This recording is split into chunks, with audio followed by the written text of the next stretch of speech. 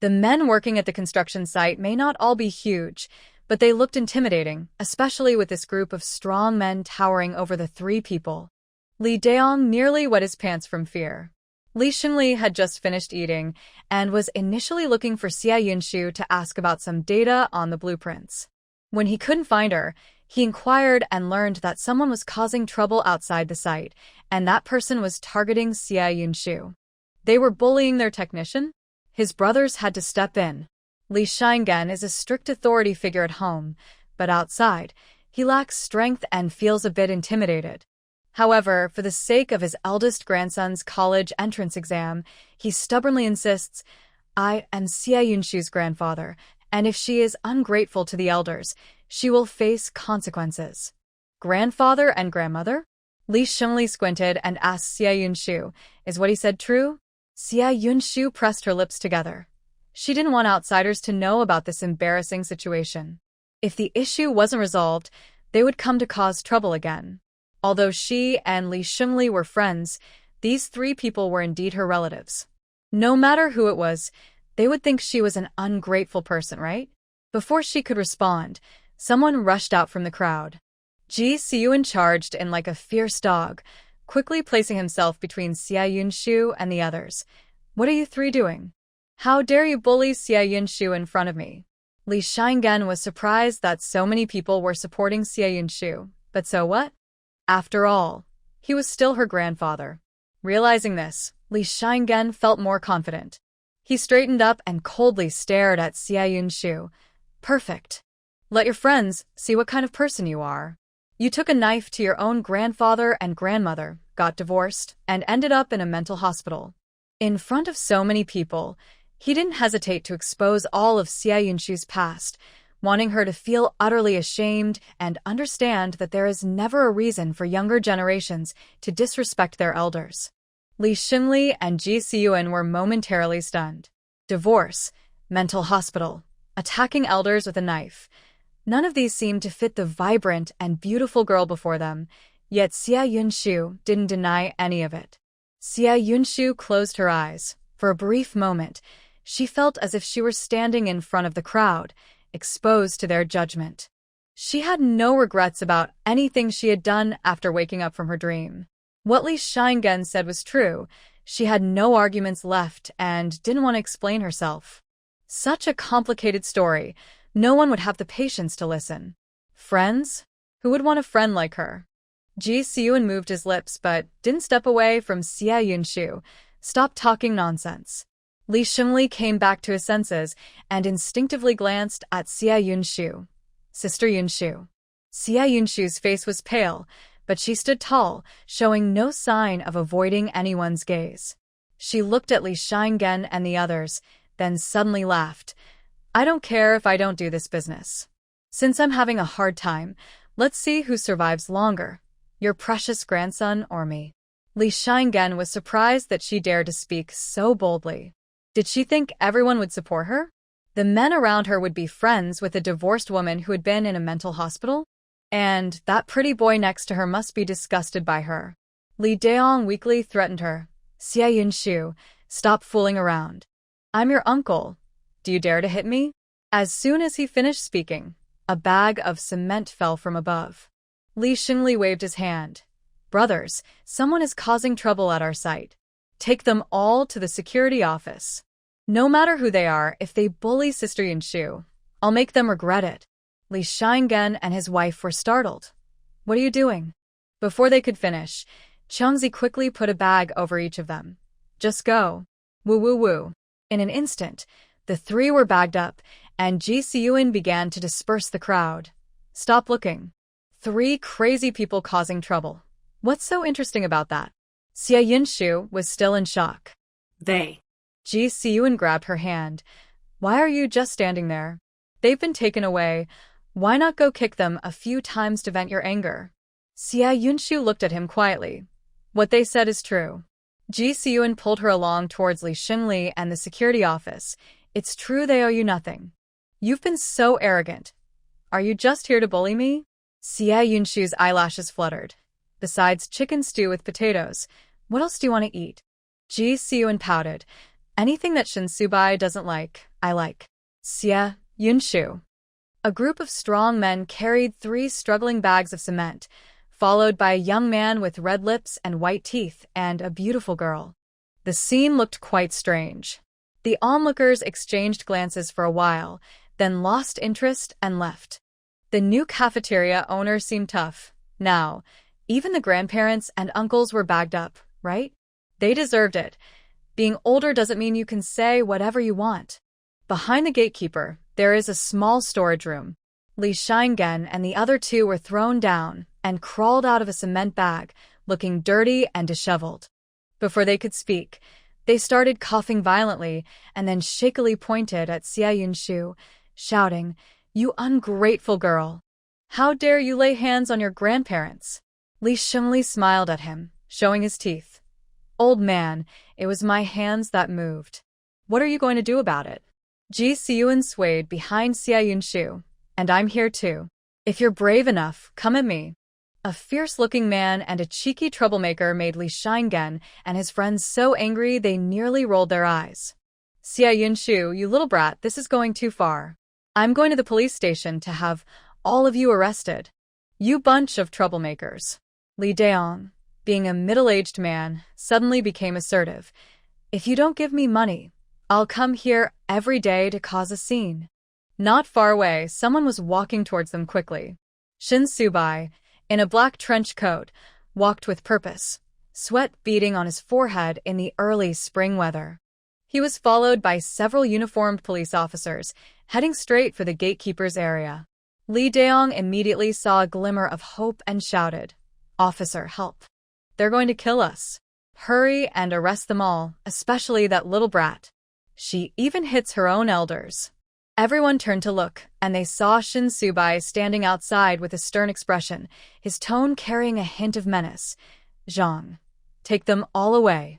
Behind him stood several police officers, and the leader was someone Xia Yunshu recognized, the officer who had taken Xiao Wei to the police station last time. Officer Zhang smiled kindly at Xia Yunshu, but when he looked at Li Xinyue and the others, his expression turned serious, causing a disturbance in a national key development project and disrupting social order is illegal. Take them all back for questioning. The sudden turn of events left Li Daong's surprise and smugness still visible on his face. He looked at the police officers in fear and shook his head vigorously. "You've got it wrong. I'm Xia Yunshu's uncle, not here to cause trouble. The ones you should arrest are them. They tied us up with cement bags and tried to hit me." After saying that, Li Daong pointed at Li Xinyue and Xia Yunshu. "They actually hit people. You should arrest them." Shin Subai glanced at Zhixing. "Is what they said true?" Zhixing shrugged. "I don't know. They walked over on their own.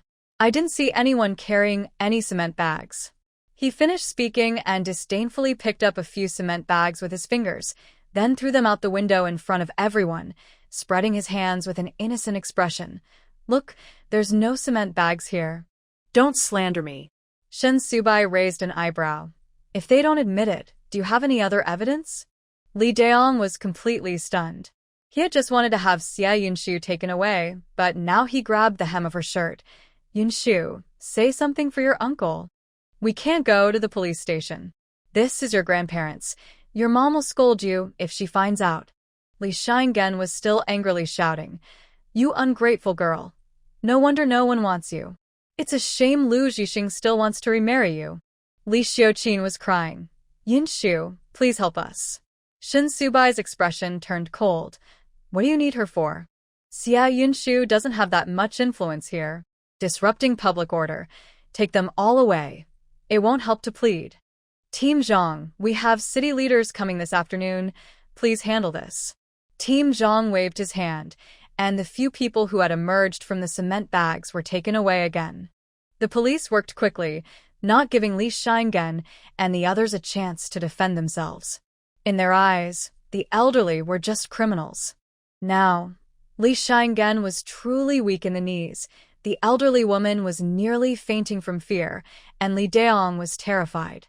Once things quieted down, Shin Subai's gaze fell on Xia Yunshu. "Come with me to the office."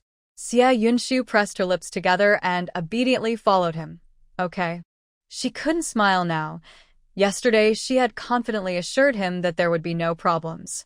Yet, on the first day of the cafeteria opening, her relatives caused a scene. If the city leaders encountered this, wouldn't it implicate Team Shin as well? Zhixing pulled her aside, glancing over. Team Shin, this isn't Xia Yunshu's fault. You can't blame her for everything. Li Xinli chimed in. Yunshu didn't know they would cause trouble. Xia Yunshu felt a bit touched and shook her head at the two. I'm fine. You guys go ahead and do your work. Although Li Xinli was worried, he knew Team Shin's position meant he wouldn't do anything to Yunshu, so he lowered his voice. Then we'll go work. If you need help, just find me. Xia Yunshu smiled at him, signaling that she was okay. But Zhixing was not so easy to deal with. He grabbed Xia Yunshu's arm with one hand and pulled her behind him. Shin Subai, can you be reasonable? She's feeling terrible right now, and you still want to criticize her? The air seemed to freeze. Shin Subai's gaze fell on his hand gripping Xia Yunshu's arm, his expression cold, but his voice remained calm. Are you coming with me or not? At that moment, Xia Yunshu was sure that Shin was angry. She wasn't a soft person and had a bit of a temper, but she was genuinely afraid of Shin's anger. She owed him so much, and now, on the first day of the cafeteria opening, this had happened. No matter what, she felt she couldn't stand up to him. Okay, I'll go with you. Xia Yunshu hurriedly swatted Zhixing's hand away and stepped forward obediently, making Zhixing look like a stranger to her. Xia Yunshu! Zhixing exclaimed in frustration. Why are you afraid of him? The cafeteria matters are handled by my brother. If you need anything, come to me. No one can take away the cafeteria contract. Xia Yunshu said nothing and quickly caught up with the silent Shin Subai.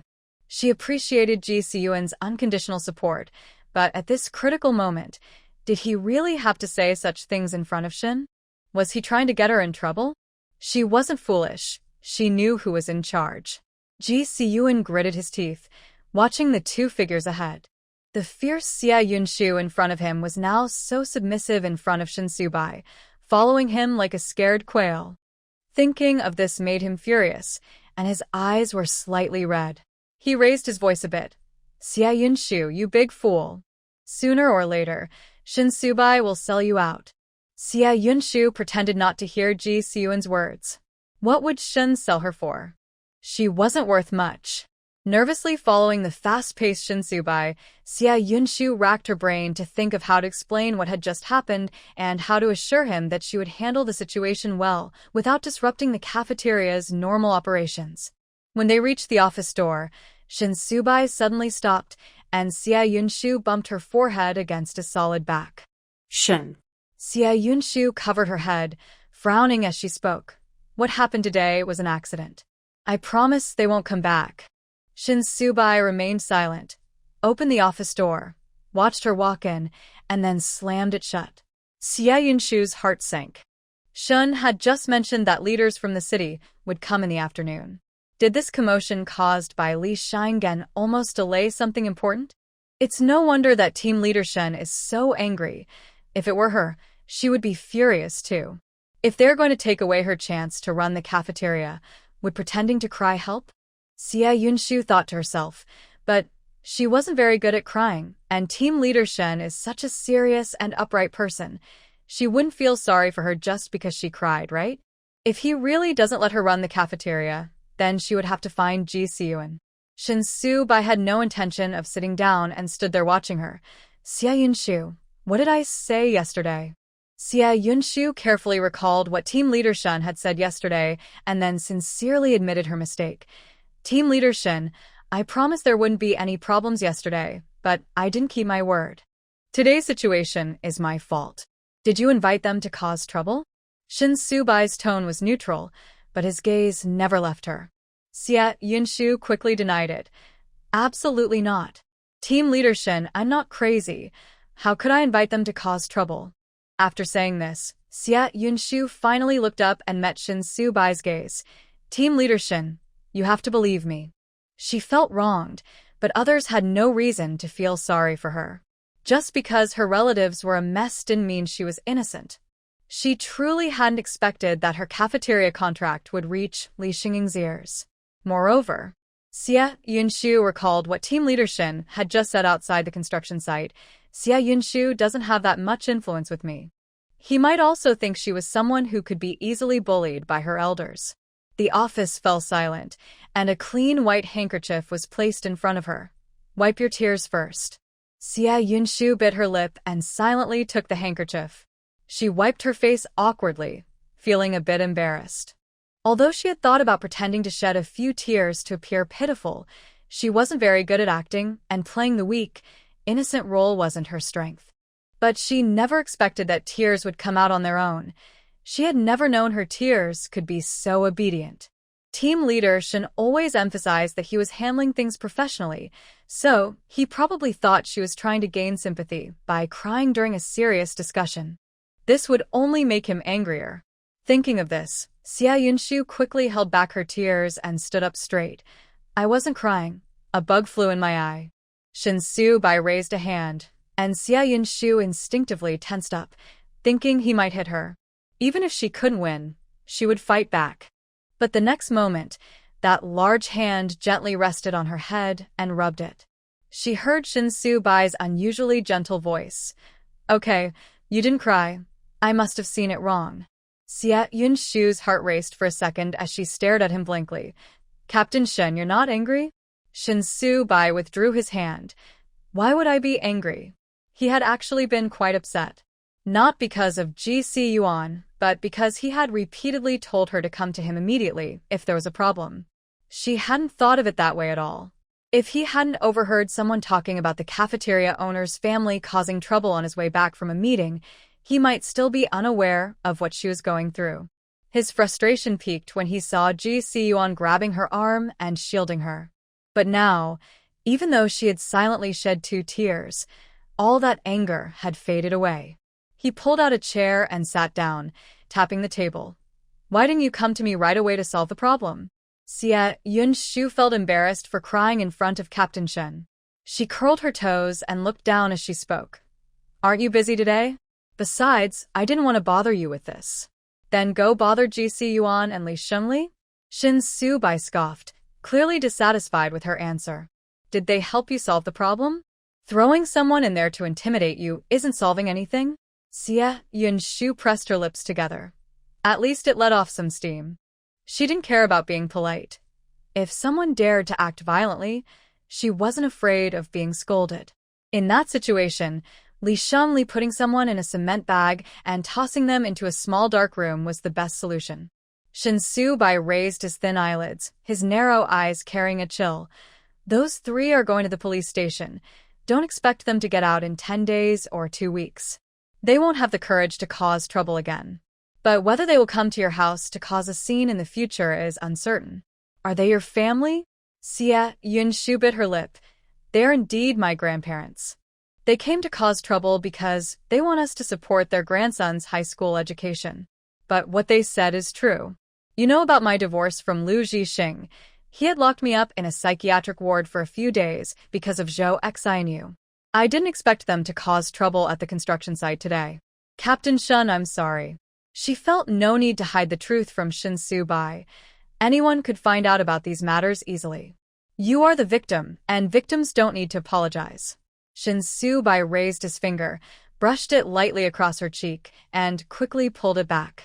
What happened today won't affect the cafeteria contract, so don't overthink it. Just focus on your night classes and earn your money. You rely on your own abilities. I haven't helped you much, so don't feel burdened.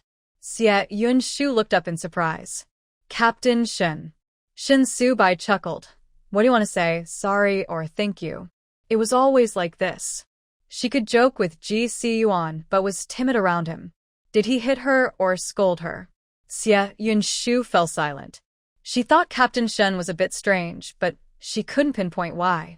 How to describe this feeling? Suddenly, she remembered a little white dog she had when she was young. After she fed a stray dog a chicken bone, the little dog turned its back to her for several days, wanting her to pet it but pretending to be proud. Thinking of this, Xia Yunshu quickly pinched herself. How bold! How could she think of Captain Shin, who had helped her as a dog? Was she losing her mind because of Li Shengzhen's anger? Her expression was odd, and Shin Su-bai couldn't help but laugh. What are you planning to do? Xia Yunshu knew he was talking about Li Shengzhen and felt angry. They didn't even know about my cafeteria contract at the construction site before today.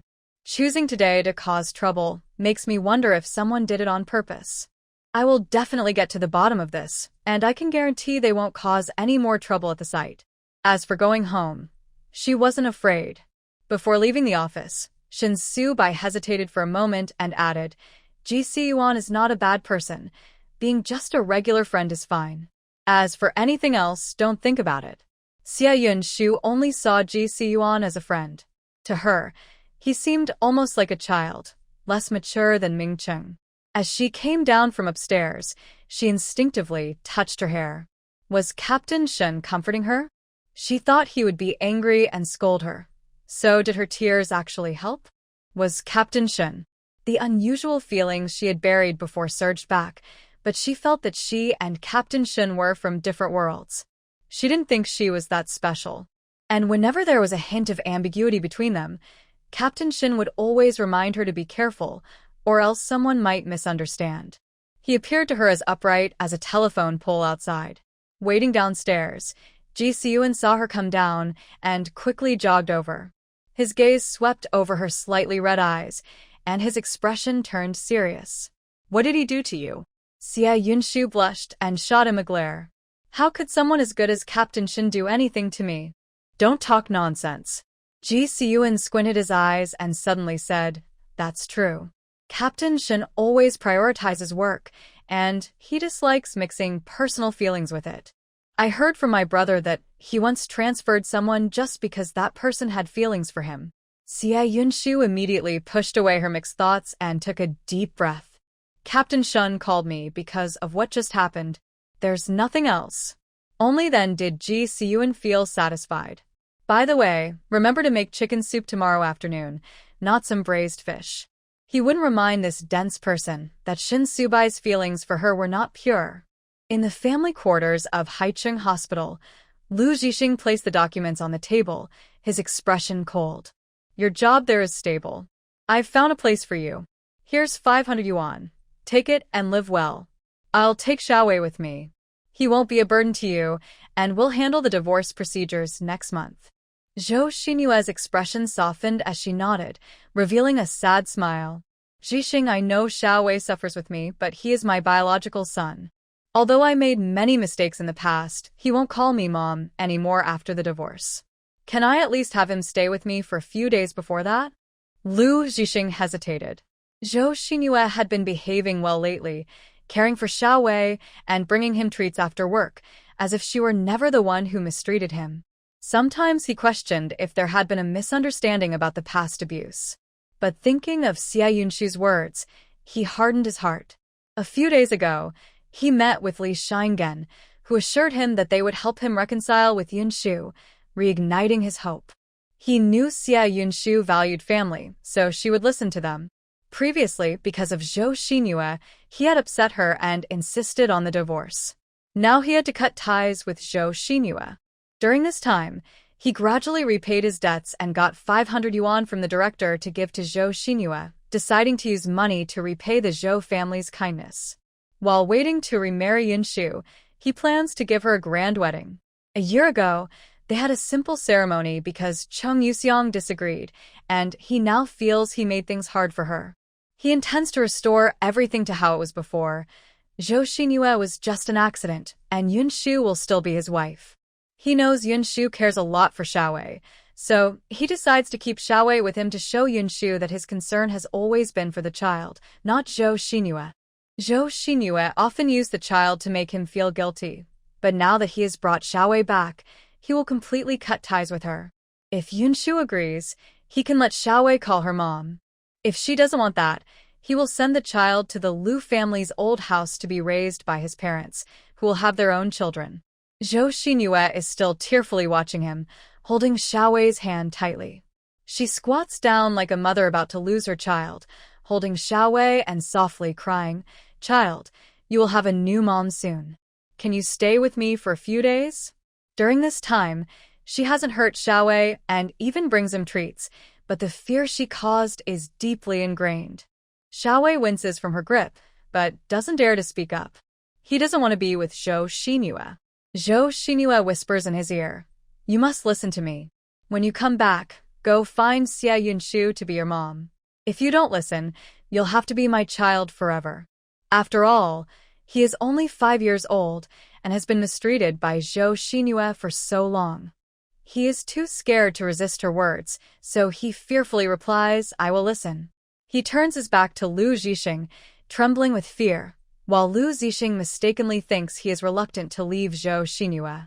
However, if he doesn't keep Xiao Wei, Zhou Xinyue will continue to use him to reach out to him, and he won't be able to ignore the poor child. Keeping Xiao Wei is the best solution. It ensures Zhou Xinyue won't hurt him again, and allows Xiao Wei to be a bridge between him and Yunshu. Li Shanggen's family of 3 has been locked up, and Li Fenlin is unaware of this. The cafeteria is busy every day, and Li Fenlin is in charge of collecting money, a job that brings her great satisfaction and interest. In the past, it was Xia Yunshu who would sit on the bed counting money after returning home. Now, that person has become Li Fenlin. It was already past 8 when she returned from the cafeteria.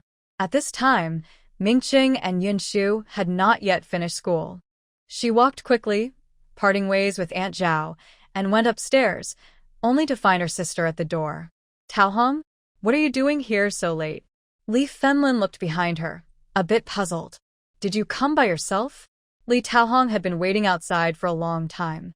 When she saw her older sister, she quickly stood up straight, her timid face resembling Li Fenlin's but showing a hint of hesitation. "Sister, I need to talk to you about something." Li Taohong's life was actually much better than Li Fenlin's. Her in-laws were alive and helped her family, and although Zhao Baoyang could only guard the door due to his illness, his salary was decent. With only Fong Fong as their daughter, there were not many burdens at home. Although Li Taohong did not have a formal job, her in-laws had helped her find a cleaning job in the neighborhood, earning over $20 a month. The only downside was that, like Li Fenlin, she was often controlled by her family. Since she did not have a son, she listened to her family even more than her sister did. Last time, after a big fight between Xia Yunshu and her family, she felt uneasy for a long time, but she thought that her parents had ultimately held back and not returned. However, today Li Dayong's wife, Yingzi, came to her door with Xiao Shuang and knelt down to ask for her help. The money earned from the cafeteria these days was something Li Fenlin could hardly imagine. In a good mood, she quickly let Li Taohong in, her tone cheerful. "What's so urgent that you had to come find me at night?" Li Taohong recalled Yingzi's words. "Second sister, I can't ask the eldest sister for help. You know Yunshu's temper. I can only ask you. Even though they were wrong last time, they're still your parents. Now, it's just the 3 of us left at home. How are we going to get by?" Li Daong and his family had caused trouble at Yunshu's cafeteria, which led to their arrest. How could she ask her sister to speak for their parents now? Seeing her sister silent, Li Fenlin's smile faded, and she grew worried. "Taohong, is something wrong at home?" Li Taohong shook her head and, biting her lip, said, "Sister, is Yunshu not home?" Li Fanlan frowned. "You're looking for Yunshu?" "She went to night school. She should be back soon." Li Taohong tentatively asked, "Sister, has Yunshu mentioned anything about our parents these past few days?" After what happened last time, you know Yunshu's personality. Once she decides something, it's impossible to change her mind. Li Fenlin didn't think much about it. She was in a good mood and decided to forget about the troubles in her family. She even encouraged her sister. "They have good sons and grandsons, so let's not go back anymore. It's better to live our own lives." Li Taohong was surprised. In just a month, her sister had changed so much and no longer cared about their parents. But when Yingzi came to ask for help, could she just ignore it? Seeing the conflict on Li Taohong's face, Li Fenlin was even more curious. "Taohong, what happened? Is it about our parents?" Li Taohong took a deep breath and finally said, "Sister, our parents went to Yunshu's construction site to cause trouble and got caught. Please talk to Yunshu and ask her to help get them out. They made a mistake, But they are still our parents. We can't just ignore them. Who knows how many people will criticize the two sisters later. Sister, let's help this time, but we won't get involved again. Li Taohong said, clenching her teeth as if reminding herself, we really won't get involved again. Li Fenlin's expression froze in disbelief as she looked at her sister. What did you say? Ingzi said that unless Yunshu speaks up, they will be locked up for at least 20 days. Li Taohong sighed. Sister, no matter how wrong our parents are, Yunshu, as a granddaughter, shouldn't do this. If she gets married in the future, what will her in-laws think of her? She felt she was looking out for Yunshu. The girl was capable and smart, but she was too stubborn and didn't seem to care about the consequences. Li Fenlin's expression grew serious. She realized one important thing. Li Daong and the others had gone to the construction site to cause trouble. She knew how much effort Yunshu had put into managing the cafeteria. She had to wake up before 5 in the morning, watch the kitchen during the day, count the meat and vegetables in the afternoon, and attend night classes. She hardly had a moment to rest. Only recently had the cafeteria started running smoothly, allowing Yunshu a little breathing room. And now Li Daong and the others wanted to ruin Yunshu's business. She knew her parents and brother well enough to imagine what trouble they would cause at the construction site. Sister? Seeing Li Fenlin silent, Li Taohong anxiously called out, they have already been inside for a few days. Let Yunshu say something. They won't dare to cause trouble again. Li Fenlin's gentle eyes fixed on Li Taohong. Taohong, are you here to speak for them today? Li Taohong was taken aback. She thought her older sister, like herself, wouldn't truly cut ties with their family despite the recent conflicts. In this day and age, only parents disown their children. Children don't disown their parents. Looking back hundreds of years, being unfilial could lead to severe consequences. Disrespecting parents was a serious offense in rural areas. They definitely did wrong, but they've learned their lesson. Sister, think about Yunshu. With Li Daong's behavior, he would ruin her reputation in the village. She's already divorced, and her reputation is bad. How can she ever remarry? Although Li Taohong wanted Li Daong and the others to be released, she was also considering Yunshu's situation. In a conflict between younger and older generations, the younger ones often have less ground to stand on, so it's better to endure. Li Fenlin pressed her lips together tightly. She glanced at the clock on the wall. It was almost 9, and Yunshu and Mingcheng were about to return. I'll talk to Yunshu. You should go back now, she said as she opened the door, her expression calm. Taohong, you don't need to worry about this. I will handle it. Li Taohong sighed in relief, knowing her sister would take care of it. All right, just talk to Yunshu nicely and don't be angry with her. After all, it was Li Daong and the others who went too far. Of course, they were in the wrong. Her daughter was the one who suffered. A shadow crossed Li Fenlin's usually gentle face as she replied, I understand. Just as Li Taohong was about to leave, Xia Yunshu and Xia Mingcheng came in from the hallway, still discussing a math problem. They were surprised to see Li Taohong. Aunt? Li Taohong cared for her niece, but since she wasn't her biological mother, she often viewed things from her own perspective. Feeling a bit guilty upon seeing Yunshu, she glanced at Li Fenlin. Thinking it was better for her sister to handle this, she smiled and said, I just needed to talk to your aunt about something. It's late, so you should get some rest. She hurried out, and Xia Yunshu and Xia Mingcheng exchanged puzzled looks. Mom, what did Aunt want? Li Fenlin lowered her head and invited them to drink some pear water. I made some pear water. It's good for your throat while studying. She didn't have anything important. She just stopped by. The siblings didn't think much of it and resumed their discussion about the math problem. Sis, this is a senior year question. My answer must be correct. Little brat, who do you think you're looking down on? Li Fenlin casually picked up a sweater she was knitting, this time in light blue. Yunshu often said she owed Mr. Bai a favor, and since she was so busy every day, she had no time to repay it. As a mother, she thought knitting a sweater to give him would be nice. As for Li Daong and the others, no one should think about delaying her daughter's chance to earn money and find a partner. The next morning, Li Fenlin looked quite lively as she left with a small bag. Yinshu, I'm going to the supply store to buy some sunflower seeds. You all won't be home tonight, and I'll be bored watching TV alone. Xia Yinshu didn't pay much attention and casually replied, Mom, if you're bored, just let Lin Suiping come over. Isn't she always saying she wants to watch that show? Li Fenlin smiled. That girl is about to get married, and now she spends all her time at home making new clothes. Xia Yinshu was a bit puzzled. Aren't the groom's family supposed to buy new clothes? In Haicheng, the wedding gifts aren't much.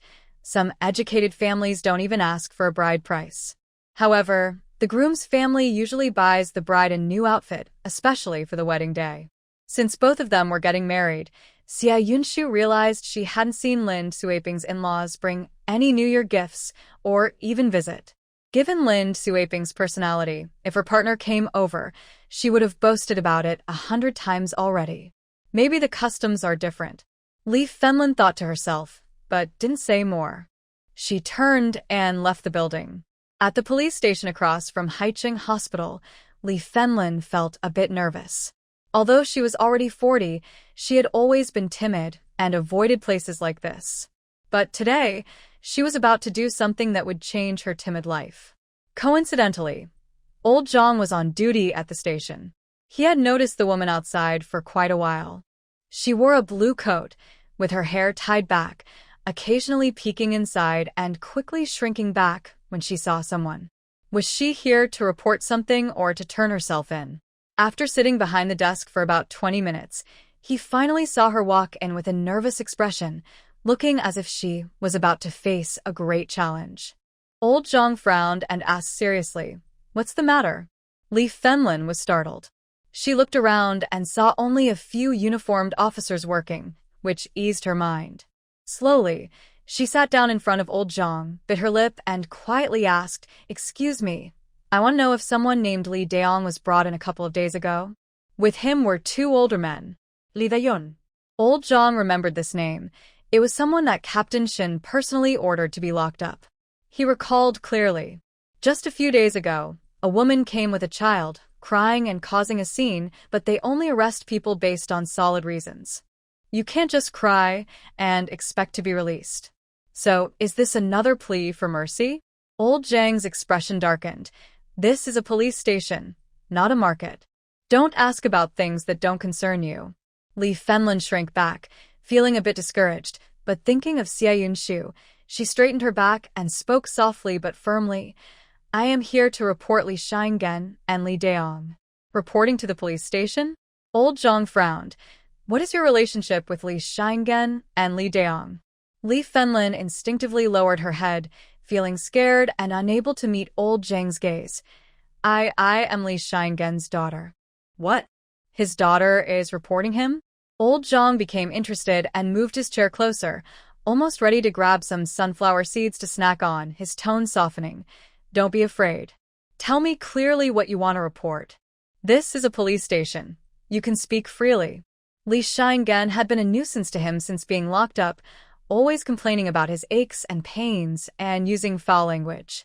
If it weren't against the rules, he would have wanted to teach him a lesson. Li Fenlin hadn't slept well the previous night. She didn't understand the law and had little cunning, but thinking of her daughter finally escaping a painful marriage and working hard to manage the cafeteria at the construction site, she felt furious at the thought of these people trying to cause trouble. Her whole body trembled with anger. She wasn't unfilial. In fact, she had been somewhat foolishly obedient in the past. But Yunshu and Mingcheng were her flesh and blood, and no one could come between her and her children. With that thought, Li Fenlin gritted her teeth and raised her voice slightly. Li Shingen broke someone's leg when he was younger. A few years ago, when the government built the power grid in the village, he stole wires. He even stole chickens. Li Daong also stole. They stole together. Oh, and the iron pieces from the tractor in the village were also stolen by him. Her words were a bit jumbled and lacked logic, but old Zhang understood. This old man and his son were thieves. Li Fenlin wasn't sure if what she said was useful. She spent the whole night thinking and shared everything she knew about the bad things Li Shingen and his son had done. Most of it was petty theft, which was quite common in the village. However, if someone reported it, that was a different matter. Once a report was made, it had to be investigated. While older incidents might be hard to verify, the events from the last 2 years could be checked easily. Stealing is a crime, so why shouldn't there be a punishment? Old Zhang took notes, filling a page with details. When he saw Li Finlan still deep in thought, he said, "Take your time, no rush." But Li Finlan had to go sell food at the construction site soon. She swallowed hard and asked cautiously, "Comrade, can this lead to them going to jail? If not, I'll think it over and come back tomorrow." Old Zhang clicked his tongue, realizing that Li Xinyue was indeed a bad person, and now his daughter was eager to send him away. "If the theft is confirmed, it will be at least 3 months," Old Zhang said, surprised that this middle-aged woman was taking such a significant step, potentially sending her own father and brother to jail. It's important to know that detention and imprisonment are 2 different things. Hearing about the 3-month sentence made Li Finlan bite her lip. As a daughter, was she going too far? But when they bullied Yunshu, they never thought about being her grandfather and uncle. "No, that's all." Li Finlan quickly stood up and bowed to Old Zhang, saying, "Thank you for your help." Old Zhang waved his hand cheerfully, holding the paper filled with notes about petty theft. No trouble at all. Serving the people. When Li Finlan returned from the police station, she felt heavy-hearted. Before she went, she wanted Li Xinyue to spend more time in jail, but now that she heard it could be over 3 months, she felt anxious. She grew up being suppressed and was used to being obedient at home. She had always heard that being unfilial would lead to punishment in the afterlife. So she often endured it, and it became a habit. But while she could tolerate being bullied, she couldn't let them bully her children. Even if she faced consequences, she had to protect them first. Though she didn't have much power to protect her 2 children. At the construction site cafeteria, the kitchen was busy. When Xia Yunshu saw Li Finlan, she smiled and said, "Mom, sit down and have some water first. No need to rush." Besides Song Shanchuan and his mother, there were 2 other sisters helping out, all strong and efficient like Aunt Zhao.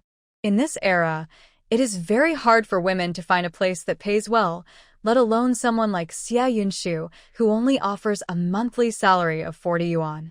So everyone works very hard. Li Finlan looked at her daughter's beautiful smiling face, and her anxious heart gradually calmed down. She hadn't made a mistake. Meanwhile, Ingzi was waiting for Yunshu to help release her in-laws and husband, but instead, she waited a long time for the police, who said they received a report about Li Xinyue and Li Daong stealing, and they were there to investigate. After collecting evidence and questioning people, the final result was that Li Xinyue was sentenced to 4.5 months, Li Daong to 5 months, and Li Xiaoji would be out in a month. Ingzi felt dizzy. 3 out of 6 family members were suddenly imprisoned. How would she manage? Xiao Shuang, being understanding, held her mother's hand and comforted her. "Don't worry, Mom. I can help with the housework." But Li Wengang reached out for money. "I want to go to the city with some friends. Give me 5 yuan. "I don't have any money," Ingzi said weakly, sitting in the living room. There were pickles and pancakes on the table. When her in-laws were home, she couldn't even sit at the table, but now she could sit right in the middle. Usually, with her grandparents backing him up, Li Wengang showed no respect for his mother, speaking boldly, "If you don't give me money, when Dad comes back, he'll beat you up." Xiao Shuang protected her mother. "Brother, what are you doing?" Li Wengang pushed her aside. "If you dare to talk back, Grandpa will break your legs with his cane." With that push, Xiao Shuang bumped her forehead against the door and immediately had a red bump. Li Wengang felt no guilt and impatiently demanded money. "Grandma said all the money at home is for me. Hurry up and give it to me. Otherwise, I'll sell Xiao Shuang to an old widower in the village for a bride price." Ingzi held Xiao Shuang tightly, feeling as if she was meeting her son for the first time, sitting there in despair. She lived in this family like an animal, but she endured it all for her children. But now, her son was talking about selling his own sister? Li Wengang grew angrier when she didn't respond. "Are you stupid? I'm talking to you." Ingzi looked up and suddenly exploded. She picked up a chair and, imitating Xia Yunshu from that day, smashed it down. "You ungrateful child. I am your mother, and Xiao Shuang is your sister. You should go to for saying such things. I'm sorry, but I can't assist with that. Li Fenlin also came secretly, and she didn't dare to tell Yunshu about it. Working alongside her daughter, she earned a salary, and she took out 30 yuan with great difficulty. Ingzi, I can't help you with much else, but take this money. I have to go now. It only took a few minutes from her arrival to her departure. She needed to hurry back. Today, she had tricked Yunshu into thinking she needed to buy yarn to get a little free time. Ingzi sat on the ground, looking at the money in her hand, feeling as if she were dreaming. After a while, she wiped her tears and stood up, smiling. Xiao Shuang, go to school. From now on, she would decide how to earn money in this family. Anyone who disagreed would face her wrath like Yunshu did. Li Fenlin rushed back to the cafeteria. She had never done anything significant in her life and wasn't a good liar. She thought she was hiding it well, but could her panic really escape Yunshu's notice? However, Yunshu didn't ask too many questions. Her mom had indeed done something big. She had sent Li Shingen to jail. If she hadn't gone to the police station to inquire, she wouldn't have known her mom had achieved so much. As the weather warmed up, Yunshu wore only a yellow sweater without a coat, still sporting her long ponytail. Recently, Zhixing had taken to eating at the cafeteria. Today, he wore a black trench coat, standing there with his hands in his pockets. Xia Yunshu, I'm watching you. A person who doesn't keep their word is a dog.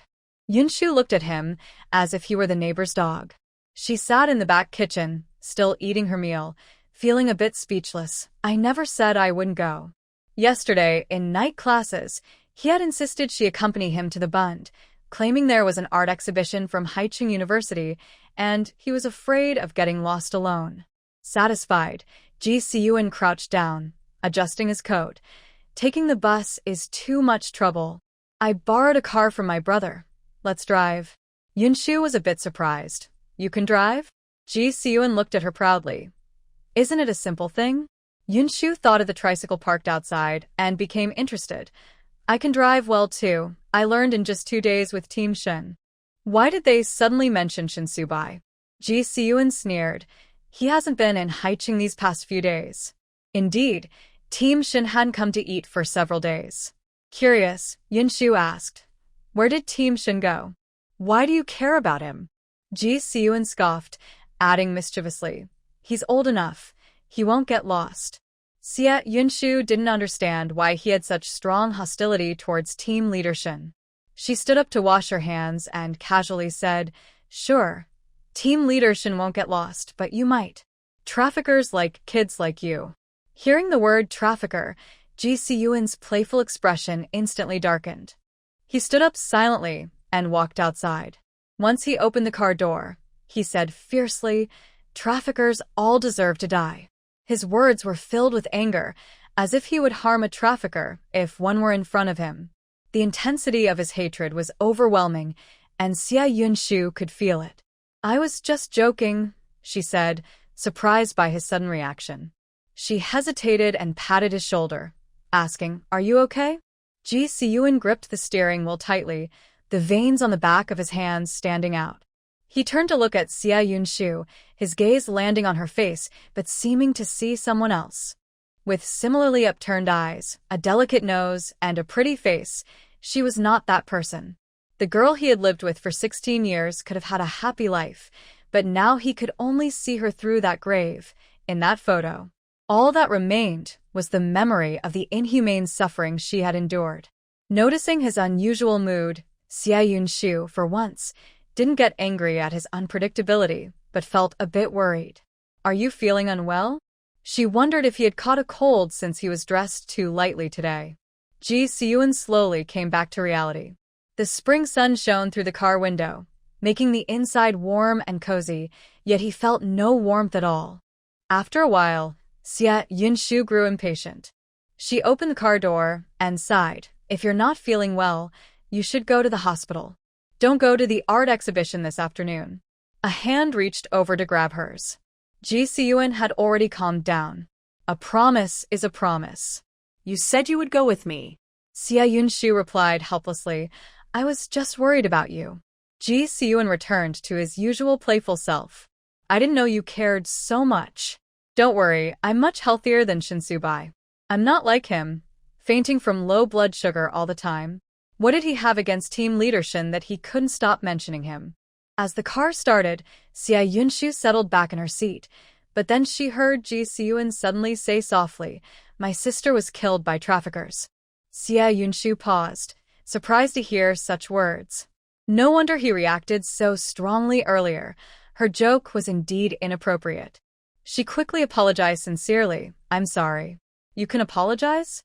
"That's a surprise," Ji-seon said with a sidelong glance. "But ignorance is no crime, so there's no need to apologize." After saying this, Ji-seon did not continue the topic and slowly drove the car out of the construction site. However, his expression was noticeably different from usual, carrying a hint of heaviness and gloom. Xia Yunshu was not good at comforting others. She turned her head and noticed the red moles at the corners of Ji-seon's eyes.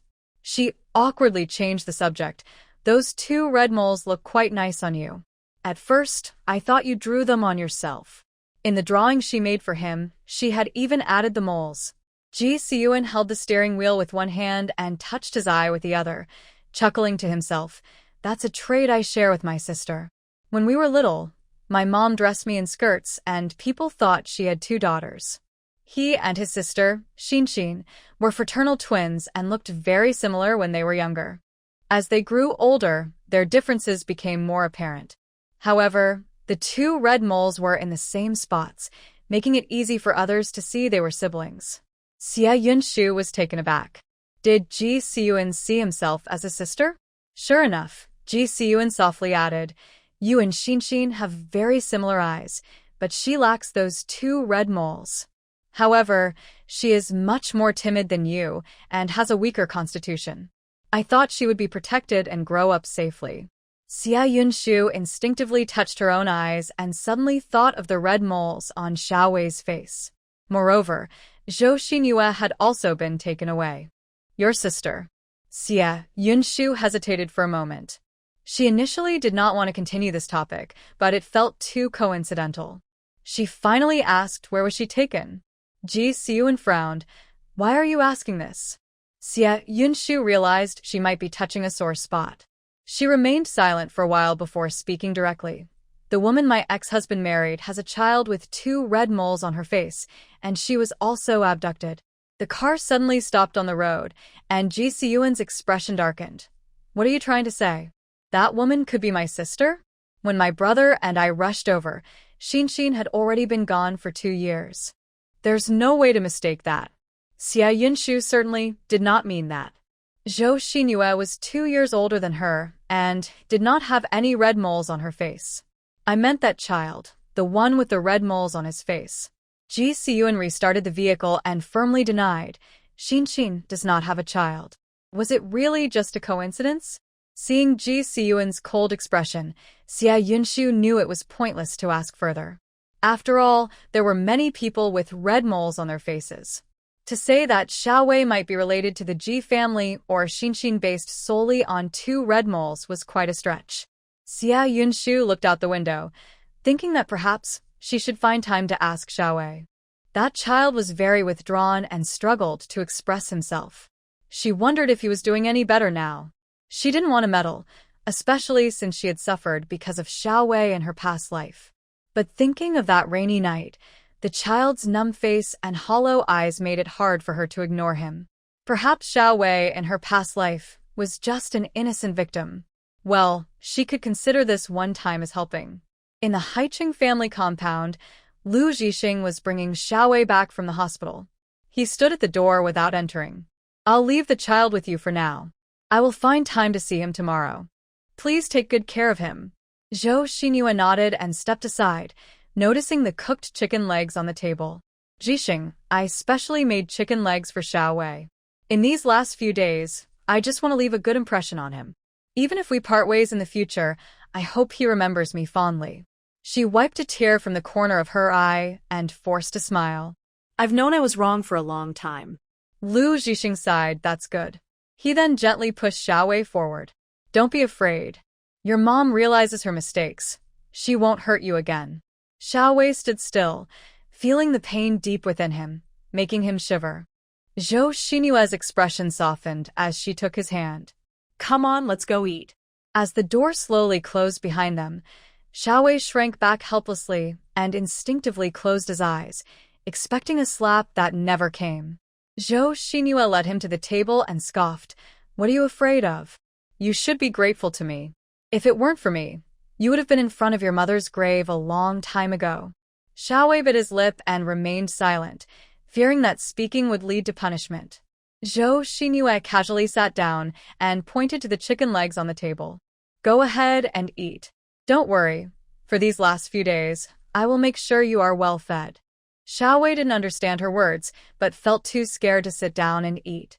Seeing him not moving, Zhou Xinyue's expression darkened. Are you going to eat or not? Xiao Wei, frightened, quickly reached for a chicken leg and started eating without pausing. Zhou Xinyue smiled with satisfaction, took a piece of chicken herself, and slowly took a bite before saying, You really like Xia Yunshu, don't you? You want her to be your mom? What a little ingrate. I've taken care of you for over a year, and she gives you a few candies, and you treat her like a treasure? Xiao Wei had a few candies in his pocket, given to him by Xia Yunshu during the New Year when they visited the apartment building. He had saved them, only taking them out occasionally to count them in his palm before putting them back. In his faint memories, his mom would also give him candies, though they often came with pain, they were still sweet. After Zhou Xinyue finished eating, she suddenly pulled Xiao Wei over, emptied his pocket of candies, and threw them harshly on the ground. A few worthless candies, and you think she's your mom? If you want to recognize her so badly, go ahead. Don't. Xiao Wei struggled against her grip, desperately trying to pick up the candies. But Zhou Xinyue stepped on them and, seeing the light in Xiao Wei's eyes fade, laughed. This is how it should be. Don't hold on to any hopes. You need to learn to accept your fate. Xiao Wei hung his head, not saying a word. How about I take you to the packaging factory after dinner? Zhou Xinyue leaned in closer, deliberately stepping on the candies again, then whispered with a laugh. Our mother-son bond is almost over.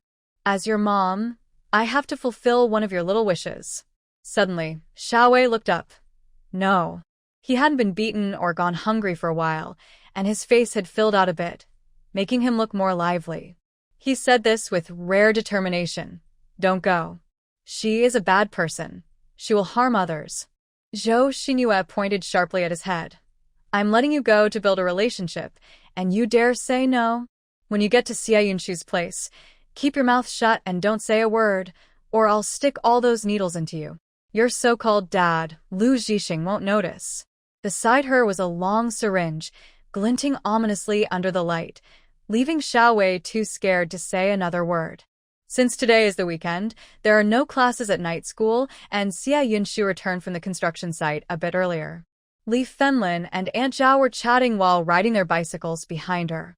I think this kid, Zhixing, is pretty good and looks nice, Aunt Zhao said to Li Fenlin in a low voice, having gotten familiar with Zhixing lately. He treats Yunshu well, and they're still in school together, right? Li Fenlin replied quietly. Yunshu says he's just a friend. I heard he's the brother of a big boss. Aunt Zhao dismissed it. Our Yunshu is beautiful. Now that she's in school, she looks even better. It's normal for young men to like her. Is it really that exaggerated? Yunshu is just an ordinary girl. Although she was being modest, Li Fenlin smiled. Actually, I think that young man Bai is pretty good. He seems steady and reliable. Aunt Zhao sighed. It's hard to choose. What kind of guy does Yunshu like? Li Fenlin shook her head. Whenever I bring this up, she gets upset. Right now, she just wants to make money, not date. Dating doesn't stop you from making money. Aunt Zhao muttered, then thought for a moment. But Yunshu is still young. It's okay to wait and see. Maybe she'll meet someone better later.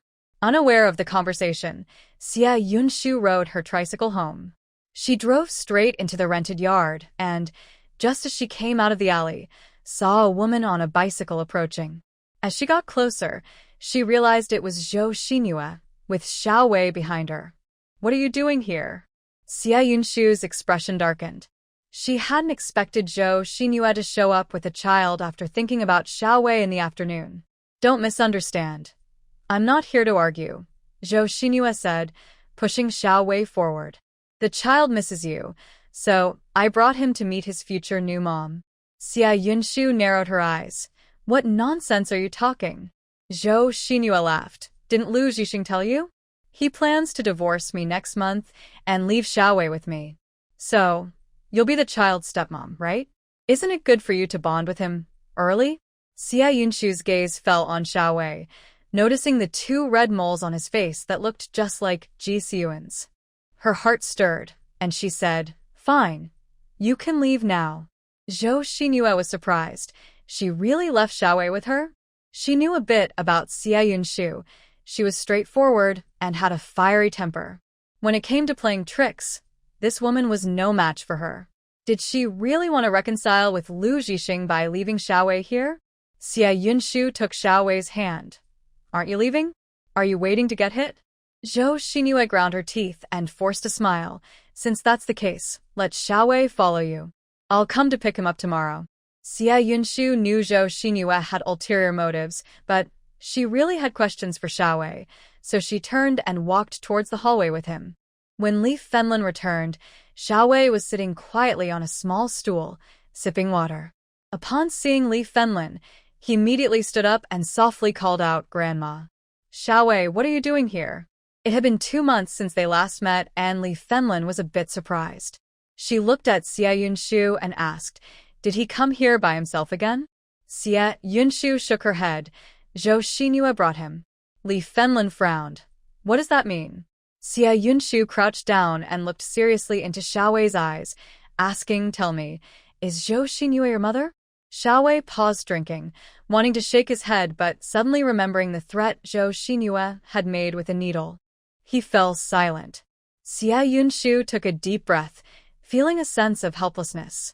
She knew that due to long-term abuse, Xiao Wei likely had a natural fear of Zhou Xinyue, and since the child didn't speak much, she needed to guide him slowly. She realized she had been too anxious. Li Fenlin was even more puzzled. Yunshu, what does this mean? Xia Yunshu turned on the TV to find a suitable cartoon for children, then pulled Li Fenlin into another room. She shared her suspicions and also talked about Zhixing's sister. After a moment, Li Fenlin gasped in shock. So you're saying Zhou Xinyue isn't Xiao Wei's mother at all? This child is so pitiful. Xia Yunshu knew her mother was soft-hearted and quickly added, It's not certain. Xiao Wei is too young to remember many things clearly. I just don't know where Zhou Xinyue was taken from. If she and Shin are from the same place, that would be even more suspicious. And what did it mean that Zhou Xinyue brought Xiao Wei to her today? Li Fenlin pursed her lips and thought for a moment. Let Xiao Wei stay with me tonight. I'll ask him slowly. Xia Yunshu nodded. All right. She really didn't want to see Lu Zhixing, but this matter needed to be clarified. Tomorrow, she had to go to Haiqing Hospital to inquire about where Zhou Xinyue was abducted. Now she didn't need to wake up early every day, but Li Fenlin still got dressed at dawn. Mingqing started school early, so she boiled 2 eggs for the child and heated up 2 big buns to take with her, saying, Make sure to eat more meat at noon. It's the right time for you to grow.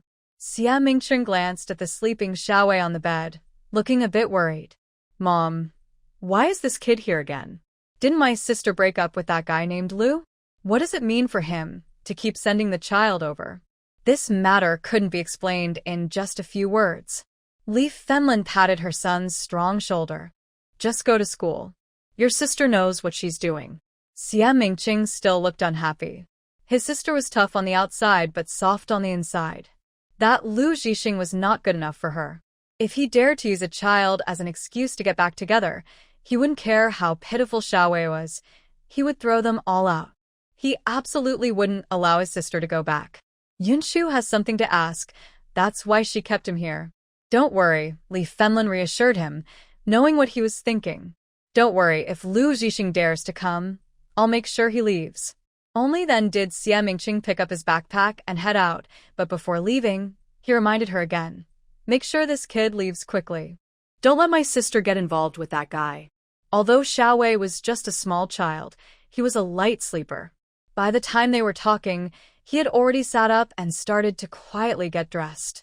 Even though he didn't speak, he was sensitive enough to know that this older brother didn't like him and that Xia Yunshu didn't like him either.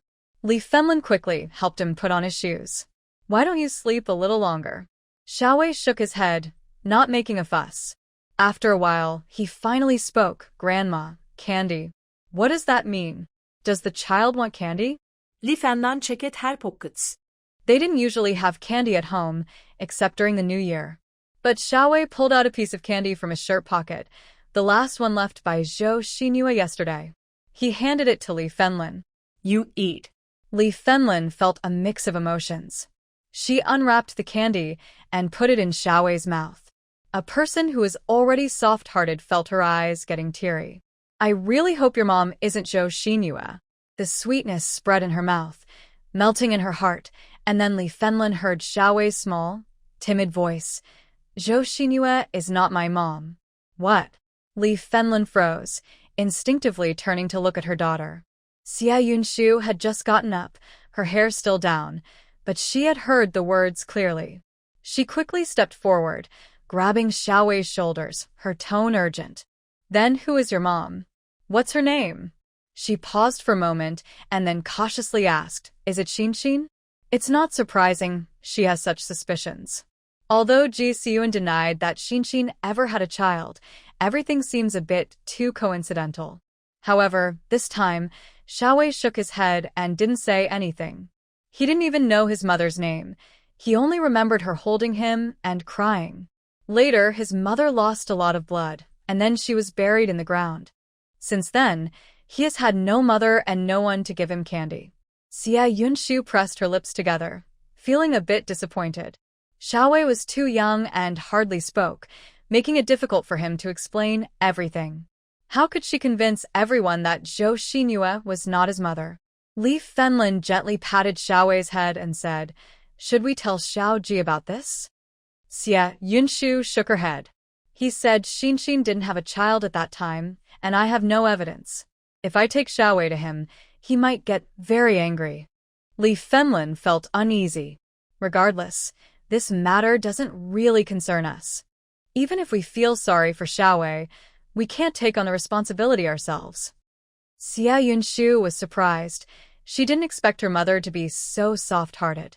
She thought her mom would insist on keeping Xiao Wei to investigate further. "If we don't look for Zhixing, I can find his brother." Xia Yunshu glanced at the time and lowered her voice. "Zhou Xinyue sending Xiao Wei over might have some hidden agenda. I'll take the child to Lu Zhixing and then go to the project department to find Manager Ji."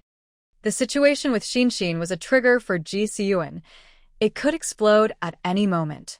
In comparison, Manager Ji would be more composed and capable of investigating the matter better than someone like her, who had no power. She would only share her reasonable suspicions with Zhixing, and the rest would not concern her.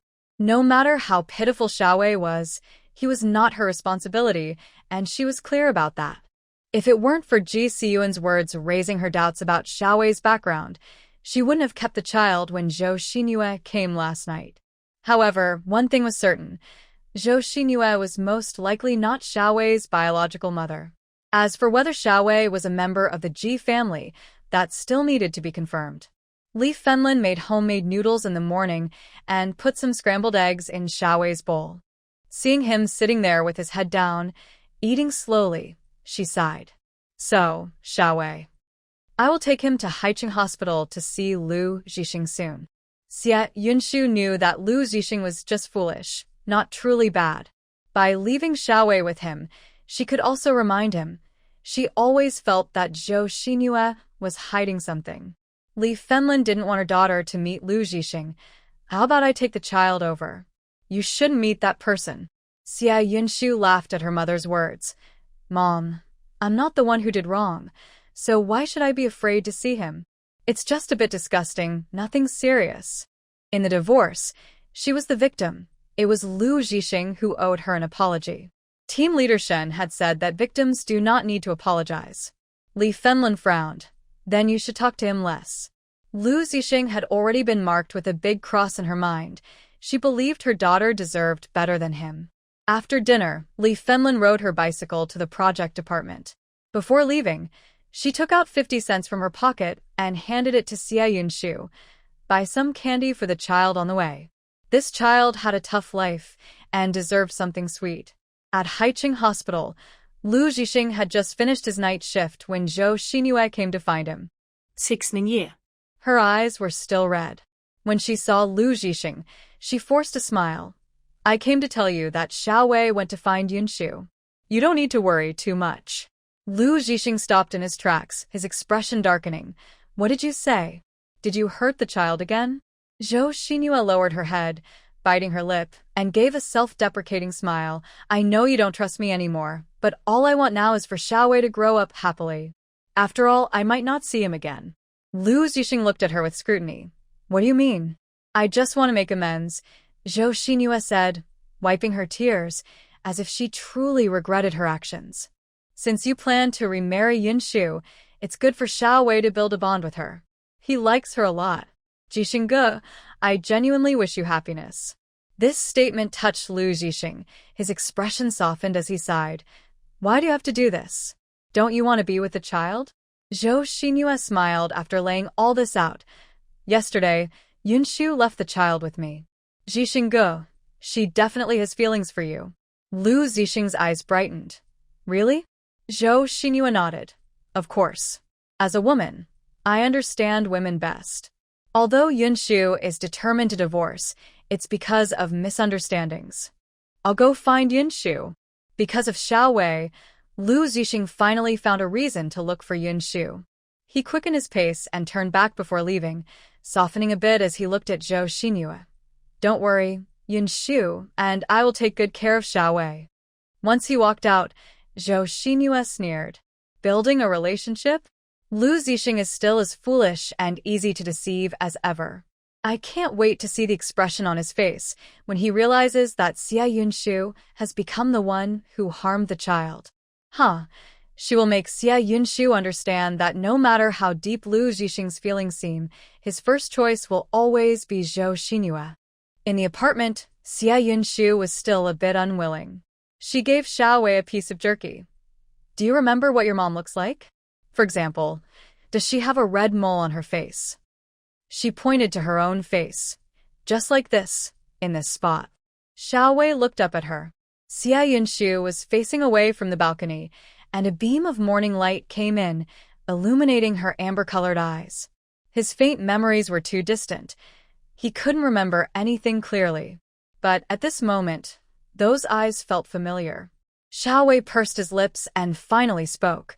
Mom can't see me. Xia Yunshu was stunned. What did that mean? Just then, there was a knock at the door, and Lu Zhixing's voice sounded a bit anxious. Yunshu, is Xiao Wei with you? This was the first time after the divorce that Xia Yunshu was willing to speak calmly with Lu Zhixing. She opened the door and, without waiting for him to speak, directly asked, Where did you bring Zhou Xinyue back from? Did Xiao Wei come out with her? Lu Zhixing was taken aback for a moment and smiled faintly. Yunshu, do you still care about Xinyue and Xiao Wei? I'm here to tell you that Zhou Xinyue and I are going to get our divorce certificate next week. What happened before was a mistake, and now we can correct it. Who asked you that? Xia Yunshu frowned. Stop with the useless talk. Where was Zhou Xinyue taken? Lu Zhixing's gaze fell on her face. After such a long time apart, she seemed even more beautiful. Wearing a light sweater, her long hair flowed smoothly behind her, unlike the unkempt look from before when she was busy with housework. She looked bright like the spring sun, making it hard to look away. How could he have lost such a wonderful girl? He realized his mistake and would win her back. Xia Yunshu felt annoyed under his gaze. Where was Zhou Xinyue taken? Lu Zhixing came back to his senses. He didn't mind her scolding him. In fact, he found her angry expressions strangely cute. Clearing his throat, he said it was in a small village called K Mountain in the southwest. At that time, Xinyue was indeed very pitiful. She had injuries all over and was in a bad mental state. Yunshu, I only felt sorry for her, not love. Xia Yunshu interrupted him. What about Xiao Wei? Xiao Wei? Lu Zhixing finally looked at the child in the room. I didn't know Xinyue had a son at that time. She mentioned wanting to take him with her. Yunshu, what she did to Xiao Wei was definitely wrong, but she has realized her mistakes now. If she really didn't want the child, why would she want to take him away in the first place? Seeing Xie Yunshu silent, Lu Zhixing paused and lowered his tone. Yunshu, I won't defend her anymore, so please don't be angry. I'll take Xiao Wei to school and bring him back in the evening, okay? After saying this, Lu Zhixing looked at her with hope in his eyes. Xie Yunshu thought that if she could take Xiao Wei to Zhixing, the manager would surely notice something was off. All right, take him to the new construction site in the South District. Xie Yunshu sighed in relief. She was focused on Xiao Wei and didn't want to waste more words with Lu Zhixing. You've already had breakfast. Take Xiao Wei to school now. Lu Zhixing's eyes lit up with joy at her words. He excitedly stammered, You agreed. You want to build a relationship with Xiao Wei, right? Yunshu, even though I haven't seen you for the past 2 months, I've been trying to make it up to you. Last time your grandfather went to the hospital, I earned his forgiveness, and he agreed to our remarriage. I also told him about you running the cafeteria. Yunshu, I will treat your family as my own. What did you say? Xie Yunshu's face darkened, her tone icy. You told Li Shingen about my cafeteria at the South District construction site? Lu Zhixing remembered that Yunshu's grandfather was named Li Shingen and nodded gently. Yunshu, I didn't mean to take credit. I know I haven't cared for you enough in the past, but I will change all of that. So that's what this did. Xie Yunshu was so angry she almost laughed. You really think you're a good person? After saying that, she picked up the leftover noodle soup and splashed it right onto Lu Zhixing's face. You have the nerve to take credit while causing trouble in my cafeteria? Scallions and a few noodles dripped down from Lu Zhixing's head as he stood there in a daze, asking, causing trouble? Xie Yunshu really didn't want to waste her breath explaining so much to him, especially since Li Shingen and the others were already locked up. If you meddle in my affairs again, don't blame me for being rude. Lu Zhixing closed his eyes, unsure of what he had done wrong. He replied, If you want to be angry, I'll take it. After I divorce Xinyue, I will prove my determination to you. Maybe he hadn't done well enough, but he would never give up. Xie Yunshu wished that bowl of noodles were something else. She glanced at Xiao Wei and softened her tone a bit. Go to school with him, and keep your distance from Zhou Xinyue. Lu Zhixing took out a handkerchief from his pocket and wiped his head and face clean. He looked deeply at Xie Yunshu and said, Xinyue was the one who wanted to send the child over. Yunshu, maybe you have misunderstandings about Xinyue, but no matter what, I won't see her again. Are you leaving or not? If not, I'll put the pot on your head, Xie Yunshu said, feeling frustrated. She had once truly loved him, but now seeing him just reminded her of how foolish she had been. It wasn't exactly hate, just a feeling of disgust. Lu Zhixing's expression darkened, but he quickly hid his emotions. He took Xiao Wei's hand and left, glancing back at Xie Yunshu one last time. See you tonight. Leaving Xiao Wei behind was the right choice. It gave him more reasons to see her. Even if she only felt disgust for him now, he was willing to accept it as long as she would still talk to him. Yunshu would eventually understand this. He would be her best choice. Xie Yunshu slammed the door shut, feeling a bit regretful. She regretted not being decisive enough just now. She should have put the pot on his head. At first, she had been dazzled by Lu Zhixing's decent looks and his identity as a surgeon. After all, a girl just over 20 hadn't seen many men. During blind dates, all she could judge were looks and status. Later, she realized that a man's kindness and gentleness were not reliable. As the construction progressed, more people came to eat. Xie Yunshu kept busy until past 1 in the afternoon before finding time to eat in the kitchen. Li Fenlin quietly asked her, Did Xiao Wei leave?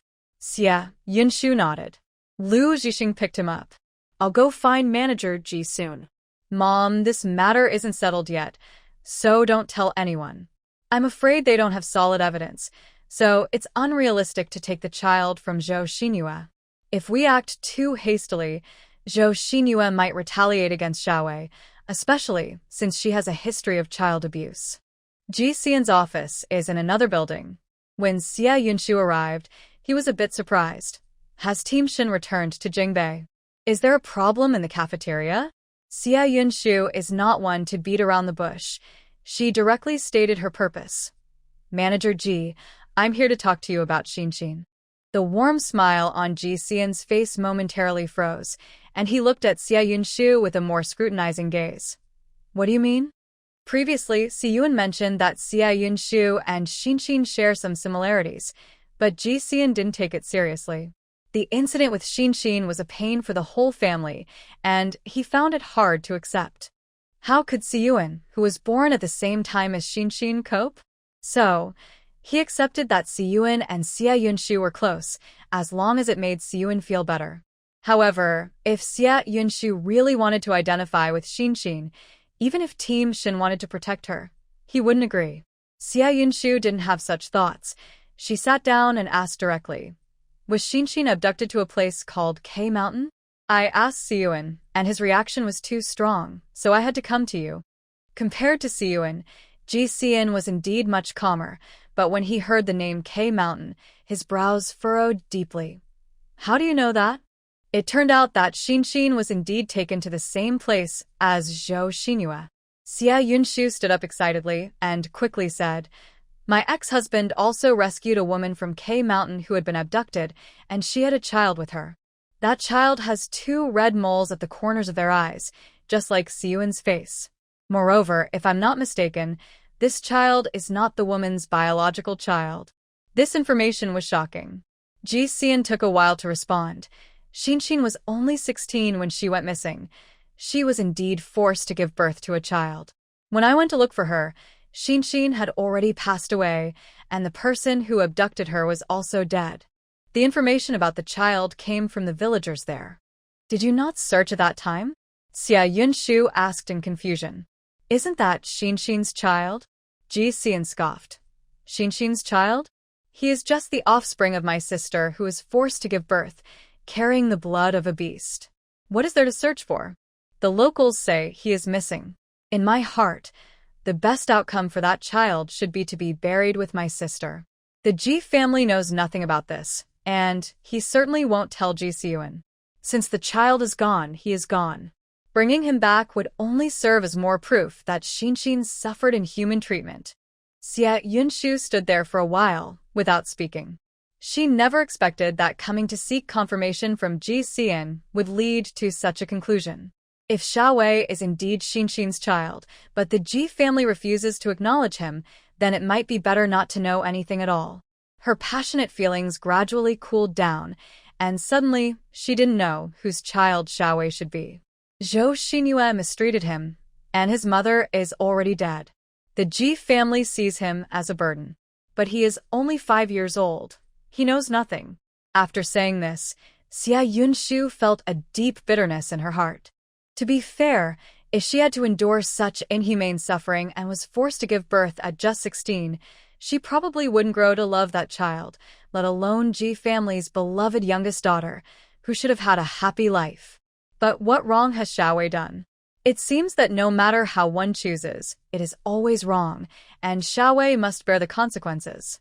Ji Xian had calmed down. He remained silent for a long time before finally asking, what about that child now? Not good. Xia Yunshu pursed her lips and replied honestly, that woman is abusing him. I understand. Ji Xian glanced at the door, clearly indicating it was time to leave. Don't let Xiyuan know about this. I will investigate. As she came down from upstairs, even though it was a bright spring day, Xia Yunshu felt a chill all over. Xiao Wei's birth seemed to carry original sin, but what wrong had he done? If given a choice, he probably wouldn't want to be born at all. Passing by Shun Subai's office, she paused for a moment. If Captain Shin were here, what would he choose? Is she meddling in things that don't concern her? Xia Yunshu put her hand in her pocket and felt a soft bill that Li Fenlin had given her that morning to buy candy for Xiao Wei. No one deserves to be born just to suffer. Under the sunlight, she felt enlightened. The ones who should be punished are the traffickers and abusers who deserve the worst, not this 5-year-old child. It is so unfair to make a child bear the consequences. No matter what Ji Xian thinks, Since it is clear that Xiao Wei is not Zhou Xinyue's child, she cannot send the child back to that cruel woman. Since she has gotten involved, she should see it through. Zhou Xinyue deserves to be punished and should go to jail. If necessary, she can raise the child herself. Due to material review issues, Shin Subai returned to Jingbei and specifically brought Tian Hao along. Brother Shin, why did you bring me back to Jingbei? Tian Hao asked, sitting on the train with his long legs cramped and feeling uncomfortable. We could have taken a plane instead of sitting on a train for over 10 hours. The weather was getting warm, and Shin Subai casually wore a black jacket, leaning against the window and pretending to sleep. He replied without opening his eyes, "It's not easy for me to save money, so I have to be frugal." Tian Hao was speechless. "Don't think I don't know. You made a good profit buying those stocks at the securities center last time, and your salary is higher than mine. Why are you being frugal? What are you saving for? You don't even have a girlfriend." Shin Subai clicked his tongue. "That's why I brought you back." Tian Hao was confused. What did bringing him back have to do with Shin not having a girlfriend? At the Shin family home, Su Qinglian sat on the sofa drinking tea, next to a girl in a white dress with a matching coat. Her hair is styled in the latest trendy curls, and she frequently glanced toward the door. "Linlin, now that you're back from abroad, where do you plan to work?" Su Qinglian asked with a smile. Tang Lin had come over early to chat, and Su Qinglian knew her true intention. She hoped that her rebellious child would come back and develop something with Linlin, so she wouldn't have to keep having nightmares about Tian Hao calling her mom. Tang Lin smiled slightly.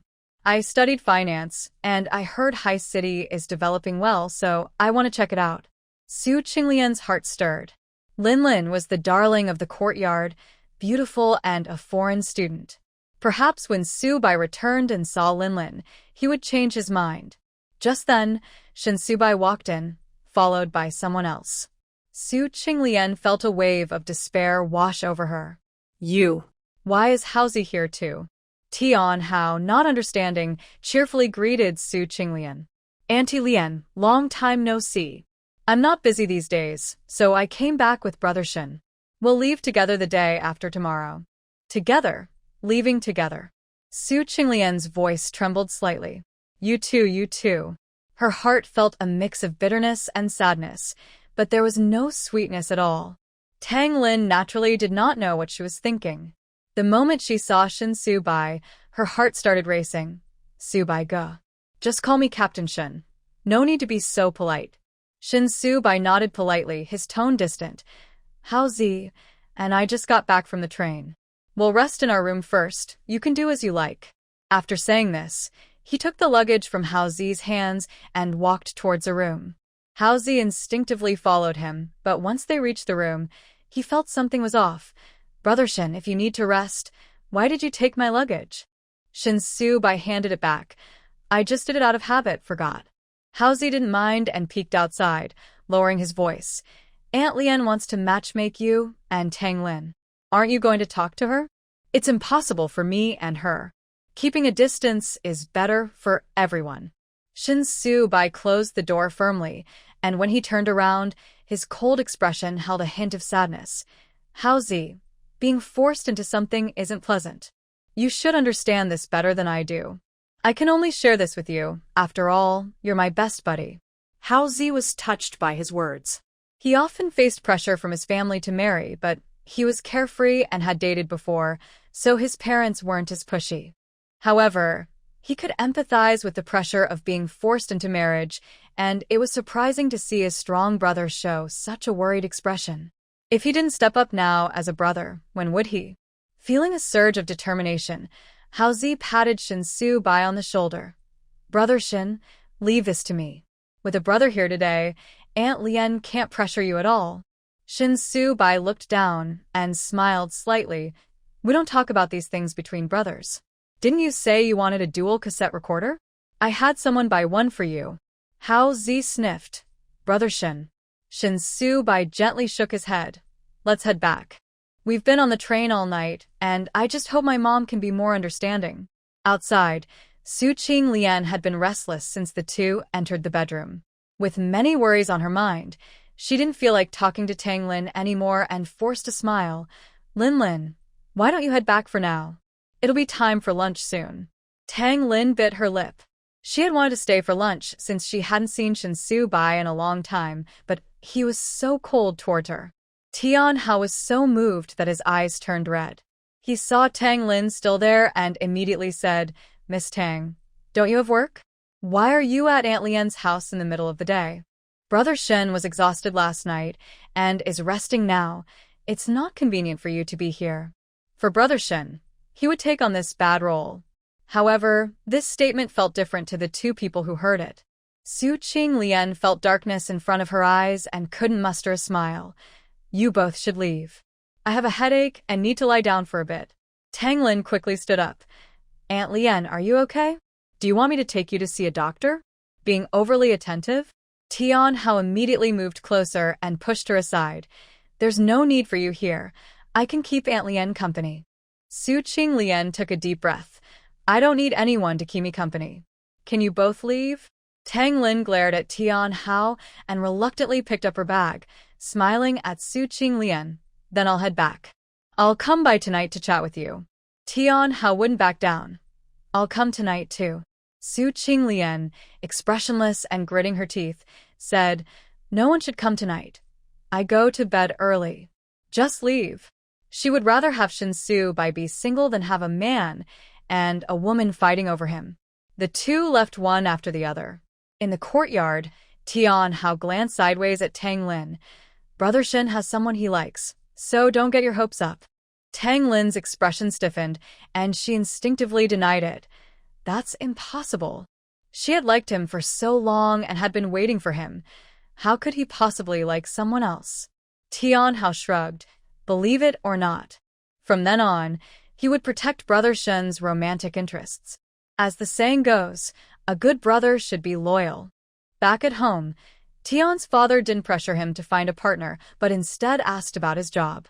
When he learned that Tian Hao was getting close to Shin Su-bai, he felt very pleased. Su-bai has always been smarter than his peers. You should learn from him. Tian Hao felt proud. Dad, Brother Shin and I are like brothers. You can rest easy. Tian's father found that a bit strange, but felt reassured thinking about Shin Su-bai's character. That's good. Shin Su-bai worked very efficiently and got a lot done in one day. After being away for so long, he needed to have a meal with his family and check on the old man. It was already late when he returned from the hospital, but someone was still waiting at the entrance of the courtyard. Tang Lin's eyes lit up as she quickly approached. Brother Su-bai. Team leader Shin. Shin Su-bai interrupted her, his expression calm and gentle. Comrade Tang, is there something you need? Tang Lin's face flushed as she bravely looked at him.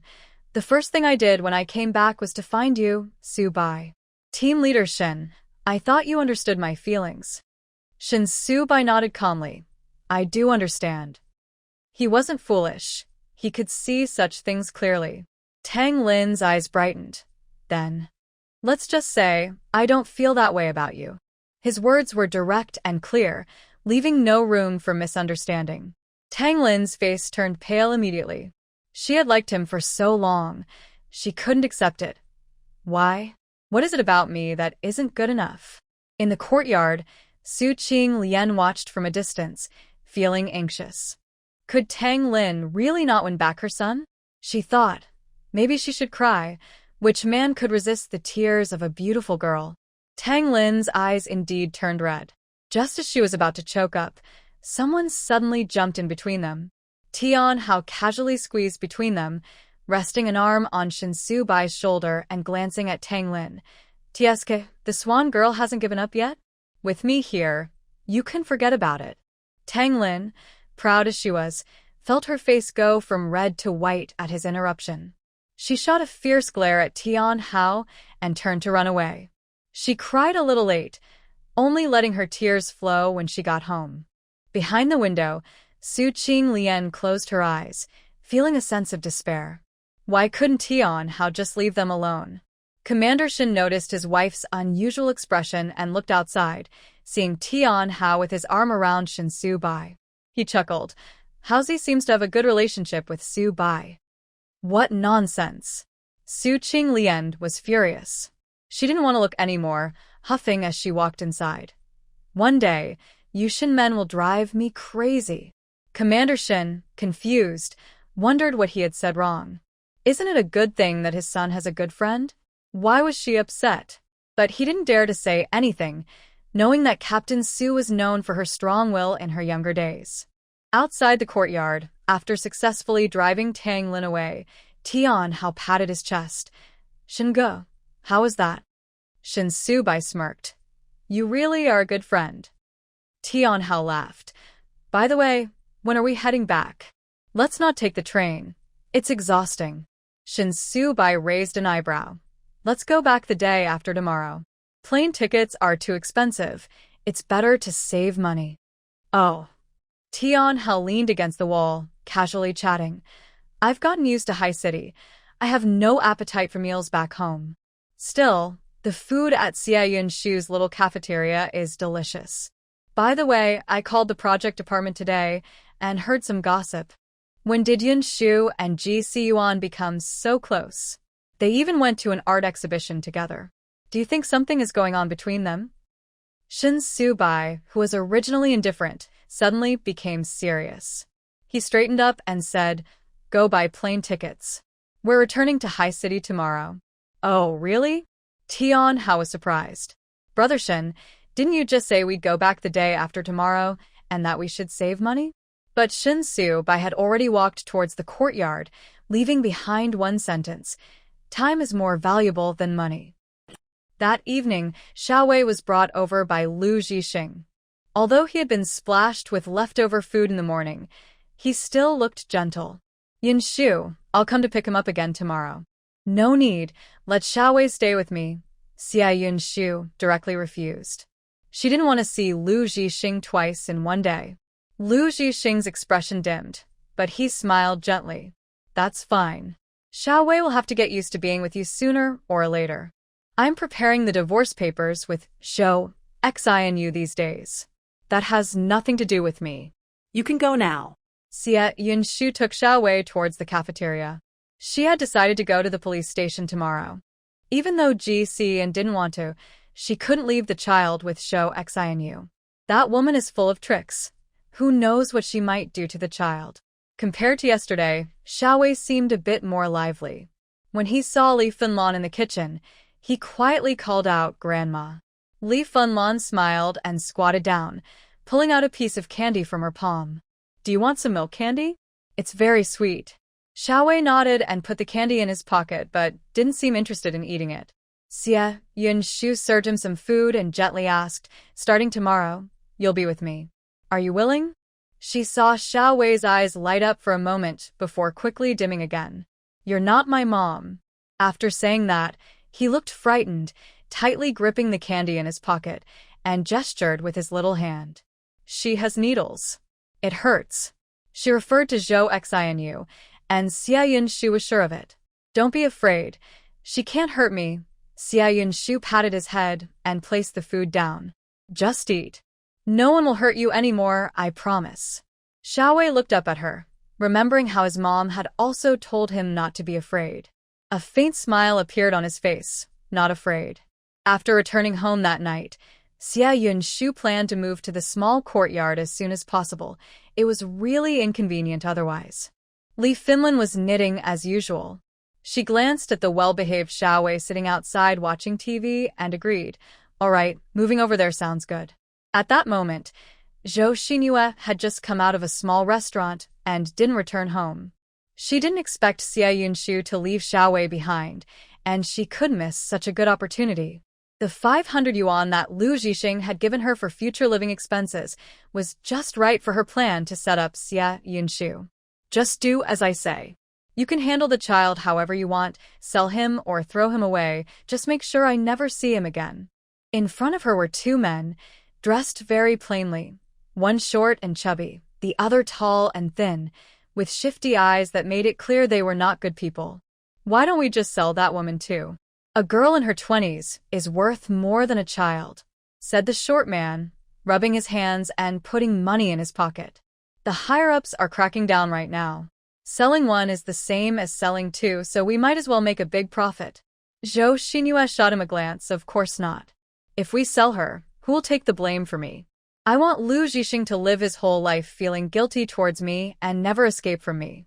If it weren't for his liking for the vulnerable, she wouldn't have benefited from it and wouldn't have thought of luring Xiao Wei out to use him to manipulate Lu Zhixing. Now that Lu Zhixing wanted a divorce, that was impossible. The next morning, Li Finlan went to the cafeteria first. Xie Yunshu planned to take Xiao Wei to school before heading to the police station.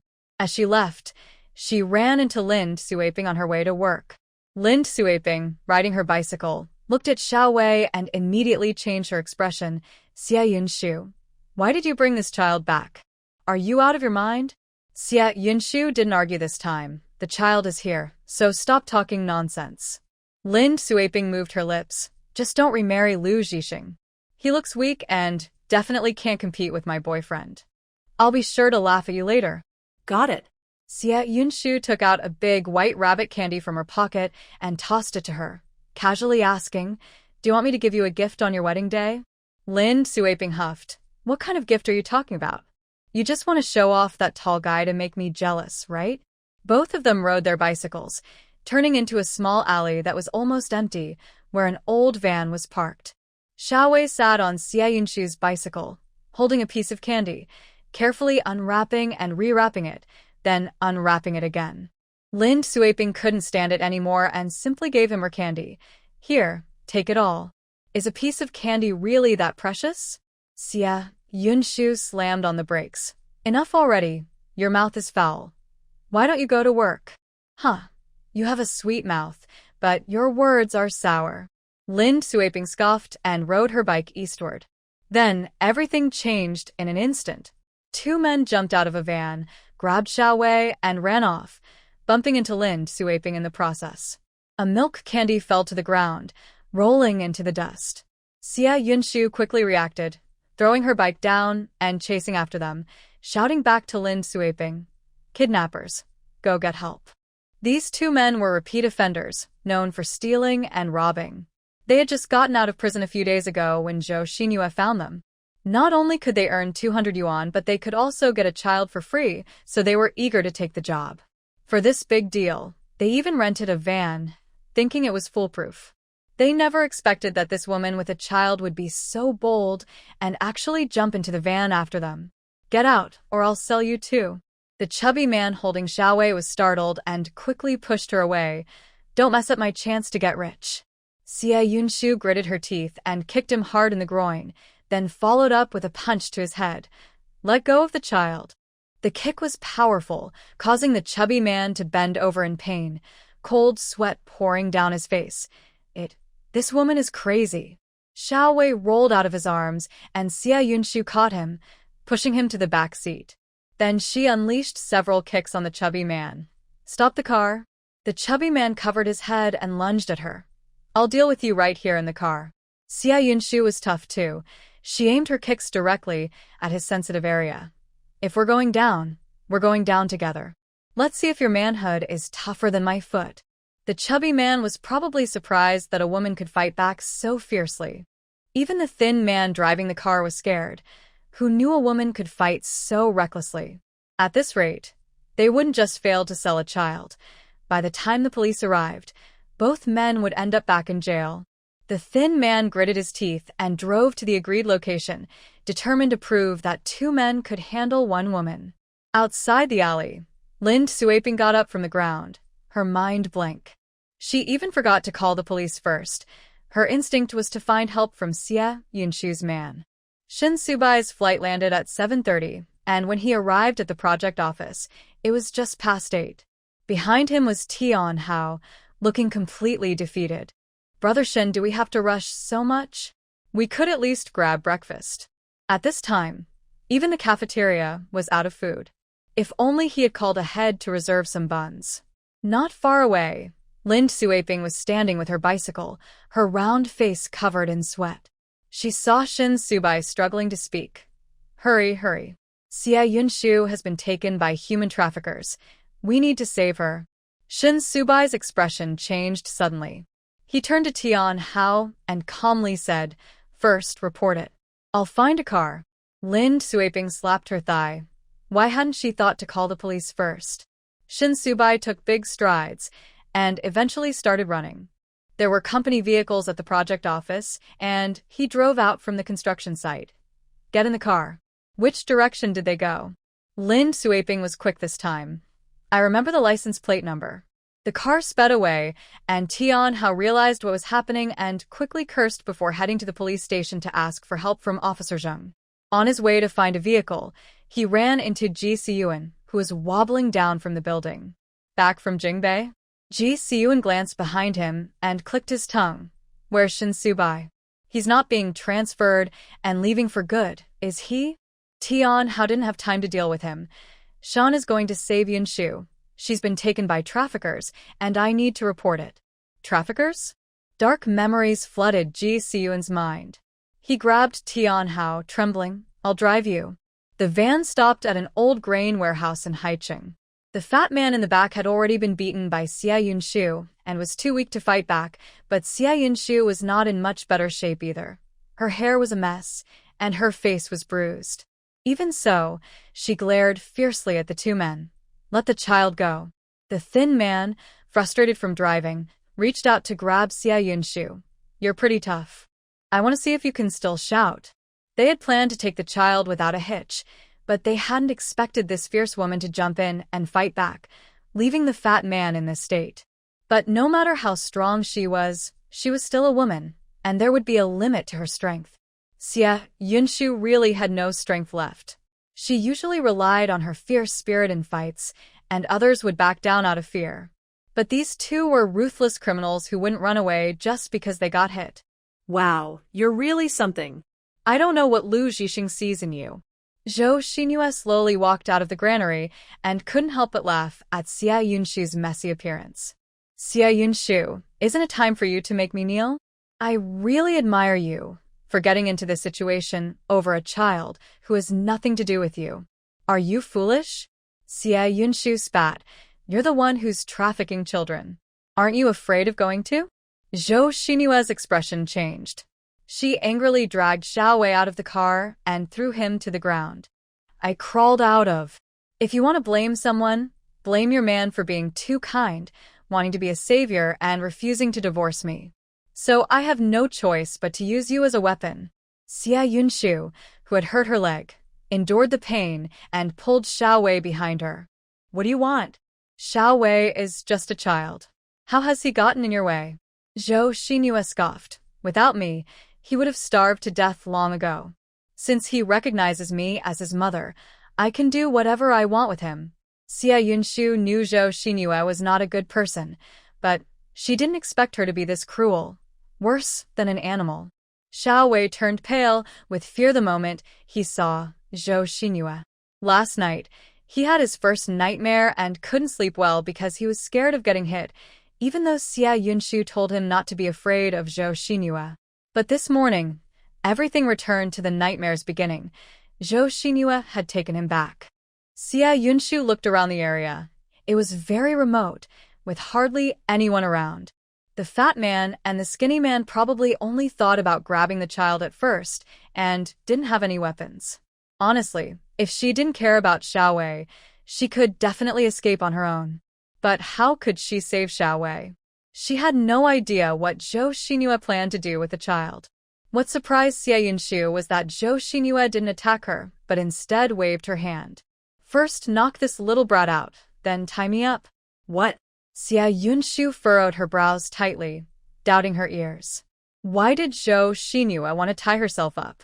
Two men reached out to grab Xiao Wei, and Xia Yunshu, without thinking, hugged Xiao Wei and stepped back. How can you be so cruel to a small child? The chubby man, angry from being hit by her in the car, was in pain all over. You little girl, we didn't want to hurt you, but you insisted on following us. Let's see how well you can run with the child. No matter how strong Xia Yunshu was, she was limited in strength, especially while protecting Xiao Wei. She quickly got tangled up with the two men. Meanwhile, Zhou Xinyue had already grabbed Xiao Wei and smiled triumphantly. Don't worry, this little guy is valuable. I won't hurt him. She took out a syringe and injected it into Xiao Wei. In just a few seconds, the child fainted. "You scoundrel!" Xia Yunshu's eyes turned red as she began to struggle desperately, kicking and biting with much more strength than before. "What did you give Xiao Wei?" "Zhou Xinyue, you will pay for this." Zhou Xinyue lazily tied herself up with a rope. "It's just a little anesthetic. Why are you so worked up?" The chubby man was already thinking of retreating. He held Xiao Wei in his arms and signaled to the thin man. "Let's hurry and leave. If we keep fighting, the police will really come." If it weren't for wanting to shake off this vicious woman, they would have driven away long ago. Once they got out of Haicheng, it would be much harder for the police to catch them. Xia Yunshu refused to give up. She bit her lip and spat out blood, gripping one of Xiao Wei's arms tightly and pulling him to the ground. "Leave the child with me." Now that she had gotten involved, she wouldn't back down halfway. "You're really asking for trouble." The two men never expected a woman could be this tough. One of them tried to pull Xiao Wei away, while the other stepped on Xia Yunshu's back. "Let go already." Xia Yunshu used all her strength to kick back. "You go die first." At that moment, Zhou Xinyue, who had been relaxed, suddenly changed her expression. "Someone's coming. Let's go." No one expected Xia Yunshu to follow them into the car, and no one thought she would fight two men for a child. Otherwise, they would have escaped with Xiao Wei long ago. Zhou Xinyue also didn't anticipate this. It was beyond her plan. A few cars were coming down the road from the east, and the two men reluctantly let go. We need to leave now. A child can be sold for thousands of dollars, but these two are repeat offenders. If they get caught, it won't just be a 1 or 2 year sentence. It's all that woman's fault. They threw the unconscious Xiao Wei directly onto Xia Yunshu and limped toward the van. Xia Yunshu wiped the blood from her mouth with her hand and carefully placed Xiao Wei aside. She was in so much pain and had little strength left. She slapped Zhou Xinyue hard across the face and shouted, "You worthless creature." Zhou Xinyue gritted her teeth, but didn't dodge. Her previously fierce expression suddenly turned into a pitiful plea. Kneeling with ropes binding her, she begged, "Yunshu, please. I promise I won't see Zhixing again. If you don't want Xiao Wei, I can take the child and raise him myself. He's my only child." Xia Yunshu's eyes turned red, and she slapped Zhou Xinyue again, saying, "You would harm your child for a foolish man. You deserve this." Shin. A startled voice called out. Lu Zhixing rushed in from somewhere. He only saw Xia Yunshu hitting Zhou Xinyue, and his heart sank. He didn't even notice Xia Yunshu was injured and pushed her aside to protect Zhou Xinyue. His eyes were filled with disappointment. "Yunshu, why are you doing this? You wanted to keep Xiao Wei. I decided to remarry you." This morning, Chen Shui from the family compound came to find him, saying Xia Yunshu wanted to sell Xiao Wei and that Xinyue went to save the child. He didn't believe it at first, but now he had no choice but to accept the truth. Xia Yunshu was caught off guard and, already weak, fell to the ground when pushed. Lu Zhixing finally noticed her injuries and felt helpless. Yunshu, I. Several cars had already stopped by the roadside. The old van hadn't even started when it was forced to stop, and the door was suddenly yanked open. Shin Subai grabbed someone and dragged them out like a rag doll, saying nothing. His eyes were fierce as he threw a heavy punch. The fat man didn't even have time to scream before he spat out blood and lost a tooth. The thin man tried to run but was caught by Shin Subai, who kicked him hard. His movements were quick and fierce, his expression emotionless but intimidating. The two people had no chance to resist. After a dull grunt, they lay there, unable to get up. Xia Yunshu was stunned to see team leader Shin suddenly appear. It seemed like the first time she had seen him so out of control, fierce and intimidating, his mere gaze sending chills down her spine. Shin Subai glanced at her, his lips pressed tightly together, and strode over to Zhou Xinyue. He grabbed her by the neck and lifted her up, demanding, "What did you do to her?" Zhou Xinyue was terrified, her face turning red as she struggled to breathe, but her hands were tied with ropes, leaving her no chance to fight back. "It wasn't me. I didn't do anything." Cough, cough. Zhixing, help me. Lu Zhixing suddenly snapped back to reality. He rushed to pry Shin Su-bai's hand away, saying, "You misunderstood. Xinyue is also a victim, it's Yunshu who." But the rest of his words got stuck in his throat. The scene before him did not match Zhou Xinyue's claims that Yunshu wanted to sell the child. His mind suddenly cleared a bit. Yunshu had no reason to do that. If she didn't want to raise Xiao Wei, it could simply be communicated. Shin Su-bai threw Zhou Xinyue heavily to the ground, shook his wrist, and turned to punch Lu Zhixing in the face. "How dare you?" These fools dared to bully his people. Soon, Lin Suaping and several police officers arrived. Lin Suaping gritted her teeth and rushed over to help Xia Yunshu up. "How could you let them beat you like this? Does it hurt? You deserve it for pretending to be a hero all the time. You idiot, do you know I missed a whole day of work today? Missing work means losing double pay." As she spoke, her voice cracked with emotion. You almost scared me to death. You owe me money." Xia Yunshu sighed in relief, seeing Xiao Wei nearby and the syringe on the ground. Suddenly, she pushed Lin Suaping aside and lunged at Zhou Xinyue with the syringe. "You scoundrel. You hurt the child. I'll stab you. I'll make sure you pay for this." Zhou Xinyue was already on the ground, her ropes still tied, with nowhere to hide. Xia Yunshu stabbed her, causing a painful but not very deep wound. Zhixing, help me." Zhou Xinyue cried, her face contorted in pain. This time she was truly crying, feeling as if her whole body hurt. She kept shouting to Lu Zhixing, "It wasn't me. It was Xia Yunshu, who wanted to sell Xiao Wei. You have to save me." Lu Zhixing, bleeding from his nose after the punch, struggled to get up under Shin Su-bai's intense gaze. He wanted to stop everything. "Yunshu, please don't act rashly. Is there a misunderstanding? Xiao Wei is her child. How could she hurt him?" For a moment, he didn't know who to believe. Shin Su-bai tightly held onto Lu Zhixing and stood quietly for almost a minute before releasing him and picking him up. "The police are here. I will take you to the hospital. Xiao Wei is not even Zhou Xinyue's child. She wanted to sell him and even drugged him. She's a monster." Xia Yunshu was still struggling in anger. "Someone like her should go to prison. She deserves the death penalty." "Okay, I understand." Shin Su-bai held him a little tighter, her tone serious. "Be obedient and come with me to the hospital." She might not even realize how messy she looked, covered in injuries and blood. Although she was still strong and fighting, he could feel her heart, curled up in pain. How could a woman be so fierce? Yet he wanted to protect her. "Officer Zhang, please take the trafficker and this woman back to the station for questioning." Shin Su-bai, holding the now exhausted Xia Yunshu, nodded to the officer and walked toward the car by the roadside. Ji Siyuan arrived a bit late.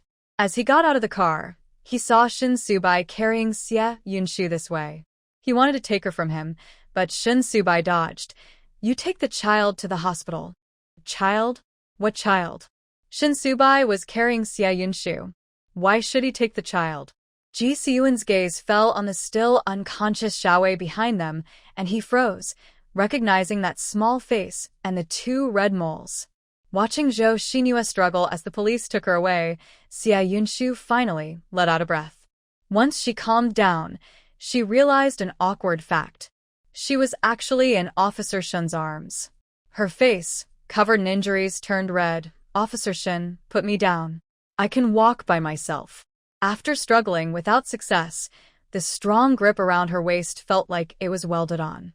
"People will misunderstand." Xia Yunshu's ears turned red as she spoke softly. "It's not good for your reputation." Isn't Officer Shin the one who cares most about reputation? He saved her and she couldn't ruin his name. Shin Su-bai glanced at her but remained unmoved. "It's too late. Everyone just saw it. What should we do then?" Xia Yunshu felt a bit flustered, sensing that the hand around her waist was warm. She bit her lip and asked, "What if someone misunderstands you?" Shin Su-bai's chest rose and fell as if he was laughing. "What do you think should be done?" She had no idea. Xia Yunshu couldn't find her voice, her heart racing for no reason. She stole a glance at him. From this angle, She noticed that Shun's eyelashes were long and curled, completely different from his tough exterior. He had a high nose, nice lips, and a strong build. She was sure she could never win against him in a fight. He looked incredibly powerful. Her face turned even redder, and Xia Yunshu quickly pinched herself. What was she thinking? How could she have such thoughts about Shin? How bold. However, it wasn't far from the old grain warehouse to the road where the car was parked. Shin Subai easily carried her and placed her in the car before preparing to drive away. Xia Yunshu finally snapped back to reality and clung to the car window. Xiao Wei isn't Zhou Xinyue's child. He might be from the Ji family. Zhixing had mentioned that this matter should be kept from Zhixing, but today's events were so sudden. She never expected Zhou Xinyue to try to sell Xiao Wei and use this to frame her. Shin Subai had already turned the car key. The police will handle these matters. Zhou Xinyue was arrested, along with those two men. Once they were questioned, results would come quickly. Xia Yunshu's face still hurt, and she let out a small sigh, feeling a bit frustrated as she defended herself. I was actually planning to go to the police station today, but I didn't expect Zhou Xinyue to act so suddenly. I'm not someone who acts recklessly. Shin Subai probably thought she was foolish for letting her ex-husband's mistress put her in this situation. As he drove steadily, he glanced at her through the rearview mirror. Disheveled, Xia Yunshu was not looking her best. She had dried blood at the corner of her mouth, bruises around her eyes, and various injuries on her face, looking much worse than after her fight with the mother and daughter outside the construction site. I know. You were being brave, he interrupted her, not finding her actions ridiculous, but gently asking, does it hurt? Xia Yunshu's face fell, and she rubbed her shoulder in pain, grimacing. It hurts a lot, but I can handle it. After all, she had never felt this much pain from fighting before. Shin Subai laughed at her frustration. Next time, fight with me and see if you can handle it. Xia Yunshu pressed her lips together and honestly shook her head. I can't fight you. She had used all her strength just to hold off the two men, while Captain Shin was different. He could knock someone out with one punch. If she foolishly tried to fight him, she would definitely end up unconscious too. Shin Subai was truly concerned for her. He sighed and increased the speed of the car. Hang in there, we'll be at the hospital soon. Fortunately, Xia Yunshu had mostly superficial injuries, with the worst being a slight fracture in her left leg. She just needed to avoid heavy activity and rest for a while. After leaving the doctor's office, Xia Yunshu hopped on one leg. Thank you, Captain Shin. Luckily, he had arrived in time. Otherwise, if those two men had taken Xiao Wei away, finding him again would have been like looking for a needle in a haystack. Shin Subai found a wheelchair from a nurse, then bent down and lifted Xia Yunshu into it. Rest for a couple of days before walking. Injuring a bone takes time to heal. His actions were very natural, and he didn't think anything was wrong, but Xia Yunshu felt her face heat up. Captain Shin's serious expression made Xia Yunshu push down any inappropriate thoughts that bubbled up inside her. She silently reminded herself that he was just helping a friend and not to think too much. But still, he had carried her twice today. How is Xiao Wei now? She cleared her throat, suppressing her strange emotions, and placed her hands on the wheelchair to move outside. Is he in this hospital too? Shin Subai pushed her down the hospital corridor. I just ran into Manager Ji. Xiao Wei was given anesthesia, and he's okay. We just need to wait for him to wake up. In the hospital room, Xiao Wei lay quietly. Zhixing looked at his brother with red eyes. Did you know all along that Shin had a child? Why didn't you tell me? Zhixing's gaze fell on Xiao Wei's face, as if he saw the girl who used to smile sweetly at him. Bitterness filled his eyes, and his voice trembled slightly. Xiyuan, do you think Shin would have wanted a child born out of force if she were still here? After saying this, he turned to look directly at Zhixing. She was only 16 at that time. Xiyuan's anger froze on his face as he looked at the child on the bed, unable to hold back a step back, but he is Shin's child. He's also that monster's child. Zhixing took a deep breath, closed his eyes, and slowly said, I can find a good family for him and provide for him, but he cannot be a part of the Ji family. After saying this, Zhixing softly explained, When we went to K Mountain, he was already missing. I didn't have the heart to search for a child with such a troubled background. I haven't told anyone about this, not even my parents, because I was afraid they couldn't handle it. Shin is gone, and this is a pain the Ji family cannot bear. He cannot treat Xiao Wei as his family. Zhixing fell silent, clenching his fists for a moment before letting them go weakly. What will we do now? Are we just going to abandon the child? Neither brother spoke again, lost in their own thoughts. So, no one noticed that the child lying in the hospital bed had fluttered his eyelashes, and tears slowly spilled from the corners of his eyes. With his mother gone, he felt he had no home anymore. At that moment, Xiao Wei was being gently pushed into the room in a wheelchair by Shin. She had injuries on her face and looked at Zhixing, saying, "I never intended to trouble you with the child. It was my mistake, so if you don't want him, I can take him back." Raising her own child was not realistic, but the family had enough to eat, and she couldn't just let the child end up on the streets. They could figure out the future later. Zhixing turned around, frowning. How did you get hurt like this? He reached out to touch her face, but before he could, Shin blocked him with his arm. "I'll keep an eye on her situation for the next few days, so don't worry." The two men stood, one inside the room and one outside. Xiao felt strangely caught in the middle and cleared her throat. "What's happening at the police station now?" "The questioning won't be quick. We won't have results until tomorrow," Shin replied, glancing back at the child in the hospital bed. "The child is awake." Both their expressions changed. Zhixing turned to look, hesitated for a moment, then turned and walked away, softly saying to Xiao as he passed, "Sorry for the trouble. I will compensate you." Zhixing stood by the door against the wall, but did not leave. He and Shin were fraternal twins, and seeing Xiao Wei made it impossible for him to pretend he didn't exist. "Xiao Wei?" Xiao rolled her wheelchair to the bedside, gently touching his little face and wiping away his tears. "Did you drop your milk candy this morning? Do you still want some?" Her tone wasn't gentle, but Xiao Wei slowly opened his eyes. He shook his head and quietly asked, "Are you in pain?" Xiao smiled, but quickly restrained herself because it hurt her mouth. "I'm not in pain. It's Zhou Xinyue who is. You were asleep and didn't see, but I pricked her many times. She won't be able to hurt anyone anymore." Really? Xiao Wei's dark eyes gradually brightened. He instinctively reached into his pocket for candy, but found it empty. His candy had fallen when those two men took him away. Xiao understood his meaning and gently patted his hair. "I'll buy you some tonight." At least his life wouldn't be just about suffering anymore. At least he wouldn't have to rely on a piece of candy to feel a little sweetness. Some might think she was meddling, but so far, she didn't feel regret. Xiao Wei wasn't hurt. As the effects of the anesthesia wore off, he could sit up by himself. He tentatively touched Xiao and, after feeling a bit of warmth, pulled back cautiously, but with hope. "I'll be there tonight, right?"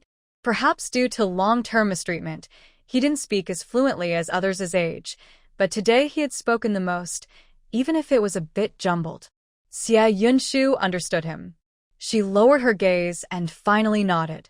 "I need to go to the cafeteria soon. You stay here and behave while I ask the nurse to keep an eye on you, okay?" It was almost 11 o'clock, and her mother still didn't know what had happened. She must be worried sick. A young nurse stood at the door. It was Lin Xiaozhao, who had cared for Xiao Wei when he was burned. She came in within 4 and looked at Xiao Wei with concern, then smiled at Xiao. "Don't worry, I'll watch over him." This was Haicheng Hospital. The news about Lu Zhixing's wife, Zhou Xinyue, trying to sell their child and getting caught at the police station had spread throughout the hospital. It was said that Dr. Lu still couldn't believe it and wanted to use connections to get her out. But the Lu family wouldn't allow him to intervene, and it was probably a big mess now. Since the Lu family had kicked out Xiao, whom they had always looked down on, it seemed they had been embarrassed ever since. The source of their shame was their new daughter-in-law, Zhou Xinyue, who they almost treated like a goddaughter. Last time it was child abuse, and now it was even worse, child trafficking. This was a serious crime, and Zhou Xinyue might never get out. Xia Yunshu took 50 cents from her pocket and placed it in the nurse's hand. I will be back soon. If the child is hungry, please take care of him and buy him something to eat. Lin Xiaozhao truly felt sorry for the child and quickly agreed. The hospital has a cafeteria. I'll bring him some food. Xia Yunshu thanked her and was about to shake the wheelchair and leave when a small hand grabbed her. Xiao Wei softly said, Nianping, Mom said I am Nianping, not Xiao Wei. Shin is from Pengcheng. Standing at the door, Zhixing turned around, his eyes reddening. His sister had suffered and longed for home until the end, but he had not saved her. He had promised her in childhood to protect her for life, yet he and his brother had broken that promise. Although the final investigation results were not out yet, it was clear that Xiao Wei Nianping was undoubtedly Shin's child. Shin Subai pushed Xia Yunshu out of the ward. Zhixing was still leaning against the wall, but his emotions had calmed down. He glanced at Xia Yunshu and said, I drove here. Let me take you home. No need, I drove too, Xia Yunshu replied. Shin Subai held the wheelchair steady and passed by him, adding, She is Xia Yunshu. Just Xia Yunshu, not Shin.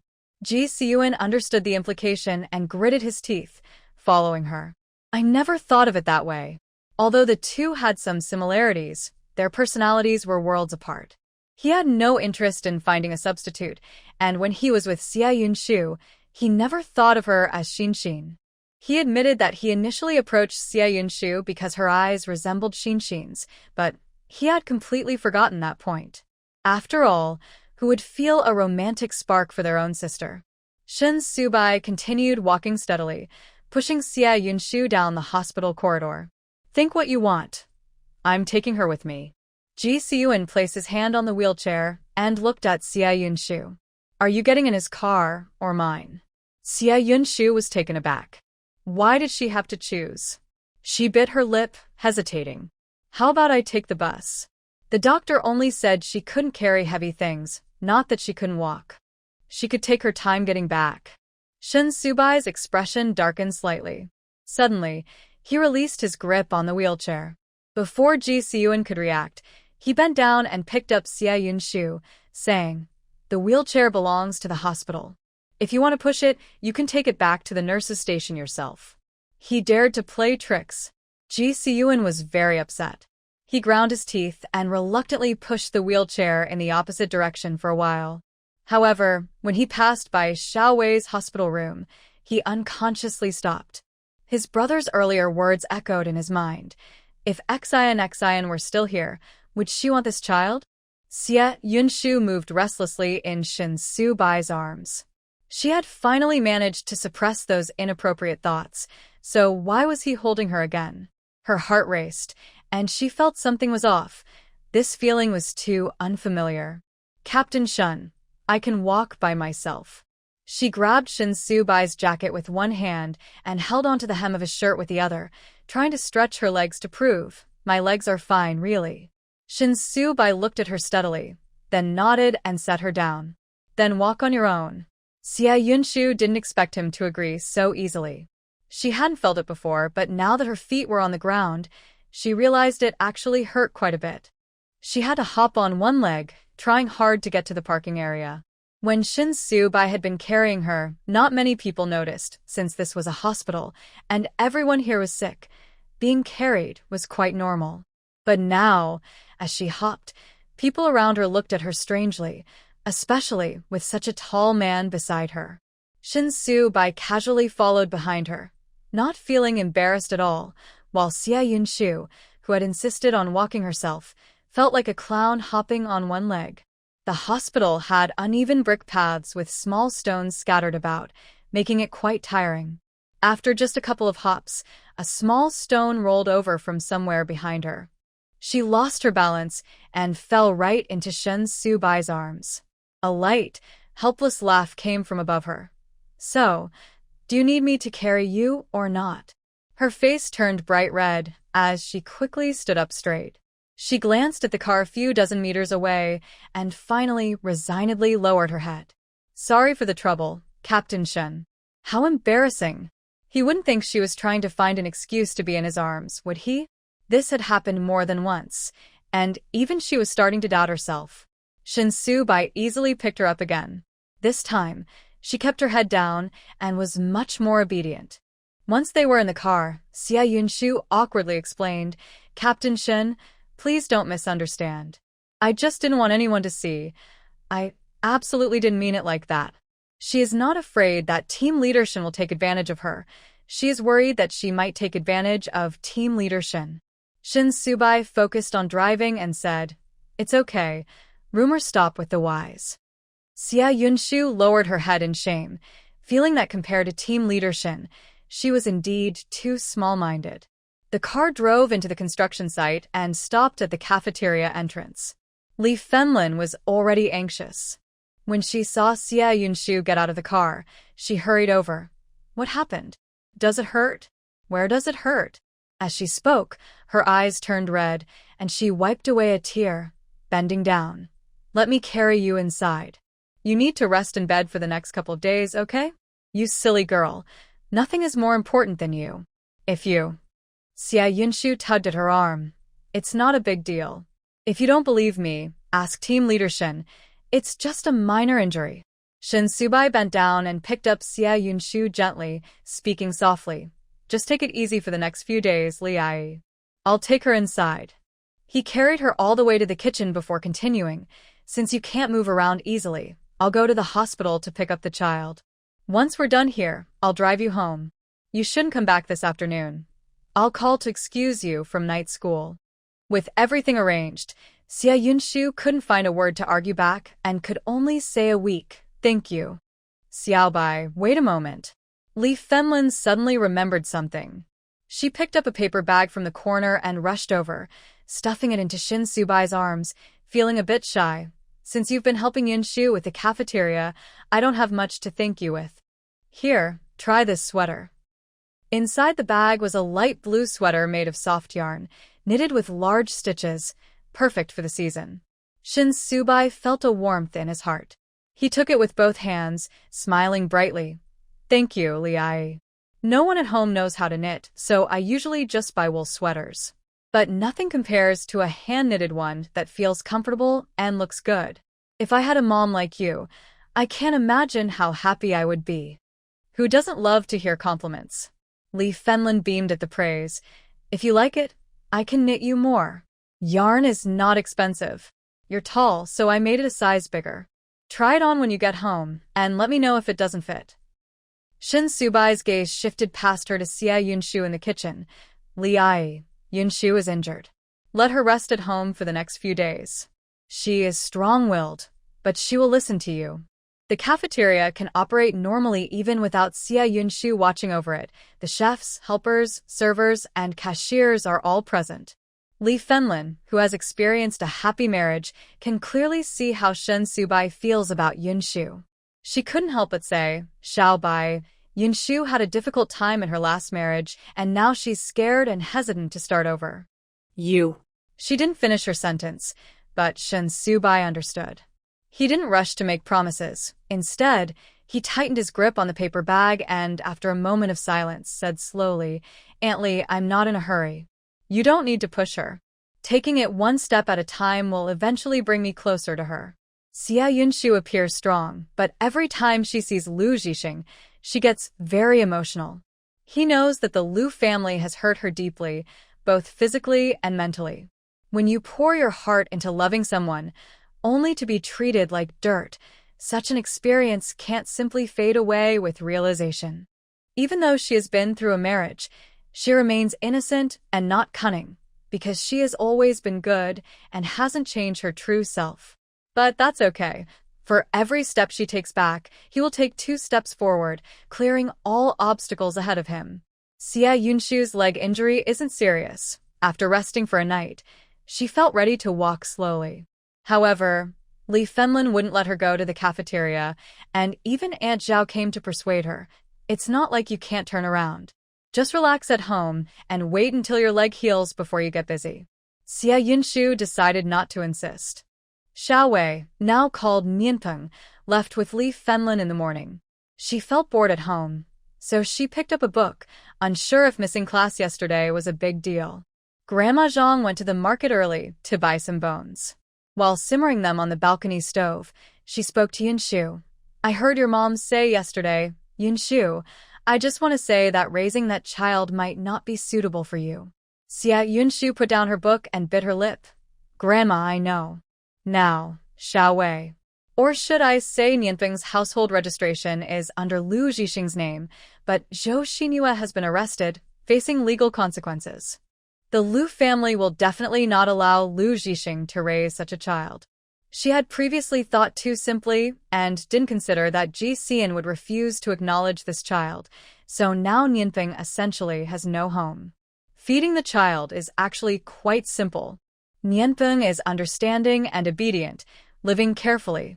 When we eat together, he doesn't dare to look at the meat unless someone serves it to him.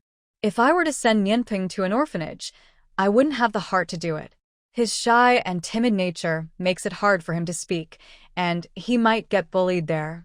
Aunt Zhang has watched Yunshu grow up and knows that this girl is tough on the outside but soft on the inside. Even though her life is hard, she still can't learn to be indifferent to the world. Yunshu, why don't you put the child's household registration under my name? Aunt Zhang said slowly, watching the pot of soup boil, as if she didn't realize how surprising her words were. Yunshu's eyes widened slightly. Auntie. Aunt Zhang smiled at her. I have no children, and my home is quiet. Having a child around might even help me live a couple more years. Although she had been ill during the new year, she recovered quickly. Recently, she had been helping Yunshu at the construction site canteen, but now she found herself with nothing to do. Yunshu didn't know much about Aunt Zhang's past, only that her husband had died when she was young, and she had been alone ever since. Auntie has a pension, so he won't go hungry. The most important thing is to give the child a home, Aunt Zhang said with a smile, serving her some bone soup. Her eyes, marked by time, were calm and steady. That child is pitiful, and I feel fond of him. Right now, Nianping is like a drifting, with no home or roots. In a world full of lights, he has nowhere to belong. At her age, with no one to care for her, even if she doesn't live to see Xiao Wei grow up, she can at least provide him with a temporary home. Yunshu was surprised by Aunt Zhang's thoughts. Even her own mother, with a soft heart, had never suggested bringing Nianping home for her daughter to raise. She knew her daughter would eventually marry, and raising a child who wasn't hers would be complicated. But if the household registration is under Aunt Zhang's name, it would be different. Nianping could stay with her, and with a little support from Yunshu or Li Fenlin, he could grow up well. Yunshu felt a bit emotional. She finished the bone soup in one go and winked at Aunt Zhang. Annie, did you add some magic ingredient to the soup? I feel completely better after drinking it. You're such a chatterbox. Aunt Zhang smiled and playfully scolded her with a glance, then picked a big meaty bone from the pot. Listen to me, little girl. You should fight less in the future. If you hurt others, that's one thing, but what if you get hurt yourself? Yunshu always behaved well in front of Aunt Zhang. She gnawed on the bone and nodded repeatedly. Don't worry, Auntie. I'll be smarter from now on. If I can't win, I'll run away. I'll only fight those I can beat. There was no way to save Xiao Wei at that moment. She didn't have time to think. Aunt Zhang gave her a weak glare. You have a restless spirit. The topic about children ended for now, and Yunshu focused on eating the bone. Just as she was finishing, someone knocked on the door. Before Aunt Zhang could get up, she hurried to open it. Zhixing stood at the door with some fruit. He looked Yunshu up and down, relieved to see she could still walk. Then he teased, Oh, I thought Captain Shin was coming to carry you home. Turns out you can walk by yourself. Yunshu blushed, feeling a mix of embarrassment and anger. What nonsense are you talking about? If Captain Shin hadn't come quickly yesterday, we wouldn't have caught those two traffickers so easily. Zhixing scoffed. Yes, he's a great hero. Is that better? Yunshu frowned. What hero? Is your language score really that low? Zhixing snorted, then walked past her with the fruit and noticed Aunt Zhang inside. He quickly straightened up and respectfully greeted her. Hello, Auntie. I'm Xia Yunshu's friend, Zhixing. Aunt Zhang smiled kindly at him and lowered the fire on the stove. You two chat. I'm going out to get some sun. Though Zhixing was a bit childish, he was polite to Aunt Zhang.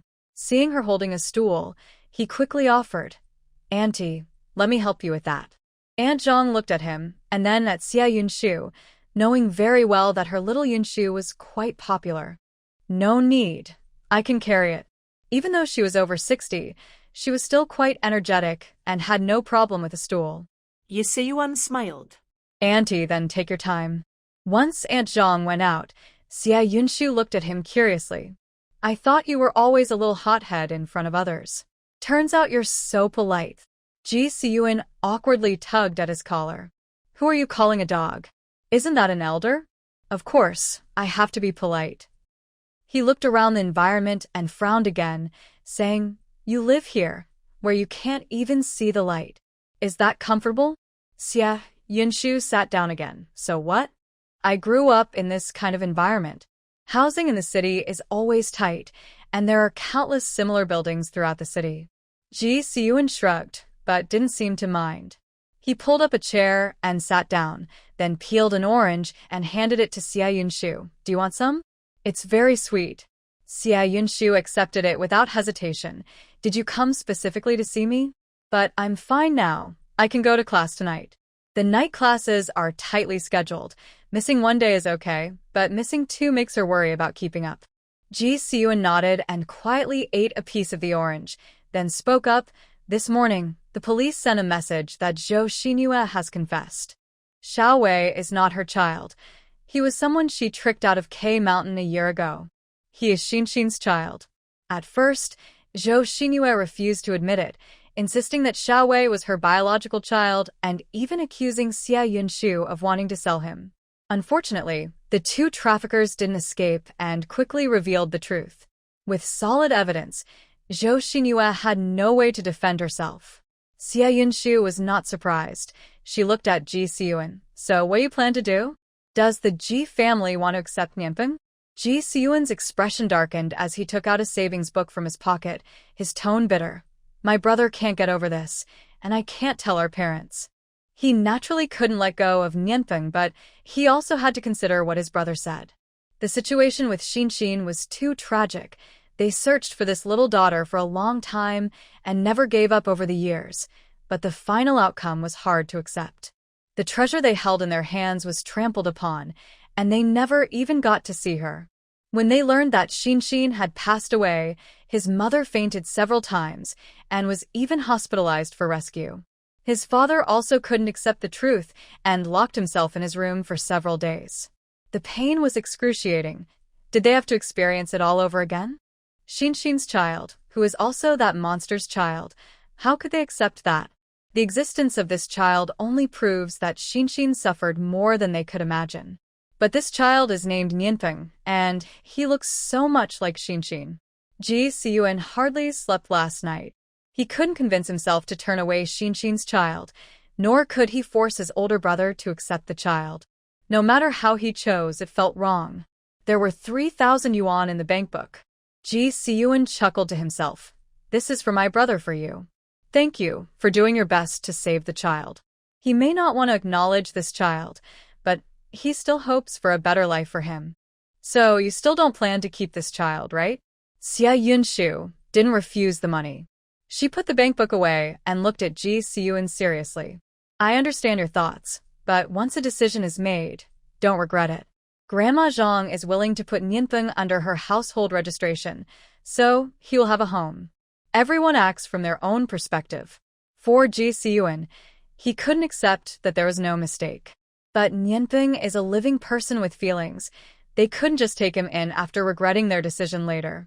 That would hurt everyone. Zhixing covered his face, feeling choked up. I thought you would scold me for being cold-hearted. He was conflicted. If someone had told him before the incident that Shin's child could not enter the Ji family home, he would have beaten that person up. Shin was their beloved sister, and her child was naturally like his own to him and his brother. But who could have imagined that such things would happen later? Xia Yunshu understood that her feelings for Nianpeng were merely pity. The ones suffering the most were the Ji brothers, who were also victims. What right did she have to mock the victims? The room fell silent for a moment. Xia Yunshu bit into a big bone fiercely. Zhou Xinyue should be sentenced to prison. She must pay for her actions. Such a cruel woman should never be allowed to harm anyone again. Ji Xiyuan's expression suddenly turned fierce. She won't have a good outcome. Although his brother was unwilling to acknowledge Xiao Wei, they would never tolerate Zhou Xinyue treating Shin's child this way. She deserved more than just a prison sentence. The Ji family may be from Pengcheng, but often, having money equates to having some power. The Lu family could not protect Zhou Xinyue. Her fate would not end well. This topic did not continue. Ji Xiyuan let out a sigh, releasing his pent-up feelings. His gaze fell on the professional books on the desk, and he teased, even with a limp, "You're still focused on studying?" Xia Yunshu scoffed at him. "I'm just temporarily injured, but you have a leg injury. With exams coming up, be careful not to end up at the bottom of the class." Ji Xiyuan chuckled and tossed a notebook from his bag. "I just don't want to study. If I really tried, I'd definitely be first in the class." Xia Yunshu opened the notebook. A bit shocked. "You actually took notes? If I don't write it down, who will help you review? Anyway, Shin can't do it. He can't even take notes for you at night school." Ji Xiyuan rolled his eyes at her. "Yesterday in class, I didn't even dare to blink, afraid I might miss something. It was surprising. He was being so serious in class for the first time just to help her with notes." Xia Yunshu flipped through the densely written pages and smiled. "Ji Xiyuan, you're such a good friend. This notebook is really helpful for me. Who's your friend? I saw your Chinese score, and it was failing." Ji Xiyuan pursed his lips, feeling a bit awkward. "By the way, don't listen to Shin Subai's nonsense. I don't think of you as a substitute for anyone." Xia Yunshu didn't mind. "It's fine. If I had to be your sister, I wouldn't lose out." "Who thinks of you as a sister?" Ji Xiyuan was frustrated again, giving her a sideways glance. "You really don't think clearly. You believe everything Shin Subai says. He has bad intentions, can't you see that? Why do you always misunderstand Captain Shin?" Xia Yunshu frowned and pointed to her leg. "If it weren't for him, I would definitely be worse off. He's really a good person." Ji Xiyuan recalled the gossip he heard yesterday, his tone a bit harsh. "He carried you around in front of so many people yesterday at the project site. Do you know what everyone is saying? They're saying you're a seductress trying to get close to Shin Subai. His reputation might be good, but what about yours?" He got angry just thinking about it. There were so many ways to handle things, yet Shin Subai chose to carry Xia Yunshu in public. Didn't he realize how much that would affect her? Xia Yunshu paused for a moment. Her first thought was, "I hope this won't affect my cafeteria contract." Last time, Ji Xiyuan mentioned that Shin Subai was moved to another project because of rumors about a woman who liked him. She hoped she wouldn't end up in the same situation. "You're worried about that?" Ji Xiyuan was almost dizzy from her way of thinking. "Just stay away from him in the future. You're naive, and he has 100 tricks up his sleeve. If he really betrays you, you'd probably happily count the money he gives you." Xia Yunshu was unhappy and said, "Your exam results are not better than mine. How can you criticize me for being foolish? Besides, Team Shin said that rumors stop with the wise. Do you believe him when he says the moon is square?" Ji Xiyuan shot her a glance, stood up, and prepared to leave. At the door, he looked down and added, "That child has troubled Grandma. My brother and I will pay for her upbringing." Only money could ease a little of the inner turmoil and pain. At the Haiqing police station, Lu Zhixing looked at the confession in his hands. After seeing Zhou Xinyue for the last time, he still couldn't accept that Xiao Wei was not Zhou Xinyue's child. "Why don't you believe it? Do you think you're too foolish?" Zhou Xinyue, dressed in prison clothes, looked at him with mockery, far from her usual weak demeanor. It felt like he was meeting her for the first time, but this seemed to be her true self. Actually, after Zhou Xinyue was taken away yesterday, he already had the answer in his heart but was unwilling to believe that he had lost Yunshu for such a woman. The situation was not complicated at all. If one took the time to investigate, they would see how ridiculous this poor scheme was. A year ago, when Zhou Xinyue was found by Lu Zhixing, she knew that to return to her old life, she had to hold on to him tightly. She had no family left. After her father's accident, her mother passed away soon after. She suffered a lot alone and was eventually deceived by the lie of a factory in the south looking for female workers, ending up sold to the mountains. After Lu Zhixing saved her, she was initially grateful, but when he promised to take her back to Haiqing, give her a place to live, and help her find a proper job, her feelings changed. If the Lu family had the ability to help, why didn't they assist her when her father had the accident? Why did they wait until she was in such a desperate situation to play the savior? If pity was useful, then she would use it to the fullest, which led her to think of the child next door, who is also without parents. With just a little kindness and some candy, she successfully deceived the child, telling him, "From today on, you will be called Xiao Wei, and I will be your mother. I will take good care of you." What did a 4-year-old child know? He only knew he didn't have a mother and wanted one. Thus, his nightmare began. How ridiculous! Lu Zhixing firmly believed he was only pitying Zhou Xinyue, feeling sorry for her and her child, especially for little Xiao Wei suffering at such a young age. He never thought that his pity for Xiao Wei would be like a dagger, poison, and a catalyst for Zhou Xinyue's abuse of the child. Because he felt sorry for Xiao Wei, Zhou Xinyue repeatedly hurt him, even planning to sell him off in hopes that Lu Zhixing would feel the greatest pity for her and would hesitate to divorce her. Behind the iron bars, Lu Zhixing clenched his fists tightly. "So you have been lying to me all along." At this point, Zhou Xinyue no longer cared about anything. She cracked a dry smile and admitted, "I lied to you, but you believed it, didn't you?" The wedding house and salary issues were deliberately revealed to Xie Yunshu, and I intentionally let her slap me in front of everyone. But it was you, Dr. Lu, who sent her to the psychiatric hospital. Oh, and when you divorced, I took Xiao Wei to the building to bow, and I wanted you to know that too. That night we were together. The idea was your dear sister's, and the medicine was given by your kind neighbor, Chen Shui. Are you happy to know the truth, Dr. Lu? His heart shattered. Lu Zhixing lost control of his emotions and wanted to strangle Zhou Xinyue through the bars. "You wicked woman. I saved you, yet you hurt me like this. If it weren't for you, Yunshu wouldn't have divorced me. She wouldn't have left me." Once, she was filled with love for him. Yet, because of this ridiculous pity and the deceitful person in front of him, he pushed his beloved away. Soon, someone came to hold his shoulder, and Zhou Xinyue was taken back inside by the police. After his outburst, Lu Zhixing slumped down like a rag doll, realizing that he had been the one hurting Yunshu all along.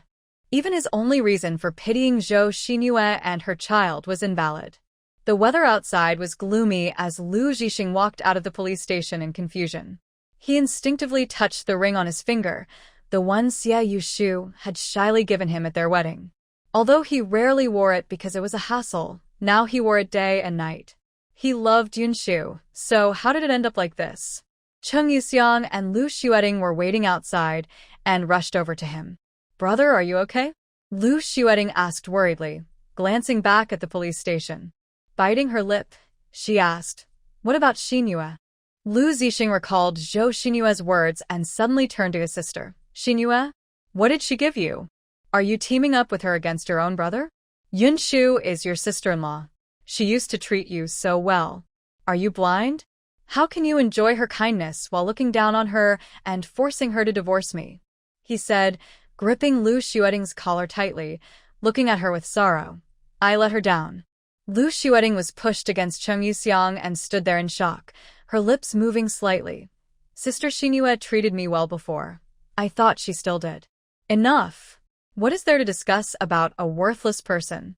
Cheng Yuxiang gritted her teeth, thinking about how Zhou Xinyue made the Lu family a laughingstock in Haiqing again. She wished she could rush in and give that woman a good beating. This incident would have a bigger impact than her last mistreatment of the child, and even Lu Jianjie's position as deputy director might be affected. She supported Lu Xueding, feeling both angry and frustrated. "Your sister is too naive. She was misled by that shameless woman." Zhixing, What you just said was too much. How could Xiao deal with you? Lu Zhixing looked at his mother mockingly. Do you know who suggested to Zhou Xinyue to drug my drink? It wasn't her. Chang Yuxiang frowned, suddenly alarmed, and looked back at her daughter, who was hanging her head, taking a step back in disbelief. No way, Xiao. What sister would encourage another woman to drug her brother? Lu Xiao didn't dare to lift her head. She never expected Lu Zhixing would know about this. She shook her head in panic. Brother, I just said it casually. Chang Yuxiang felt dizzy. She never imagined she had raised such a foolish daughter. Why? Why would you do this? Even if you don't like Xia Yunshu, it wouldn't be hard for our Lu family to marry a pure girl. Are you trying to ruin your brother and our family? Chang Yuxiang couldn't hold back and slapped Lu Xiao hard. You ungrateful child. If Zhou Xinyue hadn't married into our family, her life or what disgraceful things she did wouldn't involve us. Lu Xiao, have you lost your mind? Lu Xiao covered her face, raising her red eyes and suddenly shouted. Can you blame me? Sister Xinyue was brought back by my brother. If he didn't like her, why was he so good to her? He could have just given her some money to leave. I thought the person he cared about was Zhou Xinyue. I just wanted to help him. After saying this, she ran away crying. Chang Yuxiang stumbled a few steps, not expecting her children to be so easily manipulated by Zhou Xinyue. She clenched her teeth, trying to calm her anger. That child still has your name on the household registration. Get rid of him quickly. I don't know where that wild child came from, but he has the nerve to carry the Lu surname. Lu Zhixing's heart began to race at her words. Xiao Wei was saved by Yunshu. Although Chang Yuxiang was angry that Lu Xiao did something so foolish, she reminded herself that she was still her daughter. Gritting her teeth, she glanced at Lu Zhixing. I'll go check on your sister. We need to resolve this child's matter today. Your father is about to retire, so don't create any more trouble. Lu Zhixing lowered his head, and after she left, he slowly touched the ring on his finger. There was no Zhou Xinyue between them anymore, and there wouldn't be a third person in the future. After Zhixing left, Xia Yunshu focused on her studies, and before she knew it, it was past noon. She had eaten several pieces of meat bones in the morning, and wasn't hungry now. The weather outside looked like it was going to rain, so she slowly went out to collect the clothes, standing at the door while recalling Zhixing's words. Now the project team was spreading rumors that she was tempting team leader Shin, so she really needed to keep a distance from him in the future. Thinking of this, she instinctively touched her racing heart. That day, Shin Subai had hugged her several times. Even through her clothes, she could feel his strong chest and the outline of his muscles. Her face flushed, and Xia Yunshu scolded herself, quickly pushing those unhealthy thoughts out of her mind. After marrying Lu Zhixing, their married life had started off harmoniously, but after Zhou Xinyue appeared, they rarely had any intimacy. Lu Zhixing, being a doctor, was already very busy, and the little time he had was spent caring for Zhou Xinyue and her child. At that moment, Aunt Lu came down from upstairs to collect the clothes, chatting with another middle-aged woman. This woman can't live without a man. Women are like water. Without a man, they would dry up. That's rich coming from you. How much water does your man give you every day to keep you going? Come on, at your age, you can't even keep your legs together, and you still have the nerve to talk. TSK, we're all women, so why pretend? Every woman has her needs. Do you know about that widow Lee from our factory? She often brings men home. The two people, both in their 30s or 40s, spoke without any restraint, using inappropriate language. Hearing them made Xia Yunshu feel embarrassed, and unhealthy images flooded her mind again. She pinched herself, thinking, Xia Yunshu, you really are something else. Are you a bold and reckless woman? Why are you standing here? Does your leg not hurt anymore? A cold voice suddenly interrupted her thoughts. Xia Yunshu's heart raced as she saw Shin Subai standing in front of her. He was wearing a light blue sweater over a white shirt, paired with black trousers that highlighted his long legs. His posture was tall and elegant, with broad shoulders and arms that exuded strength. Xia Yunshu felt her face heat up and tried to stand straight, forcing a smile that felt a bit fake. Shin, team leader, what brings you here? Shin Subai glanced at her and asked, why is your face red? Is your leg still bothering you? After speaking, he slightly bent down as if to hug her. Xia Yunshu reacted quickly, stepping back 2 large paces to avoid his hand. No, I'm fine now. I just went for a walk. Shin Subai watched her retreat and slowly withdrew his hand. That's good to hear. I brought you some food. He had asked Li Fenlin earlier. She loved the hawthorn cake from Qibao Street. The pastries in the brown paper bag looked soft and fragrant, and Xia Yunshu didn't know where to look as they rested in Shin Subai's strong hands. Shin Subai seemed unaware of her discomfort and turned to enter the room. Tomorrow at around 8 in the morning, go find Tian how to sign a contract. Another contract? Xia Yunshu's earlier thoughts vanished, and she hurried after him, asking, what contract? Is it about the cafeteria? Yesterday afternoon, we had a meeting. Manager Ji agreed to use meal tickets instead of cash. You can settle accounts with the accountant once a month. Shin Subai sat down and handed her a piece of hawthorn cake. This way, you won't have to search for change when collecting money, and you can confidently delegate this task to someone other than you and Aunt Li. Xia Yunshu was stunned by this good news. It can be done this way? If so, she could completely step back from the cafeteria duties, only needing to negotiate prices and quality with the vegetable and meat suppliers. The rest of her time could be dedicated to studying. Shin Subai smiled. So just relax at home for a few days. Xia Yunshu knew that Captain Shin had helped her again. She bit her lip, remembering what Ji Siyuan had said about the project team spreading rumors that she was trying to captain Shin. Others could think that, but she didn't want Shin to misunderstand her. She couldn't keep owing him favors without returning them. Xia Yunshu quietly went into the back room, where the money collected from the cafeteria over the past few days was kept. She had counted it, but hadn't had the chance to deposit it yet. Neatly stacked, she placed the money in front of Shin Subai and gathered her courage to speak. Captain Shin, you saved me yesterday and have been helping me. I can't repay you for this favor. Here is 500 yuan. Please accept it. Shin Subai didn't move, and his expression grew cold. What does this mean? Is she trying to cut ties with him using 500 yuan? Xia Yunshu didn't dare to look up. She fiddled with her fingers. Captain Shin, I truly thank you. I have no other intentions. Shin Subai was silent for a moment before he chuckled, but it didn't sound happy. You sincerely thank me. So you give me money to go to jail? What?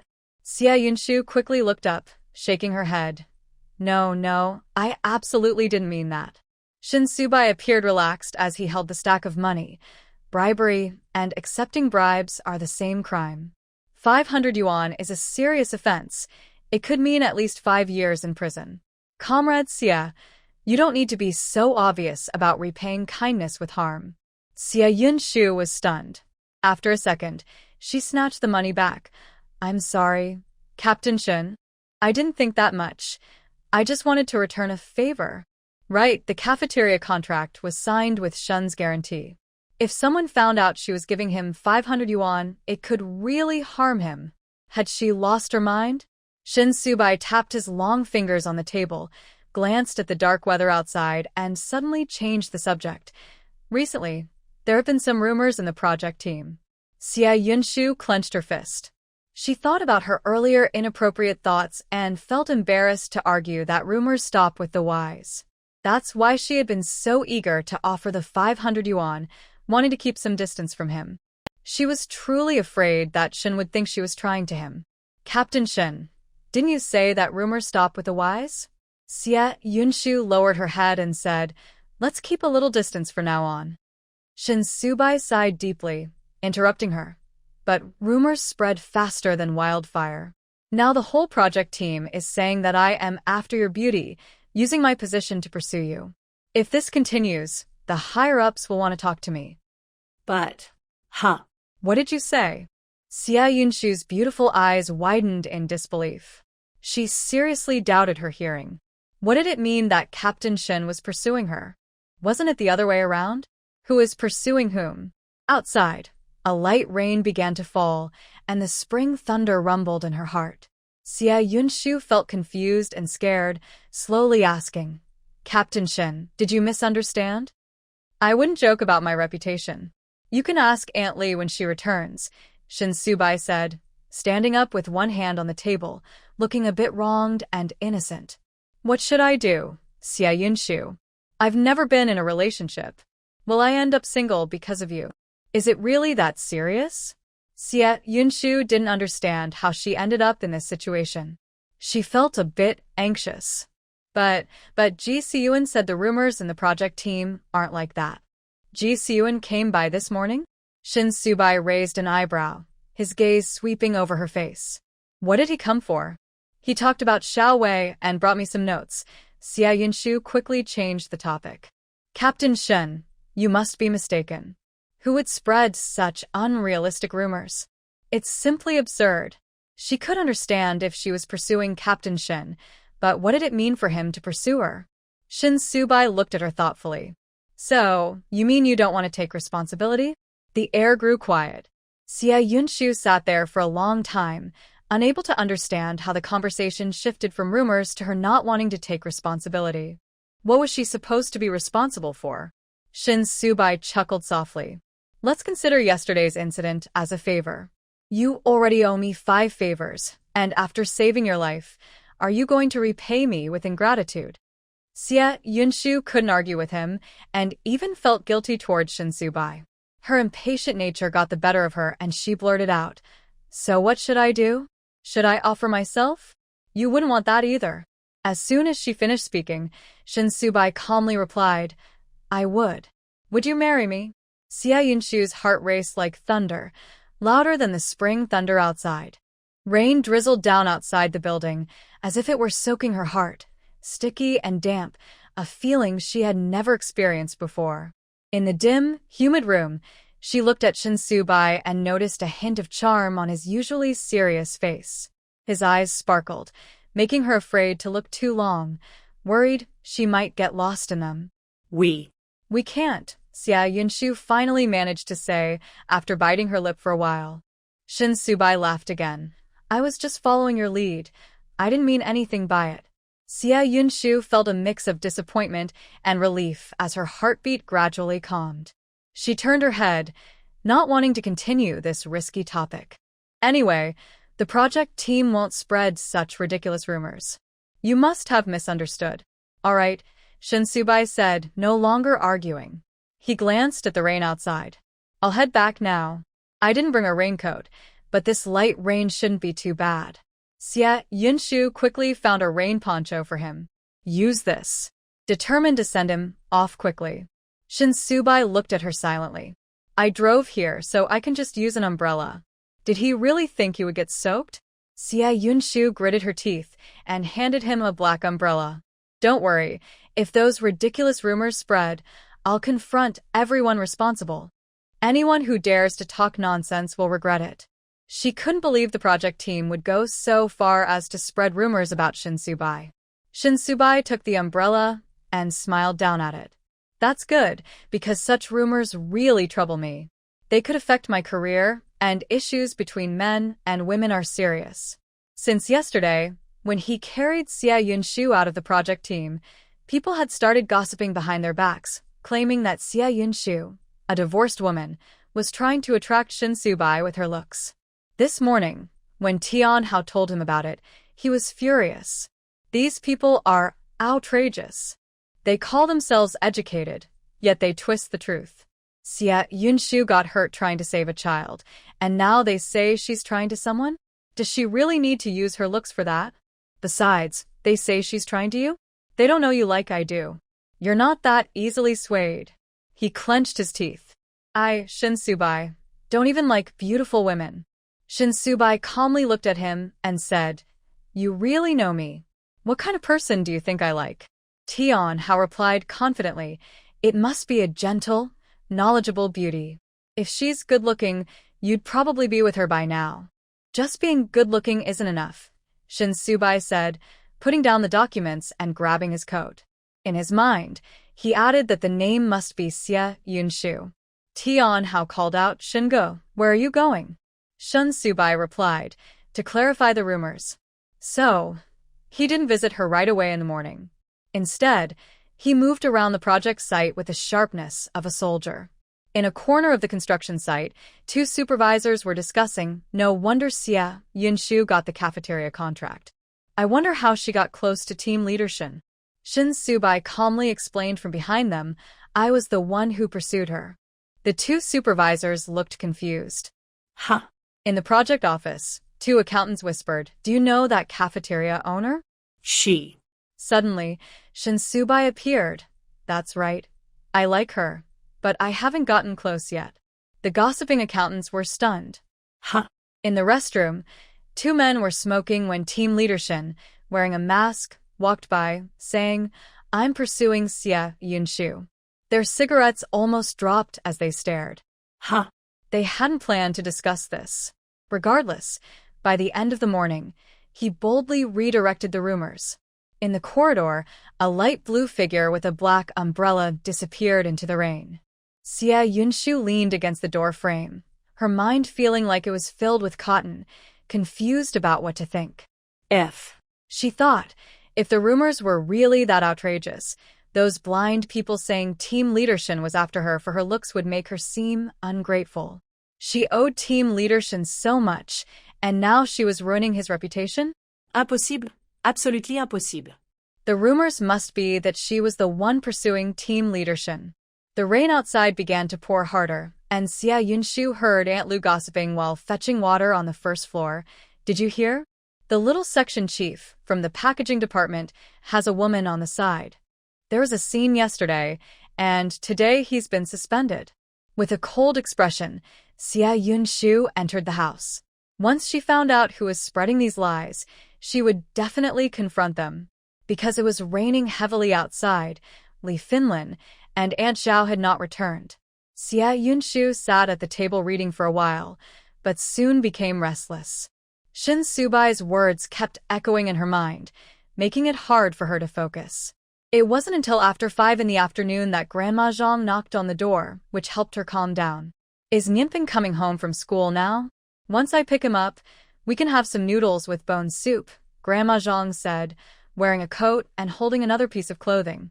Tomorrow morning, I need to go to the department store to buy him some clothes.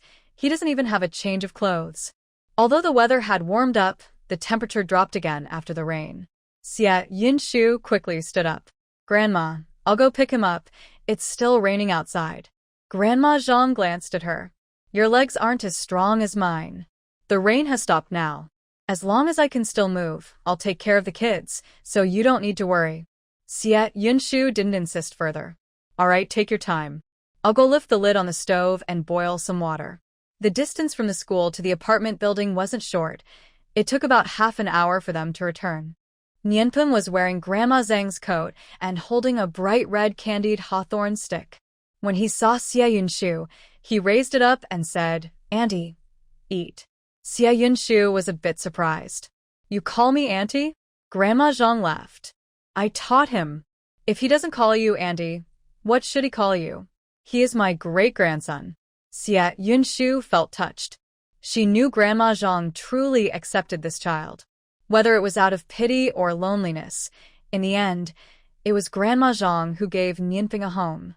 The noodles were simple, made with just some vegetables and bone soup, but they tasted delicious. After the three of them finished eating, Xia Yunshu stacked the dishes together and saw Nianping run out with a small bucket. About a minute later, he came back, wobbling with the bucket. The child was small, and even though the bucket wasn't full, it was still heavy for him. Xia Yunshu asked Nianping, what are you doing? Just washing, he replied, lifting his little face with a happy smile in his eyes. He rolled up his sleeves and placed the bowl inside. I can help. He wasn't just a burden, he could do a lot of things. Grandma Zhang smiled. Our Nianping is really amazing. Shall I go with you to the water room? Nianping nodded eagerly and slowly walked toward the water room with the bucket, looking back at Grandma Zhang. Be slow. Grandma Zhang was older, so she needed to take her time. As the old and young ones left, Xia Yunshu let out a sigh, feeling a bit emotional. The child she cared for, even if born with a burden, surely resembled his mother in many ways. It was already dark, and Li Fenlin had not returned yet. Nian Peng sat on a small stool watching TV. Xie Yunshu handed the bankbook that Zhixing had given her in the morning to Grandma Zhang. "Grandma, please keep this.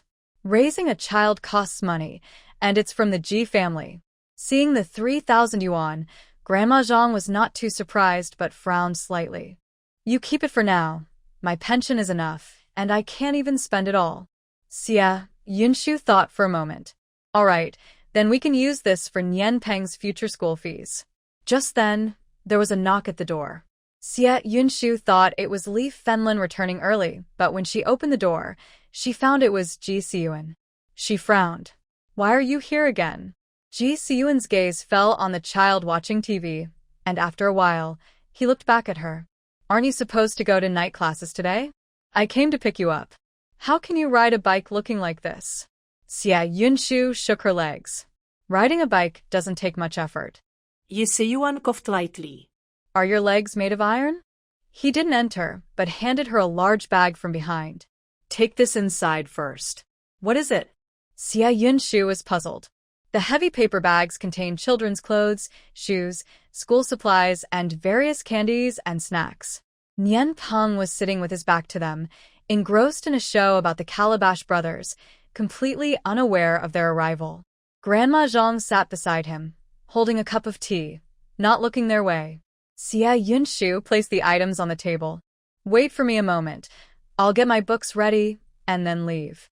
She glanced at the child watching TV. "Grandma, I'm going to class now. The child can stay with you." Grandma Zhang waved her hand. "Go ahead. I'll take him back to sleep after a while. Make sure to lock the door." Tian Hao had just returned from dinner at the cafeteria, looking frustrated. In just one day, how come these people are spreading more and more nonsense? They say you're involved with Yunshu, and even claim you admitted it? I want to deal with these fools. Shin Subai put on a black coat and grabbed the car keys from the table. "It's just rumors. Let them say what they want." Tian Hao was frustrated. "Brother Shin, this concerns your reputation, your innocence." Shin Subai couldn't deny it. He knew whether it was a rumor or not. But the news must have reached Jingbei by now, right? Sure enough, just as he left the office, Su Qinglian called, her tone unclear if she was happy or excited. "Howsy? I heard that Su Bai is involved with a girl?" Tian Hao slammed his hand on the table in anger. "Aunt Lian, don't listen to those people talking nonsense. Brother Shin would never do such a thing. I won't let them spread lies." Su Qinglian squinted her eyes on the other end of the line. Howsy was so angry. Did that mean there was some truth to it? Her eyes turned red with excitement. She knew her son wasn't hopeless. There was still hope. Tian Hao continued to defend. "Brother Shen is with me every day. How could I not know what kind of person he is? Aunt Lian, don't believe it. I guarantee Brother Shen absolutely has no such intentions." Hearing Tian Hao's anger made Su Qinglian even happier. She lowered her voice. "Can you tell Aunt Lian what that girl's name is?" Tian Hao was startled. Did Aunt Lian want to confront Xie Yunshu? It's just those people talking nonsense. At first, Yunshu was hurt, and Brother Shin only carried her. Tian Hao tried to explain, speaking rapidly. Although they interact a bit more, it's definitely innocent. You can rest assured. Su Qinglian was shocked. Her son even carried a girl? What does interacting a bit more mean? So, Su Bai wasn't completely uninterested in girls? Where is Su Bai? Su Qinglian couldn't wait to ask her son for confirmation. Let him answer the phone. Tian Hao snapped back to reality. Where did Brother Shin go so quickly? At the entrance of the building, Xie Yunshu and Zhixing had just come out of the hallway when they saw Lu Zhixing standing there all alone. His eyes lit up when he saw her, but quickly dimmed again. Xie Yunshu pretended not to see him and followed Zhixing toward the parking area. Lu Zhixing looked much thinner, his eyes bloodshot. The once gentle image now resembled a homeless person. Yunshu. He stepped forward cautiously, holding a paper bag. I bought you some crabapple cakes. Team leader Shin brought pleasant surprises, while he brought extreme disgust. Xia Yunshu scoffed. Lu Zhixing, have I not told you to stop appearing in front of me? If I see you again, I will hit you. Lu Zhixing stood there, looking straight at her. Fine, you should hit me. Zhixing narrowed his eyes, quickly guessing the identity of the man in front of him. He stepped forward to block Xia Yunshu and looked at Lu Zhixing with a mocking gaze, then turned back to Xia Yunshu. Is this your ex-husband? Xia Yunshu, were you blind before? Even beggars on the street are cleaner than him. Usually sharp-tongued, this time Xia Yunshu didn't argue back. Instead, she admitted her mistake. Yes, I was blind before. Lu Zhixing's face was pale and helpless. He tightly gripped the ring in his hand and gritted his teeth to say, Yunshu, Xiao Wei's household registration is still with me. After he said this, Xia Yunshu didn't frown, but Zhixing suddenly turned around. How can you still use the child to threaten her? Lu Zhixing only looked at Xia Yunshu. This time there's no Zhou Xinyue, no Lu family members, just the two of us. Yunshu, I promise you anything you want. Please, can you just look back once? Just once. I won't let you suffer again. Xia Yunshu had an injury on her leg and didn't want to get hurt by hitting him. She spat on the ground. Stay away. Lu Zhixing hurriedly grabbed her hand, his eyes filling with tears. You can't do this. Just because of one mistake, you can't give me a death sentence. At least give me a chance to make it up to you. Yunshu, I know you care about Xiao Wei too, right? If you're willing to raise him, we can raise him together, okay? He's not Zhou Xinyue's child, he's ours. Before he could finish, Zhixing threw a heavy punch. His face was dark, and his eyes were filled with anger. You fool, how dare you think about my family's child? Lu Zhixing's lips split open, blood seeping out, and he lost control, fighting back against Zhixing. You're also trying to take Yunshu from me. Why do you think you can? She is my wife, mine. She was clearly the girl he had lived with for a whole year, the one he had married despite his parents' pressure. How could she not belong to him anymore? However, Lu Zhixing had been deeply affected by the events with Zhou Xinyue and was not someone who usually fought. He was no match for Zhixing and quickly fell at a disadvantage, unable to resist. If it weren't for you beasts, Xian wouldn't have died, and she wouldn't have gone through all that. You all deserve to die. Zhixing seemed to lose his mind, pressing Lu Zhixing down and throwing punch after punch. How dare you mention the child? That is Xian's child. Not a tool for these beasts. Xia Yunshu frowned and reached out to pull Zhixing. Calm down. If you keep fighting, something bad will happen. With his reckless fighting style, Lu Zhixing might really get hurt. Zhixing's eyes were red, and his mind was filled with anger and helplessness from the news of Xian's death. But the kidnappers were caught, and the one who bought Xian was already dead. His pain and sadness had no outlet. Why are there so many demons in this world? They all deserve to die. Xia Yunshu, already injured, couldn't hold back the irrational Zhixing and nearly got pushed over. Someone supported her shoulder from behind, a warm breath near her ear. Shin frowned slightly. Stay away from them. He stepped forward, grabbed Zhixing, and pulled him off Lu Zhixing, then threw him to the ground without mercy. Looking down, he said calmly, Are you calm now? After being thrown, Zhixing finally let his hands drop. He slowly regained his composure and stood up, holding his sore back. Shin, what are you doing here?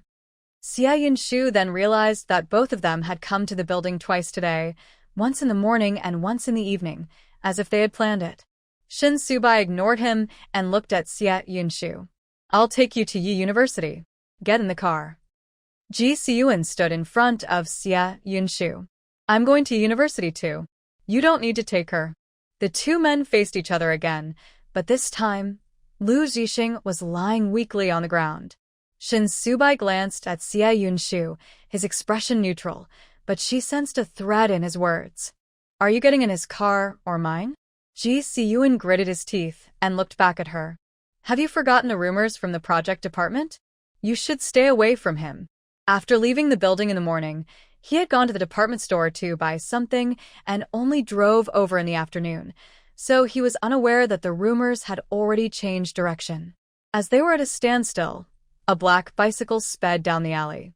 Xie Mingcheng, with a shoulder bag and a face similar to Xie Yunshu's, radiated youthful energy. He parked the bike in front of them, legs on the ground, and looked at them with a slight lift in his tone. "Sister, I'll take you." Xie Yunshu immediately hopped on without thinking, turned back to the two men with a sweet smile, and said, "My brother is here." Xie Mingcheng smiled slightly. The 18-year-old boy was handsome, and his tone lifted as he said, "I've been picking up my sister these past few days, so I don't need to trouble anyone." As he finished speaking, the car started and passed by Lu Zhixing. Xie Mingcheng scoffed, "You're the least qualified person here." As for the other two, they still needed to be evaluated. Shin Subai wasn't angry. He shook his head with a smile. He really couldn't compete with Xie Mingcheng, and in the future, he would have to give him a big gift. Ji Siyuan was also heading to class. He glared at Lu Zhixing on the ground and said, "I'll personally handle Nianping's registration. If you dare to use him as a tool again, I'll take down your family." Lu Zhixing lay helplessly on the muddy ground, covered in dirt. He struggled to move his fingers and wiped the blood from the corner of his mouth, his reddened eyes looking aside. The begonia cake he had run far to buy for her fell into the mud, and he trembled as he desperately tried to pick it up. But what was the use of picking up something dirty? After being beaten badly by Ji Siyuan, his face was bruised and looked terrible. Tears finally fell to the ground as he sobbed, "I won't give up. We were so happy before, with so many beautiful memories. We used to be so good." A black shoe stepped on the dirty begonia cake. Shin Subai bent down slightly, getting closer to him, and said, "The memories are beautiful because she was so wonderful." "Lu Zhixing, what do you think you are to me?" Outside the apartment building, Lu Zhixing sat alone. In the end, he picked up the broken begonia cake piece by piece, a tear flowing from the corner of his eye and disappearing into the dust. He clearly loved her, he clearly hadn't cheated, he clearly knew he was wrong.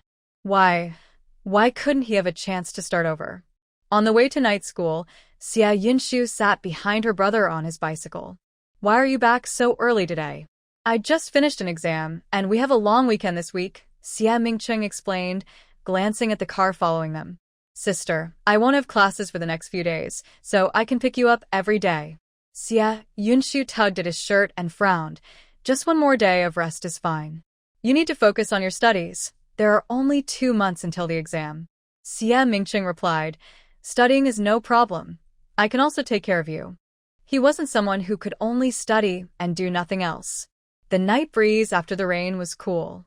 Xie Yunshu took a deep breath of the air and smiled, "As long as you're okay with it. In 2 months, as long as Mingcheng smoothly completes the college entrance exam, the fate of the siblings will change completely."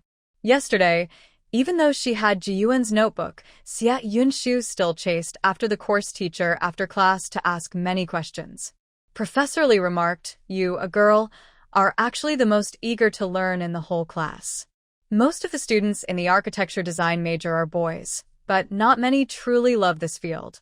Most come to night school just to improve their qualifications, as promotions in the system often depend on education level, and state-owned enterprises also consider degrees for bonuses. In this era, a college degree is quite valuable. Night school is different from a regular university. It focuses on training. The specialized courses are fast-paced and only cover the basics." Xie Yunshu put away her notebook and smiled confidently. "I came here to learn. If you're spending money and time, you should study hard. It's only fair to yourself." Professor Li turned and handed her a few books from his desk, saying, "These are sophomore-level textbooks. The material is a bit deeper. We won't cover this in our course, but take a look at home, and if you have questions, come ask me." Besides teaching at night school, he is also a lecturer at Haicheng University. To be honest, even the serious university students don't have Xie Yunshu's drive. Back in the classroom, Xie Yunshu was surprised to see Jiyuan actually studying. She asked, "Are you really willing to study now?" Jiyuan huffed. "What else? Should I aim for the lowest score just to give you something to laugh about?" As a man, he also cares about his pride. With her constantly visiting the professor's office, even he, who usually just coasts along, felt the pressure. Xie Yunshu felt a bit relieved. It's good that you want to study. Otherwise, I wouldn't want to sit next to you anymore. You sleeping in class affects my mood. Jiyuan glanced at her sideways. Are we going to the project department cafeteria tomorrow? Sure, Xie Yunshu replied, still a bit worried. She hadn't been there for 2 days. Although she could use meal tickets instead of cash, she still felt uneasy. Jiyuan's eyes flickered slightly. Then I'll come pick you up tomorrow morning. No need, Xie Yunshu quickly refused. My brother isn't going to school tomorrow. He'll take me there. Upon hearing that Xie Mingcheng would be taking her, Jiyuan didn't insist further. He nodded and added, by the way, don't take the rumors about the project department to heart. Try to avoid too much contact with Shin Subai. Soon, no one will be talking about it. Will that affect Team Shin? Xie Yunshu asked with concern. It won't impact his work, will it? Ji Siyuan wanted to open her head and see what was inside. Can he really be affected? He's a grown man. Why would he care?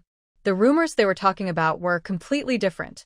When class started, the topic ended, and by the time she got home, the first thing she asked Li Fenlin was, Mom, has anyone been spreading rumors in the project department? Seeing her daughter in good spirits with a rosy face, Li Fenlin felt relieved. It's just nonsense. Don't take it to heart. So, are the rumors true? Aunt Zhao stayed until after dinner to come home and chuckled. Those educated people are quite amusing. Xie Yunshu was anxious. She grabbed Li Fenlin's arm. Mom, what are those workers saying? Are they saying I'm flirting with Team Leader Shin?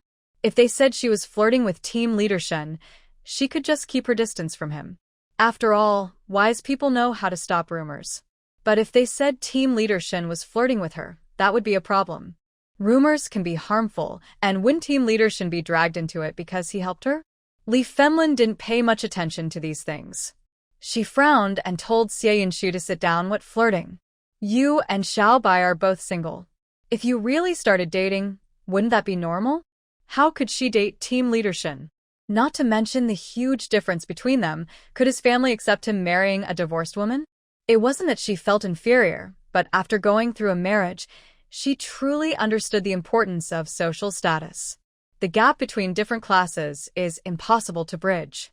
She wouldn't lower herself for any man, nor would she make her mom and brother bow their heads for anyone. Now she realized that love that requires you to lower your head is worthless. Aunt Zhao muttered, it's strange. Just yesterday, I heard someone say that our Yunshu was flirting with Team Leader Shin, and I got into an argument with them. But today at noon, all I hear is that Team Leader Shin is after Yunshu's beauty and wants to flirt with her? Really? These rumors made it hard for her to even find a reason to argue back. It's perfectly normal for a girl like Yunshu to attract attention from men. Besides, Team Leader Shin is always around young women. If that's not flirting, what is it? Xie Yunshu sat on the stool, feeling as if she had been struck by lightning. Could it be true what Team Leader Shin said? This is bad. She really has betrayed his kindness. Beijing Military District. Su Qinglian held the documents in her hand, looking unhappy. They had the name Xie Yunshu on them, a 22-year-old beautiful girl who managed the cafeteria in the project department and came from a single-parent family. Of course, she wasn't someone who valued external conditions too much. These details weren't very important to her. What mattered was the last line that stated she had divorced after a year of marriage. Any normal mother would care at least a little about her son dating a divorced girl. After thinking for a while, she called Shin Subai. What's going on with you and that girl? She didn't want to break them up. She just thought her son could have a better choice. Shin Subai rubbed his forehead. Mom, why do you believe such rumors? Howsy got really upset about this today. I'll just limit my contact with her from now on. What do you mean? Howsy is upset? Why is he upset? Her initial questions were quickly forgotten as her voice grew louder. Why do you have to reduce contact with her because of him? Shin Subai smiled silently, but his tone was conflicted, as if he was facing a relationship issue. Mom, I do have a bit of a crush on that girl, but that's all. Besides, she doesn't like me. After thinking it over, it's more comfortable to be with Howsy. Don't think too much about it. Yunshu and I will just be ordinary friends from now on. Su Qinglian felt like the sky had fallen again. She had finally seen a glimmer of hope, only for it to be cut off by Haozi's indifference. She had agreed to let Shin Su-bai transfer to Haiqing mainly because Tian Hao was lively. She thought he could help her son, and that he would find a partner quickly. Who would have thought that a proper girl wouldn't come along, and he would end up with someone unsuitable? She held the phone tightly, trying to calm herself. Su-bai, listen to your mom. Mom, there's nothing to say.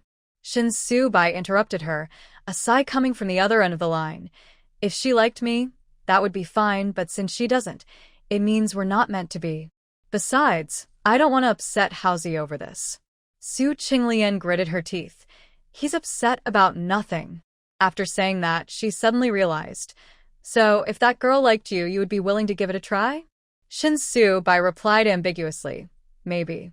After hanging up, Su Qinglian stared at the documents for a while, deep in thought.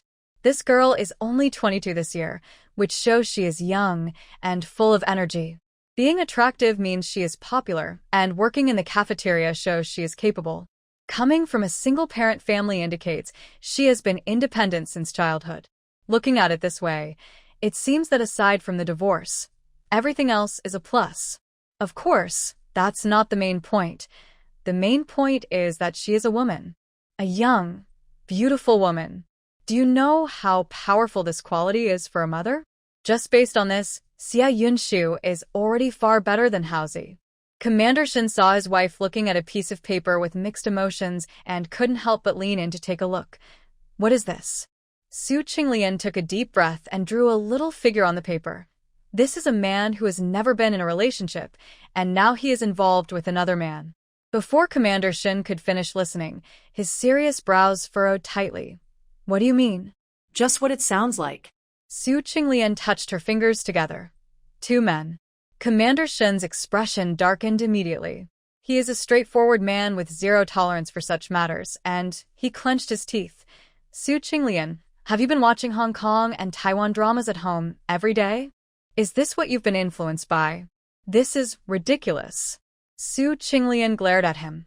Let me finish. Now this man has finally realized he has feelings for a girl, but this girl has been divorced once. What's wrong with divorce? The country promotes marriage freedom. Should we still discriminate against divorce? Commander Shin pointed firmly at the little figure. This means he still has a chance to change. He must be with this girl. That's the right path. 2 men? That's just alarmist nonsense. Su Qinglian sighed in relief. Great. I think so too. Commander Shin didn't catch on. What do you mean? Su Qinglian made a decision. I'm going to Haiqing in the next few days. Why are you going to Haiqing? Commander Shin asked, puzzled. Didn't Su-bai just come back a few days ago? The child is growing up. You should let go and not worry so much. Su Qinglian had already gone back to her room to pack a big bag with clothes. I can ignore other things, but not this. Didn't Su-bai say that if that girl could like him, he would give it a try? If that's the case, then she will personally pursue this daughter-in-law. She doesn't believe that with her strong will, she can't win over a woman for her son. The next day, after Xia Mingcheng dropped Xia Yunshu off at the construction site, he was urged to return to his studies. The meal tickets had not yet been officially implemented, and there was a transition period. Most of the time, Li Fenlin would collect the meal tickets since she really enjoyed the job, only occasionally finding someone to fill in for her. Xia Yunshu couldn't stand for long, so Li Fenlin let her sit on a stool in the kitchen. However, she couldn't stay still and tiptoed around the kitchen. She was still worried about the rumor, so she listened carefully. Sure enough, she overheard some people talking. What's going on with team leader Shin? He really seems to be close with the cafeteria owner. Yeah, he admitted it himself. Besides, the owner is quite attractive, so it's normal for team leader Shin to be interested. After all, he's a man. Everyone says it's hard for heroes to resist beautiful women. Honestly, I didn't expect this. I heard team leader Shin was called to meet with the city leaders this morning. Do you think it could be because of this? Xia Yunshu, who was about to rush out to confront them, stopped in her tracks at the last comment. Although she could be impulsive, she wasn't foolish and understood how important reputation was, especially for someone like team leader Shin. Now he was being called to the city because of her, and if she rushed out to cause a scene, what would that look like? At that moment, her guilt reached its peak. What could she do to help team leader Shin? What should she do? Just then, Tian Hao, who had just finished eating, walked out of the cafeteria, looking tired. He saw Xia Yunshu and greeted her. "Your leg is better? What brings you to the cafeteria?" Seeing him, Xia Yunshu immediately asked, "Did team leader Shin really get called in for a meeting?" "Yeah," Tian Hao replied. Although he was annoyed by the rumors circulating, he didn't blame Xia Yunshu. He just sighed.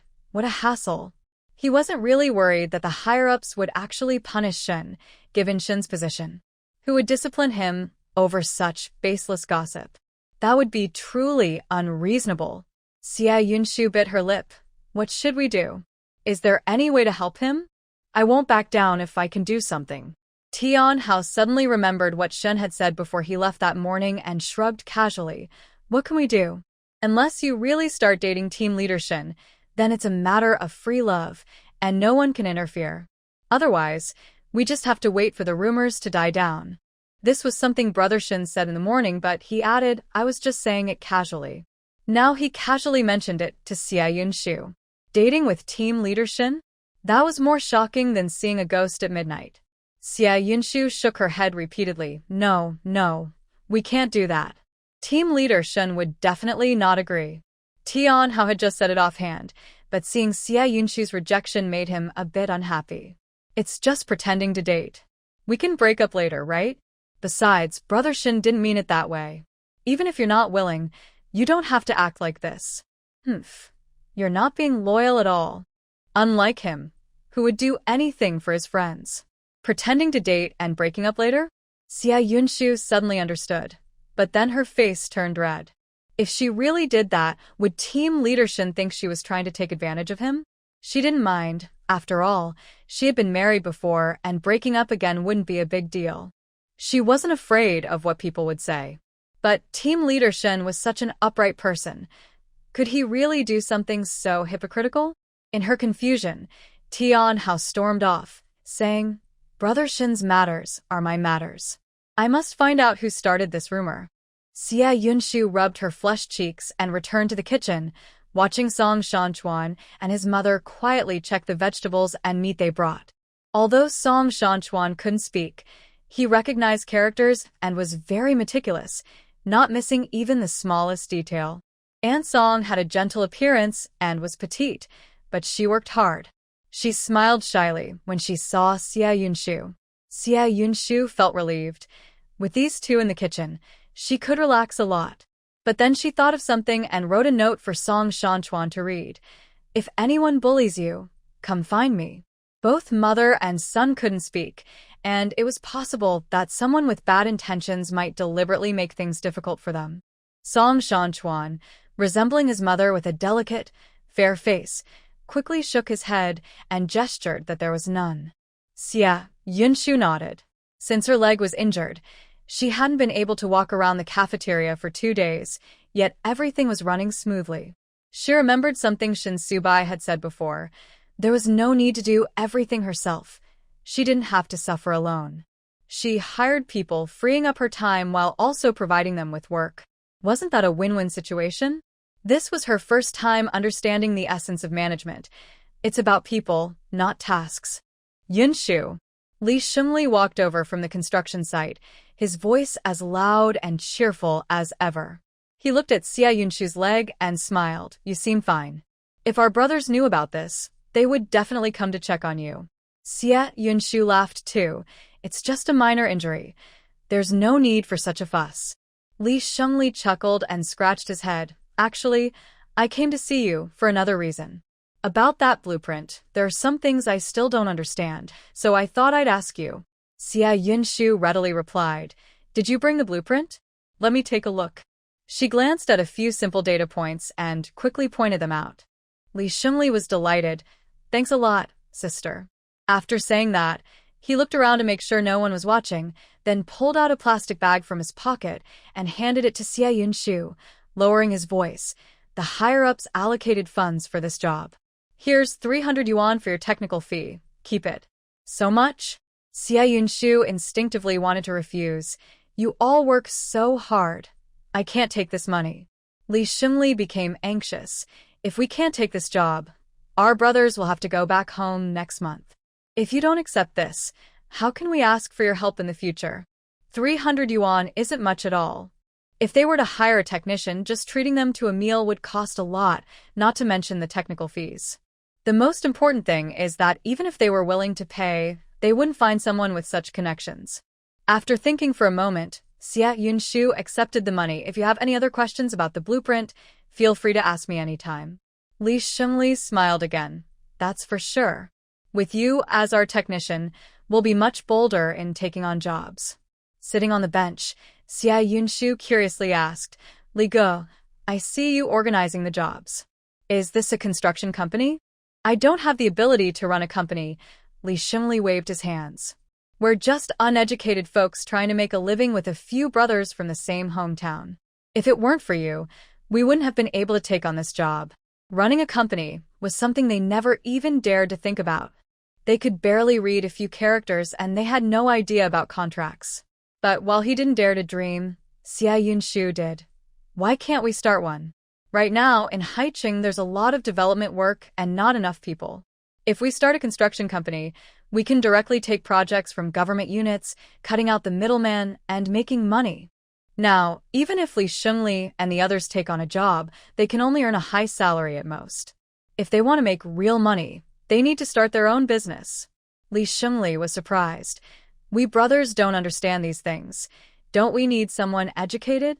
In the 1980s, private companies in the South were everywhere. What man didn't dream of being a boss? But he only thought about it. After spending so long on construction sites in Haicheng, he understood the current situation. However, as he said before, if it weren't for knowing Xia Yunshu, even if he had workers, many projects wouldn't come to him. Without education, he would suffer greatly. But before he could speak, Xia Yunshu said first, Li Ge, how about we start a construction company together? She was a lively person who dared to think and act. She had some money now, and since the cafeteria was running smoothly, she didn't need to worry much about it. Why not do something else? She didn't have the ability to join a public construction company, so why not start her own? Li Xingli was stunned by her words, but his eyes gradually filled with excitement. If a young girl could dare to do it, why couldn't he? In the Haicheng City Bureau office, Secretary Jiang sat at his desk, sipping tea, and chuckled at his nephew. How did those rumors spread? In your area, such things shouldn't happen. Shin Subai replied carefully. If others want to discuss it, I can't help it. I thought you were the one spreading them, Secretary Jiang said with a knowing smile. Today, someone from Jingbei called, saying your cousin is coming to Haicheng because of this matter? Shin Subai didn't deny it. Perhaps. Secretary Jiang clicked his tongue. It's quite unusual for a guy to need his mother to chase after a girl. Shin Subai was clever, and he knew the truth behind the situation. His nephew had never married, which was a concern for his cousin, and he was happy to watch things unfold. He was just curious about what his clever nephew was planning. With his capabilities, did he really need to go through so much trouble to pursue a girl? Shin Subai smiled without speaking. No matter how capable he was, there were times he couldn't protect himself, especially with all those relatives in the courtyard. But if his mother was personally pursuing a daughter-in-law, Miss Su was very strong in the courtyard and was fiercely protective. So, he pursued his girlfriend while his mother pursued her daughter-in-law. That was the perfect plan. To protect nature, we must do it thoroughly. Otherwise, what kind of man would that be? Starting a company sounds a bit like a fantasy, but Xia Yunshu and Li Xingli are not the type to shy away. Otherwise, Li Xingli wouldn't have become a small contractor. That evening, several strong men gathered in the building, and Xia Mingqing quietly sat behind his sister, listening to their conversation. Xia Yunshu took out a piece of paper. I have 8,000 yuan here. This was the compensation she received from the packaging factory and Lu Zhixing during her divorce. She had also earned about 2,000 yuan over the past few months, but she needed to save that for Mingqing's education. Li Xingli thought for a moment and said, I have 6,000 yuan, all my savings. As a seasoned contractor, it was impressive that he managed to save so much money. Xiangzi's face turned a bit red. His daughter had been stable lately, at least not needing to go to the hospital frequently, so he had saved 300 yuan since the new year. However, his mother told him to save it for marrying a wife at the end of the year. Besides, it seemed he couldn't really spend that money anyway. But looking at the paper on the table, Xiangzi decided to be generous for the first time. I have 300 yuan. If you don't mind it being a small amount, you can use it. The youngest guy was Du Xianglong, who was only slightly older than Xia Mingqing and was the one who ordered food on Xia Yunshu's first day selling meals. He had been dealing with family matters recently and had just arrived in Haiqing last month, but he came along today. Compared to the familiarity between Li Shengli, Xiangzi, and Xia Yunshu, he seemed a bit out of place, but he was friendly and immediately raised his hand. I have 800 yuan. I won't be marrying, so I'll use it for the company. Xia Yunshu took note of this seriously and circled the names and amounts with a pen. Let's settle on this for our construction company. Tomorrow, I'll check with the business bureau about what procedures we need to follow to get the license. Li Shengli laughed heartily. If it's settled, then let's just do it. People in Pengcheng and Zhucheng are already doing business with foreigners. Why should we be afraid of starting a small company? If it doesn't make money, we can always start over. Xia Yunshu was even less afraid. Although the 8,000 yuan was originally hers, it felt like unexpected fortune. Now that she was running a cafeteria and had the ability to earn money, she was ready to take risks and strive for success. Xia Mingcheng made some tea and poured hot water for a few people. Sister, the business bureau is closed tomorrow, so you can choose a company name and prepare the necessary documents. To start a company, we also need a location. At least we need an office. Xia Yunshu was a bit surprised. How do you know this? I learned some in political class and later looked for information in newspapers, but I still need to ask the business bureau about the specific process, Xia Mingcheng said, closing the stove, speaking calmly. This is called a joint stock company. In the end, you all will be shareholders, just with different shares, and the profits will be divided according to the number of shares. Li Xinli didn't understand a word. He clicked his tongue. Yunshu, your brother is impressive. Of course. My brother is about to take the college entrance exam. Xia Yunshu said proudly, smiling. I'll treat you all to a meal then. Du Xianglong, who spoke the most, glanced at Xia Mingcheng. Buddy, study hard. Xia Yunshu smiled and glanced at him. Who are you calling buddy? Li Shengli laughed again, looked at the time, and stood up to leave. It's late. We should head back. You can decide on the company name, sister. We have no objections. Xiangzi and Du Xianglong nodded in agreement. No objections. After the three left, Li Fenlin came out of the room, still a bit dazed. Yunshu, the cafeteria is doing well. Why do you want to start a company?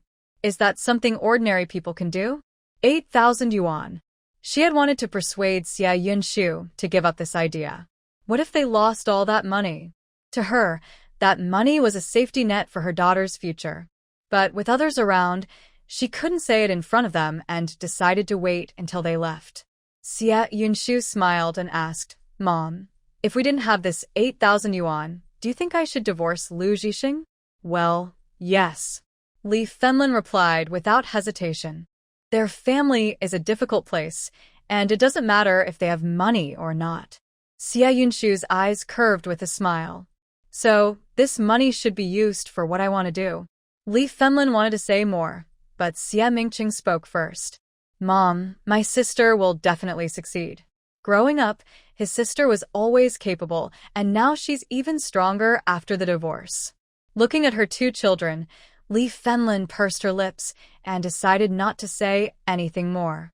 She sighed and touched her pocket. I need to count the money. I haven't settled today's accounts yet.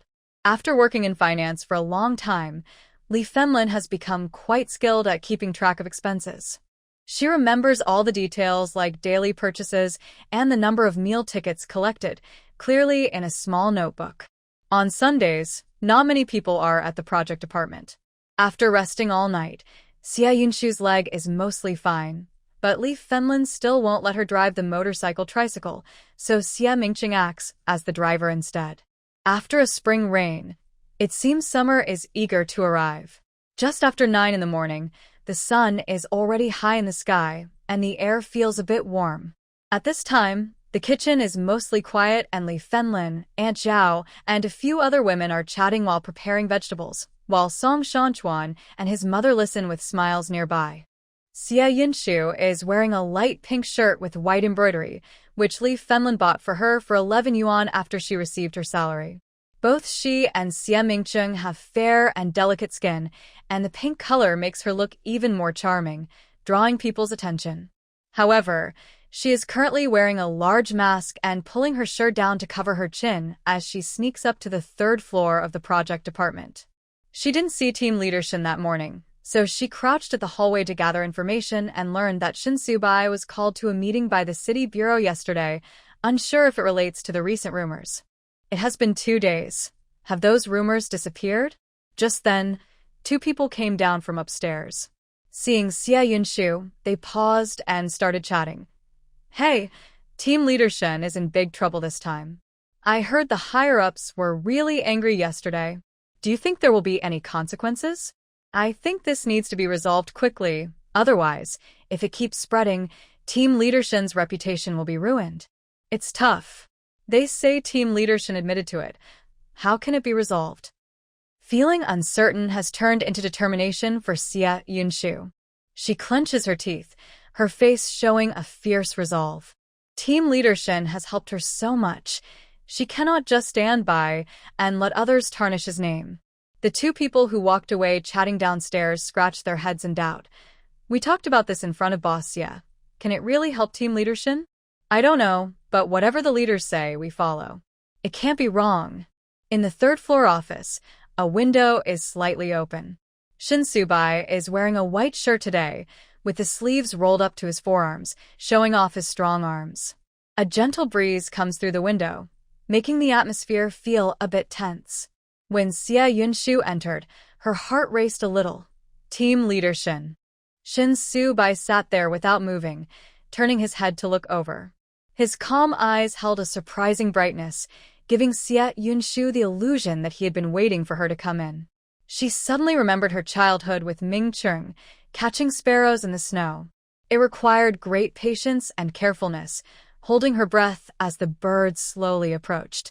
Every time, Ming Chen would show an expression of almost success while trying to stay calm, which was somewhat similar to Shin Subai. What's the matter? Shin Subai's voice was cool and flat, and his gaze was quite ordinary. Xia Yunshu quickly shook off those strange thoughts. It was just an illusion, all of it. Thinking about the purpose of her visit today, her face turned a bit red, and she cleared her throat.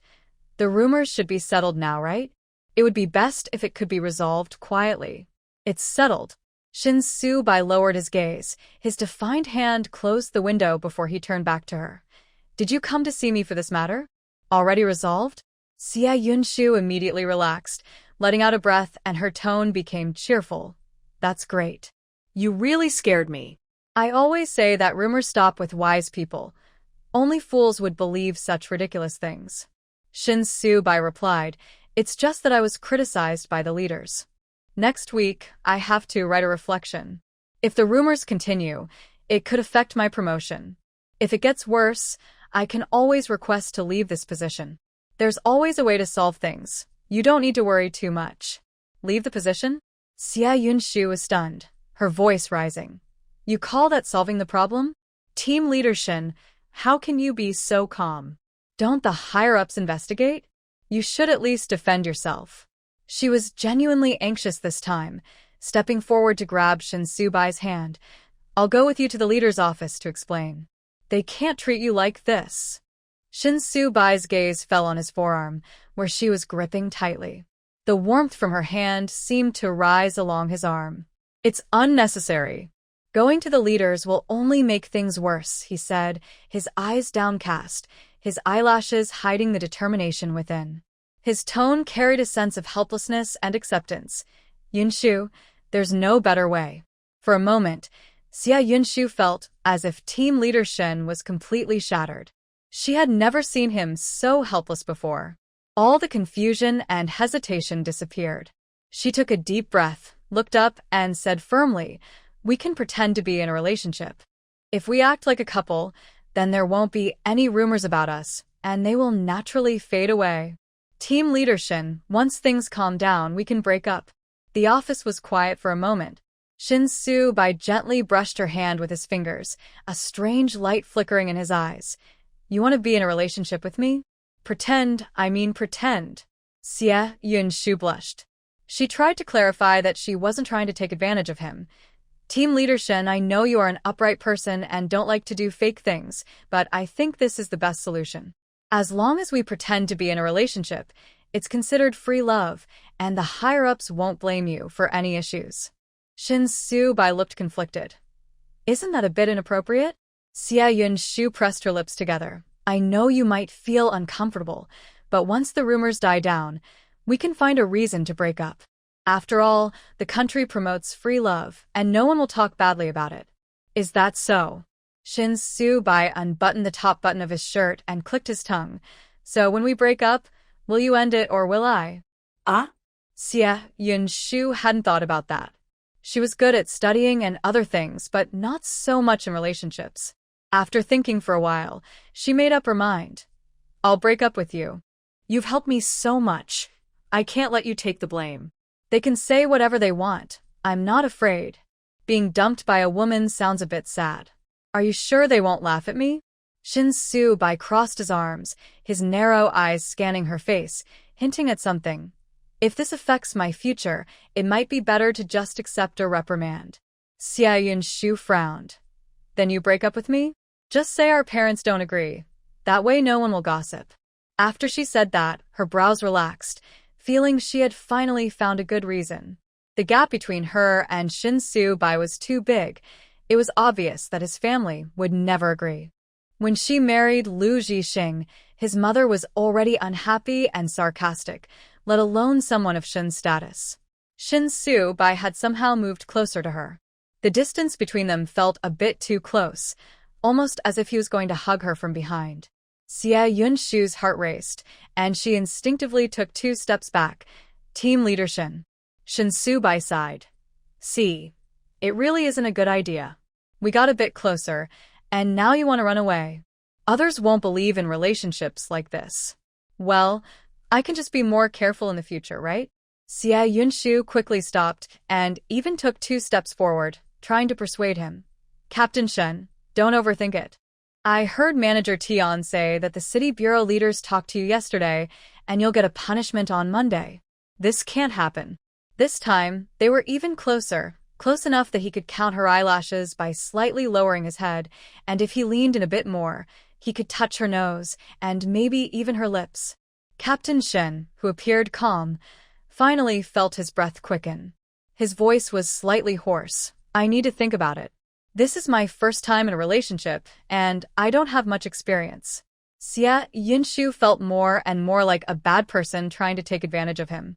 She slowly stepped back to create some distance, her face burning. "It's just pretending. You don't need any experience. I promise we'll break up in 2 months at most." Shin Su-bai turned away, silently taking a breath to calm down from the excitement of being close to her. "Aren't you the one who's going to break up with me?" Xia Yun-shu didn't understand why he cared so much about that. Maybe it was a pride thing for a man? After all, what would it look like for someone like Captain Shen to be dumped by a woman? So she nodded eagerly. "Right, you'll break up with me then?" Shin Su-bai silently smiled. "Okay, I agree. Tomorrow, go with me to the city bureau to clarify things with the leaders." "Is that it?" Xia Yun-shu thought Captain Shin would take a day to think about it. She sighed in relief. "No problem. I'll come find you tomorrow morning." "No need. I'll find you in the cafeteria after I finish my work." Shin Su-bai turned back, slightly raising an eyebrow, his tone serious yet seemingly playful. "See you tomorrow, girlfriend." He called her his girlfriend. Xia Yun-shu's heart raced, and she almost couldn't look him in the eye. She quickly said "see you tomorrow" and turned to run downstairs. But she hadn't taken 2 steps when someone wrapped their arms around her waist from behind. Shin Su-bai bent down. looking at her with a helpless expression. Why are you running? Didn't you hurt your leg? He squatted down to check her calf, gently pressing on it through her pants, then looked up at her. Does it hurt? Due to the hot weather, Shin Subai's shirt buttons were not properly fastened, with the top two loose. From Xia Yunshu's perspective, she could see his prominent Adam's apple, followed by his delicate collarbone, and further down, the well-defined muscles that were subtly visible. Xia Yunshu suddenly felt dry and nervous, not daring to look any longer. For the first time, she questioned her own self-control. Shin Subai raised an eyebrow slightly, still half-squatting as he looked up at her. Do you need me to carry you down? Xia Yunshu finally snapped back to reality, pushing him away and hurriedly walking downstairs. No need. My leg is fine now. I can walk on my own. Shin Subai remained in his half-squat position for a while before finally standing up slowly, letting out a breath. It was indeed difficult to flirt, as he felt tormented while trying to do so. Once Xia Yunshu reached downstairs, she finally relaxed. She touched her flushed face and scolded herself. Ugh, what a silly girl.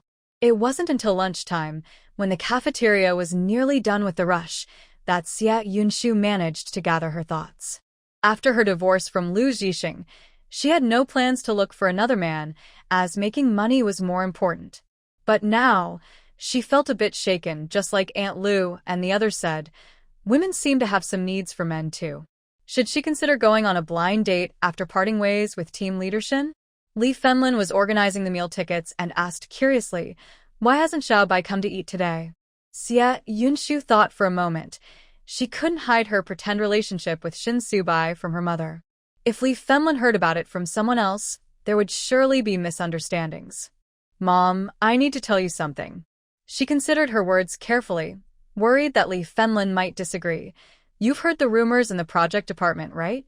They've affected team leader Shin quite a bit, and this started because of me. Besides, he has been helping me. I can't just sit back and let people slander him. Li Fenlin nodded. That's definitely true. Xia Yunshu swallowed hard. So, I was thinking of pretending to date team leader Shin for a while, and then we can break up once the storm passes. What? Pretend to date? Li Fenlin didn't outright oppose it but seemed a bit worried. What does Xiao Bai's family think? Xia Yunshu replied, it's just pretending. They don't need to know, and we can break up afterward. Li Fenlin was silent for a moment. Did you suggest pretending to date, or did Xiao Bai? If it was Xiao Bai's idea, she would feel uncomfortable, as it seemed like taking advantage of the situation. Although Xiao Bai has good conditions, in her eyes, her daughter is even better. This time, she doesn't care about family background, only character. Xia Yunshu's face turned a bit red. I suggested it. Li Fenlin was stunned, finding it hard to believe. Her usually gentle voice raised a bit. You suggested it? You want to date Xiao Bai for 2 months, and then break up? Xia Yunshu quickly covered her mouth. Mom, keep your voice down. I'm just trying to help him. I really don't want to take advantage of him. After a while, Li Fenlin asked, Yunshu, what do you mean by Xiao Bai? She knows her daughter well. If today's person wasn't Xiao Bai, would she still suggest pretending to date? Xia Yunshu denied it quickly. I mean nothing, absolutely not that. That means there is a bit of interest. Li Fenlin understood and thought, then just date and see. If his family disagrees, we can find someone else. I think Xiao Ji is also nice. She realized that nowadays, people value free love. Watching dramas from Hong Kong and Taiwan, men date both sisters, and they're still the main characters. They even praise them for being affectionate. Her daughter can run a company, so dating 2 people isn't a big deal, right? Xia Yunshu emphasized again. It's just pretending. Oh. Li Fenlin didn't take it seriously. She put away the meal ticket and took out a notebook. Today isn't busy. You can go on your date. I talked to Aunt Zhao, and after we finish, we'll go to the supply and marketing cooperative. Chui Ping is getting married soon. Let's buy her something. Xia Yunshu frowned. She's getting married? Why hasn't the groom's side come to deliver gifts yet? Speaking of this, Li Fenlin sighed. What can we do? The packaging factory isn't doing well. Last month, they didn't even pay bonuses, and salaries are delayed. Now, Aunt Lin just wants to marry Cui Ping off safely. If the groom's family is good, they have to endure it and marry off their daughter. Looking at it this way, losing the job at the packaging factory doesn't seem so regrettable. Now, the workers there earn less than she and Aunt Zhao do in a month. A few years ago, who would believe that a stable job could lead to hunger? Xia Yunshu recalled the scenes from her dream, but unfortunately, that dream was very vague, mostly revolving around Lu Zhixing and Zhou Xinyue. As for how Lin Suiping would fare after marriage, it felt like it had been erased, and was unclear. She remembered how Lin Suiping used to brag about her partner and defend him, but in the end, she swallowed her words and took out 50 yuan. Mom, please help me buy her a nice outfit and a pair of little shoes. She has always wanted them, right? The two had never gotten along well.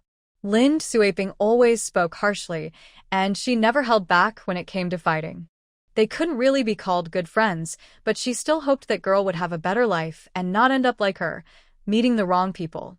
It was one thing for her to bully Lin Suiping, but how could others do the same? Li Fenlin smiled. You really are stubborn. Xia Yunshu certainly didn't go looking for a partner for Shin. She planned to return to the old building, tidy up the small courtyard, and move before the weather got too hot. Running a company needed an office, and renting one separately wasn't practical. She could use one of the rooms in the small courtyard as a temporary office, and use the other two for living space. Outside the project department, Su Qinglian had just gotten out of the car when Tian Hao approached her enthusiastically. Auntie Lian, Shen had to go to the Safety Supervision Bureau for a bit, so he sent me to pick you up. Seeing him made Su Qinglian feel a headache. She forced a smile. I'll wait for him in the office. You go ahead and do your work. Tian Hao disagreed. No way. Shin said I should perform well. What was he trying to prove? Su Qinglian scoffed and grabbed her luggage. I don't need you. Where is Yunshu? I'm here to find her. Tian Hao paused, feeling anxious. Was Auntie Lian here to cause trouble for Yunshu? He quickly explained, Xia Yunshu and Shin really don't have anything going on. I can vouch for that. Even pretending to date is just an act. They agreed to break up once the rumors die down. Pretending to date? Su Qinglian narrowed her eyes. Why pretend? Tian Hao proudly patted his chest. It was my idea. It's to protect Shun's reputation. Anyway, they'll break up in a month, and he'll still be my good, innocent Shin. You're not angry? Su Qinglian was a bit surprised. She looked Tian Hao up and down, feeling suspicious. Does Su Bai like that girl? How could I not be angry? I was furious at first. Tian Hao gritted his teeth, recalling the rumors. If it weren't for their nonsense, would Shin agree to pretend to date? I've thought it through. When the time comes, we'll just say we don't get along. If anyone dares to gossip, I won't let them off the hook. He patted his chest and promised, Aunt Lian, don't worry. We'll break up in a few days. Brother Shun has already told me about this. Su Qinglian carried her luggage and walked briskly into the project department, sneering to herself. Tian Hao thought it would be easy to break up in a few days? With her around, that wouldn't happen. At that moment, Xia Yunshu had returned home to tidy up the small courtyard. Xia Mingcheng put down the test papers and naturally took on the role of a mover. The siblings first rode a tricycle to the market to buy 2 desks and chairs, then got a small coffee table and sofa. Once they placed everything inside, it looked quite nice. Most of the cooking items had been moved to the kitchen, and the entire courtyard was now empty. Xia Mingcheng stretched and said, Sister, we should plant some flowers and plants in the courtyard. It would look even better. Xia Yunshu sighed. It's not our own courtyard. If we put in too many things, it will just be a hassle later. She actually wanted to buy her own courtyard, but she only had about 10,000 yuan. After starting the company, she had spent 8,000, making it hard to buy a place. The housing prices in Haiqing weren't too high, but a small courtyard would still cost at least 20 to 30,000 yuan. Aunt Zhang heard the noise and came out with Nianpeng, asking, Is Yunshu moving? Xia Yunshu nodded. I've been thinking about moving out. I was too busy before, but now I finally have some time. Most of the work was done by Xie Mingqing. She only directed, so she wasn't too tired. By 3 o'clock, they were almost finished. Xie Yinshu took a piece of paper and wrote Shonen Construction Company in big letters, preparing the documents. I'll go to the business office first thing tomorrow to see what else I need. Since the name wasn't confirmed yet, she couldn't make a sign. She sat at the table and started writing. Xie Mingqing also took out his English book to memorize vocabulary. After a while, he curiously leaned over to see what she was doing, undertaking various construction and supporting facility projects, quality assurance, reasonable prices. After he finished reading, he was even more curious. Sister, why are you writing this? Xie Yunshu replied matter-of-factly, starting a company is just like selling food. I can't just wait for people to come to me for business, right? I need to promote myself. Otherwise, how will anyone know what I do? Once the business license is ready, I'll ride my bike to construction sites and companies to deliver this flyer. If they see it, maybe 1 or 2 will think of me.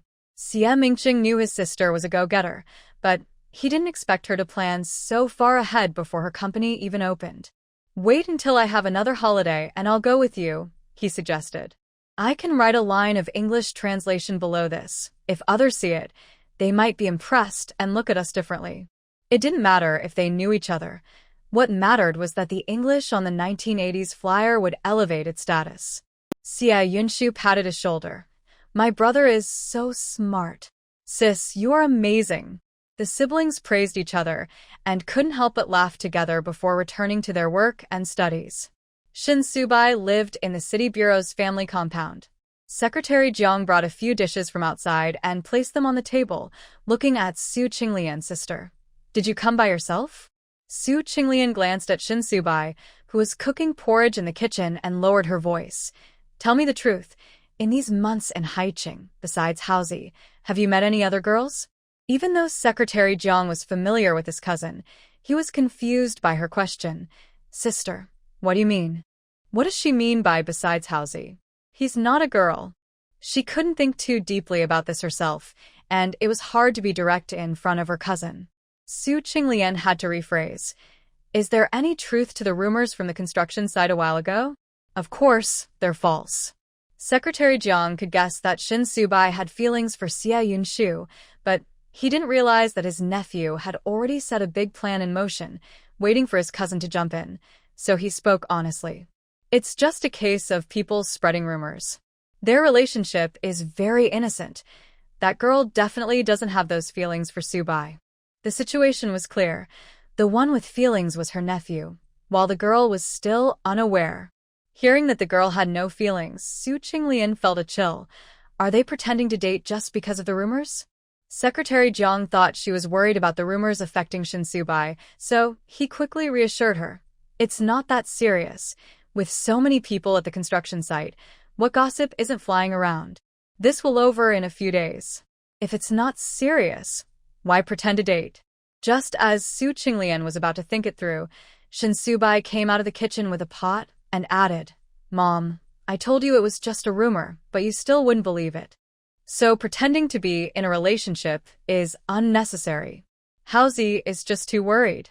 I will tell him tomorrow that there's no need for this, so he won't stay upset. Secretary Jiang didn't understand and sighed. Tian Hao is a good young man. Although he can be a bit silly at times, he truly cares for Su Bai as a brother. Shin Subai smiled. He really does care. Su Qinglian kicked Secretary Jiang under the table, gritting her teeth. Who says it's not serious? Don't you know that gossip can be dangerous? How can you be a good secretary? Being in a relationship is absolutely necessary. Shin Subai, listen to me. You need to seriously date Yunshu, and keep it going. Ideally, they should date until marriage and children, so that Tian Hao's hopes are completely dashed and she can feel at ease. Outside, the influential Secretary Jiang didn't dare to argue in front of his cousin. Although he didn't know how Shin Subai managed to make his cousin so set on the girl without even meeting Xie Yunshu, he wisely followed his cousin's lead. You're right, cousin. At this critical moment for the project, we can't let small matters cause any mistakes. Shin Subai frowned, feeling a bit troubled. Then maybe just 2 months. Su Qinglian took a bite of rice and kicked Secretary Jiang again under the table. With such serious rumors, can 2 months really work? You're the secretary, what do you say? Secretary Jiang helplessly looked at his calm nephew and sighed internally. This kid has even involved him in this. Experience shows that the older generation is wiser. The younger generation is always pushing forward. His cousin glared at him, so he had to nod in agreement. Then that probably won't work. Shin Su-bai still wanted to refuse. Mom, cousin, this isn't appropriate. Yun Shu and I are just friends. She doesn't feel that way about me. This sounds like taking advantage of a situation. Su Qinglian reflected for a moment. It might be a bit opportunistic, but when pursuing a daughter-in-law, who cares about being fair? You have to use some tactics, right? Taking advantage of a situation is definitely better than having Tian Hao call her mom later. At worst, she could treat Xie Yunshu a bit better in the future to make up for it. After finishing the meal, Shin Su-bai happily cleared the dishes into the kitchen, while Secretary Jiang hesitated to speak. Su Qinglian shot him an annoyed look. What do you want to say? Su-bai grew up under your watch. Back then in Jingbei, he followed you around calling you uncle. Is this how you act as an uncle? It's been almost a year since he came to Haiqing, and he still hasn't found a girlfriend. Not only has he not found a girlfriend, but he almost went the wrong way. If it weren't for her, his mother, noticing quickly and rushing over, the outcome would have been unimaginable. Secretary Jiang really felt helpless. How could Su-bai not find a girlfriend, and it be his fault? He was sent to Haiqing to be a secretary, not a matchmaker. Su Qinglian didn't care about that. She lowered her voice again. Anyway, Su-bai and Xie Yunshu must turn their pretend relationship into a real one. Secretary Jiang was curious about what kind of schemes his nephew had used to get his cousin under control. Sister, Xie Yunshu is a nice girl, but she has been married before. You really don't mind? She's a woman, only 22 years old, and she's good-looking with many qualities. Su Qinglian replied, puzzled. What's there to mind about a divorce? She's a young and beautiful girl. Secretary Jiang was speechless. All right, a young and beautiful girl is the biggest advantage then. Before bed that night, Su Qinglian stood at her son's door and worriedly reminded him, tomorrow, when you see Yunshu, make sure to keep Tian Hao away. Will he get angry? Shin Su-bai, wearing a black tank top, lazily sat at his desk with his long legs bent. Not wanting his mother to get angry, he added, Mom, I don't have any experience dating. I'm afraid others will notice. Can you help me? Su Qinglian thought for a moment. The girl didn't like her son to begin with, and if it weren't for the rumors, she wouldn't be with him. This was a great opportunity that must be seized. Don't worry, I have some experience in this area. Just listen to me, and you won't go wrong. She confidently returned to her room and sat at her desk, writing a few large characters. Daughter-in-law competition battle plan.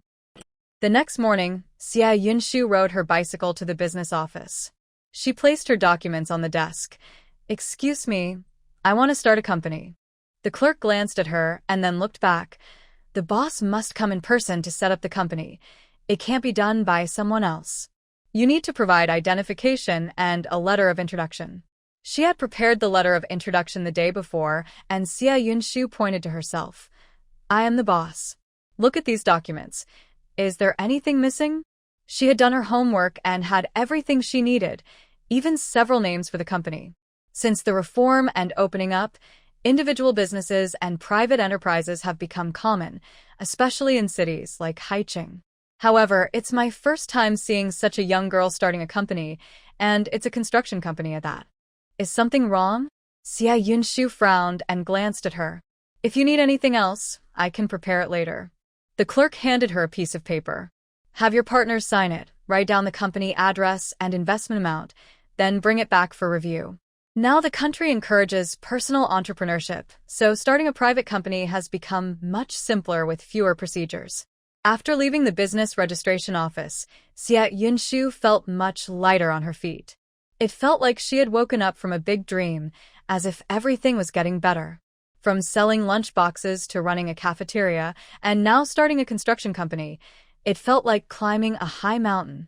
Though it was tough, there was hope ahead, with the sun shining in the direction she was heading. Her future was long, but incredibly bright. On the weekend, Xiao couldn't sell food in the cafeteria due to a leg injury, so Zhixing hadn't seen her for a couple of days. However, when he arrived at the project department early today, he heard his brother say, Shin and Xiao are dating. Be careful, there have been a lot of rumors flying around these days. Zhixing paused, thinking it was impossible.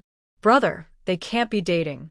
It was true that Shin had shown interest in Xiao, but someone as naive as her would never agree to date him so quickly. He knew her well enough.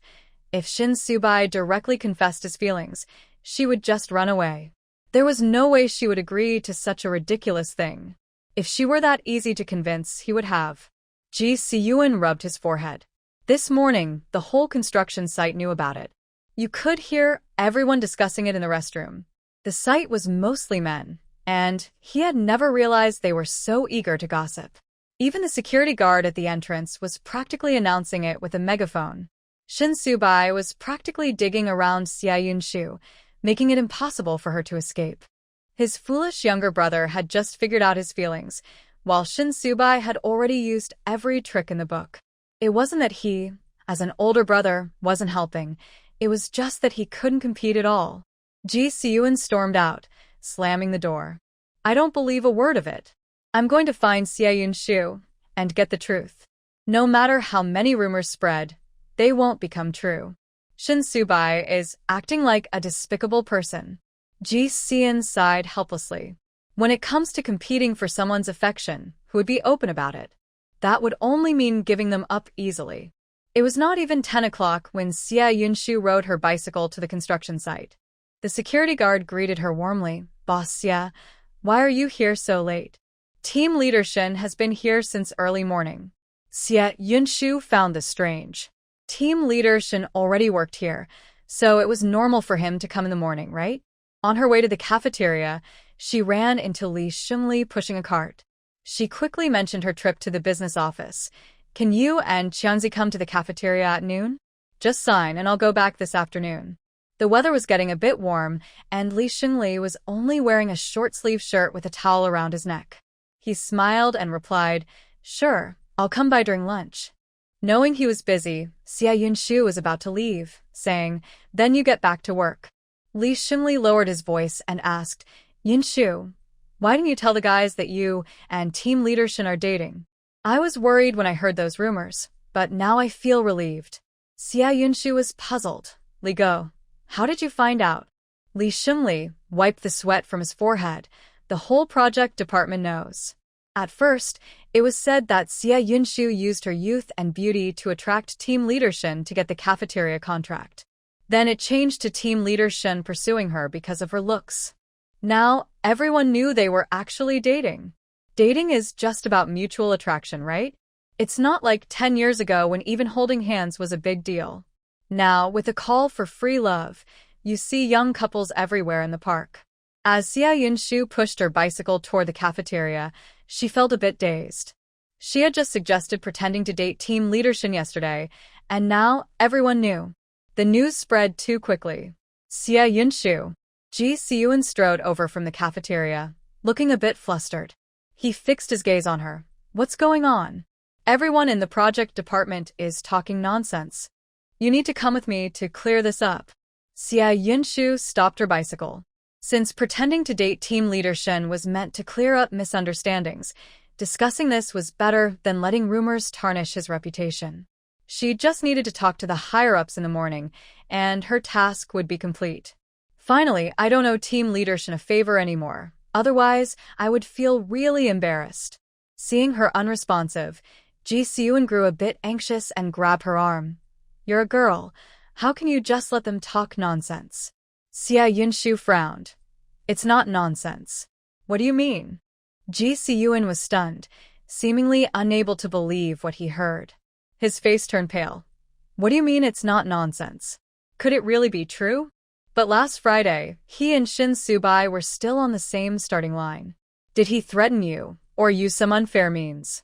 The thought made Ji-seun's eyes redden with anger. He held on to Xiaoyunshu's hand tightly. Is it because of the cafeteria issue? Trust me, I can help you. He doesn't have the power to interfere with this. If that doesn't work, you can open a restaurant outside. I'll help you find a place and a chef. Anything is fine. Xia Yunshu, you need to break up with him. Don't be with him. By the end of his statement, Zhixing softened his tone. Xia Yunshu, don't be with him. Xia Yunshu was taken aback, not expecting Zhixing to react so strongly. After a moment, she explained, I'm not with team leader Shin. Before she could finish, another hand grabbed her other arm. On one side was Zhixing, and on the other was Shin Subai. Xia Yunshu felt the situation was off. She tried to move her hands, but both men held on tighter. Shin Subai's gaze dropped slightly, but his tone was icy. Let go. Zhixing glared at him. The one who should let go is you, Shin Subai. Forcing a girl with rumors, don't you think that's despicable? Shin Subai scoffed. If dating is despicable, then is getting married and having children a crime? Xia Yunshu was stunned. It was her first time seeing such a confrontational team leadership. But then she realized that he was the victim in this situation. She had suggested pretending to date, and he hadn't agreed at first. Now Zhixing was putting all the blame on him. How could Shin not be angry? Zhixing, you misunderstood. Xia Yunshu pulled her hand back forcefully and sighed. I brought this up. At first, team leader Shin didn't agree at all. Zhixing looked at her in disbelief, feeling greatly impacted. You initiated it? And he didn't agree? Xia Yunshu felt like a statue. How could she have suggested dating Shin Subai? Impossible. He couldn't believe it. Captain Shin is also involved because of me, so we pretended. It's 10:30. We'll be late for the city bureau if we keep talking. Her explanation was interrupted. Shin Subai spoke calmly, tightening his grip on her hand. We should go now. Seeing the leaders at the bureau, she didn't dare to be late. Xia Yunshu quickly said, Zhixing, I'll explain it to you in class tonight. Zhixing laughed in frustration. Xia Yunshu, you silly girl. After saying this, he glared at Shin Subai. If you can, just keep pretending. Zhixing walked away, and Xia Yunshu moved her hand. Captain Shin, please let go of me. His grip was too strong. It felt like her wrist might break. However, he only loosened his grip slightly and didn't seem to want to let go. His cool gaze shifted to her other hand, which Zhixing had just held. Xia Yunshu frowned. Captain Shin? Finally, he released her hand, took out a clean handkerchief from his pocket, and slowly wiped her other hand. I'll teach you some self-defense techniques when you have time. If you encounter any trouble, just punch back. Huh? Xia Yunshu's eyes widened, her hand still held in his strong grasp. The warmth from his fingers made the air feel warmer. She felt a bit dizzy and wanted to ask who this troublemaker was. Shin Subai focused on wiping her hand. They were a bit close, and the faint scent of soap filled the air. It felt both strange and familiar, making Xia Yunshu instinctively want to pull her hand back. Sorry, someone is watching us over there. Shin Subai gently held her fingertips, his gaze never leaving her face. His voice was soft, almost pleading. I'm afraid they won't believe us, so Yunshu, can I hold your hand? On the first day of pretending to date, Xia Yunshu's mind was a mess. She wondered if they were really just pretending. The sun seemed to shine even hotter, and her palms began to sweat as she heard her own nervous voice. Then you can hold. Shin Subai paused his breathing, then put away the handkerchief and slowly took her hand as they walked forward. My bicycle is parked up ahead. Xia Yunshu bit her lip. I rode my bicycle here. Two people are riding a bicycle together. While it may not seem like much, the journey from the project department to the city office made her feel a bit anxious. She thought that pretending to be in a relationship was beyond what she had imagined. At first, she believed they were just putting on a show for others, something to mention to their superiors. After all, the project department was large, and no one was paying close attention to them. They could just separate later, since it was all fake anyway. Shin Subai bit her lip, and her expression suddenly changed. Xia Yunshu looked up at him. Shin team? Wait a moment. There's a bug on your shoulder. Shin Su-bai leaned in a bit closer and lowered his voice. Let me help you get it off. He was almost a head taller than her, slightly bending down to get closer, and his warm breath tickled her ear, making her feel a little tingly. Actually, Xia Yunshu wasn't afraid of bugs, but at that moment, she didn't dare to move, her heart racing. What kind of bug is it?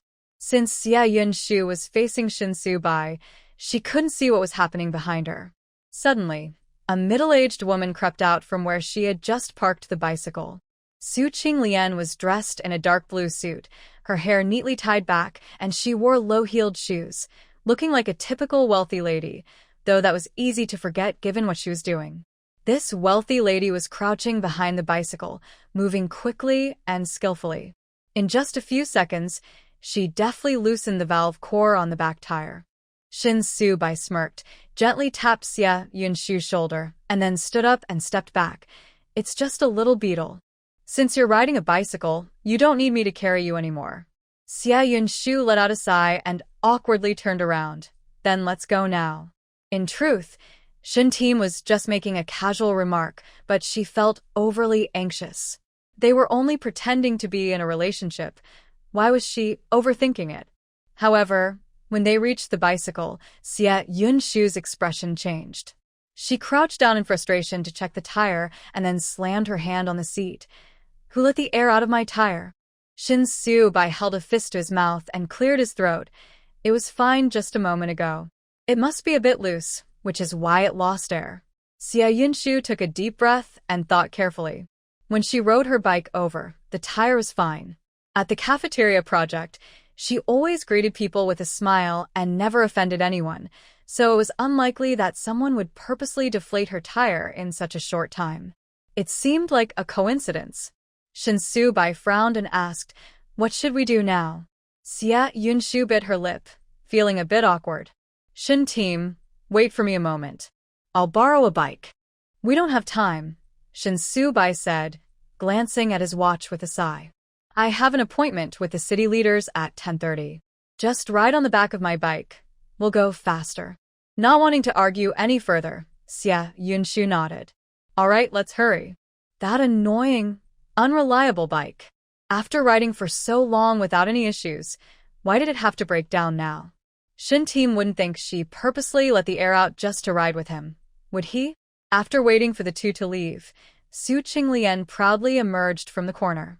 What kind of relationship was it if each person had their own bike? It was better when the man took the woman along. That's how feelings grew. She clapped her hands and took out the plan for competing for her daughter-in-law, narrowing her eyes. In their strategy, they always aimed to capture the leader first. She had just realized that aside from Tian Hao, she had another rival, the young man with the surname Ji. What a joke. She had more life experience than these young ones had rice. They didn't understand that to win over a daughter-in-law, one must first win over the mother-in-law. As long as she gained Yunshu's mother's approval, the daughter-in-law would never escape Su Qinglian's grasp. 5 minutes later, Su Qinglian had already joined the kitchen ladies' chat. Haiqing Street was always lively, and the May breeze lifted everyone's spirits. Xia Yunshu sat on the back of Shin Su-bai's bike, holding onto the seat. The spring wind blew, causing the front man's shirt to billow towards her face. She heard Shin Su-bai's voice from the front. Does your leg still hurt? It doesn't hurt anymore. Xia Yunshu shook her head and instinctively wiggled her calf. I have good physical fitness. When I was a kid, I often got hurt, but I was fine in 3 days. Shin Su-bai laughed. Were you a mischievous child? I wasn't mischievous. She frowned and denied it. They bullied others, so of course I had to fight back. In school, there were always a few boys who liked to pull girls' hair. When the girls cried with red eyes, they just laughed, which was really annoying. She didn't follow Li Fenlin's temperament. Since she was young, she had a fiery temper. At first, a boy behind her would stick notes on her back, and she yelled at him but didn't hit him. Later, that boy became more daring and would pull her braid during class. Unable to tolerate it any longer, she decided to teach him a lesson. As a small girl, she blocked the entrance to the boys' restroom and gave him a good beating, scaring the other boys who were using the restroom so much that they ran away without even fixing their pants. In elementary school, girls were usually taller than boys, and when Xia Yunshu got angry, she was particularly fierce. She made that boy cry for 3 days before he dared to come back to school. Back then, parents weren't as protective, especially since their son was bullied by a girl. They had no face to complain. Xia Yunshu became well known after that, and no boy dared to bully her again. As she grew older, her temperament didn't change much. After her father had an accident, she learned to speak with her fists. Shun Subai nodded in agreement. You should fight back. Xia Yunshu was a bit surprised. She thought he would say that girls shouldn't fight. When she first married Lu Zhixing, the people in the hospital's family area looked down on her and mocked her, and she had thought about fighting back then. But Lu Zhixing would frown and scold her. Xia Yunshu, don't act like a wild woman from the lower class. Gradually, she learned to endure for the sake of love, even though she was never one to tolerate mistreatment. However, in front of Captain Shin, she still wanted to maintain her image, so she pressed her lips together. Actually, I know how to control my strength. For example, when she hit Lin Suaping, she only hurt her a little and never truly injured her. Shin Subai laughed. You can hit me. It doesn't matter if you go too far. Xia Yunshu felt a bit confused, and she foolishly asked, what if I hurt you? The car stopped in the parking lot of the city bureau, and Shin Subai turned to look at her. I'm not that weak. As he took her right hand, Xia Yunshu unconsciously followed him forward, only realizing a few seconds later how silly her question was. There was no way her skills could hurt Captain Shin. He was just joking, and she had eagerly responded. The city bureau building was very quiet.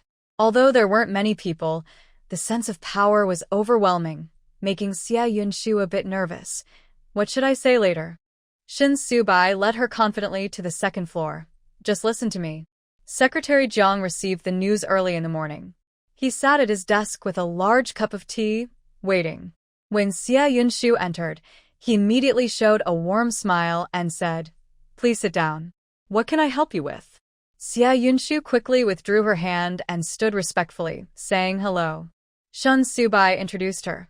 This is Secretary Jiang from the City Bureau, in charge of the Haicheng West District project. Secretary Jiang nodded and smiled. I've heard about you and Subai. It's just young people dating, but it has caused quite a stir. Shun Subai maintained a serious attitude. Secretary Jiang, this is my fault. I lacked experience in pursuing a girl, but thankfully she is still giving me a chance. Secretary Jiang thought to himself, this kid is quite the actor, but he didn't show it on his face. All right, this matter is settled now. Treat the girl well in the future. Xia Yunshu was surprised that just a few words resolved everything. She felt a huge relief and thought she could use her parents as an excuse to break up later. Shin Subai still had some things to discuss with Secretary Jiang and quietly said, Wait for me in the carport for 10 minutes. I'll take you out to eat, okay? His tone was soft and a bit coaxing, as if they were really a couple in love. Xia Yunshu glanced at Secretary Jiang, not daring to say anything negative. She could only play along, blushing as she nodded, then I'll wait for you outside. As the office door closed, she faintly heard Secretary Jiang's low laughter. Shin Subai, I'll be the officiant at your wedding, right? How could there be a wedding? Xia Yunshu felt a tightness in her chest. Once she left the office building, she finally calmed her racing heart. She had come to clarify rumors with her leader, but why did it feel like she was meeting the parents? Inside the office, Shin Subai placed all the project safety documents on the desk. The project is starting now. Once the foundation is laid, my task will be done. He was on a temporary assignment and couldn't stay with the project. Secretary Jiang's expression turned serious. What are your plans next? Return to Jingbei or stay in Haicheng? Initially, the Shin family planned for their youngest son to develop in the military. However, 2 years ago, he was severely injured during a mission. At that time, Su Qinglian was particularly firm, and the organization agreed to let him rest for a while. Coming to Haicheng was considered a transfer, but if he returned to the military, he would at least hold the position of chief of staff. Shin Subai shook his head. Even if I go back to Jingbei, I won't pursue further advancement. The situation in Jingbei is complicated. Although the Shin family has a strong foundation, there are many eyes watching them. His older brother is already in politics, and his second brother has always been in the military. He cannot follow a military or political path himself. Otherwise, the Shin family would become a target for everyone. If that were the case, even if Zhou Xinyue opposed it, he wouldn't have left the military to develop in Haicheng. So you won't go back? Secretary Jiang felt a shift in his heart and frowned. Don't tell me it's because of Xia Yunshu. If that's the reason, it seems a bit misguided. A man should always prioritize his career. Giving up his future for a woman is quite foolish. Shin Subai raised an eyebrow. My life is my own, and it has nothing to do with others. Secretary Jiang knew his nephew was very determined since childhood, which reassured him. The young lady is indeed beautiful. Although her family background is a bit weak, the Shin family doesn't need to rely on marriage to strengthen its position. Since your cousin likes her, you should settle down and get married soon. That might not be possible. Shin Subai stood up and looked out from the second-floor window. From this angle, he could see Xia Yunshu sitting on a bench beside the carport, drawing circles out of boredom. Secretary Jiang was puzzled. What do you mean? Don't tell me after all this effort, you don't plan to get married. If that's the case, you should keep your distance. Even if Xia Yunshu's family background is not strong, she shouldn't be treated lightly. Shin Subai sighed, looking down. It's not that I don't want to. It depends on whether my mom can accept a daughter-in-law. Isn't it said that marriage is decided by the parents and matchmakers? I naturally have to listen to Ms. Zhou Xinyue. This left Secretary Jiang speechless. Is that really how it works?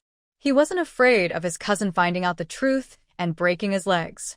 Downstairs, Xia Yunshu was drawing circles on the bench while thinking about starting a construction company. Once her business license arrives, she needs to make a company sign and then consider how to take on projects and make a profit. Li Xinli said that workers don't need to worry. As long as there are capable jobs, he can bring people from his hometown. But right now, getting projects relies on connections, and besides this construction site, she doesn't know any big leaders. If that's the case, she'll have to rely on her boldness. Are you bored? Shin Subai stood in front of her, bending down to look into her eyes. What are you thinking about? Nothing. Xia Yunshu snapped back to reality and quickly asked, Is the issue resolved? This won't affect you in the future, right? Shin Subai pushed the bicycle out of the shed and gestured for her to get on. It's all okay now. What do you want to eat for lunch? I can just eat at the cafeteria. Eating out is too expensive. Xia Yunshu shook her head and waited for Shin Subai to steady the bike before sitting down. This is finally over. Besides, no one is paying attention to others' relationships all the time. Shin Subai slowly rode the bicycle and interrupted her. Are you still sitting next to Zhixing? Yes, Xia Yunshu replied, feeling a bit embarrassed as she remembered how he had insulted Shen for being despicable earlier that morning. I'm sorry, Shen. He has a childish temper and probably misunderstood something he heard at the construction site. I'll explain it to him clearly in class tonight. Just as she finished speaking, the bike suddenly hit something, causing a sudden stop. Xia Yunshu lost her balance and instinctively hugged the man's waist, her face pressed against his back. Shin Subai sincerely apologized. I'm sorry. My biking skills aren't great. Let me treat you to a meal as an apology. The bike continued moving forward, and Xia Yunshu rubbed her sore nose. I'm not that petty. You didn't do it on purpose. But just a minute later, the bike came to another sudden stop, and Xia Yunshu once again hugged the man in front of her, hearing his sincere apology again. Do I need to treat you to a meal as an apology? Xia Yunshu finally sensed something was off. She was so shocked that she almost forgot to be angry. Were you doing that on purpose? Is this an illusion? It must be an illusion. The person riding the bike is the upright and serious Shin. The bicycle stopped on a path in the park, and Shin Subai propped one long leg against the bike. Instead of answering her question, he asked, Why are you apologizing for Zhixing? Are you too close, or do you like him? The last question left Xia Yunshu confused. She still had her hand on her sore nose and quickly denied it. How could that be? I don't like him. Even though Zhixing was her age, to her, he felt like a younger brother, or even less mature than her brother. A barely noticeable smile flashed in Shin Subai's eyes as he continued, but he likes you. Xie Yunshu frowned. That's impossible. He always insults her for being foolish. Why would he like her? Shin Subai resumed riding the bike. I know men better than you do. He likes you, so keep your distance from him. To win over a wife, one needs to be subtle, but other men can be more direct and cut ties easily. Xie Yunshu, usually quick with her words, found herself speechless. She didn't know whether to argue against Zhixing's feelings for her or to question why Shin Subai had suddenly braked. It wasn't until they reached the restaurant that she snapped back to reality and said, "But you can't just bump my nose on purpose, right?" She knew that Shin and Ji didn't get along, but just because Ji liked her didn't mean he could take it out on her. Wasn't that unfair? Shin Subai gently rubbed her small nose and looked down at her. Sorry, I got a bit angry thinking about another man liking the person I'm with. Do you want to hit me back? Once or twice is fine. I won't resist. His words were too ambiguous, and Xie Yunshu's eyes widened. Shin Yu, was he jealous? Why would he be jealous just because Ji liked her? Did that mean he liked her too? The spring breeze was blowing, stirring her feelings. She didn't dare to think too much, but couldn't help it either. Her heart raced, a mix of excitement and panic, but she couldn't voice her thoughts. If he really liked her, what should she do? Reject him and keep her distance? Turning down Shin was hard, but they clearly had no future together. Xie Yunshu. She heard Shin Subai call her name and looked up, only to see a deep, swirling darkness in his eyes, as if she might be pulled into it. Her mind went blank, unable to grasp the depth behind his gaze. In that moment, she felt like a prey being watched by a lurking wolf, with no way to escape. But then he continued, even if we're just pretending to date, bringing in a third person isn't good, right? So, he was worried about rumors getting worse. Xie Yunshu felt a mix of disappointment and relief, her thoughts tangled as he led her along. I don't like him. You can relax. I can't relax. Shin Subai said firmly, making a final request. Tell him we're dating, that we've met each other's parents and plan to marry, so he can give up on his hopes. He wanted all men to stop hoping, to not even think about it. Even if he didn't say it, if Ji liked her, she would have to reject him too. Dealing with Shin alone was already hard enough. Adding Ji into the mix would just complicate things. Moreover, it's impossible for her and Zhixing. At first, he liked her a bit because she resembled Shin. However, she was shocked by his mention of marriage. Xie Yunshu pressed her lips together and said, just say we're dating. Where would they meet the parents for marriage? Shin Subai narrowed his eyes, realizing that continuing this conversation would be counterproductive. He took a step back, held her hand, and led her inside. Let's go eat. What do you want to have? Xie Yunshu moved her wrist, feeling a bit anxious. There's no one else here. Shin Subai glanced back at her. There are colleagues from the project department. Sure enough, over there, Tian Hao waved enthusiastically. Brother Shin, over here. We've been waiting for you and Yunshu for a long time. Xie Yunshu then recognized the restaurant. It was the same place where he taught her to ride a motorcycle. She had also met Tian Hao and the others there. Besides Tian Hao, there were a few other young people who smiled when they saw Shin Subai and Xie Yunshu. Team Shun, sit here. At this moment, it would be strange to pull her hand away, so Xie Yunshu had to continue playing the role of his girlfriend and followed Shin Subai over. Tian Hao winked at her. Yunshu, you really have loyalty. Shin Subai looked at him calmly. You're also quite loyal. Tian Hao beamed with pride. Yesterday, Aunt Lian asked me about Yunshu, and I didn't say a word. What does it mean to be a brother? This is what it means. There were 5 people sitting at the table, and Xie Yunshu recognized the other 2 as the young architects who wanted to borrow books from her last time with Tian Hao. The conversation quickly picked up among the young people. Although there was some initial attraction to Xie Yunshu, it was only because she was pretty. Now that she was dating Team Shin, those thoughts were long gone. Zhou Yu teased Shin Subai with a glance. I thought you two had something going on last time. I didn't say anything then, but it turns out I was right. Chen Qiangxing laughed heartily. That's right. Back then, Team Shin was calling her comrade Xia. Now that you're dating, have you changed how you address her? They were joking to lighten the mood, and Shin Subai was very friendly this time, smiling as he said, "Today, I'm treating everyone to dinner." Xia Yunshu could only chuckle awkwardly. "Order whatever you want, don't hold back. Boss Xia and Team Shin are generous." Zhou Yu laughed, glancing at Tian Hao. "Manager Tian, with your relationship with Team Shin, you'll definitely sit at the main table when they get married." Shin Subai skillfully cleaned the teacup and poured warm water in front of Xia Yunshu. "Haozi has helped me a lot, and he's like a matchmaker for us. Once things are settled, I'll naturally give him a red envelope." Tian Hao was confused. When did he become a matchmaker? Also, wasn't Shinge just pretending to date?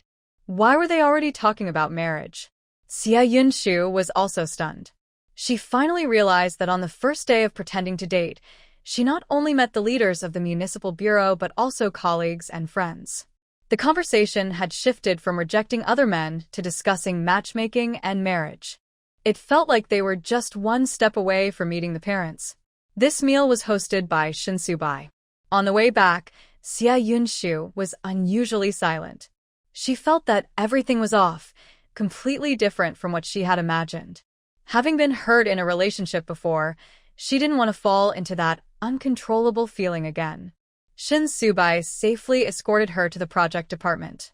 Before she could speak, he took the initiative to apologize. "I'm sorry, whether it's holding hands or having dinner, I've taken advantage. No matter what decision you make next, whether you want to break up or clarify that everything is just pretend, I have no objections." Xia Yunshu's earlier comment about keeping some distance fell silent. He had saved her, which led to these rumors. The idea of pretending to date was her suggestion.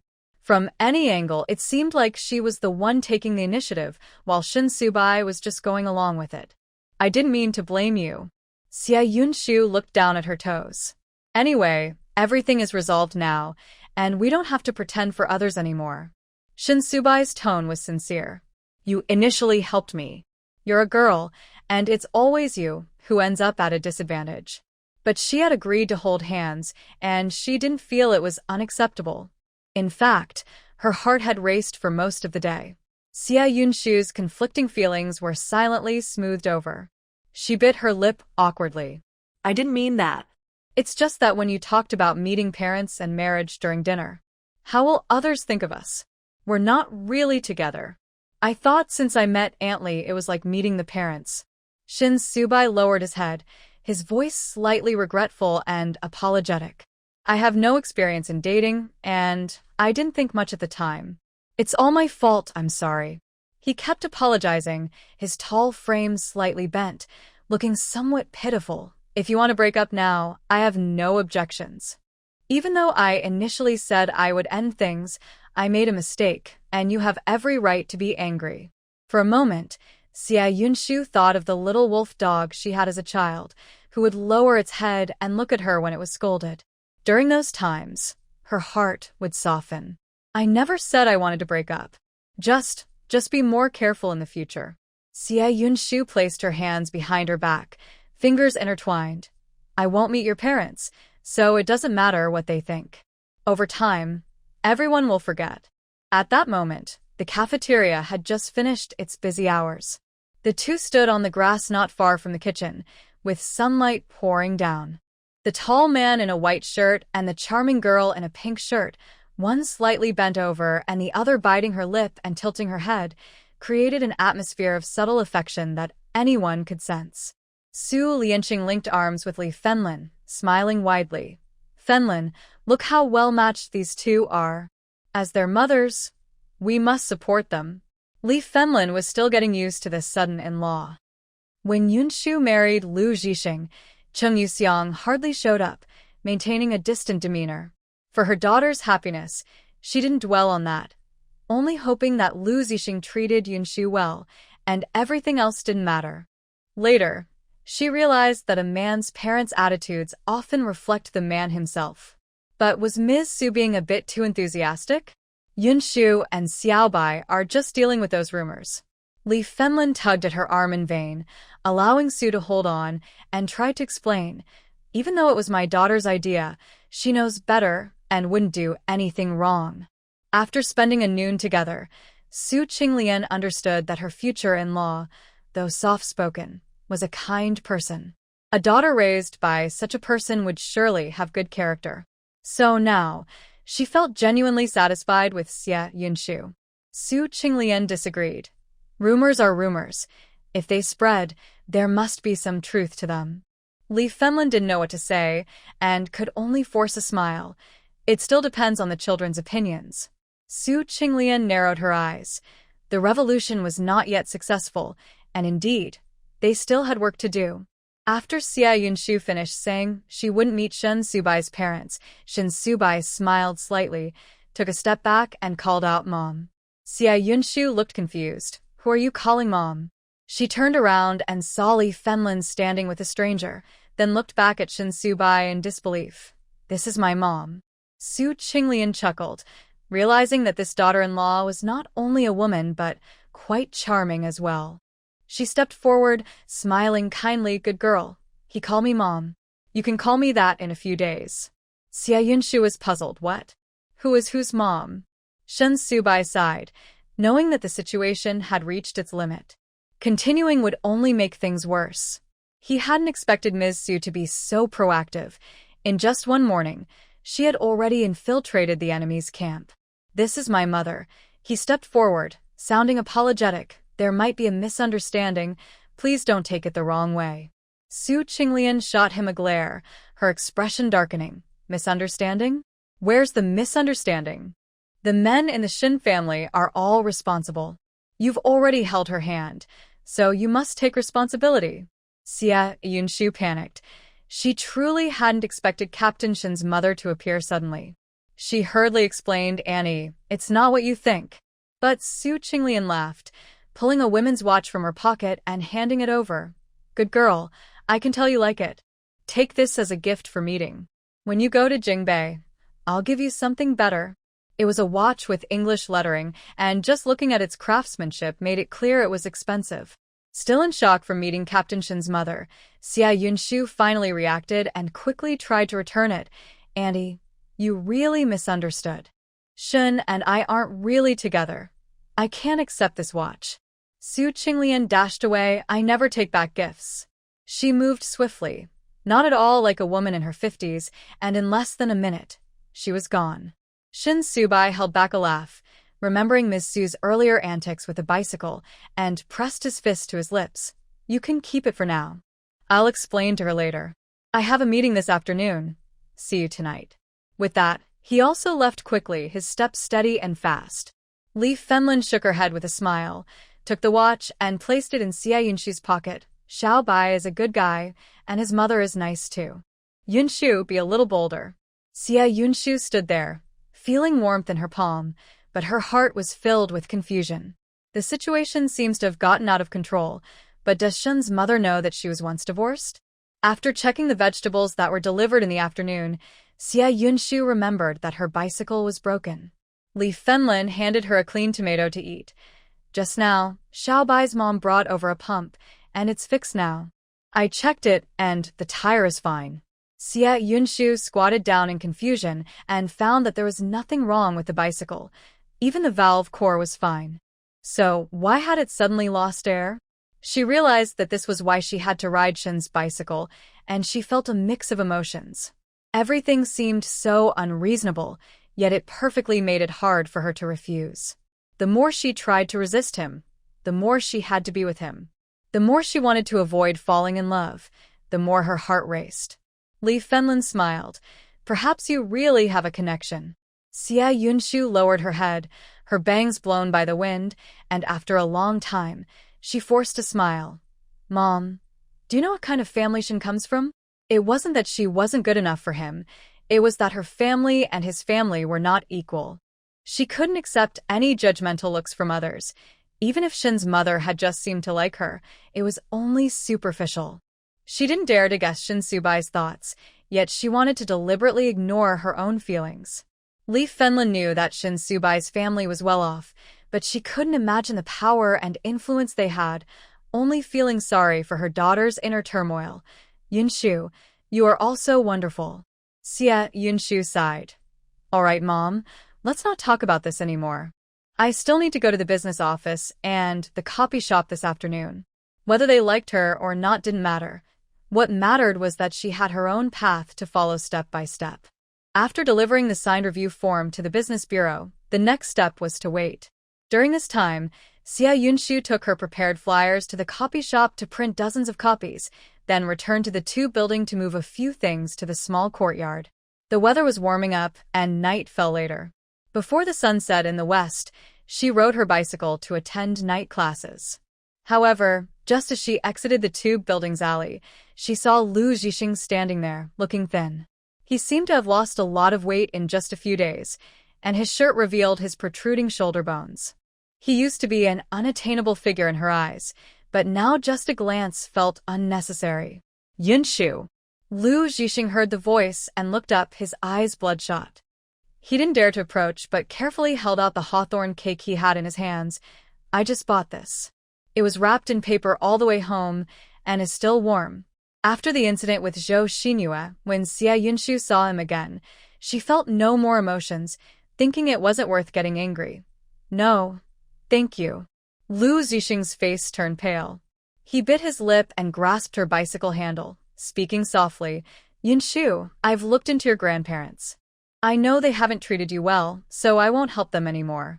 You can let your mom and brother stay in the empty wedding house instead of renting a place. I also know you're attending night classes and running the cafeteria. Yunshu, you're really amazing. I just realized it too late. You don't need to worry about my parents or Shueting. I won't let them bully you again. I'm getting to know you little by little, Yunshu. I understand where I went wrong, and I'm trying to change. I've already started. By the end, his voice trembled slightly. I've reflected for many days. Please give me just one chance, just one.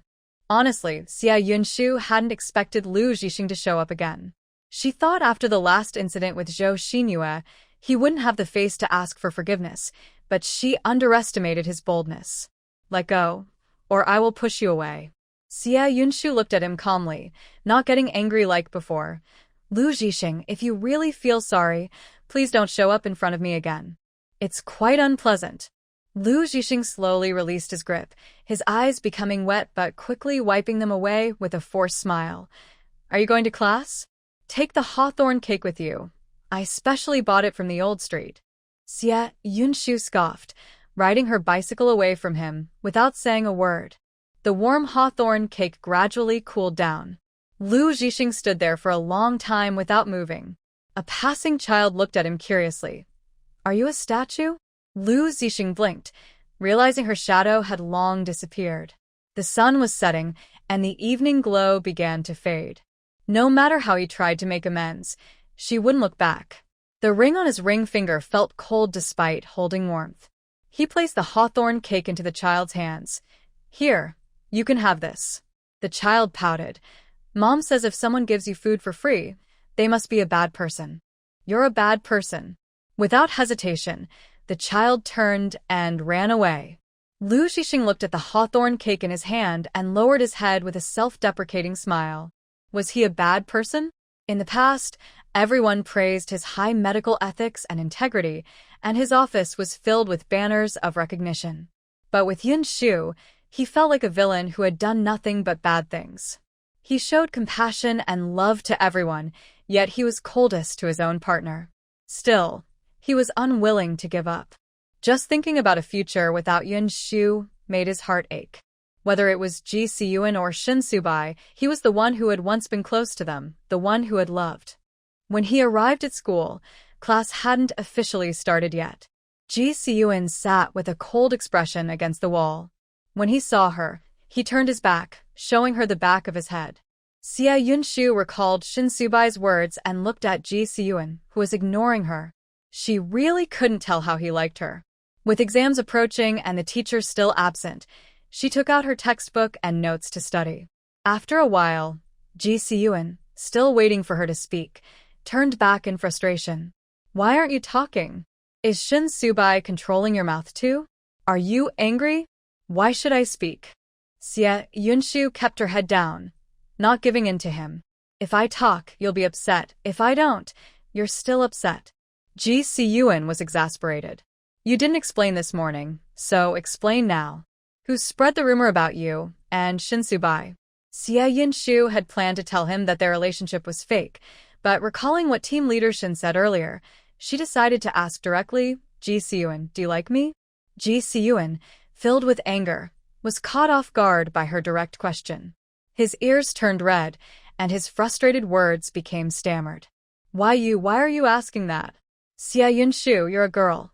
How can you be so straightforward? In front of Shinsubai, Xia Yunshu always thought things through carefully, but with other guys, she was straightforward, which frustrated them. Zhixing, blushing and stuttering, made her frown. It's not possible between us. I'm currently with team leader Shin. Zhixing's face lost all color, and he looked upset. Say that again? Xia Yunshu sighed and tried to comfort him. I know you see me as someone special, but I'm not that person, and I don't want to take advantage of you with that name. I'm with team leader Shin now, and if you feel uncomfortable, I can ask the teacher to change my seat. Zhixing gritted his teeth. He had never known a woman could refuse someone so decisively. He hadn't even said a word, and she clearly blocked his way. If he dared to say he liked her, she would distance herself, leaving him without even a friendship. No wonder Shinsubai kept his feelings so well hidden. He had turned the tables and sold him out. Thinking back to when he had subtly tried to warn Xia Yunshu, he felt like he might choke on his own frustration. Who said I like you? Even if I think of you as a crush, you're still like a sister. Zhixing struggled to swallow his anger and managed to say, Xia Yunshu, you're dating Shinsubai and you don't even want to be friends anymore? Is Shinsubai really that petty? Xia Yunshu sighed in relief. That's good. Otherwise, it would be awkward talking to you. I thought Team Shin was overthinking things. Shinsubai was indeed a cunning man. Zhixing clenched his teeth, feeling a deep sense of unwillingness. So, you really are dating Shinsubai? Xia Yunshu hesitated for a moment but nodded. Yes, it's true. As the pen scratched heavily on the paper, Zhixing felt like his heart was dropped from a cliff, shattering into pieces. He was forced to hold back his feelings, his handsome face turning from red to pale before gradually calming down. Xia Yunshu, you blockhead, he muttered under his breath, then grabbed a book. Study. Whoever gets bad grades is a loser. Xia Yunshu scoffed. Zhixing, you're the loser. Zhixing flipped through the book loudly. Who could outdo Shinsubai in being a loser? He wanted to see how long that man could keep up his calm facade. At the end of May, the evenings were warm, and the streets outside the night school were lively. Zhixing followed Xia Yunshu for a while before finally relaxing and said, You're dating someone, yet you don't even have someone to pick you up after school? Xia Yunshu replied, I'm not a 3-year-old who needs someone to pick me up. Besides, there were no project team members around after school, so there was no need to pretend. Zhixing raised an eyebrow. Then let's walk together. I'm heading to the night market to buy something. It's on the way. As the weather warmed up, the night market in Haiqing became lively. On Nanhui Road, there were a few stalls selling clothes and shoes, and as time went on, more vendors appeared. This time of year was always bustling. Xia Yunshu also wanted to take a look and buy a couple of summer shirts for Mingcheng. She seemed to have gained a little weight recently, so she should change her fitted clothes too. The two of them walked west along the road outside the university. Zhixing smiled a bit, feeling better than before. At least he spent the most time with Xia Yunshu every day, while Shinsubai didn't have that much free time and often came to compete for his attention at night. However, after walking just a few meters, a woman in sports pants and a short-sleeved shirt rode up on a bicycle, cutting right between Zhixing and Xia Yunshu. She smiled at Zhixing and said, Young man, make way for your aunt. Zhixing was pushed into the middle of the road, and his tone turned a bit harsh. Who are you? Xia Yunshu was also surprised. Auntie, what are you doing here? She instinctively looked back, but didn't see Shinsubai. Su Qinglian was riding an old-style bicycle, smiling brightly. Subai has something to do tonight. I have no plans, so I thought I'd drop by. She then took a moment to introduce herself to Zhixing. I'm Shin Subai's mother and Xia Yunshu's future mother-in-law. Xia Yunshu was taken aback by her familiarity. No, Auntie. Call me Aunt Lien. Su Qinglian interrupted her cheerfully. Where do you live? I can walk with you since it's on my way. Not knowing where she lived. How could it be on the way? Xia Yunshu felt a mix of amusement and confusion, wondering how Shin Subai explained things to her mother to create such a misunderstanding. Zhixing was the most annoyed. He had just been thinking that Shin Subai was too busy to come and compete for his attention, and now here came a future mother-in-law. Was Shin Subai even serious? Did she really have to bring her mother into this? Who was she trying to guard against? Auntie, we're not going your way. Yunshu and I are heading to the night market in Manhwa to buy some things. Zhixing rode his bike to catch up, trying to be polite since she was older. You should head home and get some rest. But Su Qinglian frowned at him. How is it not on the way? I also need to go to Nanhui to buy something. It's perfect. Then she smiled at Xia Yunshu. Yunshu, where's Nanhui? You can take Aunt Lien there, and we can chat along the way. Xia Yunshu felt that Shin Subai's mother was quite different from what she had imagined. Most wealthy ladies, like Cheng Yuxiang, looked down on people from lower classes. Even if they pretended to be friendly, their arrogance was hard to hide. She had thought that someone as good as team leader Shin would have a mother who is elegant and gracious, not someone who is aggressive and condescending. However, she didn't expect Ms. Su to be so lively, and did team leader Shin not explain that they were only pretending to date? The night market was crowded, and bicycles had to be parked on a side path to make it easier to shop. Su Qinglian warmly linked arms with Xia Yunshu and subtly pushed Zhixing aside, saying, Young man, it's not appropriate for you to tag along while we shop. How about we split up? I don't want you to feel uncomfortable because of my age and the things I need to do. If it were Shin Subai in front of him, Zhixing would have argued back, but as an elder, he couldn't say much. He could only hold back his frustration and reply, It's fine. I don't have anything to buy anyway. Su Qinglian narrowed her eyes. Are you going to follow us when we buy some undergarments? Zhixing gasped, his handsome face turning red and pale. He had no choice but to stop and say, All right, I'll go look over there. Once Zhixing was sent away, Su Qinglian continued to hold onto Xia Yunshu's arm. Besides Li Fenlin, she rarely felt this close to an elder, making Xia Yunshu a bit uncomfortable. However, she needed to clarify the misunderstanding. Auntie Lien, Team Leader Shin, and I are just pretending to date to deal with some rumors. We're not really together. Su Qinglian pretended not to hear and picked up a floral dress, holding it up to Xia Yunshu. This looks great on you. I'll have the owner wrap it up. Xia Yunshu sighed. Auntie Lien, didn't Team Leader Shin mention this to you? Su Qinglian grabbed another women's outfit. This one looks nice too. Wrap it up with the dress. Xia Yunshu insisted. Auntie Lien, I think you should talk to Team Leader Shin first. Su Qinglian replied, I want this dress too. Finally, Xia Yunshu couldn't take it anymore. She snatched the dresses away and said firmly, You can't just buy so many clothes without bargaining. Each dress should be at least $1.50 off, and for 3, you should get at least $5 off. This time, it was Su Qinglian who was stunned. She blinked and thought, Wow, this daughter-in-law is just too adorable. She has never had a daughter in her life. The wives of her eldest and second sons are both proper ladies, so they naturally respect her, but they are also quite afraid of her. The relationship between mother-in-law and daughter-in-law is harmonious, but distant.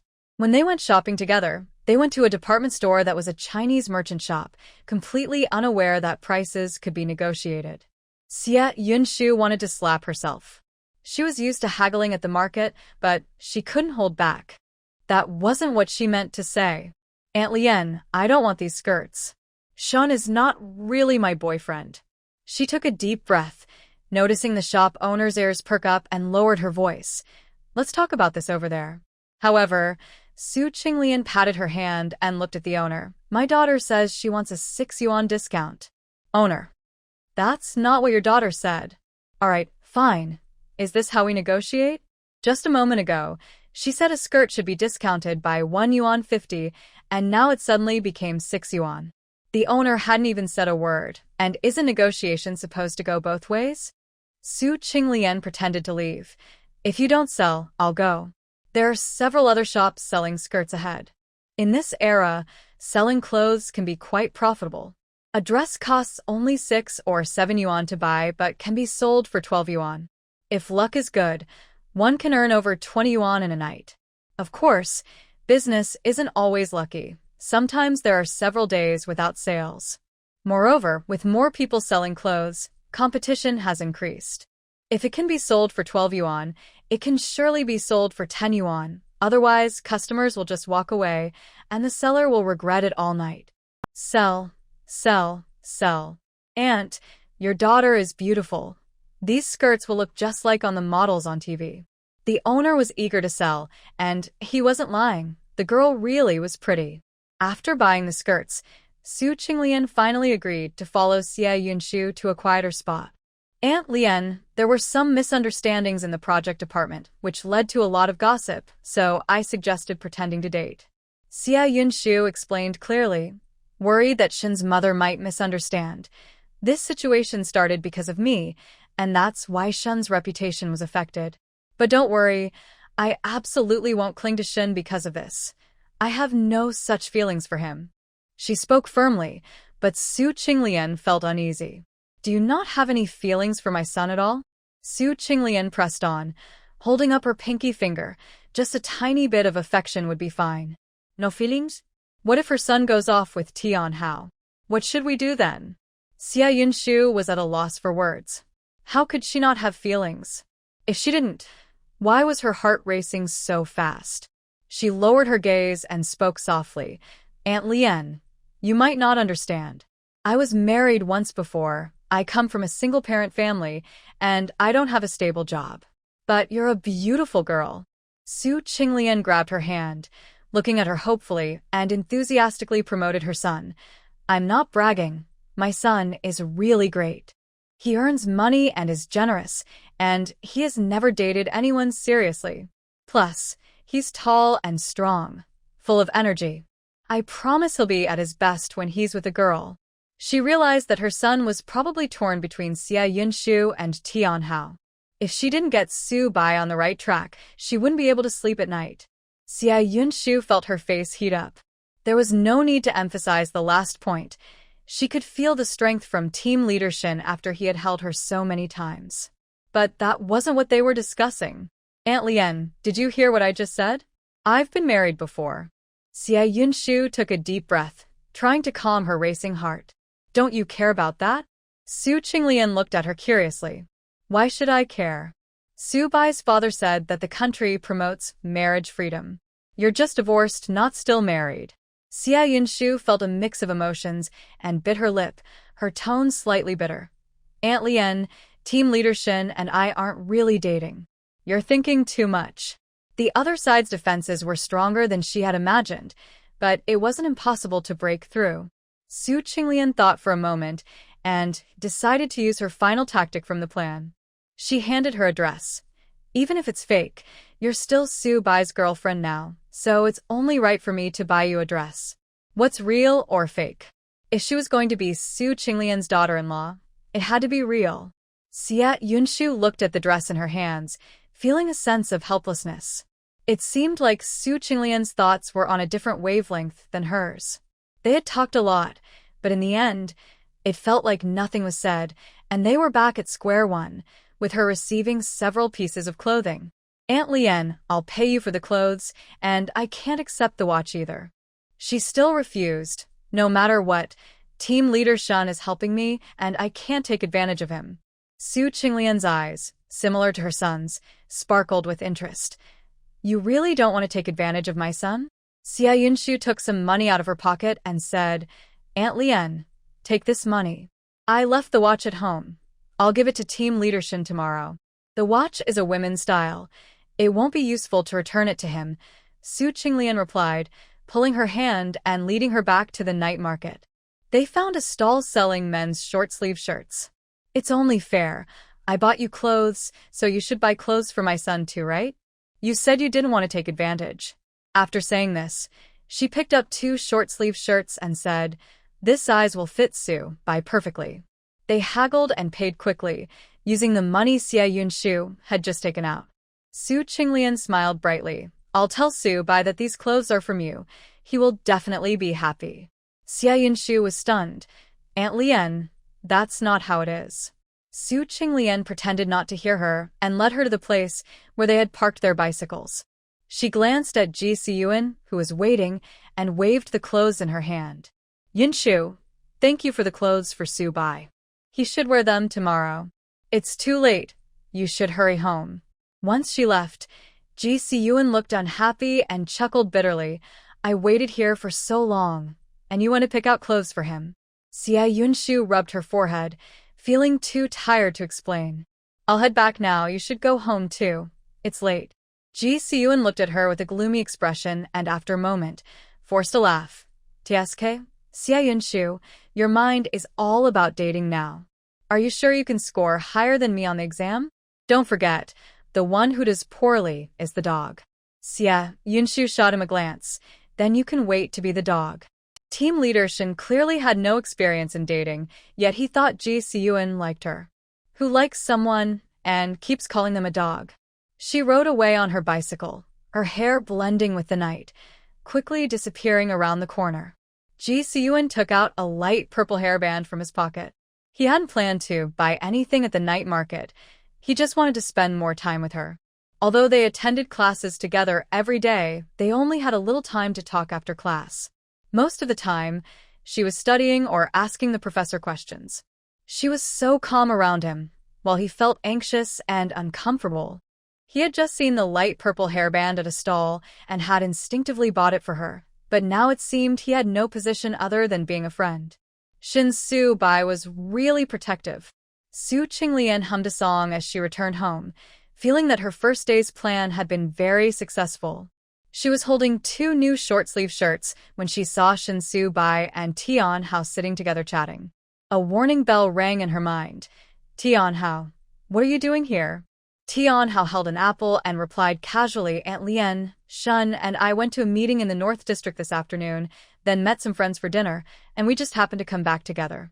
After he spoke, he noticed the clothes in Su Qinglian's hands and curiously asked, "Aunt Lian, did you go shopping? Why are you back so late?" Su Qinglian frowned slightly, but then suddenly smiled, pulling out the clothes. "I went to the night market with Yunshu. This girl is really thoughtful. She even bought 2 new shirts for Su Bai. I checked the sizes, and they fit perfectly."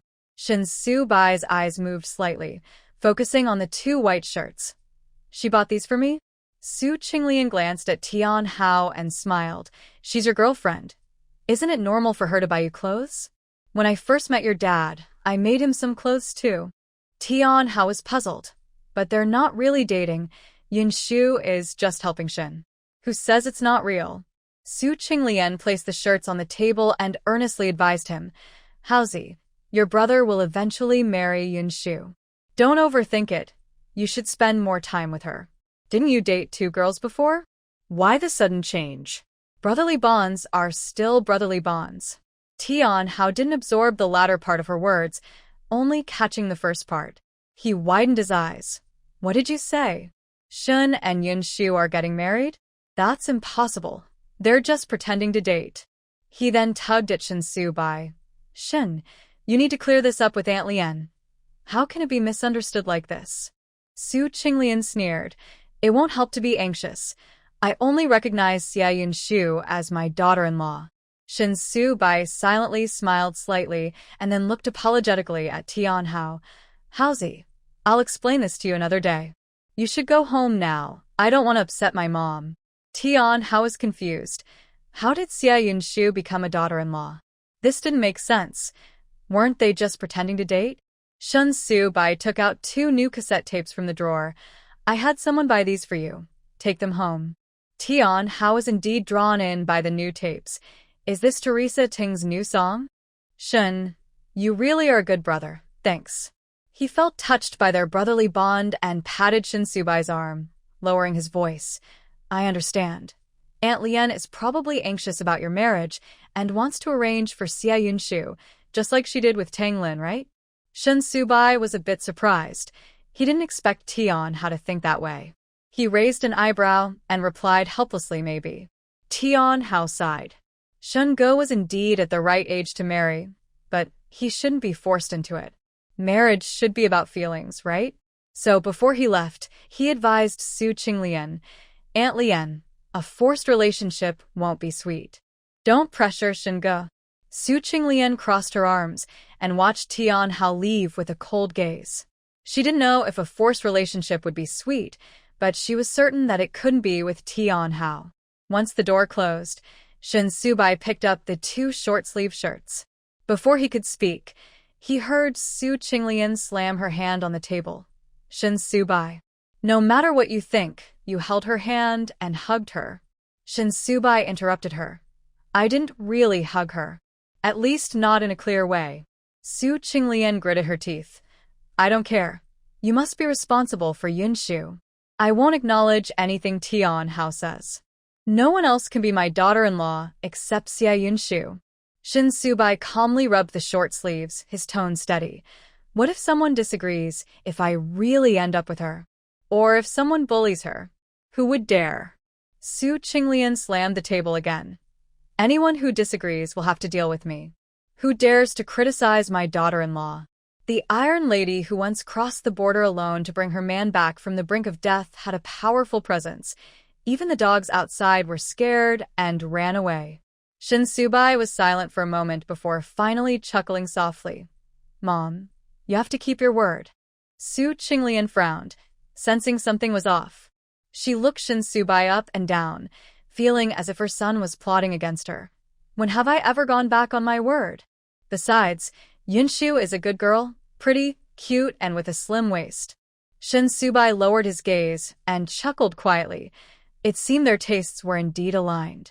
He knew Ms. Su would definitely like Yunshu. Yes, her waist really was slim. Su Qinglian asked suspiciously, What are you laughing at? Shin Subai composed himself, his expression naturally shifting to one of concern. I think Haozi might get upset, but I also don't want you to be angry. So hurry up and make the fake real. Su Qinglian spat. If Tian Hao is angry, he can just send a few more tapes. Don't expect anything else. With a final move made, Shin Subai picked up the 2 short-sleeve shirts and calmly said, Since Mother has spoken, I guess I must start pursuing my wife from tomorrow. After saying this, he left with the 2 shirts. Su Qinglian was puzzled. Was that it? She thought she would have to persuade him more. It seemed that Subai and Tian Hao weren't as serious as she imagined. Just as this thought crossed her mind, Shin Subai returned and leisurely added, Mom, don't make it hard for Haozi. He's quite innocent. He was still thinking about Tian Hao. Su Qinglian's face darkened. Get lost. Okay. Shin Subai smiled as he left, casually washing the 2 short-sleeved shirts. With the temperature so high, they should dry by tomorrow, right? Scarves, sweaters, and short sleeves were all gifts from her, so as a man, he should also return the favor. However, although Shin Subai was thoughtful, he had no experience in giving gifts to girls. The watch and clothes were already taken by Su's mother. What should he give? Lying in bed, Team Shin tossed and turned, his gaze landing on the 2 shirts hanging outside the window. For some reason, he recalled Su Qinglian's words, pretty, cute, with a slim waist. In the dark, the usually self-controlled Team Shin felt his ears slowly turn red. Since the cafeteria now used meal tickets, Li Fenlin no longer had to wake up early every day to collect money. She wore a cotton short-sleeve shirt and a pair of blue shoes, walking briskly. Yunshu, Qinglian, and I are going to the department store this morning, and then we'll head to the cafeteria for lunch. Xia Yunshu was momentarily confused. Who is Qinglian? Little Bai's mom. Your Aunt Lian. Li Fenlin tidied her hair. She was only 40 this year, and her good mood lately made her look younger. We agreed yesterday afternoon that she would stay in Haiqing for a while. She hasn't bought many daily necessities. Little Bai is busy with work and doesn't have time to accompany her, so I'll go with her. Xia Yunshu recalled being tricked into buying clothes for Team Shin yesterday and wondered how Aunt Lian would explain it. Would he think she had feelings for him? Feeling a bit anxious, she suddenly didn't know how to face Shin. Mom, I have other things to do today, so I won't go to the cafeteria for lunch. Li Finlan knew that Xinyue had been busy with a construction company lately, so she didn't think much of it and instead felt relieved. There's not much going on in the cafeteria right now. Xiao Chuan and his mom may not talk, but they manage the kitchen really well. You can focus on your work. Besides, you have me and Aunt Zhao to help. After Li Finlan left, Xinyue took a deep breath and looked at herself in the mirror. She had a delicate face with fair skin that glowed with health, and her slightly upturned eyes seemed to sparkle with charm. She was indeed pretty. She was not someone who was unaware of her beauty. Even if others didn't compliment her, she had mirrors at home. However, beauty alone couldn't provide for her. Throughout her life, her good looks had only attracted unwanted attention and disrespectful gazes from men. So, she decided to become stronger. A delicate little bunny couldn't protect her beauty. Only a fierce tiger could fend off those with bad intentions. Gradually, when others talked about Xinyue, they would only say that she was quite bold.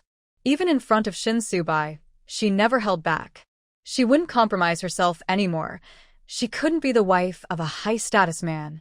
Lowering her gaze, she gathered her thoughts and picked up the documents she had from the copy shop yesterday, preparing to leave. Just as she stepped out of the alley, she saw Zhixing standing below the building. He was still wearing a thin shirt, quietly standing there. When he saw Xinyue, his eyes lit up for a moment before quickly dimming again. Xinyue frowned. She didn't understand how this man could still have the nerve to say he regretted his actions after everything he had done. But her life was moving forward, and she wouldn't let him stir any emotions in her. As she pushed her bicycle along the brick road, she remained silent, quickening her pace as she passed Zhixing. What a bad start to the morning. I made a heat relief package. Zhixing hurriedly spoke up, pulling out a paper bag and nervously handing it to her. The weather is getting hot, and this will help you stay cool. Mingqing has his exam soon. Drinking this will help. Before Xinyue could refuse, he placed the package in her bicycle basket and quickly walked away, afraid she would say no. What a nuisance. Without thinking, Xinyue tossed the paper bag into a nearby trash can. She could buy her own things. Who knew if he had put anything else in there? With Mingqing's situation, she had to be cautious. Zhixing's appearance was just a minor interruption for Xinyue. She didn't dwell on it and rode her bike toward the construction site on the smooth asphalt road. After her figure disappeared, Zhixing walked out from the street with a defeated look and picked up the cooling pack he had dropped. Now, she treated his humble gesture as if it were trash. When she arrived at the construction site, Xinyue's confidence quickly faded. She pulled her mask tighter, like a thief, and rushed to find Li Xingli. "Ligo, can we leave now?" Li Xingli handed his work to Qiangzi. "2 more brothers will come from our hometown tomorrow. Keep an eye on things. I'll be busy with Yinshu for the next couple of days." Qiangzi wiped the sweat from his face and smiled. "Don't worry, brother. The guys are working hard." The two rode their bikes out of the construction site, and Xinyue finally sighed in relief, pulling off her mask. "It's so hot today." Li Xingli chuckled. "Yinshu, if you know it's hot, why are you wearing a mask? Are you trying to hide from something?" Xinyue laughed awkwardly. Wasn't she just trying to avoid encountering team leadership? Yesterday was their first day pretending to date. Although it was just an act, she had met his family and even received a gift. Most importantly, she had bought clothes for team leadership. Everything seemed to progress logically, yet it felt like they were speeding down a highway. Even now, thinking about it felt like a dream. She couldn't figure out team leadership's thoughts, but her intuition told her that keeping her distance from him might be safer. Just thinking about Shin made her heart race.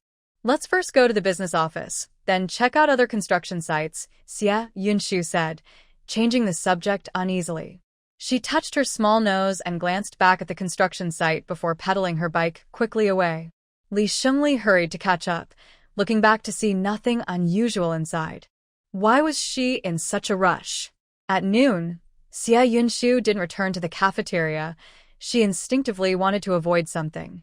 Shin Subai wore the same short-sleeved shirt as yesterday for lunch, with a light green lace hairband he had bought as a gift earlier that morning. He spent almost an hour choosing just one hairband. But Xia Yunshu was not there, and by dinner time, he still hadn't seen her. Su Qinglian was chatting excitedly with Li Fenlin. I was so angry at that moment, I grabbed that person and threw them down. What kind of nonsense could be my opponent? Li Fenlin listened in shock. Qinglian, you're really impressive. Feeling proud, Su Qinglian also promoted her son. Xiao Wei is even more impressive. If anyone bullies Yunshu, he can take them down.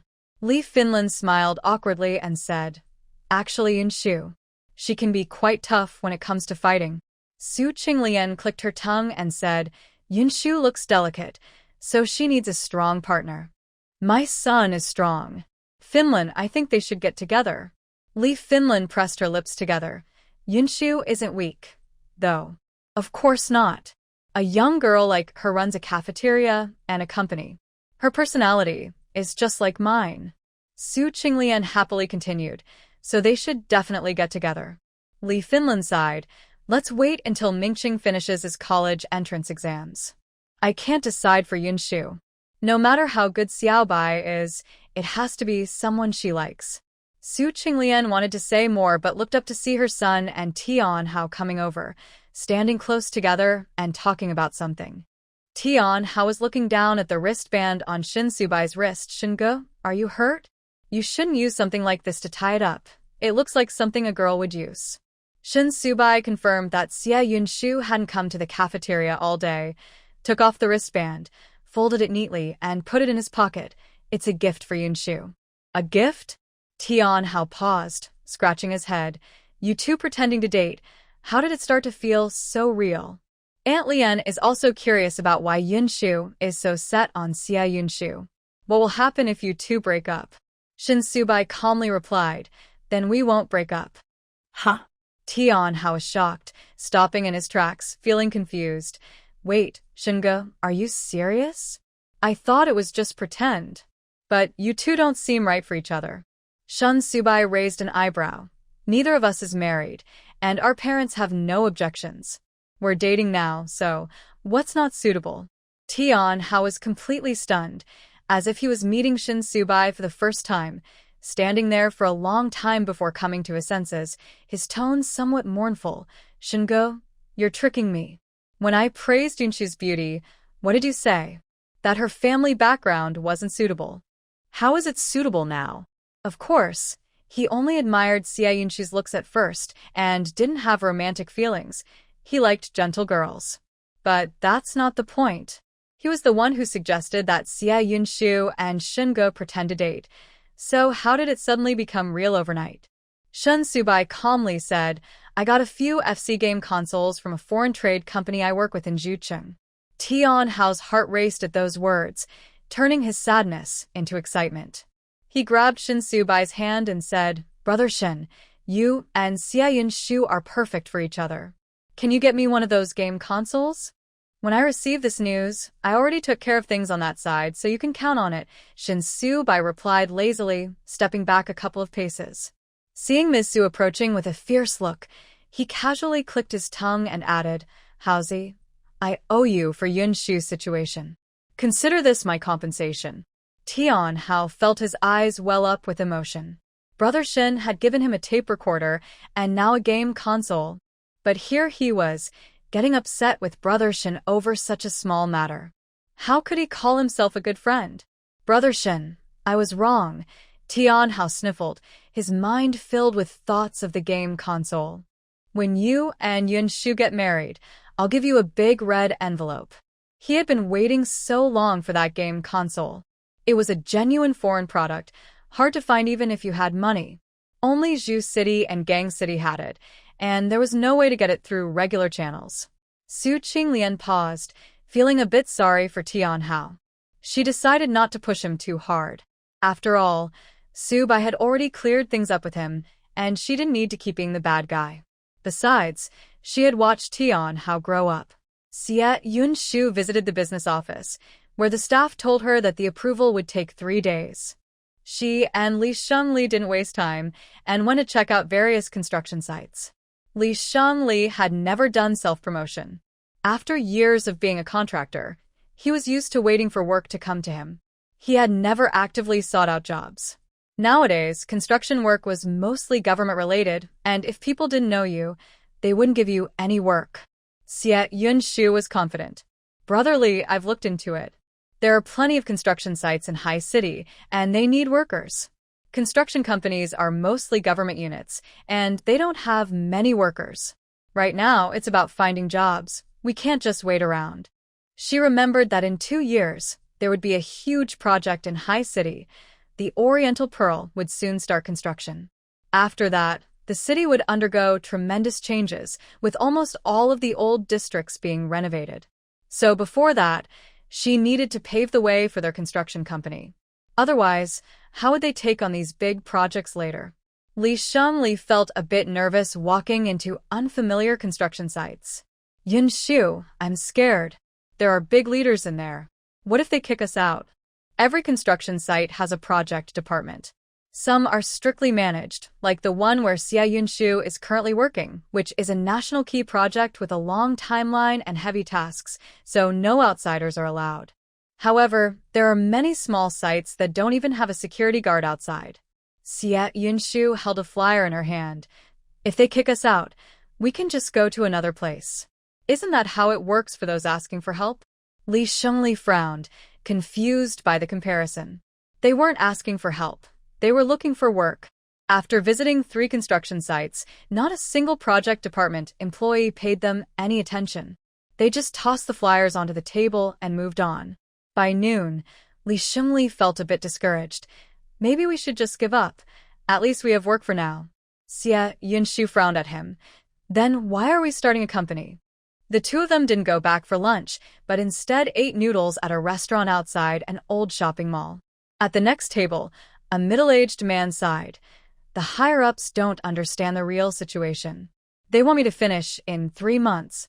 Where am I supposed to find reliable workers? The ones I have only know how to carry cement and can't read a word. If something goes wrong with the pipes, who'll take responsibility? Xie Yunshu listened carefully and immediately approached him with her flyer. Sir, we are a newly established construction company called Hein Construction. The man looked at her, a young woman, with a disapproving expression. What do you know about construction work? This isn't a place for girls. His words were harsh, and Li Shengli's expression darkened. He pulled Xie Yunshu aside. Yunshu, let's check other places this afternoon. Xie Yunshu shook her head. She had a fiery temper, but could control it. It was understandable that he didn't trust someone he didn't know, and there was no reason to get angry. When seeking work, one must be humble. She placed the flyer on the table and kept a smile on her face. Sir, I'm currently studying architecture at night school and can read many blueprints. Our workers have over 10 years of experience each. For the pipe installation work you need, at least 5 out of 8 have done it before. After a pause, Xie Yunshu continued, If you don't believe me, feel free to ask us anything. If we get any answers wrong, I'll pay for this meal. How does that sound? The man was taken aback.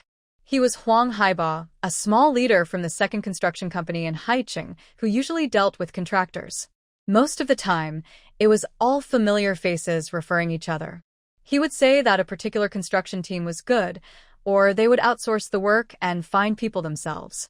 It was truly the first time he had seen someone directly promoting themselves with a flyer like this. If it were another time, Huang Haiba wouldn't have paid any attention, but now there was someone urgently needing help, so he frowned and asked, Can a woman do this kind of work? There are women working on construction sites, but they are mostly laborers and few in number. As for skilled workers, they are all men. He had never seen a female foreman before. Xie Yunshu smiled and replied, There's no rule saying this work has to be done by men. She was prepared and took out the blueprints she had looked at earlier, placing them in front of him. This is the work we are doing now. I have reviewed the blueprints, so I can guarantee there won't be any mistakes. Also, Brother Li has done similar work before, so you can trust us. Let's sign a contract and follow the process. We start the work first, then you pay the final amount. No one can cheat anyone. Huang Haiba, who also graduated from a construction university, looked at the blueprints in his hand and realized the young woman was not lying. At least they understood more than those who could only do manual labor. Come to the Haicheng Telecom Building project office tomorrow at 10 in the morning to discuss in our office, he said, feeling relieved and softening his tone a bit. This project has a tight deadline, so if you want to take it on, be prepared. Don't let us down, or there won't be any future cooperation. Xia Yinshu put away the blueprints. Don't worry, there won't be any mistakes. In the end, Xia Yinshu took the initiative to pay the bill for the meal, which consisted of a few bowls of noodles and 2 side dishes, totaling just a few dollars. On the way back, Li Shengli was a bit incredulous. We can really go discuss the project? Our company hasn't even set up yet, and we haven't found any workers. We aren't prepared at all. Xia Yinshu was in a good mood. If we wait until we're ready, the opportunity will be gone. Let's start working first and figure it out as we go. They say you shouldn't fight an unprepared battle, but the opportunity is right in front of them. Sometimes you have to take a risk to see how high the mountain is, or how deep the water goes. Moreover, it would take several days to get a response after the discussion, which would be enough time for them to prepare. Li Shengli gritted his teeth. Let's do it. I'll call home right away. We are definitely taking this job. In the afternoon, they visited a few more construction sites but found nothing, and he was so tired that he could barely lift his legs. Knowing Xia Yinshu had class that evening, Li Shengli suggested, let's go eat at the cafeteria first. If we take on the second construction project, we won't have the energy for anything else. Xia Yinshu paused and bit her lip. Brotherly, you go back. I won't go to the project office. Li Shengli was puzzled. Aren't you going to eat? I'll just have a little something at home. Xia Yinshu let out a dry laugh and rode her bike in the other direction. Li Go, you should calculate the costs and prepare a quote. I'll be waiting for you at the telecom building tomorrow. She felt a bit uneasy about meeting Shin Subai, or perhaps it was just her small feelings of affection that made her uncomfortable. Although Su Qinglian said she didn't mind, she didn't know what Shin was thinking. Did he feel the same way about her? It seemed impossible. He had always been so serious, and she was the one who had acted differently first. All day long, Xia Yinshu didn't show up at the project apartment. The next morning, she sneaked into the cafeteria to discuss some details about lunch delivery for the afternoon, then quickly slipped away. Aunt Zhao was puzzled. Femlin, what's going on with Yinshu these days? She's acting like a thief, hiding from someone? Li Femlin didn't think much of it and continued calculating on her notebook. She's busy with the construction company and doesn't have time to come over. Aunt Zhao responded, but Shun has been coming for every meal these past few days. Young people in relationships usually have that excitement, right? Don't they miss each other after just 2 days? Li Fenlin paused and then looked outside at Su Qinglian walking toward them, smiling helplessly. It's not just him. Qinglian comes here for every meal too. These two were like they were in a stealth operation. Her daughter was timing her visits to the cafeteria carefully. But Li Fenlin didn't feel angry. When you truly like someone, you can't hide it. Even if Yunshu was conflicted inside, her mother could see it clearly. Yunshu wasn't hiding from Xiaobai, she was avoiding an uncertain future. Whether Xiaobai could give her enough courage depended on them. The telecom building was also a key project in Haicheng, and construction had already begun. Originally, there was plenty of time, but this year it was suddenly included in the city government's list of important projects, which put pressure on the timeline, requiring completion by next year. The foundation was done, but they hadn't found a suitable construction team for the embedded pipelines. This task wasn't just about moving cement.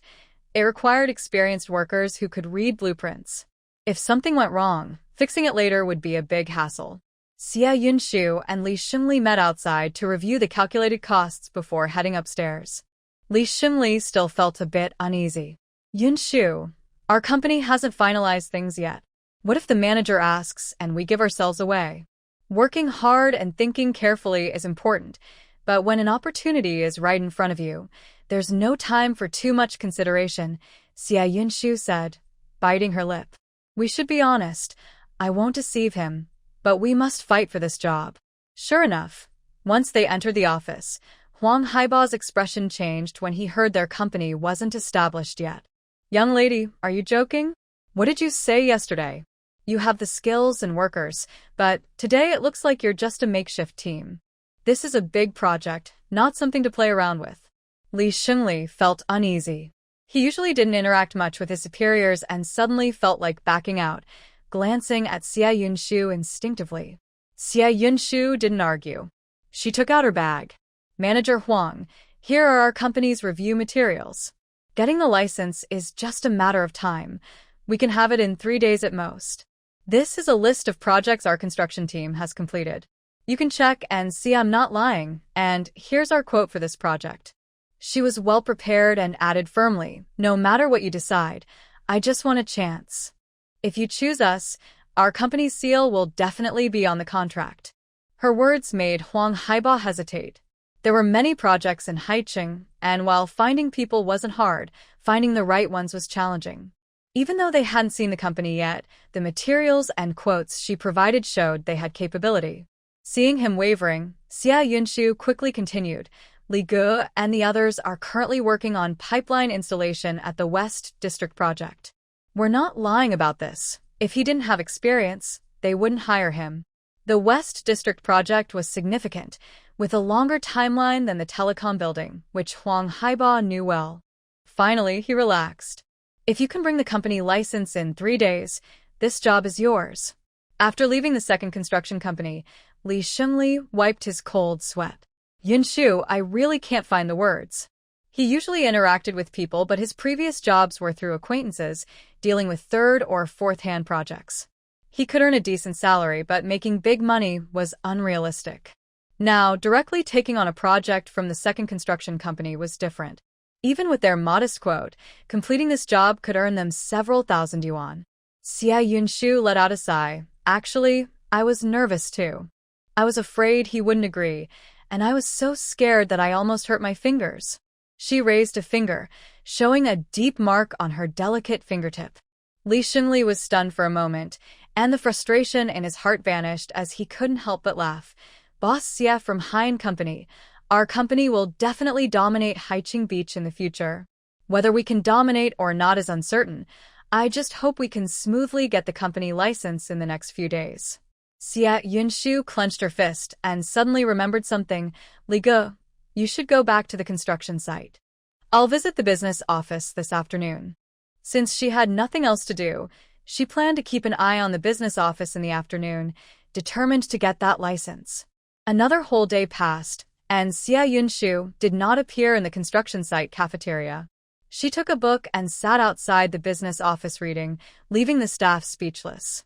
A pretty young girl, sitting outside in the summer heat, attracted the attention of many people coming and going to handle their business. The staff member sighed. She's quiet and not causing any trouble.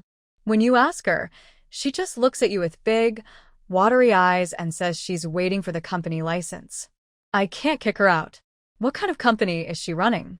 Even the department head was surprised, frowning as he came out to take a look. If she can get it done, hurry up and help her. She's been sitting outside, and even the director is coming out to ask what's going on. In fact, it was rare to see anyone come to set up a company, as the review process usually took several days. While process sounds reasonable, going through each step takes a long time.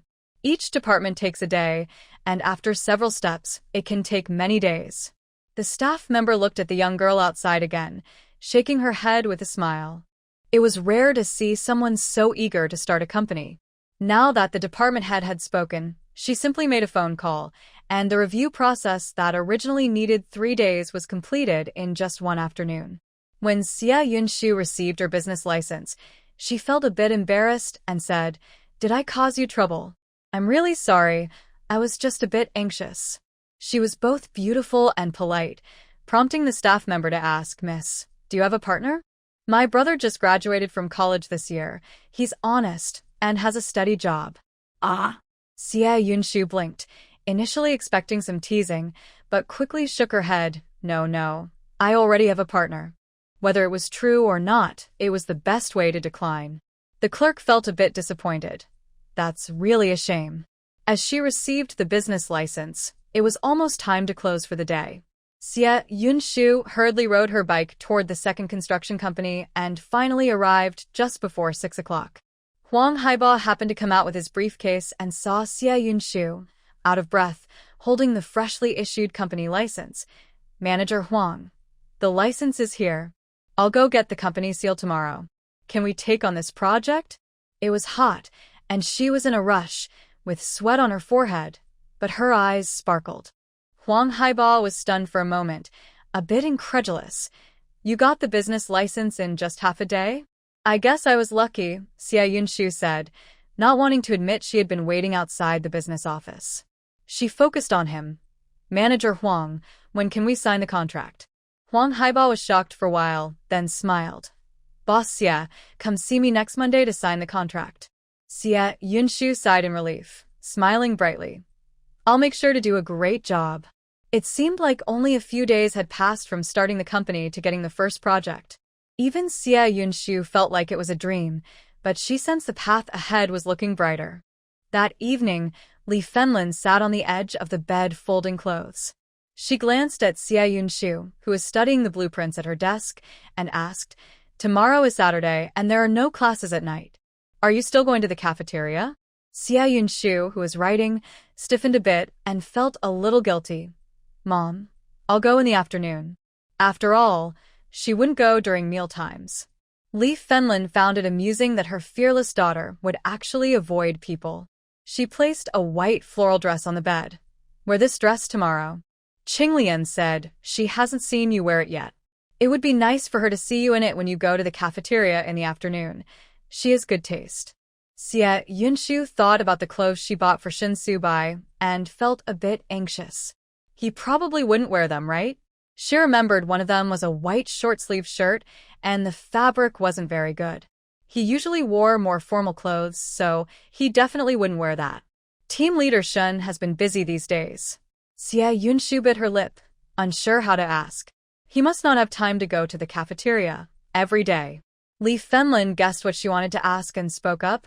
Xiao Wei has had 6 meals in total these past few days, and he ate every meal at the cafeteria. Xia Yunshu's heart skipped a beat, and she cleared her throat awkwardly. I wasn't asking about that. Tomorrow afternoon, I need to go to the cafeteria, otherwise it might look too obvious. She has been there before, just not during meal times. No one can really find fault with her, right? The next afternoon, Xia Yunshu figured the cafeteria would be empty, so she rode her bike over. Su Qinglian was also there. When she saw Xia Yunshu coming, she grabbed her and praised, That dress looks great on you. The dress from last year was a bit old, and it would be a waste not to wear the new one she bought. After hesitating for a while in the morning, Xia Yunshu decided to wear it. She had a lovely figure, not too thin, with a slim waist and curves in all the right places. Aunt Lian, Xia Yunshu said, feeling a bit shy and overwhelmed by Su Qinglian's enthusiasm. I'll go check the kitchen. The more Su Qinglian looked at her, the happier she became. She squinted her eyes and quickly headed towards the project department to share the news. Xia Yunshu checked the items and went over the menu with Song Shanchuan for the past few days. When she unconsciously looked up, she saw Shin Subai's tall figure walking towards her on the opposite path. I just remembered, we haven't hung the sign in the office yet.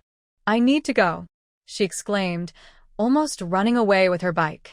Shin Subai stood there, raising an eyebrow. Was she avoiding him? The summer weather changed quickly, going from clear skies to dark clouds in no time. Shin Subai stopped and didn't chase after her. Instead, he turned back towards the project department. Heavy rain would stop work on the construction site, especially now during the base work, as it could easily lead to collapses. He calmly arranged for the workers to evacuate the site before slowly pushing his bike towards the project department. Tian Hao quickly stopped him, saying, Brother Shin, it's about to rain. Where are you going? Su Qinglian pulled Tian Hao to the other side, saying, Stop it. A forced situation won't be sweet. Most of the things at home had been moved to the small courtyard, and she would be able to move in tomorrow. So, Xia Yunshu went straight back to the courtyard. Just as she finished taking in the clothes from drying outside, she heard thunder rumbling. She bit her lip to reassure herself that she wasn't avoiding anyone. She was just hurrying back because it was about to rain. Around 5 o'clock, it indeed started pouring outside. The sky was covered with a huge gray curtain, pressing down gloomily. Raindrops fell heavily, making a loud pattering sound against the windows.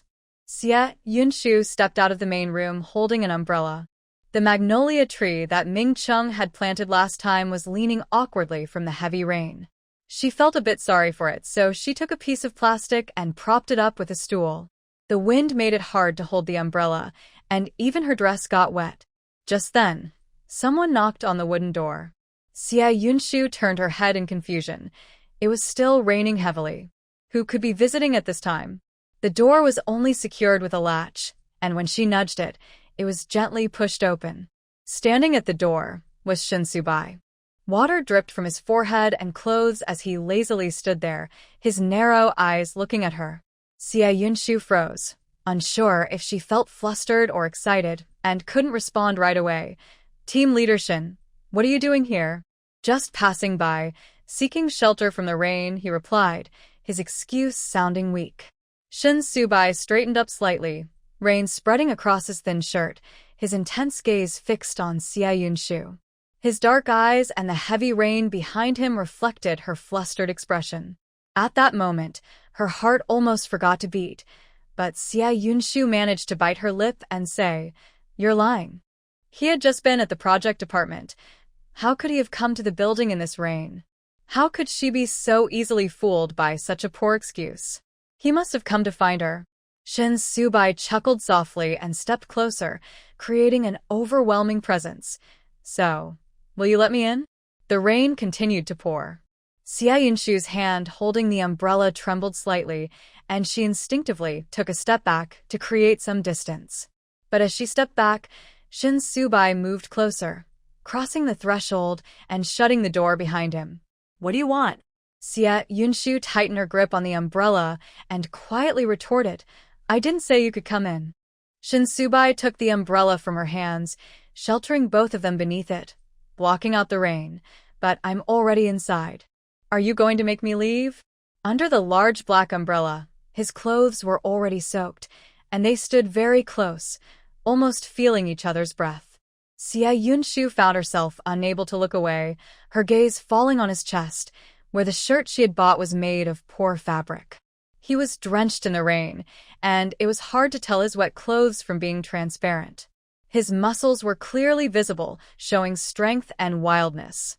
Xie Yunshu struggled to look away, suddenly feeling a bit thirsty. "Let's go inside. It's raining too hard." Shin Subai smiled playfully. "You're not kicking me out?" Taking advantage of the situation, Xie Yunshu gritted her teeth and quickly ran into the room. "I've given you the umbrella. If you're leaving, do it now." Even though he was soaked, Shin Subai showed no signs of embarrassment. He casually walked up with the umbrella, his voice light with laughter. "Xie Yunshu, it's a bit harsh to send your boyfriend away on a rainy day, don't you think?" Xie Yunshu's face flushed slightly, feeling a mix of anger and embarrassment. "You know it's raining? Why did you come here in such heavy rain? Don't tell me there's something important in the cafeteria that requires Captain Shen to come personally." Her words were sharp, completely different from her usual shy demeanor, but Shin Subai's smile only deepened. He closed the umbrella and shook off the rain, slowly approaching her. "There is something important that I need to handle myself." Xie Yunshu bit her lip, trying to stay calm, but her instinct to step back betrayed her nervousness. "What's so important?" Shin Subai sighed, looking helpless, yet he continued to close the distance until she was backed against the wall. He spoke softly, "Xie Yunshu, I might be coming down with a cold. Can you check if I have a fever?" How was she supposed to check? Xie Yunshu, who usually considered herself smart, felt her mind go blank for a moment.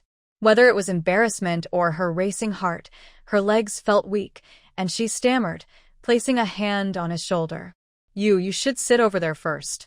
Shin Subai leaned against the wall with one hand, while the other rested on his shirt button. His voice grew softer.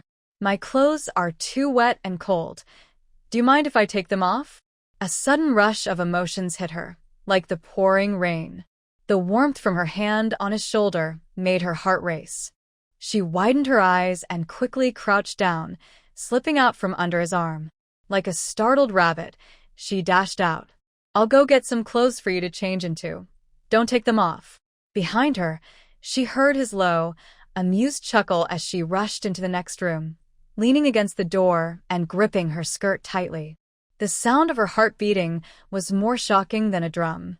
Yunshu stared at her hand for a long time. If it had been another man, she would have slapped him already. Was this hand just dead? In a hurry, she grabbed a short-sleeved shirt from Mingcheng, took a deep breath, and returned to the room. But then she quickly turned away, feeling even more flustered. "Shin Subai, why did you take off your shirt?" In the room, the iron plate on the stove was taken down, and Shin Subai was cooking cloves with his bare upper body. He looked up at her and said, "It's too cold, I couldn't wait." There are indeed men who go shirtless in the summer, especially on construction sites when it gets too hot at noon. But those men are not Shin Subai. How could the usually serious and proper Team Shin become so casual after a heavy rain? In the dimly lit room, the air became thick. Yunshu stood with her back to him, refusing to turn around, and just handed him the shirt. "Put this on." She heard a light laugh behind her, followed by the sound of him getting dressed. Her mind flashed back to the brief glimpse she had just seen of his well-defined chest and abs. Her ears turned red, reaching all the way to her neck. Yunshu bit her lip hard before turning around. "What did you come here for?" Mingcheng was slim, and his clothes didn't fit Shin Subai well, so he only fastened the bottom two buttons loosely, revealing his toned arms. The fire on the stove flared up, drying the clothes halfway. Shin Subai lowered his long eyes and spoke in a slightly hoarse voice. "Why are you avoiding me?" Yunshu gasped. Her first thought was to deny it. "I'm not. But I haven't seen you for 3 days." Shin Subai seemed to sigh. He looked at her, and the earlier intensity was gone, replaced by a hint of grievance in his tone. "Yunshu, we're dating now. Others might think you've dumped me." Yunshu was at a loss for words, avoiding his gaze. Who would be so bored as to watch how others date? Shin Subai sat on a small stool, looking serious. "You gave me clothes a couple of days ago, and now you won't see me. Did I upset you or do something wrong? Or tell me what I can improve and I'll change. Is that okay?" "I'm not." Yunshu felt that their conversation was very strange, like a couple who had a fight, and he was asking for her forgiveness. But they weren't really a couple. Why was he saying this? The answer was clear, but she didn't dare to think further. Shin Subai stood up, took a couple of steps toward her, and stared intently. "If you're not angry, that means we can still be together, right?" Behind her was a long table, and Yunshu stepped back twice, feeling a sense of danger from him for the first time. But it wasn't fear. That feeling was so unfamiliar that she couldn't help but want to resist. "Just stand there and talk." Yunshu took a deep breath, her voice loud but lacking confidence. "Now that everything is resolved and the rumors are gone, we don't need to be together all the time." After she finished, she bit her lip and added, "And we were never real." She was reminding him and herself. "All right." Shin Subai really stood still, chuckling softly. "You're right, it was never real." Yunshu's fingers curled slightly, unsure if it was because of his acknowledgement or if she was genuinely relieved. She felt exhausted. So what they were doing was wrong. So we can only try to make it real." Shin Subai slowly continued her thought, his gaze deepening, no longer hiding his intentions. "Yunshu, you owe me several favors. Is it too much to ask for a chance to pursue you?" "What? What was he saying?" Was it too much? Yunshu froze, her mind blank. Even though she had nowhere to retreat, she found herself leaning closer to the edge of the table. She didn't know what to say or do. The room was silent, and Shin Subai just watched her, giving her no way out. After a few seconds, she looked down, avoiding his gaze, and managed to say, "Captain Shin, please don't joke around." "I'm not joking. I'm serious." Shin Subai's long, strong arm reached out, pulling her away from the table. My mom really likes you, and Aunt Lee has no objections. I accept everything about you. Unless you can give me another reason to convince me or reject me, I don't think this request is too much." His words left no room for her to refuse. Xia Yunshu unconsciously rested one hand on his chest while the other was behind her, refusing to look up at him. "At first, we agreed it was just pretending to date, and it's only been a few days." Shin Subai sincerely apologized. "I broke my promise, but I won't accept that reason for rejection. Give me another one." He kept saying sorry, but his hand around her waist didn't loosen at all. "We're just not suitable for each other." After feeling embarrassed for a long time, Xia Yunshu finally lost her temper. She stepped on his foot and pushed him hard, clearly angry. "Shin Subai, this isn't pursuing someone. It's just being unreasonable." She was strong and didn't hold back, but Shin Subai's tall figure didn't budge, letting her vent her frustration. "I won't accept that reason either. Give me another one." Xia Yunshu continued to push him with a stubborn expression. "There's no reason. Go find someone else in the neighborhood to date. Why do you have to bother me?" They weren't suitable for each other, so why bother her? "Because there's no girl named Xia Yunshu in the neighborhood." Shin Subai chuckled softly, and the buttons on his shirt popped open due to her movements. "My mom said she only recognizes you as my daughter-in-law, or else she'll break my legs." The firm touch of his muscles was right in front of her. Xia Yunshu blushed deeply, biting her lip and pulling her hand back, feeling flustered. "Who Aunt Lien likes, you should pursue. You're not a child. But what if I like you?" Shin Subai looked down into her eyes, loosening his hold just enough to keep her close. "You said you would need help in the future, and I'm here for that." What did he mean by liking her and needing something? Xia Yunshu felt confused, wanting to push him away, but all she could feel was muscle. She had 100 ways to hit him, like slapping his face or kicking him, but she couldn't muster any strength. "Just step aside." Her breath became more unsteady as she bit her lip. His words were too overwhelming to accept all at once. The usually composed Captain Shin suddenly seemed like a rogue, making her heart flutter. She could only remember one thing to reject him. "We're not suitable." This time, Shin Subai obediently let her go, stepping back to give her some space to breathe, but he continued to press. "What's not suitable? I like you, so everything is suitable, unless you have another man in your heart. Otherwise, I have a chance." His words were so straightforward, unlike the Shin Subai she knew. But Shin Subai knew that all the preparations were used up. He couldn't let her retreat any further, and would never let her go. The rain outside gradually lightened, and the previously gloomy sky seemed to brighten a little.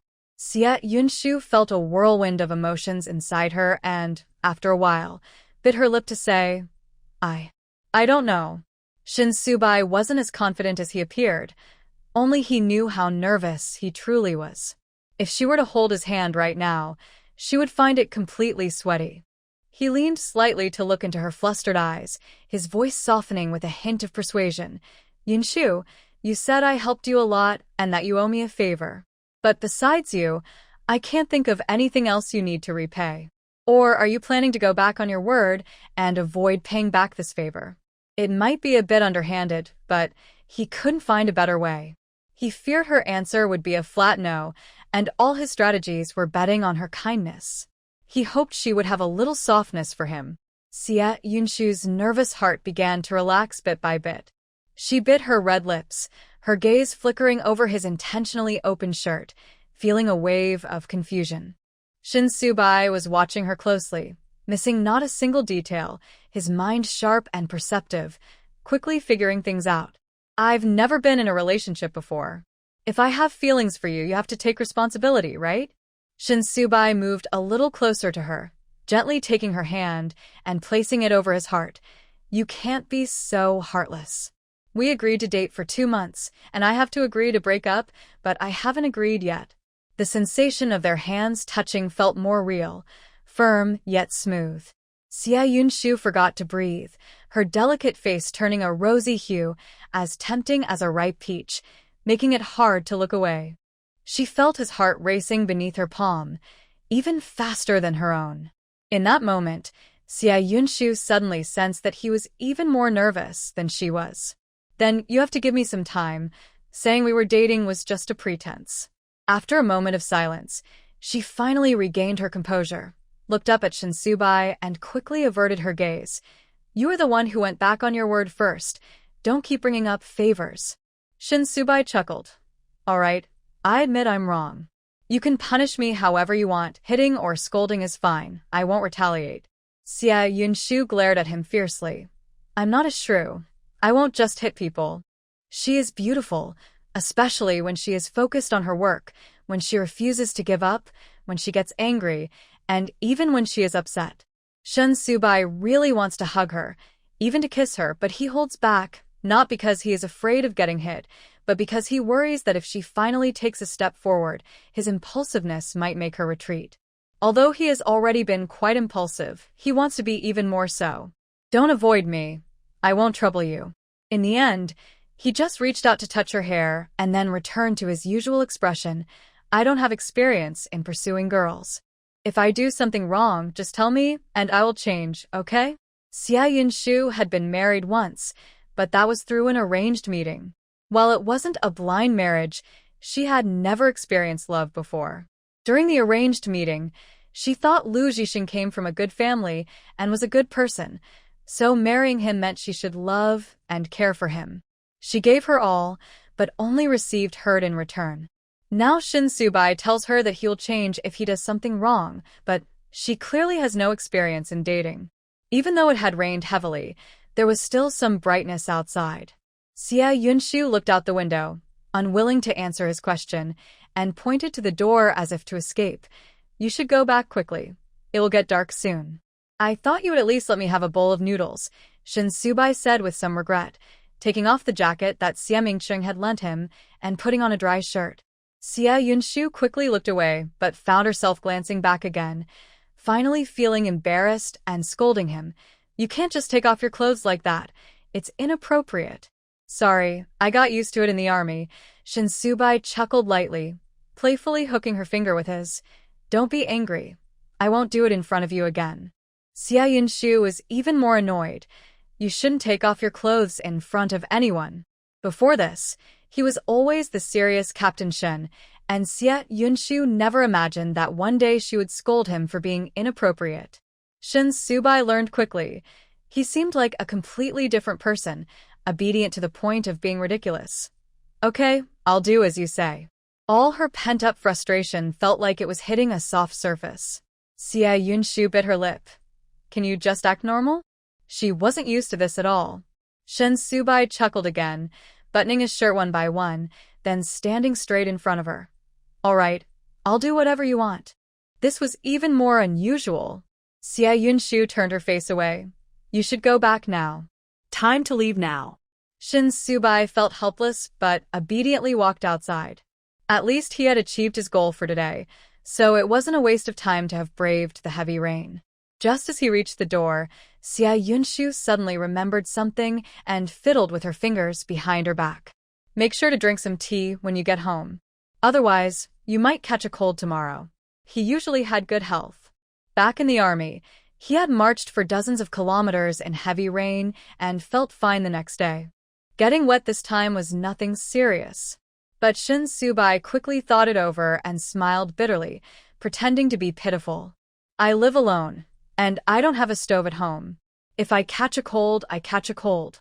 At least I have cold medicine. Xia Yunshu pinched her fingers, looking conflicted as she watched him walk away. Finally, she seemed defeated and called out angrily, Fine. Since you burned the stove, I'll make tea. Drink it before you go home. Shinsubai stopped as she wished, turned around, and smiled at her. Yunshu, you are so kind to me. I'm just worried you'll catch a cold, and it will delay the project. Xia Yunshu glared at him, but there was no real anger in her eyes. She puffed up her cheeks and went to the kitchen to get. You have to drink it all. No wasting. She planned to add a lot of, hoping it would be spicy enough for him. But as she prepared the pot on the stove, she inexplicably added brown sugar. He had mentioned before that he didn't like spicy food when they were at a restaurant. The room was lit, revealing the thoughts on their faces. Shin Subai finished the tea and washed the bowl before standing in front of her to speak. I'll head back now. See you tomorrow. Yunshu, you have to keep your word. If you promise, you can't avoid me. The rain had been falling for a long time, and Xia Yunshu's heart raced just as long. She waited for the sound of the door closing outside before snapping back to reality, biting her lip hard. She hadn't agreed to anything. That annoying guy. She had been tricked again. The summer heat lingered after the rain, and Shin Subai wasn't in a hurry to leave. At the alley entrance stood a man who seemed to be pacing. The smile on his face faded, and he coldly smirked. Dr. Lu, what a coincidence. As soon as the heavy rain stopped, Lu Zhixing stood at the alley entrance. He couldn't avoid seeing her, nor could he stop thinking about her. Someone who was once so close to him now felt like even a smile was a luxury. That day, the cooling pack was thrown away. Whether in the hospital or at home, whenever he closed his eyes, he saw her eyes filled with disgust, making it hard for him to breathe from the pain in his heart. He couldn't give up. She had once treated him so well and loved him deeply. It was his mistake, so it was natural for her to be angry and hate him. If he gave up now, how could he live his life without her? Lu Zhixing held a ring in his hand, one he had specially ordered from a silver shop. Before their divorce, he had planned to give this ring to Xia Yunshu as a gift. He knew she was upset because of Zhou Xinyue, so he thought a gift might cheer her up. But later, because of Zhou Xinyue, that gift was forgotten until their divorce and Zhou Xinyue went to prison, and all the truth came out. Only then did he remember the ring. Seeing Shin Subai come out of Xia Yunshu's house, Lu Zhixing's face turned pale for a moment. What are you doing here? I'm here to see my partner. I don't think I need to report to Dr. Lu, right? Shin Subai clicked his tongue and slowly adjusted his clothes, aiming to hurt him with his words. Dr. Lu's clothes look a bit old. Why not get some new ones? Is it because no one gives them to you? Unlike me, who can wear such a well-fitting shirt since Yunshu bought me two. Lu Zhixing couldn't take it anymore. Shin Subai, don't think I don't know what you're up to. Yunshu would never give you clothes or accept you. Even if she doesn't have me in her heart right now, she doesn't have you either. Shin Subai's dark eyes were cold. Is that so? Unfortunately, I'm moving in while you've already moved out. His words were a double entendre, igniting a fire in Lu Zhixing's eyes. I won't waste my time on useless talk with you. She lived with me before, and I know her better than you do. What's a shirt? She once gave me a ring worth a month's salary. She feels gratitude towards you at most, but there's no romantic feelings. I will ask her to come back, and she will definitely return. After saying this, Lu Zhixing walked past him, heading inside. He was there to give Yunshu the ring.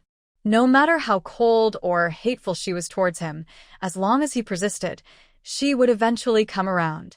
But an arm blocked his way. Shin Subai's calm face hid a hint of malice.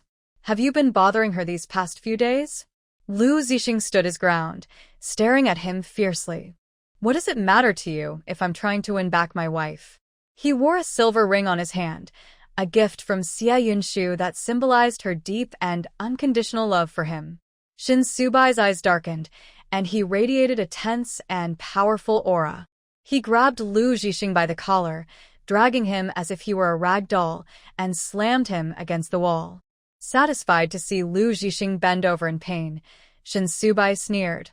Open your eyes and see clearly who is standing beside her. Lu Zhixing, with his frail build, was no match for Shin Subai and clutched his shoulder in pain, unable to respond. Meanwhile, Shin Subai turned and walked back toward the small courtyard. Xia Yunshu had just calmed her racing heart and was quietly cursing, but she couldn't help but laugh softly, only to stop and mutter a word of disapproval. It was unclear if she was scolding herself or someone else. There was a noise at the door again, and Xia Yunshu frowned as she stepped outside, thinking that her mother and Mingqing should not be back yet. When she opened the door and saw Shin Subai standing there, her heart raced again. Why are you back? Shin Subai's expression was somewhat cold, but it warmed when he saw her. He took out the green hairband he had bought earlier, blocking her view and body. I forgot to give this to you earlier. Consider it a return gift for the clothes. Xia Yunshu turned her head away, feeling a bit annoyed. Aunt Lian gave me a dress. I don't need to return the favor. Then consider it a gift from a suitor, Shin Subai said with a smirk, leaning down to gently coax her. Shall I put it on for you? Xia Yunshu's ears turned hot, and for the first time, she felt shy. Do whatever you want. With another soft laugh, Shin Subai was genuinely pleased by her expression. He ran his hand through her hair, loosely tying the green lace hairband, with the long tassels intertwining with her dark hair, resting against her fair, slender neck. Looks good, Shin Subai said softly, his throat moving as his hand slipped from her hair to her waist. Her waist was slim, easily held by one hand, while Lu Zhixing looked on in disbelief from the corner of his eye.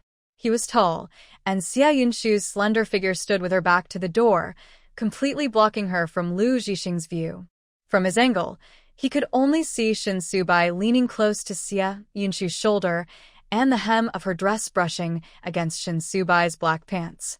Getting so close, their clothes brushing against each other, it felt very ambiguous. Just as Shin Subai slightly lowered his head, Lu Zhixing couldn't hold back any longer. He rushed out from the corner and punched him, shouting, Shin Subai, how dare you do this to her? You're despicable. With Shin Subai's skills, he could easily dodge this weak punch, but he didn't move. After taking the hit, he suddenly turned around and landed a heavy punch on Lu Zhixing's nose. Everything happened so quickly that by the time Xia Yunshu reacted, Shin Subai, who had just hit someone, was already weakly leaning on her shoulder, blatantly lying, Yunshu, my head hurts. Xia Yunshu was startled and quickly turned to look at him, only to find that his well-defined features had a bruise on his forehead with a hint of blood. Anger surged in her heart as she pointed at Lu Zhixing, scolding, How dare you hit someone else? If you have mental issues, go get help. Don't come out like a mad dog to bite people. Team Shin just got caught in the rain, and if you hurt him, I will personally take you to the police station. Lu Zhixing covered his bleeding nose, looking disheveled and in disbelief. He looked at Shin Subai standing behind Xia Yunshu, his voice trembling. Yunshu, he hit me too, I was hurt too. You started it first. Xia Yunshu glanced at him coldly, without a hint of emotion. Lu Zhixing, focus on being a good doctor and stop bothering me like a madman, okay? The pain in his nose was nothing compared to the hurt in his heart. He seemed to choke up, his voice barely audible. Why won't you give me even one chance? I know I was wrong, I'm changing. I bought you a ring, one we ordered before our divorce. You said you wanted a ring.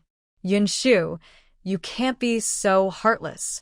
The silver ring with patterns fell into the rainwater, and Xia Yunshu stared in shock, instinctively looking over. Shin Subai's tall figure suddenly swayed. Yunshu, I can't stand properly. My head is spinning.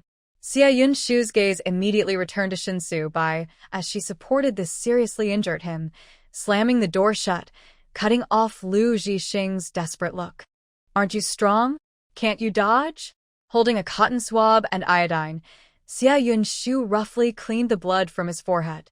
Despite her harsh tone, concern was evident in her voice. How can there be blood? Does he have that much strength? When they finished cleaning up, they realized that Shin Subai had no injury on his forehead, just a little bruise. Where was the wound? Xia Yunshu angrily tossed the cotton swab aside. You still say you have a headache and feel dizzy? That blood isn't yours.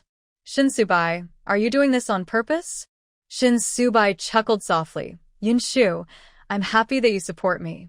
Happy about fighting? Just a moment ago, he looked weak, and now he was acting carefree. Xia Yunshu felt flustered by his laughter. Shin Subai, you weren't like this before. She was not used to the current Shin Subai at all.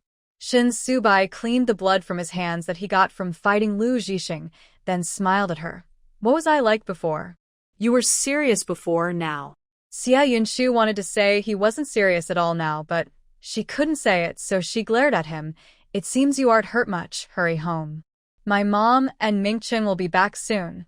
If he hadn't run into Lu Zhixing, he would have gone home earlier, but now it was getting dark outside. Shin Subai stood up, brushing his hand over the headband he had tied himself, closed the door properly. Don't let stray dogs in. Everyone else was a stray dog. What kind of dog was he? Xia Yunshu felt like she was meeting Shin Subai for the first time. She tried to act calm. Aren't you leaving? Shin Subai smiled lightly. Pursuing a girl really couldn't be rushed. That night, Xia Yunshu, who usually read late and fell asleep quickly, couldn't sleep. Since her bed hadn't been moved yet, she was still in the old building. Li Fenlin, hearing her tossing and turning, softly asked, "Yunshu, are you feeling unwell?" Xia Yunshu quickly stopped moving, feeling embarrassed about the whole pursuit thing. She whispered, "No, just a little restless." Li Fenlin continued, "Today, Aunt Lian said that Xiao Wei will stay in Haiqing to develop." Xia Yunshu paused, pretending not to care. "Oh." Li Fenlin found her daughter's act amusing. "Let him pursue you for a while longer. If it comes too easily, he won't cherish it." Xia Yunshu pulled the blanket over her head. "So sleepy, going to bed now."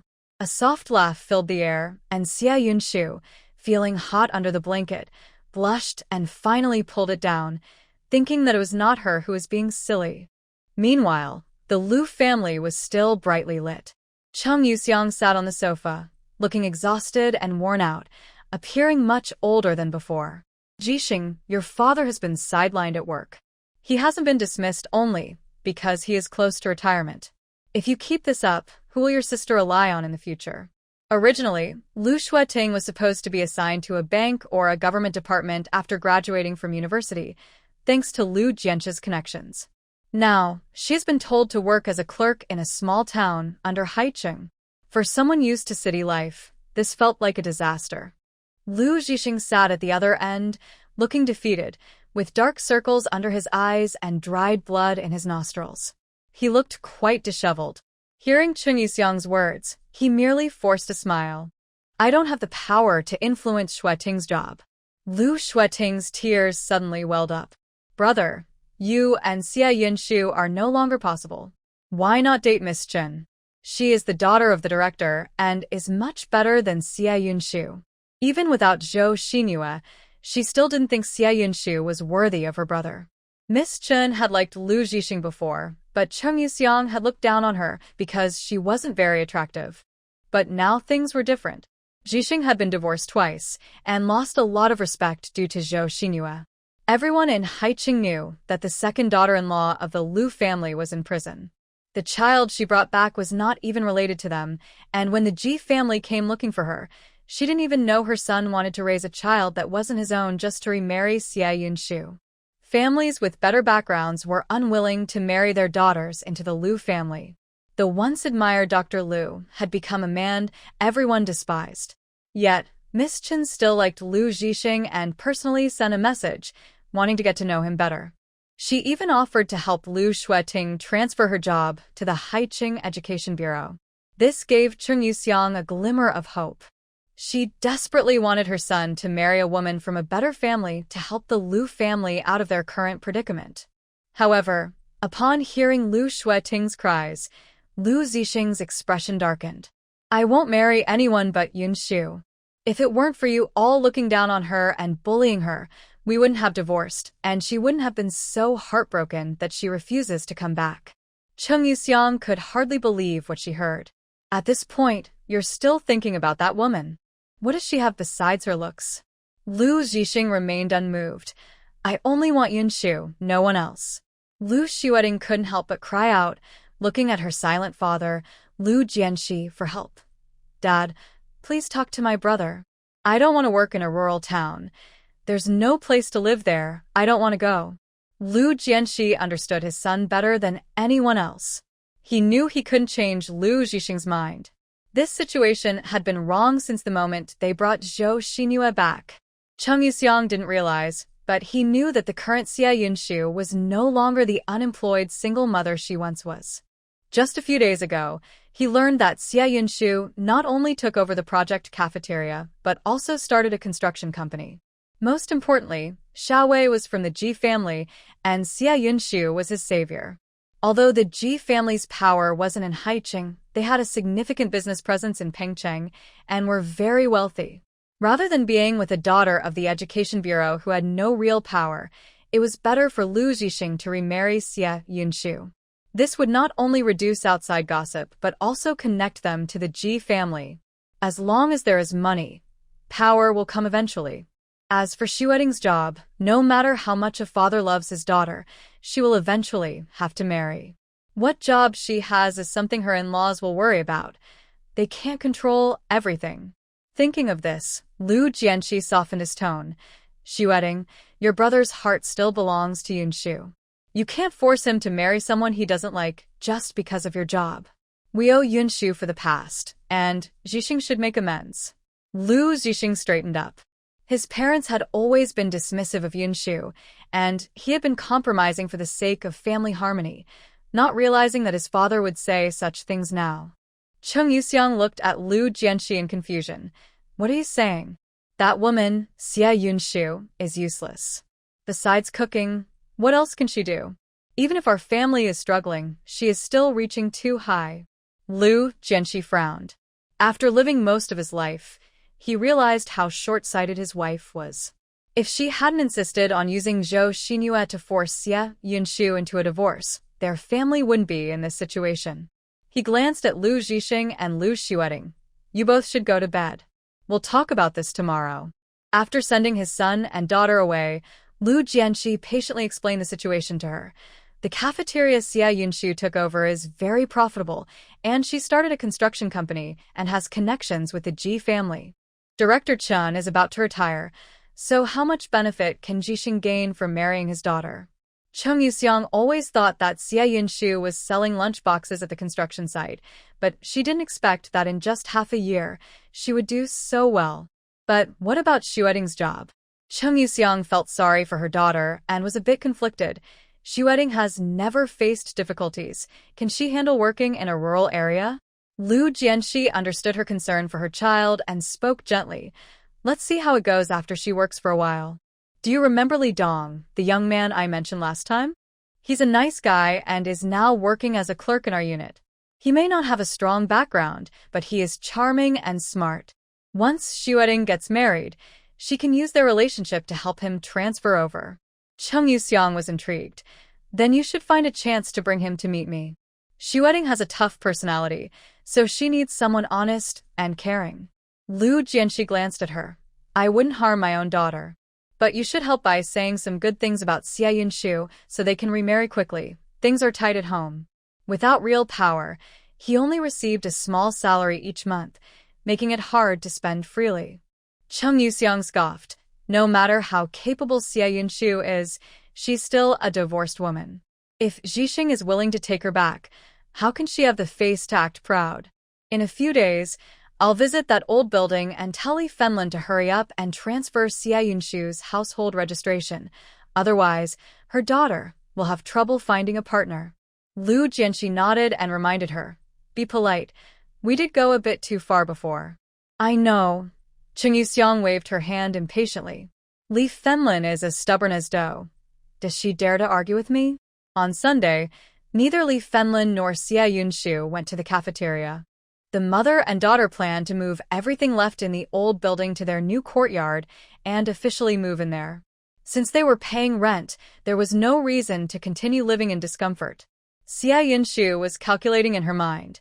The housing prices in Haicheng were still reasonable, but even this courtyard would cost around 20 to 30,000 yuan. Once she's saved enough money, her first priority would be to buy a place of her own. Lin Suiping also didn't go to work today. She seemed to have lost some weight recently, and her round face was showing a sharper chin. Seeing Xia Yunshu struggling to move the bed, she didn't offer to help but stood there eating an apple with a sarcastic tone. Xia Yunshu, it seems we can't fit in the old building anymore. Now that you've moved, are you planning to fly away and become a fairy next? Xia Yunshu glared at her. Stop talking nonsense and come help me move that end. Lin Suiping reluctantly replied. Why should I? You have a partner, and I have one too. What's the point of us working together? Actually, Xia Yunshu had never met Lin Suiping's partner. She had heard about the wedding plans right after the new year, but there had been no update since then. However, she had been busy with work and wasn't one to pry into others' affairs, so she hadn't asked Li Fenlin. The bed she shared with Xia Mingqing was very simple, just made of wooden boards, so one person could easily move it. Xia Yunshu carried a wooden board past Lin Suiping and playfully kicked her behind. If you're not going to help, then go cool off over there. Stop talking so much. Lin Suiping, frustrated, replied, Xia Yunshu, don't think just because I've lost some weight that I can't stand up to you. I have plenty of strength. Xia Yunshu paused and looked back at her suspiciously. You actually care about losing weight? Lin Suiping rolled her eyes dramatically. I'm about to get married. Of course, I need to slim down. Just wait. My waist will be thinner than yours, and you'll be so jealous. Are you serious? People know you're getting married. They might think you're starving. Xia Yunshu scoffed, ignoring Lin Suiping, who was fuming behind her, and continued carrying the board down the alley. Lin Suiping bit into an apple in frustration. She couldn't fight with this woman. She had been on a diet for days and had no energy. Fighting would only put her at a disadvantage. Although she hadn't gained anything in the past. Just as she was finishing her apple, she felt a slap on her back. Lin's mother yelled from behind, Can't you see? Yunshu is moving. Go help her. Lin Suiping covered her behind and walked ahead, muttering, She's so strong. Does she really need my help? After taking a couple of steps, she widened her eyes in surprise. Is Xia Yunshu's partner really here? At the entrance of the building, Shin Subai and Su Qinglian parked their bicycles. Before Xia Yunshu could say anything, Shin Subai took the wooden board from her hands with one hand. Su Qinglian linked her arm with Xia Yunshu's and nodded. Yunshu, let Subai do it. He has plenty of energy to spare. After yesterday's events, Xia Yunshu still felt uneasy seeing Shin Subai. She avoided his gaze and looked only at Su Qinglian.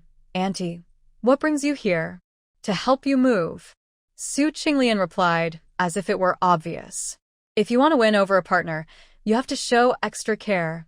Otherwise, what if someone else swoops in? If her son didn't understand, how could she not? Xia Yunshu was taken aback. You all know I'm moving today? Li Fenlin came out of the small courtyard, smiling as she said, I told Aunt Lien that we'll have lunch at home today. I also informed Aunt Zhao at the cafeteria, so it won't be a problem. When the two mothers met, they both laughed, leaving Xia Yunshu behind as they walked into the courtyard together. Xia Yunshu stood there in a daze, suddenly feeling that Shin Subai was not just pursuing her.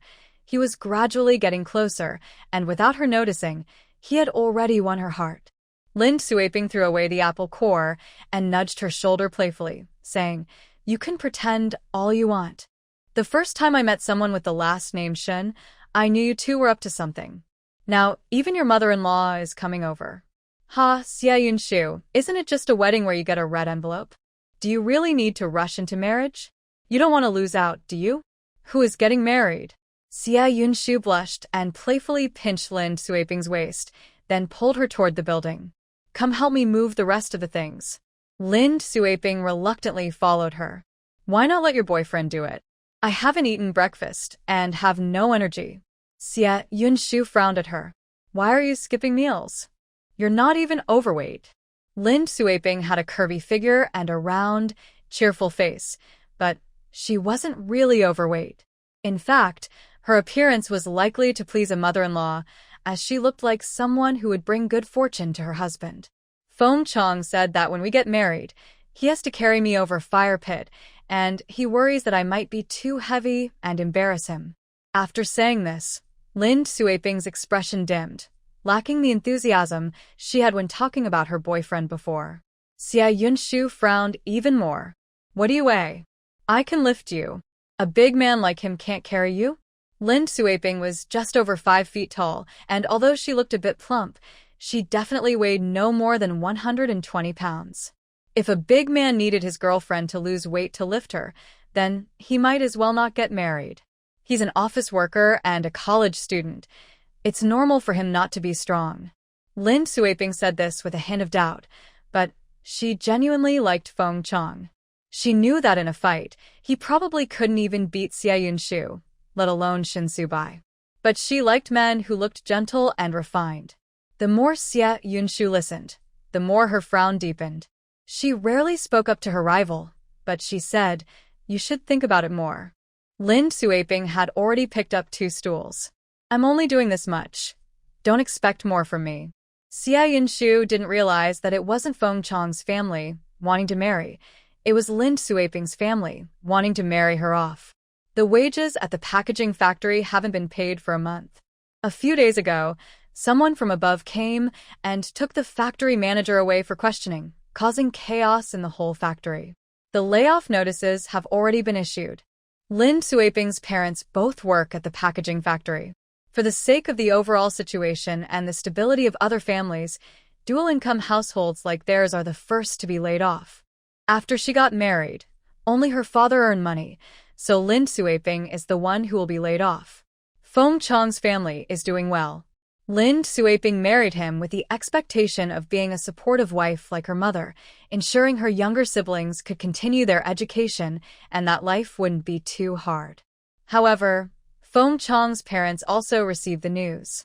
They have been delaying the wedding, hoping the Lin family would take the initiative to cancel it. After all, it would sound bad if the engagement was called off due to the woman's job issues. Feng Chang does have some genuine feelings for Lin Suaping, but he is unsure which is more important, his feelings or reality. There wasn't much to move, so Shin Subai made several trips and got most of it done. Xia Yunshu prepared some cold tea for him. "Sit down and take a break." In the corner of the small yard, there was a young persimmon tree that had just started to grow, providing enough shade from the sun. The magnolia flowers by the wall had endured heavy rain yesterday, but were blooming beautifully today. Shin Subai sat on a stool, shifting his gaze from the flowers to Xia Yunshu's face. "Have you taken care of everything at the company?" His expression was calm, and his tone was serious, as if the reckless person from yesterday had vanished. Xia Yunshu avoided his gaze, focusing on the magnolia flowers. "The business license has come through. I'll go get the official seal this afternoon." Tomorrow, she would go to the second construction company to meet manager Huang and sign the contract. Once they received the blueprints, Li Shengli could take his team to start work. For now, they had split into 2 groups. Chang and Du Xianglong were overseeing the work at the West District site, while Li Shengli was monitoring the new site. During the day, Xia Yunshu had to run between the second construction company and the cafeteria. Fortunately, the cafeteria was still busy, allowing her some time to handle these tasks. "It sounds busy," Shin Subai said, taking a sip of tea. "What about tonight? What will you do?" Xia Yunshu replied without thinking, "I won't have time tonight either." Shin Subai set down the porcelain bowl and gently held her fingers. "Can't you spare even a little time for me?" What? "What do you want to do?" "I told you I don't have time." Xia Yunshu felt shocked and quickly pulled her hand back. Just a moment ago, he claimed to be serious, but now he was being reckless again. Both mothers were chatting inside the house. From the window, Su Qinglian's clear voice came through. Yesterday, Xiao Wei came home looking like a drowned rat, with bruises all over his forehead. He had a fever and a cold in the middle of the night, and here I am, an old lady, taking care of a young man. Is it hard to be a mom? Having gotten familiar with Li Fenlin, she now referred to her son as Xiao Bai instead of Su Bai. Li Fenlin's voice turned worried. "Xiao Bai is hurt and sick. Is it okay for him to help move today?" Su Qinglian, his real mom, was not worried at all. "He's in good health. A little more activity won't hurt him. Besides, isn't it expected for him to help at your place?" Bruises and a fever. Xia Yunshu bit her lip, feeling soft-hearted, and tugged at Shin Subai's shirt. "Did you really have a fever and a cold last night?" "Of course not." His mother was a habitual liar. However, Shin Subai coughed a couple of times and held her fingertips. "I'm fine, not too uncomfortable. At least I still have some energy to help you move." Xia Yunshu's face turned slightly red, but she pretended not to notice and didn't pull away from him. Her voice became much softer. "What did you want to talk to me about last night?" "I just wanted to ask Comrade Xia to go watch a movie with me." Shin Subai took advantage of the moment, spreading his hand to fully wrap around her fingers. "Yunshu, I'll accompany you this afternoon for your errands, and in return, you have to spend an hour with me." "That's only fair." In the end, He had taken up her entire afternoon and evening. Xia Yunshu's hand moved slightly, unsure if it was from the heat or anxiety. Why are you being so touchy? Let go of me. My mom is still inside. As soon as she finished speaking, they heard Li Fenlin's soft voice from inside. Let the kids spend some time together outside. We'll watch TV in here and not disturb them. Xiao Bai is a good person, helping out even when he's hurt and sick. Since Yunshu likes him, let's create more opportunities for them. Su Qinglian was very pleased with her future-in-law, who was gentle and kind. She believed that with a daughter like Yunshu, her son Su Bai wouldn't be thinking about that stubborn guy. Tian Hao. The sun gradually became more intense. Even in the shade, Xia Yunshu felt sweat forming on her forehead. Shin Su Bai released her hand, his tall figure blocking the sun. Go watch some TV inside. I'll cook in the kitchen. Do you know where the kitchen is? Xia Yunshu, with her striking black and white eyes, glanced at him sideways. You're quite popular with my mom right now. How can I let a guest cook? Guest? Shin Su Bai, with his back to the sun, smiled. I should be a guest who needs to behave well in your home. He admired a flower and wanted to shield her from the wind and rain, wishing to accompany her as she bloomed beautifully. So he bent down, putting in all his effort, being careful yet assertive, eliminating all possible uncertainties. Xia Yunshu placed her hands behind her back, her face flushed from the heat, her voice soft. Can you cook? I learned a lot in the army. Cooking is just a basic life skill. Shin Su Bai was already walking toward the kitchen. The layout of the yard was simple, and he had been there once before, so he knew where the kitchen was. It turned out that Shin Su Bai not only could cook, but was also quite skilled. The four of them gathered around a small square table in the cool living room, with 4 dishes and a soup, along with steamed rice in front of them. Shin Su Bai moved naturally and skillfully, first serving rice to Li Fenlin. Aunt Li, the flavors from Beijing might be different from here. If you have any preferences, please let me know, and I'll keep it in mind for next time. Su Qinglian eagerly promoted her son. Yes, Xiao Bai is great at washing clothes, cooking, and taking care of his wife. Li Fenlin glanced at her daughter, whose face was flushed but was trying hard to act nonchalant. It was the first time she had seen her behave like this. However, as the mother of the girl, even though Yunshu had experienced a failed marriage, there was no rush for them. So, even though she had gotten along well with Su Qinglian over the past few days, Li Fenlin didn't relent, only smiling. Thank you for your hard work, Xiao Bai. Su Qinglian gave her son a knowing look, silently conveying the message. Let's split up this afternoon. I'll pursue the mother-in-law, and you pursue the daughter. The dinner table wasn't awkward. Su Qinglian was naturally outgoing, and after spending so many days with Li Fenlin, they were already quite familiar. Shin Su Bai didn't talk much, but he could always respond to whatever Li Fenlin said. On the other hand, Xia Yunshu just lowered her head to eat rice, wishing to finish quickly. He clearly said he was pursuing her, but she hadn't agreed yet. How did their mothers end up chatting? Anyone who didn't know would think they were there to discuss marriage, which was absurd. A piece of marbled pork suddenly appeared in the bowl. Shin Su Bai put down his chopsticks and said, I learned some techniques from Master Zhang at the Haiqing restaurant. How does it taste? Before they took over the cafeteria, they had eaten braised pork at Haiqing restaurant once, and he remembered she really liked it, so he took the time to learn it. Xia Yunshu bit her lip, took a bite with rice, and quietly said it's delicious. Su Qinglian perked up and grabbed Li Fenlin's hand, saying, Fenlin, didn't you say you bought a pretty floral fabric? Can you show it to me? Li Fenlin, being more experienced, understood the implication of her words. She stood up and walked inside, saying, It's in the back room. I'll go get it for you. Su Qinglian pushed her bowl away and said, I'll go with you. Before leaving, she patted Shin Su Bai on the shoulder and quietly threatened him. You better behave. Be attentive while washing the dishes, or I'll make sure to get back at Tian Hao. At that moment, Tian Hao, who was at home listening to music, suddenly sneezed. The television in the living room was playing a Hong Kong-Taiwan drama where the male and female leads were deeply in love. Their shows were quite bold, as the leads embraced and kissed after just a few lines.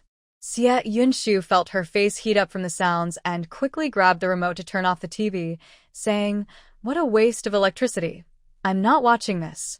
Shin Subai raised an eyebrow at her, but remained silent. "Are you full?" "I'll wash the dishes," Xia Yunshu said, looking busy as she stacked the bowls, almost wanting to walk out with her eyes closed. Shin Subai reached out to stop her and couldn't help but chuckle. "With both moms here, let me, the guest who should behave, take care of it. Otherwise, I might end up with a broken leg." Although Su Qinglian spoke softly, Xia Yunshu still heard her. Setting aside her embarrassment, she was puzzled. But why would you break Tian Hao's leg? What does he have to do with this? Captain Shin, who was usually in control, suddenly stiffened. After a moment of silence, he firmly replied, "You heard wrong. It's my leg that might get broken." It was just a small matter, and Xia Yunshu didn't think much of it. She followed Shin Subai, saying, "You've already cooked, so I can wash the dishes." Her nose bumped into his solid chest, and Shin Subai turned to look at her. "Do you really enjoy competing for tasks with me? Or do you just want Ms. Su to break my leg? How could Aunt Lien possibly hurt you?" Xia Yunshu rubbed her nose, walked over to the faucet, and gently said, "Your mom is really nice and seems very gentle." Since Su Qinglian appeared in front of her, her stereotype of wealthy wives had completely changed. Shin Subai raised an eyebrow. "Gentle?" Mrs. Su was so gentle that she could be fierce when needed. Standing in the shade, Xia Yunshu watched Shin Subai bend down to wash the dishes and suddenly spoke softly. "Shin Subai, does your family know about my situation? I won't change anything. You and Aunt Lien are great, but I won't compromise on anything." She would never change her path for anyone, not even for love or marriage. Her words were vague, but Shin Subai understood. "No need." Shin Subai straightened up, his gaze calm and confident. "Xia Yunshu, just stay there. You don't need to make any sacrifices. Just give me a little time to come over." It sounded simple. Xia Yunshu felt like her heart was being pulled by a rope. The more she struggled, the sweeter it felt.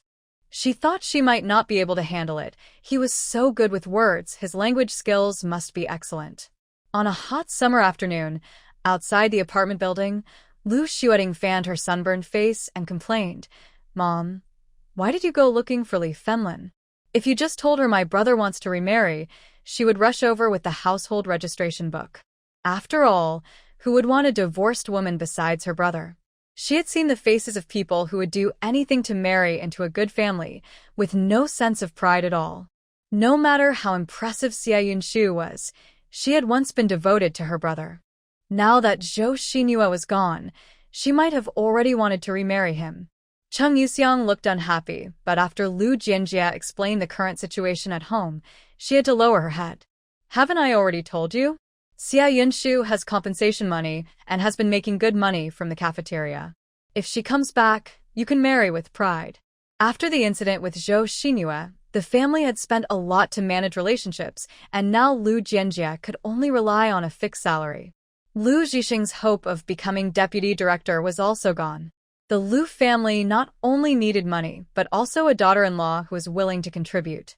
Lu Jianxi does not consider his daughter, but she has to think about things. Moving for work and marrying off his daughter, both require money.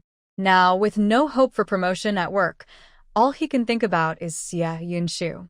It seems that getting back together could be beneficial for both of them. At least Xia Yunshu's cafeteria and construction company could bring in a lot of money. However, the two of them came today without Lu Zhixing's knowledge. Although he wants to remarry Xia Yunshu, he does not want his family to interfere in their relationship. Cheng Yuxiang and Lu Xinyue have always held biases against Yunshu and looked down on Li Fenlin. He doesn't want them to cause any harm to Yunshu's family. Lu Xinyue had visited the building once, but was badly beaten by Xia Yunshu, leaving her with a lasting fear. When they reached the hallway, she didn't want to go in. "It's dark in there. Let's have Li Fenlin come out to talk." Cheng Yuxiang glanced at the dim and damp hallway, her eyes showing disdain. It's no wonder people from such an environment can't rise to the occasion, just like Xia Yunshu, who nitpicks over small matters and causes a divorce. Even when Lu Zhixing got married, she didn't bother to come here, so she didn't know exactly where Xie Yunshu lived. She had to stop a girl getting water downstairs and asked, which door is Xie Yunshu's home? The girl she stopped was Lin Suiping. She didn't know Cheng Yuxiang but recognized Lu Xueting and immediately sized up the mother and daughter. What do you want with Xie Yunshu? Lin Suiping spoke bluntly and without courtesy, making Cheng Yuxiang frown. It seemed that everyone here lacked manners. I am Lu Zhixing's mother, and I am also her mother-in-law, Cheng Yuxiang explained patiently, peering inside. Which door is her home? I just want to talk to Li Fenlin, and then leave. She had no intention of begging anyone and certainly wouldn't plead with Li Fenlin. Deep down, she looked down on women like Li Fenlin who came from rural backgrounds, who spent their lives being submissive and couldn't even speak clearly. Her visit today was already a big concession. However, her goal was to get Li Fenlin to agree to the remarriage, so she brought a bag of oranges and planned to say a few nice words. When Lin Suiping heard Lu Zhixing's name, her mouth broke into a wide smile, and she almost laughed out loud. You're Lu Zhixing's mother. Cheng Yuxiang impatiently glanced at Lin Suiping. Her son was good-looking and came from a good family, attracting many young girls, so she naturally assumed that Lin Suiping was one of Lu Zhixing's admirers trying to curry favor with her. Thinking of this, her face showed more disdain. Which family does Li Fenlin belong to? I have many things to do, so don't waste my time. Lin Suiping couldn't help but laugh. Haha, your son was seen without clothes. How can you still show your face outside? Ha ha ha. This is too funny. Xie Yunshu is going to be embarrassed again. She just kicked me. I have to go tease her. What is this about clothes or not? Cheng Yuxiang's face turned green. She gritted her teeth and glared at Lin Suiping. How can you, a girl, speak so rudely? Where exactly is Li Fenlin's home? Lin Suiping was secretly delighted.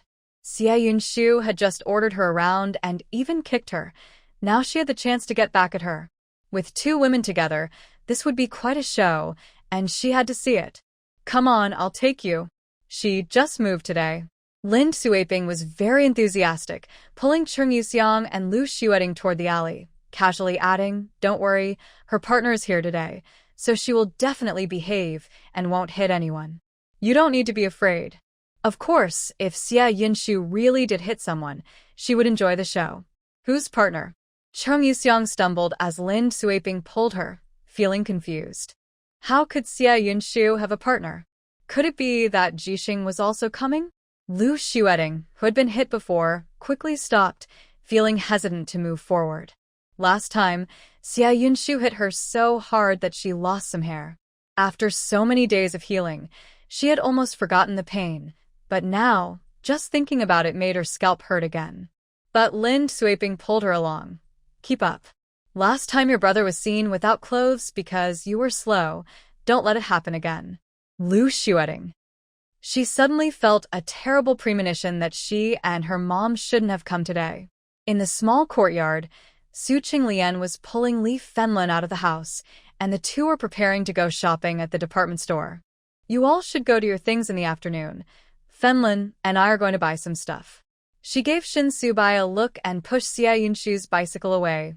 Yunshu, let Subai take it. Aunt Lian is older and likes to ride a bike for exercise. Xie Yunshu sighed. Aunt Lian, I have many places to go this afternoon. It's fine, Subai has plenty of strength. Su Qinglian smiled as she pushed the bicycle out, knowing she wouldn't have the chance to let the air out of the tires today, so she had to think of another way. Li Fenlin also smiled. Yunshu, I need to go to the cafeteria to settle accounts this afternoon.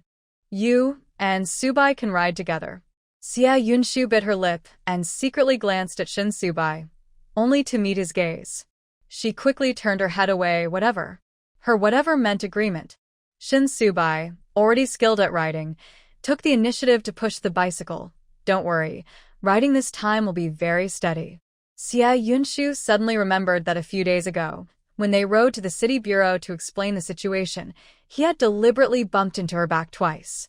Li Fenlin smiled as she opened the door, and before her smile faded, she saw Cheng Yuxiang and her daughter standing at the entrance. Cheng Yuxiang, who had just been pulled away by Lin Suiping, already had a grim expression. She straightened her clothes and said with an air of superiority, "Li Fenlin, take out Xia Yunshu's household registration. I agree to let her remarry Lu Zhixing." After saying this, she handed a bag of oranges to Li Fenlin. "Let's forget the past. Our family was wrong. But you also made mistakes by raising your daughter to be so rough. Advise her to improve her temperament." Li Fenlin didn't react at first. After Cheng Yuxiang finished speaking, she frowned. "Yunshu and Lu Zhixing will not remarry." Her good temperament prevented her from saying anything too harsh, but she was still furious, her face turning red. "My daughter is great. She doesn't need to change." Cheng Yuxiang thought Li Fenlin would happily accept the oranges and go get the household registration for her, but she didn't expect there would still be time for Li Fenlin to argue about it. "Do you think I brought too little?" Cheng Yuxiang assumed so, thinking that families like hers would treat marriage like a transaction, and now that they wanted to remarry, they must want to take advantage of them to pave the way for their son. After all, Xia Yunshu had a younger brother still in school. However, Cheng Yuxiang forgot that when Lu Zhixing married Xia Yunshu, Li Fenlin had given her the full 50 yuan bride price, and even added a lot of dowry. Before Li Fenlin could speak, Lin Suiping, who was waiting to see the drama unfold, became displeased. She snatched the oranges and spat. "Whether it's little or not, you should know in your heart. This bag of rotten oranges wouldn't even cover your son's torn pants. You have such thick skin, thicker than mine." Xia Yunshu, who was in the yard, came out upon hearing the noise. She saw Cheng Yuxiang and her daughter with serious expressions. "What are you doing here?"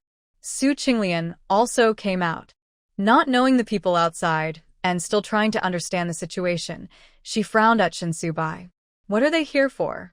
Shin Subai's eyes flickered for a moment before she softly replied, "They probably want to take Aunt Li away from you." "What? How dare they try to take someone from Su Qinglian?" Su Qinglian's expression darkened.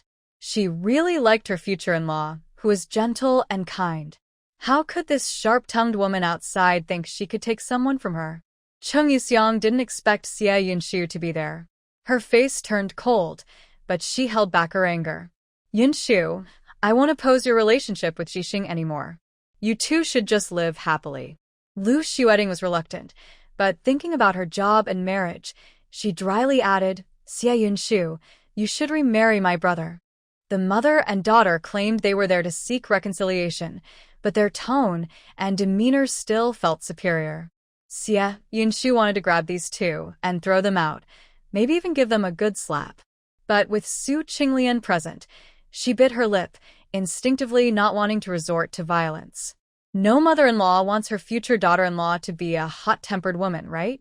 "I can never be with Lu Zhixing," Xia Yunshu said coldly, trying to send them away. "No one from your family should appear in front of me again." Cheng Yuxiang's expression darkened further. As a mother-in-law, she had come in person, yet Xia Yunshu still dared to act tough?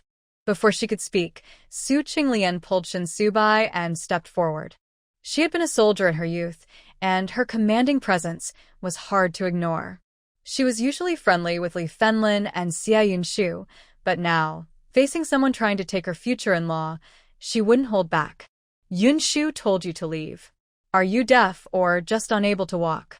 Su Qinglian lazily tucked her hair behind her ear, crossed her arms, and surveyed the mother and daughter standing at the door.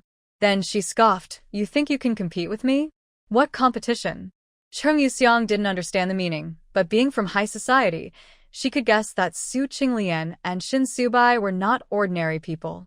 Just looking at Su Qinglian's silk short sleeve, which she recognized as costing a lot, made it clear. There was that man, exuding an impressive aura. Although he didn't speak, his commanding presence was unmistakable.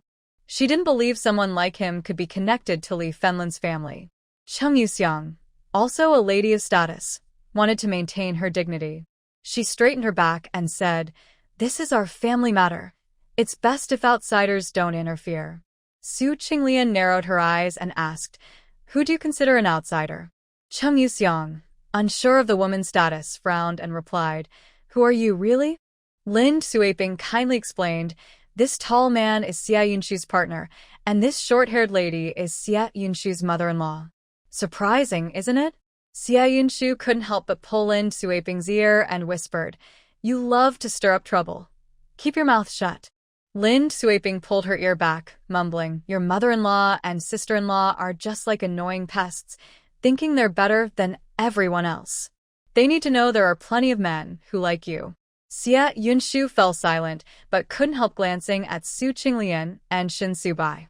Although Aunt Lian said she didn't care about her previous marriage, having her former mother-in-law and sister-in-law show up felt embarrassing. If the roles were reversed, she would feel uncomfortable too, like a thorn in her side. Shin Subai stood lazily, seemingly uninterested in getting involved. Xia Yunshu's expression darkened slightly. This was her own issue. She shouldn't expect others to step in. If Aunt Lian felt uncomfortable, her relationship with Shin Subai might end here.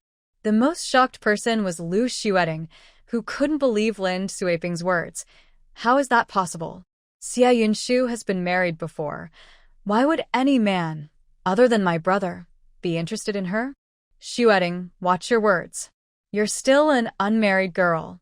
Cheng Yuxiang scolded her, but she didn't truly mean to reprimand her, as she also found it hard to believe Xia Yunshu had found someone new. Thinking this, she turned to Su Qinglian. "Yunshu is my daughter-in-law. She and my son had a little disagreement."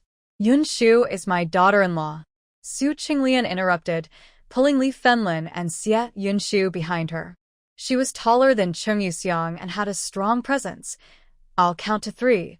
Leave immediately, or I won't be polite." Cheng Yuxiang frowned, surprised that Xia Yunshu really had found someone new. She sneered and spoke harshly. "Xia Yunshu has been with my son for over a year, and you still won't accept her as a daughter-in-law? That's quite generous of you." Xia Yunshu felt her heart sink. She didn't want to see how upset Su Qinglian and Shin Subai looked. Cheng Yuxiang's words were almost humiliating for Aunt Lian. Before she could say anything, the usually gentle Li Fenlin suddenly slapped Cheng Yuxiang. Shaking with anger, she pointed at Cheng Yuxiang with tears in her eyes. "Get out. We don't welcome you here." Why couldn't these people leave her daughter alone? Yunshu was ready to start a new life, but they insisted on causing trouble while Qinglian and Xiaobai were present. What would Qinglian and Xiaobai think? Cheng Yuxiang covered her face in shock, not expecting Li Fenlin to strike her. She widened her eyes in disbelief. "Li Fenlin, how dare you hit me? Do you really think anyone will marry your daughter? People like them are just playing around. I've already shown great mercy by agreeing to the remarriage with Zhixing. Without him, your daughter will never find a man." 3, 2. Su Qinglian slowly took off her jade bracelet and handed it to Xia Yunshu, then suddenly made her move. Lin Suiping stared in fear, pressing herself against the wall, trembling. Wow, Xia Yunshu's new mother-in-law was not someone to mess with. Shin Subai turned away with a smirk. Although Su Qinglian was middle-aged, her movements were quick and fierce, leaving Xia Yunshu slightly agape in shock for the first time. Cheng Yuxiang and Lu Xueding didn't even have time to react before their hair was grabbed tightly. They barely had time to scream before Su Qinglian effortlessly dragged them out to the alley. Like throwing out trash, Su Qinglian tossed the mother and daughter onto the ground, and then slapped Cheng Yuxiang the other side of her face. Her strength was much greater than Li Fenlin's, and with that slap, half of Cheng Yuxiang's face visibly swelled up. Su Qinglian coldly glanced at Lu Xueding, who quickly covered her face and retreated in fear. Cheng Yuxiang was dazed from the hit. She struggled to get up but was immediately pushed back down by Su Qinglian holding her collar. "Do you know who I am? How dare you hit me?" Cheng Yuxiang coughed desperately, her face covered in dirt, no longer the proud figure she usually was. She was furious. No one has ever dared to lay a hand on her. Even now that the Lu family is in decline, she is still the wife of a deputy director. How can this woman be so bold? When Su Qinglian was younger, she never hesitated to take action. It was only after getting married and having children that she became more restrained. Unlike those women who entered high society by marrying men, she stands strong on her own, not just relying on her fists. Listen carefully. Li Fenlin is my family, and Xia Yunshu is my daughter-in-law. Who do you think you are to compete with me for people? Su Qinglian's voice was not loud, but it carried authority. She clapped her hands, turned, and linked arms with Li Fenlin, instantly returning to her warm and lively persona. Fenlin, let's go buy curtains. I'll treat you to ice pops. Don't pay attention to this crazy woman. Li Fenlin looked at her in confusion. But, No buts. my family is much better than hers. How dare she come here to compete? Su Qinglian pulled Li Fenlin to push the bicycle and glanced at the trembling Lin Suiping. Are you also from her family? Lin Suiping shook her head vigorously, clinging to Xia Yunshu. Auntie, please don't hit me. I'm on Yunshu's side. This is bad, really bad. Xia Yunshu's mother-in-law is even tougher than Xia Yunshu. She felt completely outmatched. She even feared that this aunt could knock her out. Xia Yunshu held Su Qinglian's jade bracelet, finally snapping out of her shock, and quickly returned it. Auntie Lian, here's your bracelet. It's a gift for you, Su Qinglian said, adjusting her clothes and glancing at Cheng Yuxiang, who was struggling to stand. Her words were pointed. If you want to pursue a daughter-in-law, you have to be generous. Otherwise, your son will be single. After saying this, she shot a look at the mother and daughter, who were helping each other up. Aren't you going to leave? Are you waiting for me to take action again? Cheng Yuxiang, though unwilling, was intimidated, especially since this woman had such a strong presence and spoke with authority. She dared not confront her and could only glare at Xia Yunshu. If you want to remarry, think carefully and go to the Lu family with a household registration. A bag of oranges came flying at her, and Su Qinglian's narrowed eyes were filled with anger. Do you still dare to compete with me? Lu Xueting was terrified. Her last experience at the apartment building was like a nightmare, and now she was facing it again. She quickly pulled Cheng Yuxiang away. Mom, let's go home. It's better to let my brother handle this. With things escalating like this, staying would only lead to more trouble and embarrassment.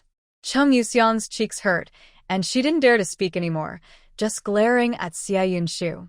She had originally thought that when Xia Yunshu remarried, she would at least try to save face and not make things difficult for her in the future. Unexpectedly, this woman was ungrateful, allowing others to hit her, and even Li Fenlin, a widow without a husband, dared to lay hands on her. When Xia Yunshu returned to the Lu family, she would definitely make sure to return that slap. After the two left, Su Qinglian took Li Fenlin shopping, and Lin Suiping had already hurried back to her place.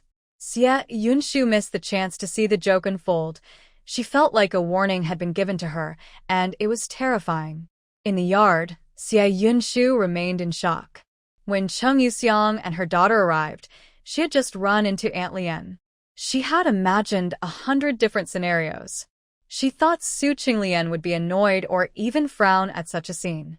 Even if Shin Subai didn't mind, just a slight frown from Su Qinglian might have made her pull back the foot she had just been about to step forward with. Because Cheng Yuxiang insulted her mother, no matter what Su Qinglian thought, she would have reacted. But she never expected that Su Qinglian would act even faster than her and hit harder.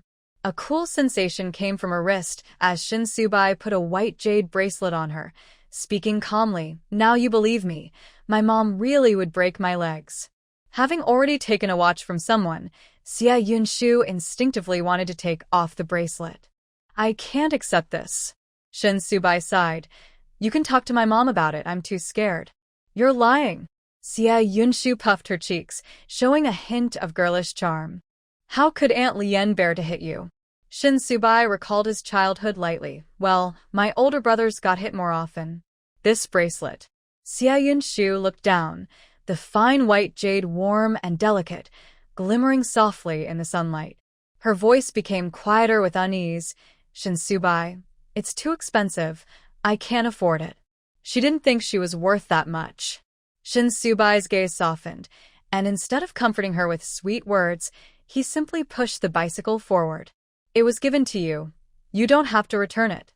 This time, the bicycle was steady, and they didn't bump once until they reached the place to get the seal made. Since it was Sunday, there were quite a few people there to handle business, so they had to wait outside. The sun was getting hotter, and they were starting to sweat while waiting. Shin Subai handed her an ice pop and glanced at the documents in her hand. Are you planning to work in the construction industry from now on? Xia Yunshu didn't have a clear goal yet, but she was certain about one thing. I enjoy this job, so unless something unexpected happens, I don't want to give it up. She was new to the industry and didn't know much, so there were many things she was still learning.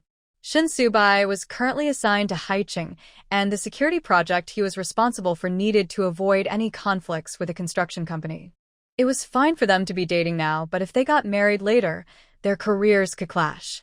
He would either have to give up his development in Zhixing and return to the army, or she would have to leave the construction industry. Otherwise, there could be suspicions of a conflict of interest. Shin Subai took the documents from her hand. I'll go wait in line. You can sit under that tree for a bit. The wait lasted almost an hour. After finally getting the stamp, they were told they needed to go to the bank for registration to complete the process. Otherwise, the stamp would not be legally valid for the construction company the next day. Fortunately, they could wait inside the bank. Sitting on a wooden bench, Xia Yunshu glanced at his short-sleeved shirt and suddenly said, "The shirt I bought at the night market is of poor quality. Let's go buy a new one at the department store later." Shin Subai smiled slightly. "Are you buying it for me?" Xia Yunshu turned her head away.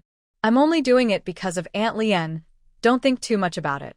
"Okay, I won't think about it." Shin Subai chuckled softly, his voice low as if he were speaking in her ear. "Still not caught up, should I keep pursuing?" Xia Yunshu lowered her head, her delicate earlobes turning red. "It's up to you." The afternoon passed quickly. After leaving a small restaurant, Shin Subai naturally took her hand. "There's a movie, Farong Town, at the cinema at 7. I bought the tickets in advance." It seemed that for couples, besides going to the park or watching movies, there weren't many other entertainment options. Shin Subai's palm felt slightly sweaty, and after noticing that Xia Yunshu didn't pull away, he slowly moved his hand until their fingers intertwined. At the entrance of the busy cinema, her long hair brushed against his arm. They stood close together, beyond the distance of ordinary friends, and she kept her eyes down, not shying away from his closeness. The usually composed Shin Subai felt his heart race, almost stopping for a moment before beating rapidly again. But Chung Yuxiang, who had been scolded, wasn't feeling so good. Since she married Lu Jianxi, although her family isn't very powerful in Zhixing, people always compliment her wherever she goes. Today, however, she was slapped in the face by two women, leaving her face swollen. Lu Jianxi remained serious and showed no intention of comforting her. "What is the name of the woman who hit you?" "Su Qinglian. I heard it clearly," Chung Yuxiang said while sitting on the sofa, with Lu Xueting applying medicine to her. The slap was so hard that her skin broke, and it hurt to touch it. Lu Jianxi suddenly stood up. "From Jingbei?" Lu Xueting angrily replied, "There's also a man, the new partner of Xia Yunshu. How shameless can she be? It's only been a short time since she divorced my brother, and she's already involved with another man. That man was so handsome and charming. How could he be interested in someone like Xia Yunshu, who isn't very respectable?" "Yuxiang, tell me clearly what that woman looks like and what she was wearing," Lu Jianxi said, not even glancing at her injury, gripping the chair tightly. He should have realized when he saw Shin Subai at the police station that the Shin family from Jingbei wouldn't interfere in such small matters for no reason. They even called the hospital directly, causing a stir that affected the vice president's position. And Shin Subai's mother, the wife of Commander Shin, has the surname Su. Seeing his anxious expression, Chung Yuxiang felt a bit scared. That woman was dressed expensively and had a strong presence. "I didn't provoke her because I was cautious. She came and hit me first." Lu Jianxi took a deep breath, looking very upset. "Don't tell Zhixing about this." If Xia Yunshu really has connections with the Shin family from Jingbei, then her value as a daughter-in-law would increase significantly. He wouldn't think the Shin family would marry Xia Yunshu. They were likely just interested in her looks and wanted to have fun with her in Zhixing. What puzzled him was whether that Mrs. Su would allow her son to continue seeing Xia Yunshu if she really was Shin Subai's mother. Regardless, If Xia Yunshu and Lu Zhixing could remarry, it would greatly benefit the Lu family. Thinking of this, Lu Jianxi looked at Cheng Yuxiang and scolded, "How many times have I told you to change your temper? Right now, we are trying to get Xia Yunshu back, not the other way around. If you dare to say those hurtful things, you can't blame others for hitting you." Cheng Yuxiang covered her face in disbelief. "I got hit, and you still blame me? Try to say nicer things to Yunshu. She's been married for so long. Don't you understand her by now?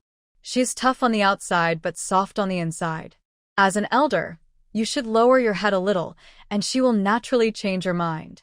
Lu Jianxi glanced at Lu Xueting and added, "And you, since Yunshu is not getting engaged to your brother, you should obediently report to the town. We don't have money to help you with connections." Lu Xueting felt dissatisfied, but didn't dare to speak.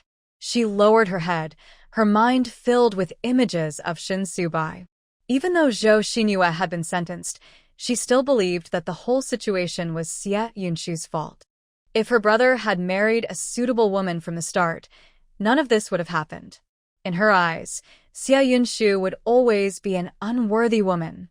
On Monday, Xia Yunshu and Li Shimli signed the contract at the construction company on time. The price was based on Li Shimli's previous quote, with a 3-month work period. As long as there were no unexpected issues, the profit would be at least 2,000 yuan. After leaving the office, Li Shimli slapped himself in disbelief. Are we really taking this job? This was the first time they were working directly with the project office without a middle contractor.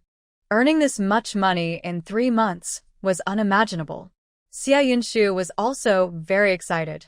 "Li Ge, if we do this job well, we can build our reputation and more projects will come to us." Li Shimli had already contacted the workers and was just waiting to start. "Don't worry, you'll handle the technical aspects and I'll manage the workers." After signing the contract, there wasn't much to do, so Li Shimli headed back to the construction site. Xia Yunshu hesitated for a moment, but then rode her bike to follow him. "I'm going to the cafeteria for lunch too." Li Shimli was surprised. "I haven't seen you in the cafeteria for days." "Why are you going today?" Because she didn't plan to avoid anyone anymore. But at lunch in the cafeteria, she didn't see Shin Subai. Instead, Tian Hao came over to get his meal and was surprised to see Xia Yunshu. "I thought you were dating Shin Ge and didn't even have time to come to the cafeteria." He spoke loudly, drawing the attention of many people. Xia Yunshu wished she could cover his mouth with food. "Keep your voice down." Tian Hao chuckled. "You want to find Shin Ge, right? He probably can't come today. The city bureau has a new project, and Shin Ge has to go coordinate the start. He won't be at the site anymore." Shin Subai was not originally part of the project team. He belonged to a government department, so it was impossible for him to work only at the site. Now that the preliminary safety inspection work at the West District site was completed, they only needed to arrange for regular inspections. Xia Yunshu was taken aback. "Are you not coming anymore?" Tian Hao nodded, serving himself a portion of braised pork. "I guess not. Brother Shen is not an ordinary department-level official. If he wanted to, he could have been promoted long ago. Actually, Brother Shin had always wanted to return to the army, but his injury was too severe. Even someone as strong as Aunt Lien was frightened. The Iron Lady who never cried had swollen eyes from tears. Brother Shin had no choice but to come to Haiqing to develop his career. Now that he is dating Xia Yunshu, he probably wouldn't want to leave. Xia Yunshu didn't know much about job ranks. She thought that being a section-level official was already impressive, and Brother Shin was still so young. Who knows how far he could go? In any case, it's not comparable to making money in business. Because power is greater than money. In the afternoon, Xia Yunshu and Li Shimli went to the telecom building to inspect the construction site and brought back the necessary drawings and documents. They had class at night, so Xia Yunshu originally planned to return to the office to organize the drawings before heading to school. However, after a busy afternoon, she checked the time and decided to ride her bike to the cafeteria.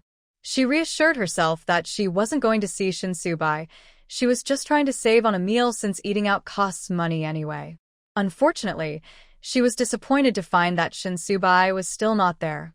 Li Fenlin specially put a chicken leg in her bowl. I heard from Aunt Lien that there's a new construction site opening. Xiao Wei has been very busy these days, traveling from the east to the west of Haicheng. When would he have time to run back and forth? Xia Yunshu took a big bite of the chicken leg, feeling conflicted. Who cares if he's busy or not? Tian Hao knew he was busy, and so did his mom. Only she didn't. Okay, I don't care.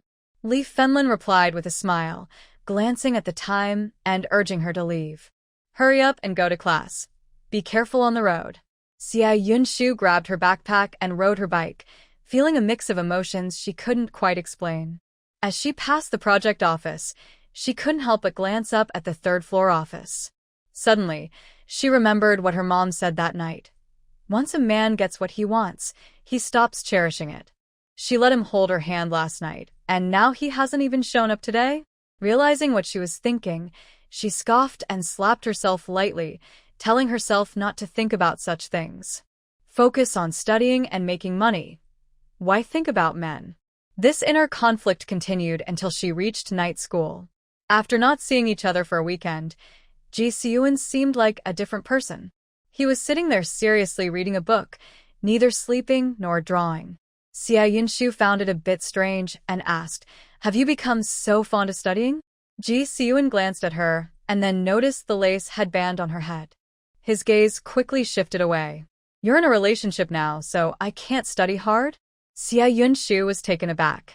Just a few days ago, she was planning to explain to Zhixing that her relationship with team leader Shin was just pretend. Little did she know that in just a couple of days, the fake had turned real. Fortunately, she hadn't explained back then. Otherwise, Zhixing would have laughed at her. The exam is next month. How are you preparing? Xia Yunshu opened her book, filled with notes. If you don't understand something, you can ask me. I have the review materials from Professor Li. The courses at Yi University were different from regular universities. The pace was fast, but the knowledge was shallow. To really learn something, one had to put in effort. Relying only on those 2 hours at night couldn't compare to serious university students. Although Zhixing could be a bit sharp-tongued, he wasn't a bad person, and Xia Yunshu still considered him a friend. I didn't want to study before, but if I get serious, you'll be behind me in the exam, you know? Zhixing shot her a sideways glance, his handsome face full of pride. Besides, your mind is all about Shin now. How can you think about studying? Shin? Xia Yunshu couldn't help but laugh in annoyance. Zhixing, just wait until after the exam and see who the real winner is. When it came to studying, she had never lost. Zhixing's expression darkened slightly, feeling a bit sour inside. You've only been in a relationship for a few days. Is it necessary to defend him so much? The class bell rang, and Xia Yunshu shot him a glare before quickly focusing on her studies. Once class started, she could easily get into the zone, ignoring everything else. During the break, Zhixing's gaze once again swept over her headband, and he finally couldn't help but ask, "You never wear such flashy things." Xia Yunshu's face turned slightly red. "I like wearing it. Is that a problem?" "So, was it a gift from Shin Su-bai?" Zhixing had a light purple headband hidden in his pocket, one he bought at the night market. He had intended to let it go, but thinking about seeing her tonight made him put it back in his pocket. He thought that even as friends, giving her a headband wouldn't be too much, right? The unspoken feelings he had were too scary to express, so he pretended to be sharp-tongued and childish, competing with Shin Su-bai out of jealousy. But that man is just a friend, not a partner. I have something for you too. There are no girls at home to give it to you. Zhixing moved his fingers and took out a hairband he had found a few days ago, touching his nose to cover up. Don't think too much, okay? I picked it up and no one else is using it. Picked it up? Xia Yunshu frowned. Zhixing, can you be any more frugal? You picked up a hairband to give to me? She really is quite dense. Zhixing tossed the hairband into her arms, his handsome face turning red. Take it or leave it. If you don't want it, just throw it away. The light purple hairband was pretty, and although it didn't have tassels, it was made of transparent fabric, simpler than the one Shin Su-bai gave her.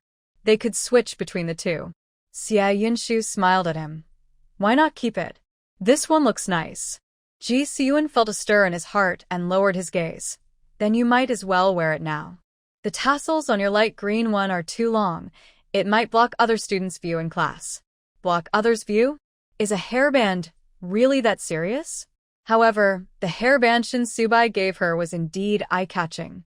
She wore it during the day hoping to see him, but she didn't catch a glimpse of him all day and forgot to switch it before class at night. After Zhixing mentioned it, Xiao decided to put on the light purple hairband and put the light green one back in her bag. After all, she wouldn't see Shin Subai today. Zhixing smirked slightly, casually looking away. Yes, that looks much better. Shin Subai loves to show off. Who doesn't do the same? After school, Zhixing rode his bike behind Xiao, his gaze happily sweeping over the hairband on her head, and he lazily said, "Let's go together. I want to check on Nian Peng." Xiao knew he was going to see Nian Peng and frowned slightly. It's better if you don't show up too much. Since he didn't plan to acknowledge him, why care so much? Zhixing's expression darkened. I just want to take a quick look. I won't talk to him. Xiao sighed. He's doing well now. Aunt Zhang is strong-willed yet gentle, and she takes great care of children. Even though she's older, she treats Nian Peng very well. Nian Peng is like a little animal that has wandered for a long time, finally finding his own home, and he doesn't want to leave at all. After school, he goes to the water room to fill up, carefully washes his own dishes after meals, and at just 5 years old, he sits at the door to give Aunt Zhang a leg massage. Xiao felt that Nian Peng no longer needed extra care. The bond between the old and the young was already the best outcome. I understand, Zhixing said with a wry smile, so I won't disturb him. Xiao had to agree. All right then. For Nian Peng, Grandma Zhang even went to the supply store to buy a black and white television. The child liked watching cartoons, but he was shy and only felt comfortable at Xiao's home. At around 6 or 7 in the evening, with no one at Xiao's house, Grandma Zhang decided to buy a TV herself. When other kids came over in the evening, they could talk to Xiao Wei and help him slowly fit in with the group. At this time, Xiao Wei should still be watching cartoons. The two of them walked out of the school gate, and Zhixing paused, then laughed at himself. Busy all day, and still have to come here at night. The guard is really strict. What? Xiao was confused and followed his gaze, then saw Shin Subai standing out in the crowd, very noticeable. He was tall and exuded a strong presence, making passing students glance at him twice. Xiao's heart tightened, and she couldn't help but quicken her pace toward Shin Subai. Why are you here? Just passing by, Zhixing scoffed, pushing his bicycle behind him. Isn't that always Shin's excuse? Shin Subai smirked, not just passing by. I came specifically to pick up my date. Zhixing gritted his teeth, skipping the excuses and being direct. Xiao's face turned red in the evening light. I don't need a ride. I can go home by myself. Zhixing tilted his head, his gaze landing on the hairband on her head, then chuckled. With me and Yunshu going the same way, it doesn't matter if Shin comes or not. You going the same way? Shin Subai raised an eyebrow. Then his gaze turned cold as it landed on Xiao's head. That won't work. My date and I have other things to do, and it's very inconvenient for you to tag along. The last few words from Shin Subai carried a chill, and his look at Zhixing was imposing. Please keep your distance. Zhixing clenched his teeth. What? Does she not even have the right to make friends? Shin Subai scoffed. If she's a friend, she should act like one. Put away those useless thoughts. It's better for you. Xiao sensed the tension between the two and hesitated but still reached out to grab Shin Subai's hand. Zhixing is just planning to go to the dormitory to check on Nian Peng. That's why he mentioned passing by. Shin Subai remained silent as he took the bicycle from her and held her hand tightly with the other. He knows the way, we won't get lost. He firmly led her in another direction, leaving Zhixing behind with a dark expression. Shin Subai walked quickly, and Xiao struggled to keep up, almost stumbling. Annoyed, she said, Shin Subai, I want to go home. Where are you taking me? After leaving the university, they walked toward a small park, and the path was mostly empty. Under the dim streetlights, Shin Subai stopped, brushing his hand through her hair. He removed the purple hairband, letting her long black hair fall freely, framing her delicate face. Xia Yunshu covered her hair and glared at him. Shin Subai. Yunshu, I feel a bit sad. Shin Subai lowered his head slightly. The strong man suddenly seemed vulnerable, his amber eyes showing a hint of hurt, with soft strands of hair falling over his forehead, making him look somewhat pitiful. Why did you change the hairband I gave you? Is it because you don't like the color or style? Or you don't like me? He pressed his lips together, looking like a puppy abandoned by its owner. You promised I could pursue you, so please don't pay attention to anyone else, okay? Xia Yunshu never expected this side of Shin Subai. After seeing his strong and stubborn side before, he was now acting pitiful. Yet, her heart softened despite herself. She looked down at her feet. I didn't say I didn't like it. The hairband was picked up by Zhixing. I just thought it was inconvenient to keep wearing it. Picked up? Who would believe that? Shin Subai felt a pang of jealousy, but maintained his sad expression. I thought you didn't want me to pursue you. How could I? Xia Yunshu quietly replied, turning her face slightly. I never said you couldn't pursue me.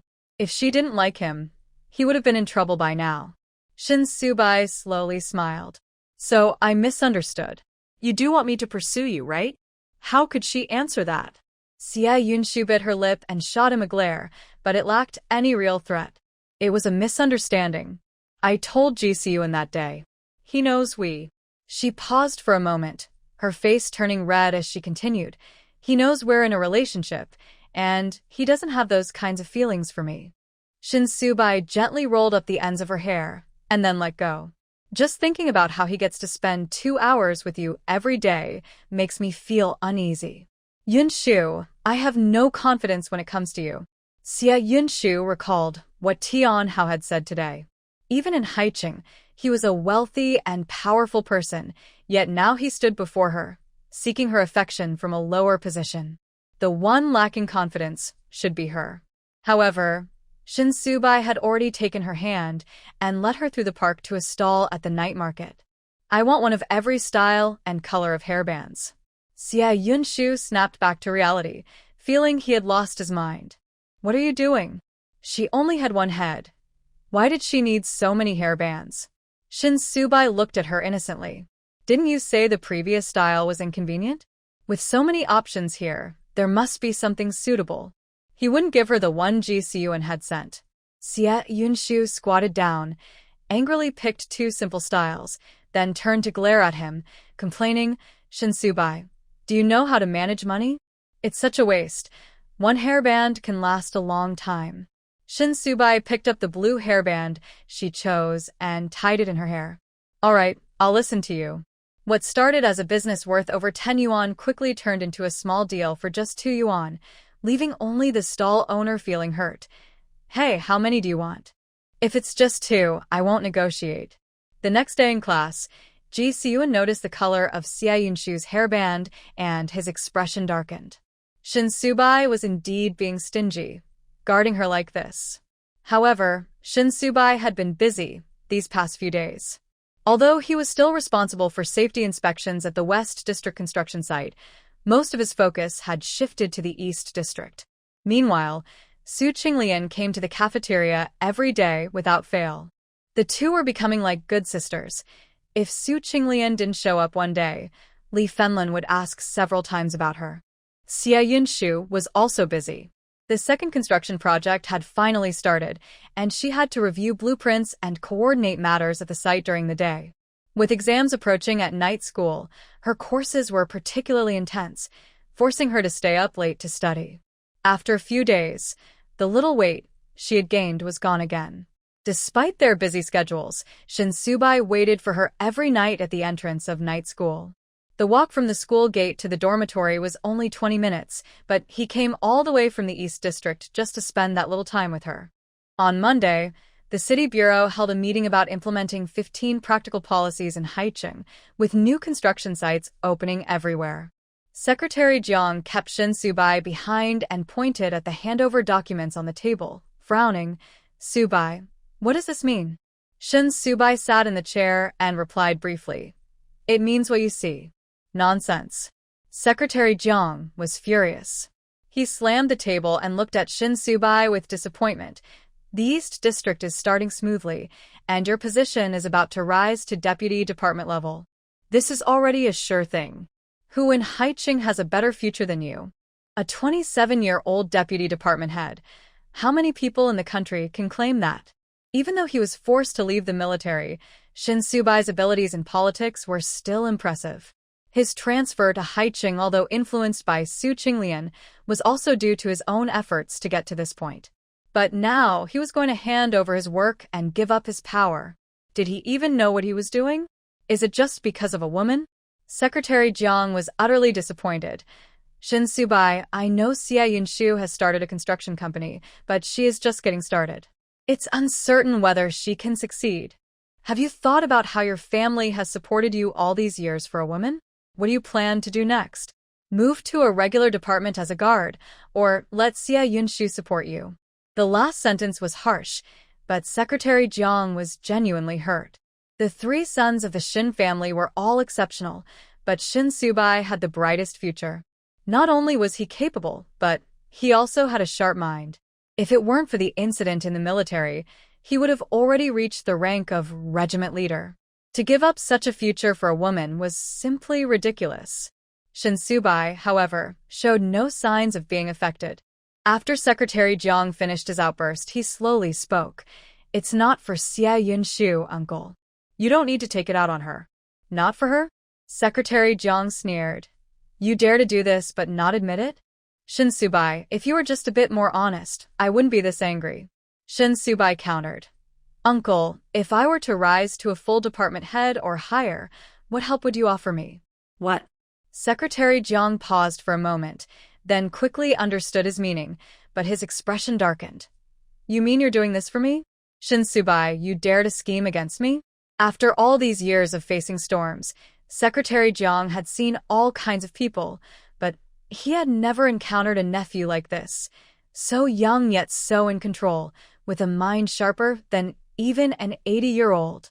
Shin Subai smiled gently. I have 100 paths to choose from, but my uncle and the Shin family have already reached the top. Even without Xia Yunshu, I must step back. Otherwise, we will be thorns in the side of both Jingbei and Haiqing. Although he had not been in politics for long, he saw things clearly. His political career and Xia Yunshu's business pursuits conflicted, but didn't they also conflict with Secretary Jiang and the Shin family? Secretary Jiang's chest heaved for a moment before he managed to ask, what will you do in the future? His nephew could shine in politics or the military, and the family wouldn't allow him to sacrifice himself. It wasn't as serious as he claimed. Shin Subai clicked his tongue. I plan to buy a house and a car and enjoy life. Secretary Jiang felt like slapping him. Speak plainly. Shin Subai complied. I invested in a friend's foreign trade company, and the business is doing well. My goal is to earn money from foreigners, which is quite ambitious, right? Doing business? Secretary Jiang couldn't help but laugh in frustration. Your business doesn't conflict with the Shin family? That's why doing international trade to create profits for the country shouldn't raise any objections. Shin Subai replied calmly, handing over the documents again. Uncle, the situation between the US and Russia isn't good. Planning ahead will be very beneficial. Secretary Jiang was silent for a long time. He suddenly felt that he, the older generation, was being outpaced by the younger one. Shin Subai was even considering international affairs. He knew that everything Shin Subai said was ultimately related to Xia Yunshu, yet he couldn't find a single word to refute him. Moreover, if Shin Subai's words reached the old man Shin, he might even receive praise for considering the family's interests and making sacrifices. Who would have thought he was doing it for a woman? The Shin family had no reason to blame Xia Yunshu for holding Shin Subai back. After a long silence, Secretary Jiang weakly grunted, Are you sure you can succeed in foreign trade? Shin Subai raised an eyebrow and replied, If I can't, I'll just become a security guard. My height won't be a problem. Get out. Secretary Jiang angrily threw the documents at his head. He had only asked a pointless question. His nephew had never failed at anything. Shin Subai sighed as he bent down to pick up the documents, reassuringly saying, Uncle, Once you pass 40, you need to take care of your health. Getting angry all the time isn't good for you. Who else could make him this angry besides this brat? The study secretary Jiang kicked his calf and said, "You can leave once the construction site in the East District is running smoothly, or I'll break your leg." Shin Subai felt the kick but wasn't hurt and replied, "That's for sure." Secretary Jiang took a deep breath while sitting on the stool and glanced at his calm and composed nephew. He suddenly became curious about how a clever fox pursues a girl and what it feels like to stumble in love. Driving past the construction site from the city bureau, Shin Subai didn't stop. The East District was under tight deadlines, and even if he wanted to see her, he wouldn't let personal matters delay his work. By the time he finished, it was already past 7 in the evening. Shin Subai grabbed a quick bite and prepared to drive home. Subai. A girl called out from behind him. It was Tang Lin, who had come from the north. She had persuaded her parents for a long time, and finally, her father used his connections to transfer her to Zhixing for an auditing job, which happened to be related to Shin Subai's work. Shin Subai turned around and looked at her coldly. "Is there something work-related?" Tang Lin bit her lip and handed him a lunchbox. "You didn't eat much tonight, so I made some food for you to take home." "Thank you, but there's no need to trouble yourself." Shin Subai politely nodded and turned to leave without saying more. But the girl caught his arm again. "Subai, go. Are you really going back this late?" Shin Subai calmly pulled his arm away. "I'm going to pick up my girlfriend from school." What did he just say? Tang Lin stood there in shock, watching Shin Subai drive away, feeling a chill in her heart. When did he get a girlfriend? All her efforts to transfer to Zhixing seemed pointless now. It was Friday. As Xia Yunshu stepped out of night school, she instinctively searched the crowd and quickly spotted Shin Subai standing by his bicycle across the street. Ji Siyuan followed her, teasing her softly. Xia Yunshu was too focused to pay attention to him and quickened her pace. "I'll go ahead." She jogged up to Shin Subai, a blush on her face. "How long have you been waiting?" "Just arrived." They walked side by side, and although riding would have been faster, they both chose to push their bicycles. When they reached the alley, Xia Yunshu hesitated for a moment before saying, "You don't have to come every day. I heard from Tian how that you're really busy now." The East District provided him with accommodation, so there was no need for him to travel back and forth like this. "There are buses available," he said. Shin Subai initially wanted to say he didn't feel tired, but when he met her gaze, he changed his mind. "It only takes about an hour to get from East City to West City. I can sleep a little less or skip breakfast in the morning." His voice gradually grew softer. "I'm afraid that one day I won't see you and won't be able to catch up." He was tall and strong, yet felt so fragile as if he could break at any moment. Xia Yunshu felt her heart soften uncontrollably. How could that be? She only let him pursue her. She hadn't even looked at other men. She didn't understand why someone as important as team leader Shin lacked confidence. Shin Subai gently held her fingertips. "Then can you ask Professor Lee to change seats and not sit at the same table as Ji Siyuan anymore? Is that okay?" Xia Yunshu replied. "What? What does Ji Siyuan have to do with this?" Shin Subai's gaze turned cold for a moment, but quickly softened again. "Just the thought of him sitting next to you every day makes me uneasy." "It's okay. You don't need to worry about it. I'm just being overly sensitive. It's not that you haven't given me enough security." Xia Yunshu frowned. "I really have nothing to do with Ji Siyuan." He knew she wasn't interested in Ji Siyuan, but the mere thought of her sitting next to a man who, like him, was always eyeing her made him want to pull Ji Siyuan out of the classroom and throw him far away. If he had known this, he shouldn't have helped Ji Siyuan find a class in the architecture major when Ji Siyuan asked him. That was the dumbest thing he had done so far. "So it's my fault. You don't have to worry about it." Shin Subai sighed deeply and forced a smile. "You don't need to care about me. After all, I haven't won you over yet and don't have the right to ask for these things. You should go back and rest. I still need to organize materials and have to get up at 5 in the morning to drive to East City." "It's fine. I'm not tired at all." He took a step back, looking so pitiful with his head down, resembling the little black dog she had when she was young. Xia Yunshu couldn't help but feel a twinge of sympathy and was the first to reach out to him. Wait a moment. Her delicate fingers held his hand, and Shin Subai's throat tightened. He really didn't dare to look up at her, fearing that the emotions in his eyes would betray him. His voice was a bit hoarse. What? Xia Yunshu gathered her courage and leaned in a little closer. You don't need to chase anymore. Let's say you've caught up. Shin Subai stood there, looking confused, and asked again, what? Are you deaf? Xia Yunshu was annoyed and stepped away, turning to leave. If you didn't hear, then forget it. So annoying. But then, Shin Subai wrapped his long arm around her waist, and a deep chuckle came from him. I heard you, girlfriend. Now she was truly his girlfriend. Her heart raced against his chest, and Xia Yunshu didn't move or try to escape his embrace. After a while, she finally spoke, so you don't have to run back and forth every day. I won't disappear. Shin Subai leaned against the wall, pulling her closer. It's harder not seeing you. The pain of missing someone was greater than the trouble of traveling. Xia Yunshu leaned into his solid chest, feeling the warmth of his breath on her exposed skin. In this intimate moment, she couldn't help but shift slightly. Shin Subai. Yes. He held her waist firmly, his voice gentle and husky. Just a little longer. Her heart softened, and she pressed her face against his muscles, feeling his heartbeat, which was faster than her own. Suddenly, the sound of a bicycle bell broke the moment, and Xia Yunshu jolted awake, hearing her brother's frustrated voice. It's past 9. School ended at 8. How long had they been like this? Her face turned bright red as she pushed Shin Subai away. Aren't you going back? Shin Subai sighed but composed himself in front of her younger brother. He thought for a moment. I have a friend who is a teacher at Jingbei University. He should have review papers from various regions. I'll ask him to copy some and send them to me tomorrow.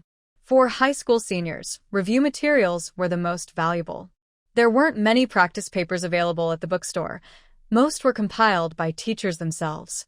However, teachers also had limited resources, making it difficult to find complete sets of exam papers from different areas. Although Haicheng was economically developed, it still relied on Jingbei for educational resources, so Shin Subai was making a smart choice. Before her brother could respond, Xia Yunshu got excited and grabbed Shin Subai's hand. Can you really get that many papers? With the college entrance exam approaching, there was little knowledge left to learn from textbooks. It was all about practicing as many questions as possible to gain an edge. If they had so many papers to work on, the exam would be much easier. Shin Subai smiled and nodded. If Mingcheng needs it, I will definitely find it. That's great. Xia Mingcheng's college entrance exam was the most important thing in Xia Yunshu's mind. This information was more precious to her than money. Thank you. Xia Mingcheng pressed his lips together but added in a threatening tone, if you treat my sister well, I'll practice my punches after the exam. Although Shin Subai seemed very capable, he wouldn't hesitate to stand up for his sister if anyone bullied her. Just as he finished speaking, Xia Yunshu slapped him on the head. If you dare to hit someone, I'll pull your ears. In her dreams, Mingcheng missed his exam because he fought with Lu Zhixing, so she got nervous every time he mentioned fighting. At school, Xia Mingcheng was a cool and studious type, but standing in front of Xia Yunshu, he didn't dare to resist and could only glare at Shin Subai as he pushed his bike home. Xia Yunshu stood at the door, suddenly feeling shy and unable to look at him. You should go home and get some sleep. Don't you have to go to Dongqing tomorrow? It was already late, and Shin Subai replied, I'll leave after you go inside. Like a scene from one of the romantic dramas Lin Suiping loved, Xia Yunshu slowly walked into the yard, turned her back to him, and closed the door, leaning against it for a while to calm her racing heart. So this is what being in a relationship feels like. But they were both very busy. Even though they confirmed their relationship, Shin Subai still came to wait for her every night. If he encountered Ji Siyuan, he would say strange things that made Xia Yunshu seriously consider changing her seat. The seemingly cold and serious Captain Shin was not only a bit jealous, but also liked to tease when they were alone. Even though Xia Yunshu had been married once, She found it hard to resist such a charming guy. My mom is coming back to Jingbei next month. Shun Subai held her hand as they walked into the park, stopping in a secluded area. I might not be back for the next couple of days because I need to hand over some documents for the Dongcheng project. Actually, Xia Yunshu felt he was quite clingy, and hearing he wouldn't be back for a few days made her secretly breathe a sigh of relief. You can focus on work. Shin Subai narrowed his long eyes and looked at her. You seem happy? No. Xia Yunshu quickly denied it and cleverly changed the subject.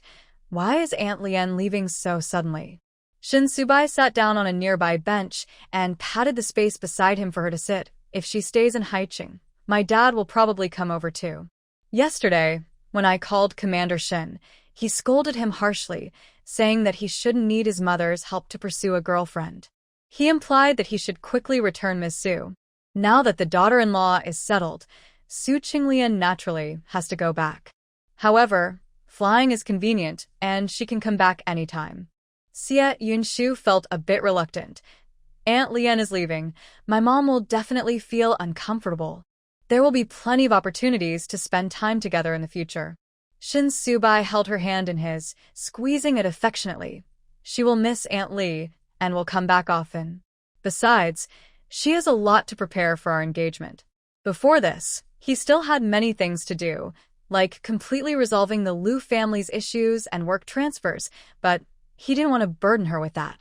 Suddenly mentioning the engagement made Xia Yunshu uncomfortable, and she pulled her hand back. We've only known each other for a few days. It's been more than half a year. Shin Subai looked at her seriously. Xia Yunshu, a great person once said that dating without the intention of marriage is just playing around. You can't play around with me. You need to be responsible. Xia Yunshu was annoyed. Clearly, you're the one playing around. Then, I must be even more responsible. Shin Subai replied smoothly.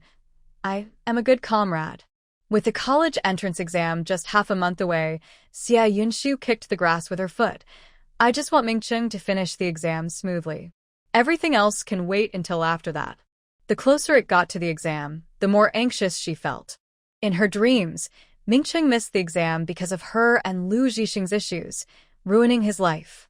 Every time she thought about it, her heart ached, fearing that this life would repeat the same mistakes.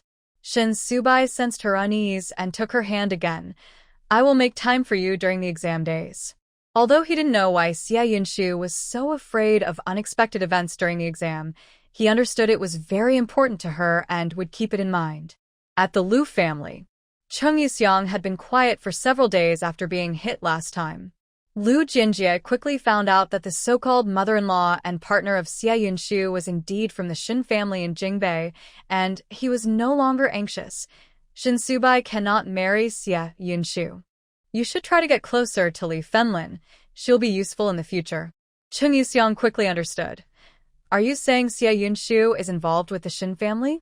If that's the case, then Xia Yunshu is completely unsuitable, and Zhixing cannot remarry her.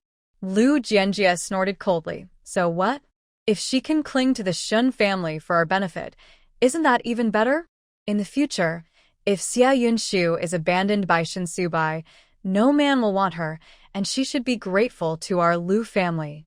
For power and money, he no longer cares about anything. He has held on to power for a lifetime, and now even a small department head dares to look down on him. How can he tolerate this? Cheng Yuxiang couldn't believe it. What did you say? If Xia Yunshu remarries Zhixing, she will still be a daughter-in-law of the Lu family. What is Lu Jianxi thinking? Is he using his daughter-in-law as a tool for gaining power? Lu Jianxi glanced at her. If you don't agree, let Xueting report to the town immediately. Given the current situation of the Lu family, do you think her in-laws will treat her well if she gets married? Cheng Yuxiang collapsed onto the sofa. Does Zhixing know him? Lu Jianxi frowned deeply. He has no hope for the son now. His mind is filled with Xia Yunshu. Do you think he would agree to it? Cheng Yuxiang didn't dare to tell Lu Zhixing about looking for Li Fenlin. Since the divorce from Xia Yunshu, her once gentle son has become unrecognizable. He is now obsessed and gloomy, spending all his time at the hospital or standing outside the apartment building, as if shrouded in shadow. No one could persuade him. What should I do? Now that Xia Yunshu has climbed the social ladder, she is even less willing to remarry, Chen Yuxiang said, her face pale. She never expected she would have to plead with Xia Yunshu to remarry. Lu Jianxi sat down too. Xia Yunshu has more than just Li Fenlin as a relative. She has other family members too. Chen Yuxiang suddenly understood. I see. Feeling a bit more confident, she stood up from the sofa to leave, but was startled by Lu Zhixing standing at the door. Zhixing, what are you planning to do? Lu Zhixing stared at his parents, his expression darkening. Didn't I say I wouldn't allow you to have any bad intentions towards Xia Yunshu? Chen Yuxiang was angered by his words, but didn't dare to lose her temper considering his feelings. Zhixing, your father, and I genuinely want you to remarry Yunshu. We are doing all this to help you. Help me? Lu Zhixing scoffed. I just heard you want to contact Yunshu's other family members? Don't you know they will only take advantage of her? He made one mistake and will never make another. Even if Yunshu refuses him, he will not do anything to hurt her again. Lu Jianxi frowned and softened his voice.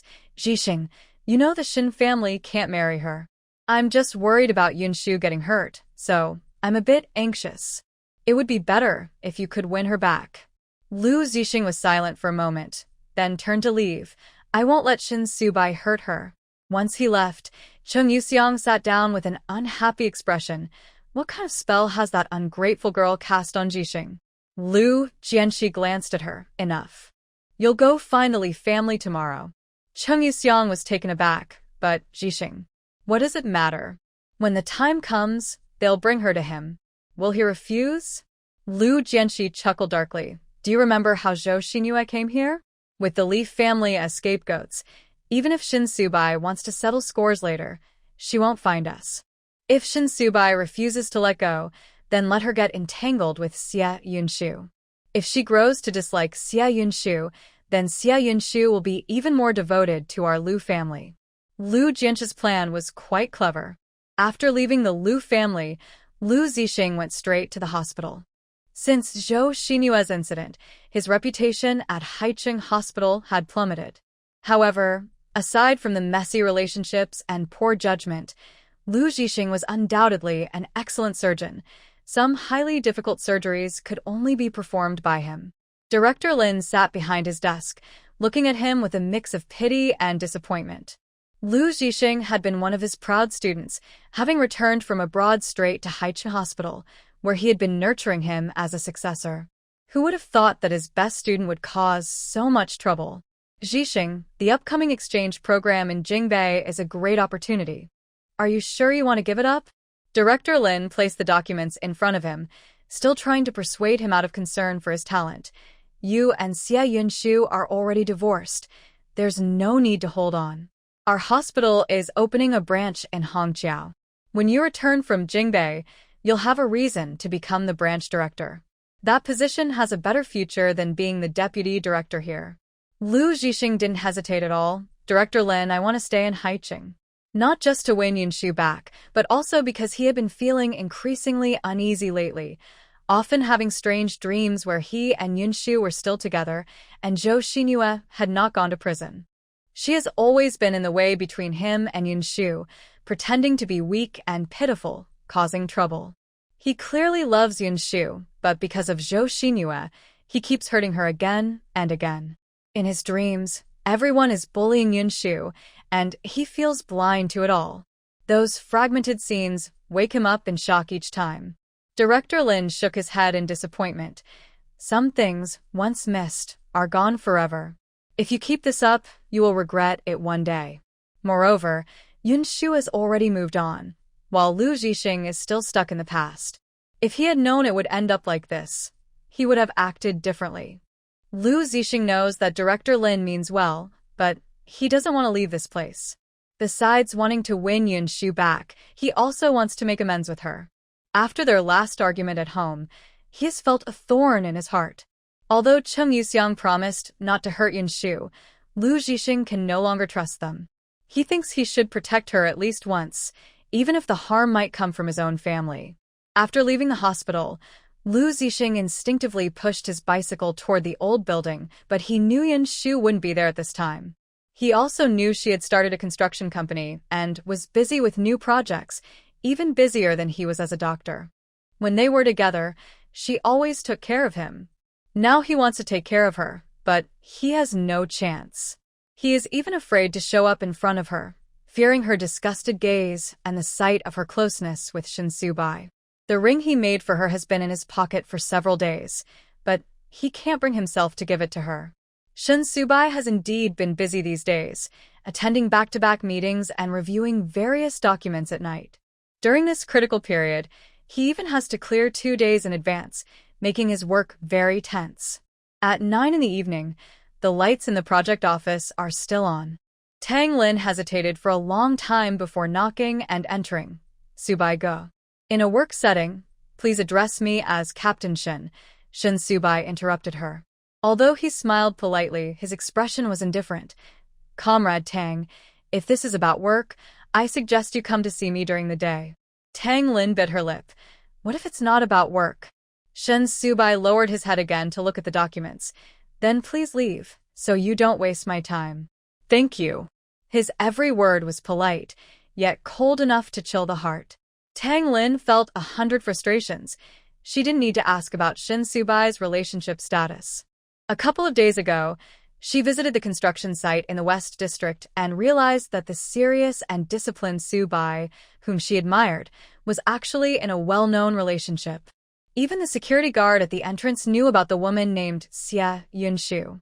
She was a divorced woman running a cafeteria. If he had chosen someone from a similar background or a respectable university student, she might have stepped back quietly. But now, knowing that the man she had secretly liked for a long time had chosen someone so unsuitable, how could she accept it? Tang Lin reflected on herself for a long time. She wondered if her pride and her desire to maintain her dignity had prevented her from boldly pursuing him, allowing someone like that woman to take her chance. Maybe if she had been a bit more proactive, there would have been a place for her in his heart. I haven't seen Aunt Lian since I arrived in Haicheng. When are you going back to the West District project? Can you give me a ride? This was her excuse. Even if Shin Subai was cold towards her, Aunt Lian had always liked her. She didn't believe Aunt Lian would choose Xia Yunshu over her. Shin Subai paused for a moment, then slowly replied, I'll be back next Friday. The college entrance exam was scheduled for Saturday and Sunday, so he had finished his work early to have 3 days free to return. He understood Tang Lin's feelings well, but since they were all from the same community, the Tang and Shin families had a good relationship. There was no need to let personal matters create tension. Besides, it was better for her to move on sooner. Tang Lin felt a surge of happiness. Then I'll come find you on Friday morning. It's been a while since I saw Aunt Lian. Shin Subai didn't look up. Please close the door behind you. Tang Lin's expression faltered, but she forced a smile. Just don't work too late. Take care of yourself. Once the door closed, Shin Subai frowned slightly, a hint of irritation showing on his usually composed face. He tugged at his collar. It had been 5 days since he last saw her, and during those days, besides the persistent Lu Zhixing, there was also Zhixing, who occasionally tried to compete for his attention. While he seemed to handle the situation effortlessly, he actually felt quite uncertain. With only a few days left until the college entrance exam, Xia Yunshu was feeling a bit anxious. Shin Subai hadn't come by in the last couple of days, so she spent her days running between the construction site and the cafeteria, leaving her evenings free to study. Zhixing noticed that she had visibly lost weight and surprisingly didn't say anything rude. Anyway, I have nothing to do during the day. On the day of your brother's exam, I'll drive and wait outside the exam hall to make sure everything goes smoothly. It's rare for exam venues to be at the same school. Some unlucky ones might be assigned to faraway places, so having a car to pick them up is indeed much more convenient. Xia Yunshu felt relieved. Thank you. After Mingqing finishes his exams, I'll treat you to a meal. Zhixing pouted. You can treat me, but don't bring Shin Subai along. I can't stand him. Xia Yunshu was speechless. I'm his girlfriend now. Zhixing was so annoyed that he turned away and focused on his book, gritting his teeth and muttering, You're the most clueless person in Haicheng. In the past, Xia Yunshu would have snapped back, But since he just offered to be Mingqing's driver, she thought for a moment and held back. Just let me know how much gas you'll need those 2 days, and I'll pay you back. Zhou Xinyue took a deep breath. Why haven't I seen Shin Subai come to pick you up these past 2 days? He usually kept a close watch, so why was he suddenly letting his guard down? Xia Yunshu explained he was assigned to the East District project and has been very busy these days. Ji Siyuan had heard about this from his older brother, who spoke highly of Shin Subai, saying that once the East District project was done, Shin Subai would likely get promoted again. In just a year in Haicheng, he had already risen so much, showing how capable he was. However, Ji Siyuan couldn't help but wonder if he was really too weak in comparison. Aside from having a wealthy family, he didn't have his own career, unlike his older brother, who had already supported the Ji family's business at a young age, and certainly not like Shin Subai, who had significant influence and connections. He hadn't even thought about what he wanted to do in the future, but now he wanted to change that. Xia Yunshu had already started to immerse herself in her studies. The successful start of the telecommunications building project was good, but she couldn't just be satisfied with that. Her goal was to fully undertake the construction of an entire building one day. The next morning, Xia Yunshu left the cafeteria and went straight to the telecommunications building site, where she saw Li Xingli rushing towards her. Yunshu, you're here. Come look at these blueprints. Why do they look different from the site? Xia Yunshu's heart sank. Did she mess up the blueprints? If that were the case, it could delay a major project.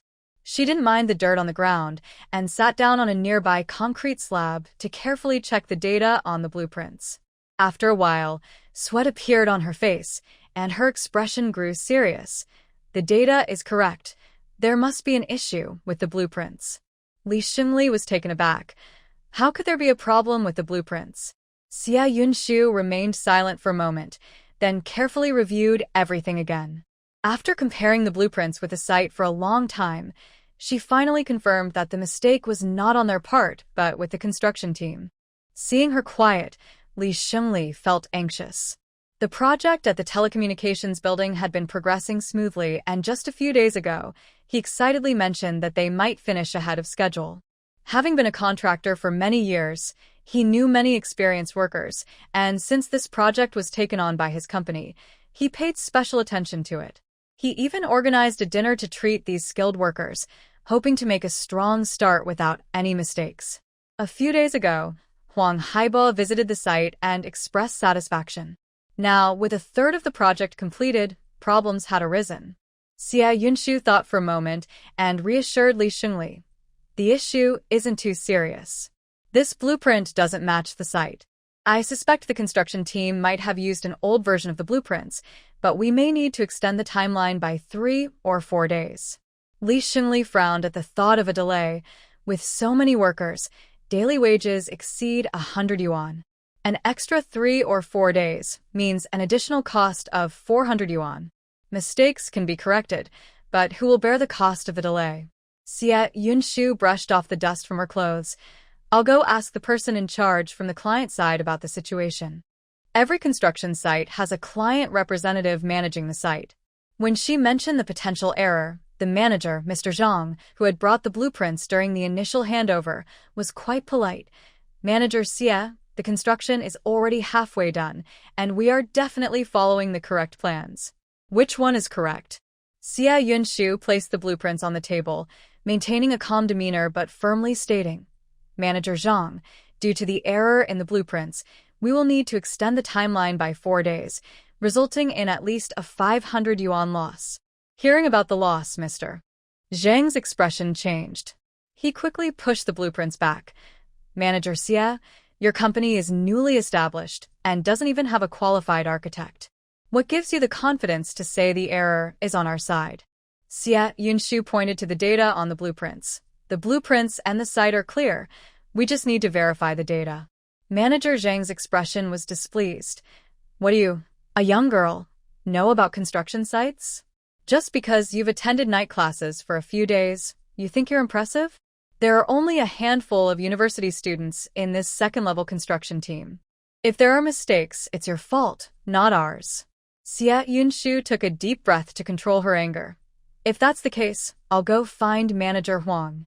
Manager Zhang sneered. You want to escalate this little issue to Manager Huang? Go ahead. Let's see if he believes us or you." As she left the office, Li Shengli quickly approached her. Seeing her troubled expression, he felt uneasy. "What did they say?" Xia Yunshu shook her head. "They want to shift the blame onto us and don't want to pay. I'll go talk to Manager Huang again." Hearing this, Li Shengli hesitated. "Yunshu, I was thinking outside just now. Maybe we should just accept this loss. My team and I can work overtime tonight to fix the mistakes. It won't cause major delays." The blueprints were right there, and they refused to cooperate in verifying the data, insisting the mistakes were theirs. How could they prove otherwise? On the construction site, the client was always in charge. They paid the bills and called the shots. Moreover, if the mistakes weren't on the client's side and they sent staff to verify, they might even find reasons to withhold payment for the project. Considering the few days of work left, it wasn't much. They could just treat it as losing a few days' wages. Xia Yunshu disagreed. "Accepting this mistake will only make them think we're unprofessional. They probably won't hire us again, and the workers are the ones doing the hard labor. We can't take this loss." Li Shengli frowned. "What should we do then?" This wasn't about fighting or arguing. Just because they had numbers didn't mean they could confront the client. The second-level construction team was a government unit and wouldn't be swayed by that. Xia Yunshu looked at the blueprints in her hand and then at the construction site. She made a decision. "I'll find a way. We can't just accept this loss without a fight." But what could she do? Li Shengli couldn't think of a solution either. After years on construction sites, he knew that when conflicts arose with clients, it was best to start with polite words and humility. They had many options for contractors and didn't have to choose them. Plus, if they were earning their money, they had to bow their heads and be humble. Xia Yunshu didn't say anything. It was very hot, and she had never worked on a construction site before. She had originally planned to stay here for a while, then go to the cafeteria and head home to study, but now she changed her mind. "I'll have lunch with the guys on the site, and then I'll find a way this afternoon." After saying this, Xia Yunshu quickly gathered her ponytail into a bun. She was wearing gray-blue pants and a white short-sleeve shirt, which stood out on the dusty construction site, especially since the men around her were all in tank tops. There were no young girls or even women around. Li Shengli exclaimed, No, you can't eat with a bunch of men. Go back, let me handle this." Sometimes it's better to avoid trouble. These men usually gathered to eat together, speaking freely and without restraint, especially with a beautiful young girl like Xia Yunshu around. It just didn't seem appropriate. Xia Yunshu smiled. "Brother Li, I'm a major shareholder in our construction company. I'll be on the site a lot in the future." Li Shengli was momentarily speechless and sighed. "Then you should sit next to me and avoid those guys." There were other teams working on the site, and people from all over were there. At noon, everyone gathered in the shade of a tree to eat. Xia Yunshu only bought 2 buns from outside and filled her water cup with some cool water. She sat next to Li Shengli and started eating heartily, even though people occasionally glanced over. Li Shengli sat beside her with a serious expression. Xia Yunshu was about the same age as his younger sister, and he was protective of her. He admired Xia Yunshu for her hard work and ability to read blueprints. Whenever a man approached, he would give them a stern look, and for a while, no one dared to interrupt. One of his workers finally couldn't help but ask, "Brother Li, who is this girl?" "What girl?" "Call her Manager Xia." Li Shengli shot a glare at a few of them. "This is our boss, the general manager of Hein Construction." After he said this, Xia Yunshu felt a bit embarrassed. Her construction company had only been open for a month, and they didn't even have a proper office yet. Being called a general manager felt a bit exaggerated. But the men didn't know that. Upon hearing general manager, they naturally became more respectful, and their previously casual gazes turned serious. A pretty young girl and a beautiful general manager might both be attractive, but they meant very different things to them. After working hard at the construction site, she had to rely on the manager for her pay. Who would say rude things? They weren't fools. Xia Yunshu didn't pay much attention to that. After finishing her meal, she went straight to work with the others at the site. Digging holes and laying pipes were all physical jobs. Soon, her face and hair were covered in dust, and her clothes were soaked with sweat. Li Xinyue saw her struggling in the mud with the blueprints and couldn't understand what she was doing. He advised her, "You should go sit over there and rest. The sun is really strong, and it can burn you." Xia Yunshu looked up at the sky and wiped the sweat from her forehead. "It's okay, brotherly. I need to remember everything here." The client was unwilling to admit mistakes or provide the correct blueprints, so she couldn't just let it go. She stayed until after 5 and hurried home to shower and change for her night class. Even though she hadn't done much work, she was exhausted. After she left, the men who had been working gathered around. "Brotherly, is she really our manager? She looks so young, like a little girl." Li Xinyue replied, "So what if she's young? She can read the blueprints." Can you? His words silenced the older men.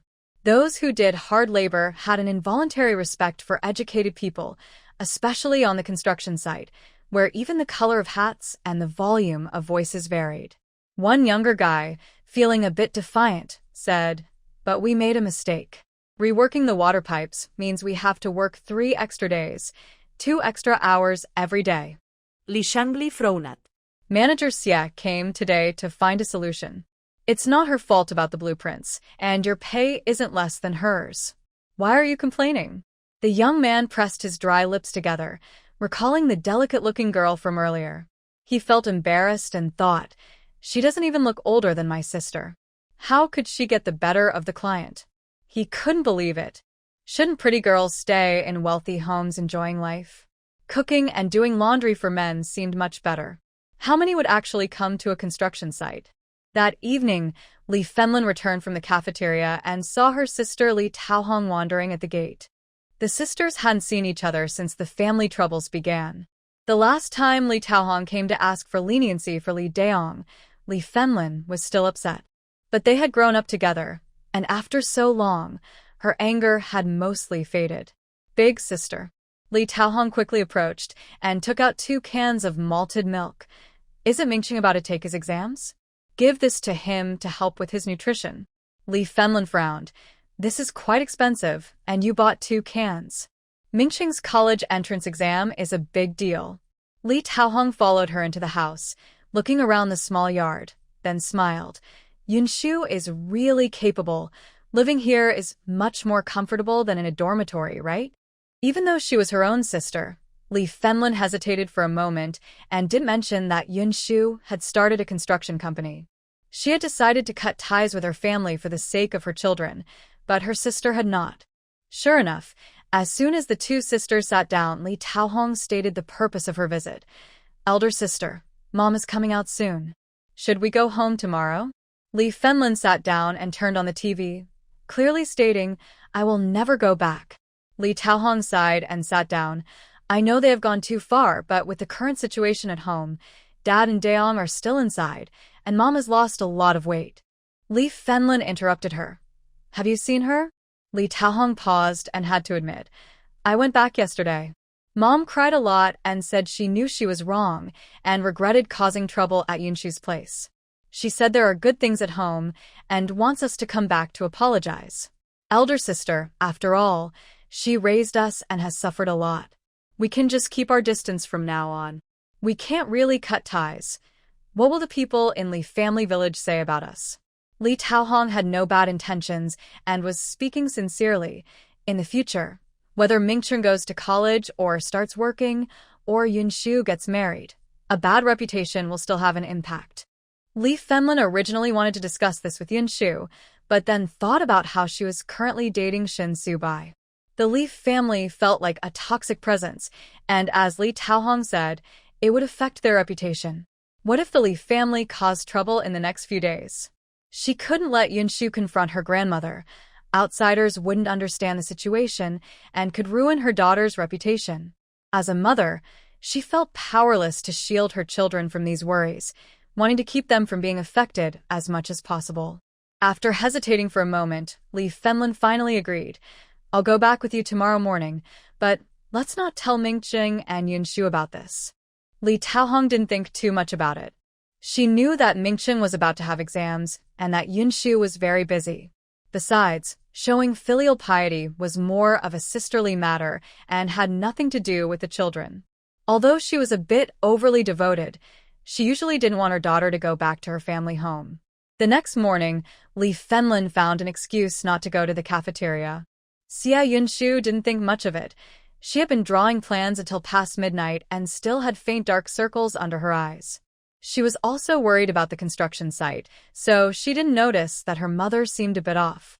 As soon as she left, Li Fenlin sighed in relief. She wasn't good at lying and was afraid Yunshu would see through her. After hearing that there were some issues at the telecom building construction site, she felt it was even more important not to burden Yunshu with family troubles. If she weren't worried about her mother causing trouble at the site again, she wouldn't have planned to go home at all. Having grown up feeling suppressed at home, she always felt a bit anxious about returning to her family alone. After sitting in the yard for a while, Li Fenlin sighed and got her bicycle ready to leave. Just as she turned the corner, she ran into Zhou Xinyue, who was coming this way. "Why didn't you go to the cafeteria today? Is something going on at home?" Zhou Xinyue asked, stopping her bicycle. She was planning to return to Jingbei the next day and wanted to say a proper goodbye to Li Fenlin, but she hadn't seen her at breakfast. Li Fenlin and Zhou Xinyue had a good relationship. Even when Li's family caused trouble before, Li Fenlin had confided in Zhou Xinyue, who had been very angry and said that if she had been there, she would have shown them what it felt like to be confronted. Instead of having a negative view of Xia Yunshu because of her troublesome relatives, she felt even more sympathy for the girl. Not wanting to tell her daughter the truth, Li Fenlin was honest with Zhou Xinyue. "My mother just came out, and I'm worried she might cause trouble. I need to check in on her. I can't let her make things harder for the kids." Since Zhou Xinyue had stood up to Cheng Yuxiang and her daughter last time, Li Fenlin had started to rely on her a bit. She sighed. "Qinglian, I feel a bit scared." Her nature was gentle, and even if she tried to be tough for her children, she couldn't be as fierce as Yunshu, who would confront anyone without hesitation. Seeing the usually gentle mother-in-law frown, Zhou Xinyue slapped her thigh and said, "I'll go with you. Let's see what kind of trouble these people can cause." Ah? Li Fenlin was taken aback. She only complained a bit and never intended for Zhou Xinyue to come back to her family home with her. Zhou Xinyue linked her arm with hers, saying, "What's wrong? Today, Sister Zhou is here to support you." With her long legs, Li Fenlin suddenly felt calm inside. Meanwhile, Xia Yunshu went to the construction site.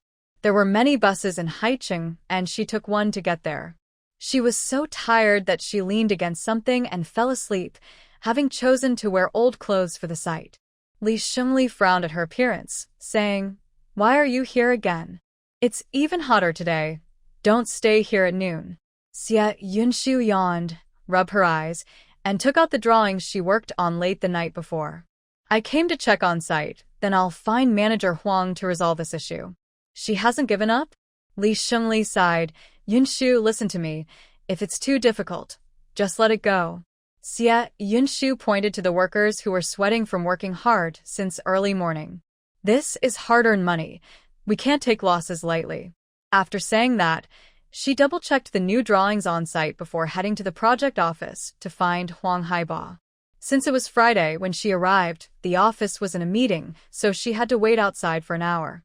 Dressed in dusty gray clothes, her hair was also messy, attracting curious glances from passers-by. Xia Yunshu felt that squatting or leaning against the wall didn't look good. She represented Haiyan Company. Although she wasn't dressed up for the site, she wanted to stand with confidence. So, she stood tall, smiling at anyone who looked her way. However, her sincerity made those who were initially curious feel embarrassed instead. When the office door finally opened, Huang Haiba came out first, and she quickly approached him to explain her purpose. Manager Zhang had already informed Huang Haiba about this matter yesterday. Because of that, Huang's first thought was that this young girl was too picky, unwilling to admit her mistakes, and trying to shift the blame to the project department.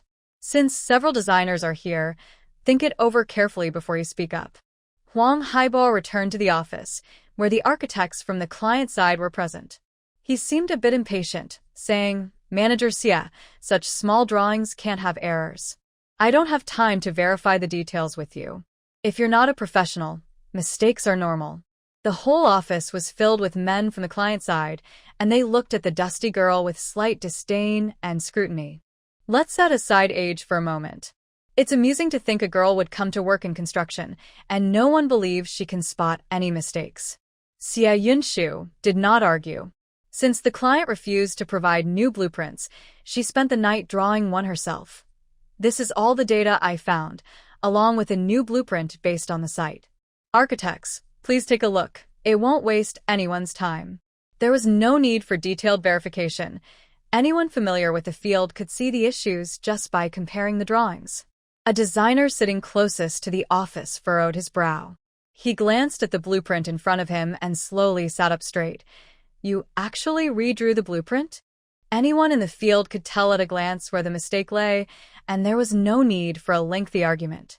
Xianyue clearly demonstrated that they were not at fault. Huang Haiba took out both blueprints and quickly identified the problem, his expression turning serious. What happened? The evidence was clear. They had wrongly provided the blueprints. Manager Zhang was present too, and his face grew increasingly awkward. Everyone knew it was useless for him to try to shift the blame. It must have been the person who handed over the blueprints on our side, who took the old version. He struggled to continue, but thankfully Xianyue caught the mistake early. If they had proceeded with construction based on that blueprint, discovering the error after the building was completed would have led to unimaginable consequences, and the losses wouldn't be resolved in just a few days. Huang Haiba was furious. How could such a mistake happen? The staff present stiffened, afraid to breathe. Any error in construction is a serious matter, especially since they had previously been so adamant about not admitting fault. Manager Zhang was sweating. His earlier attitude towards Xianyue had not been polite. If she felt upset and brought up his previous refusal to take responsibility, he could face criticism or even disciplinary action. However, Xianyue took the initiative to speak. "Manager Huang, I also made a mistake by not noticing sooner that the blueprints didn't match the site. Fortunately, our experienced workers quickly identified the issue. We just started construction on this section of the pipeline, and we can fix it in 3 to 4 days without causing any major delays." She did not take the opportunity to criticize Manager Zhang, but instead highlighted the workers' diligence and only acknowledged her own error. The 3-day project only costs a few $100s in labor, which is insignificant for such a large project.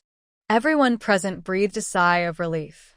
Even Manager Zhang, who was prepared to face consequences, was taken aback. He involuntarily glanced at Xianyue, who had a face covered in dirt but was still very beautiful, showing sincerity without any complaints or anger about the situation.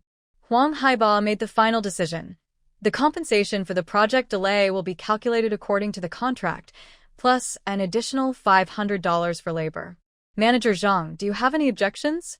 Since Xianyue's team had already quoted a low price, there was room for negotiation, and $500 was not a big deal. Manager Zhang nodded without hesitation. "We have no objections. This money should go to Haiyan Construction." After the meeting, Xianyue received the $500 in compensation for the delay.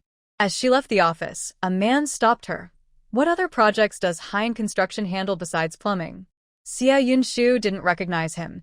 She only knew he had been sitting in the corner of the office without saying a word.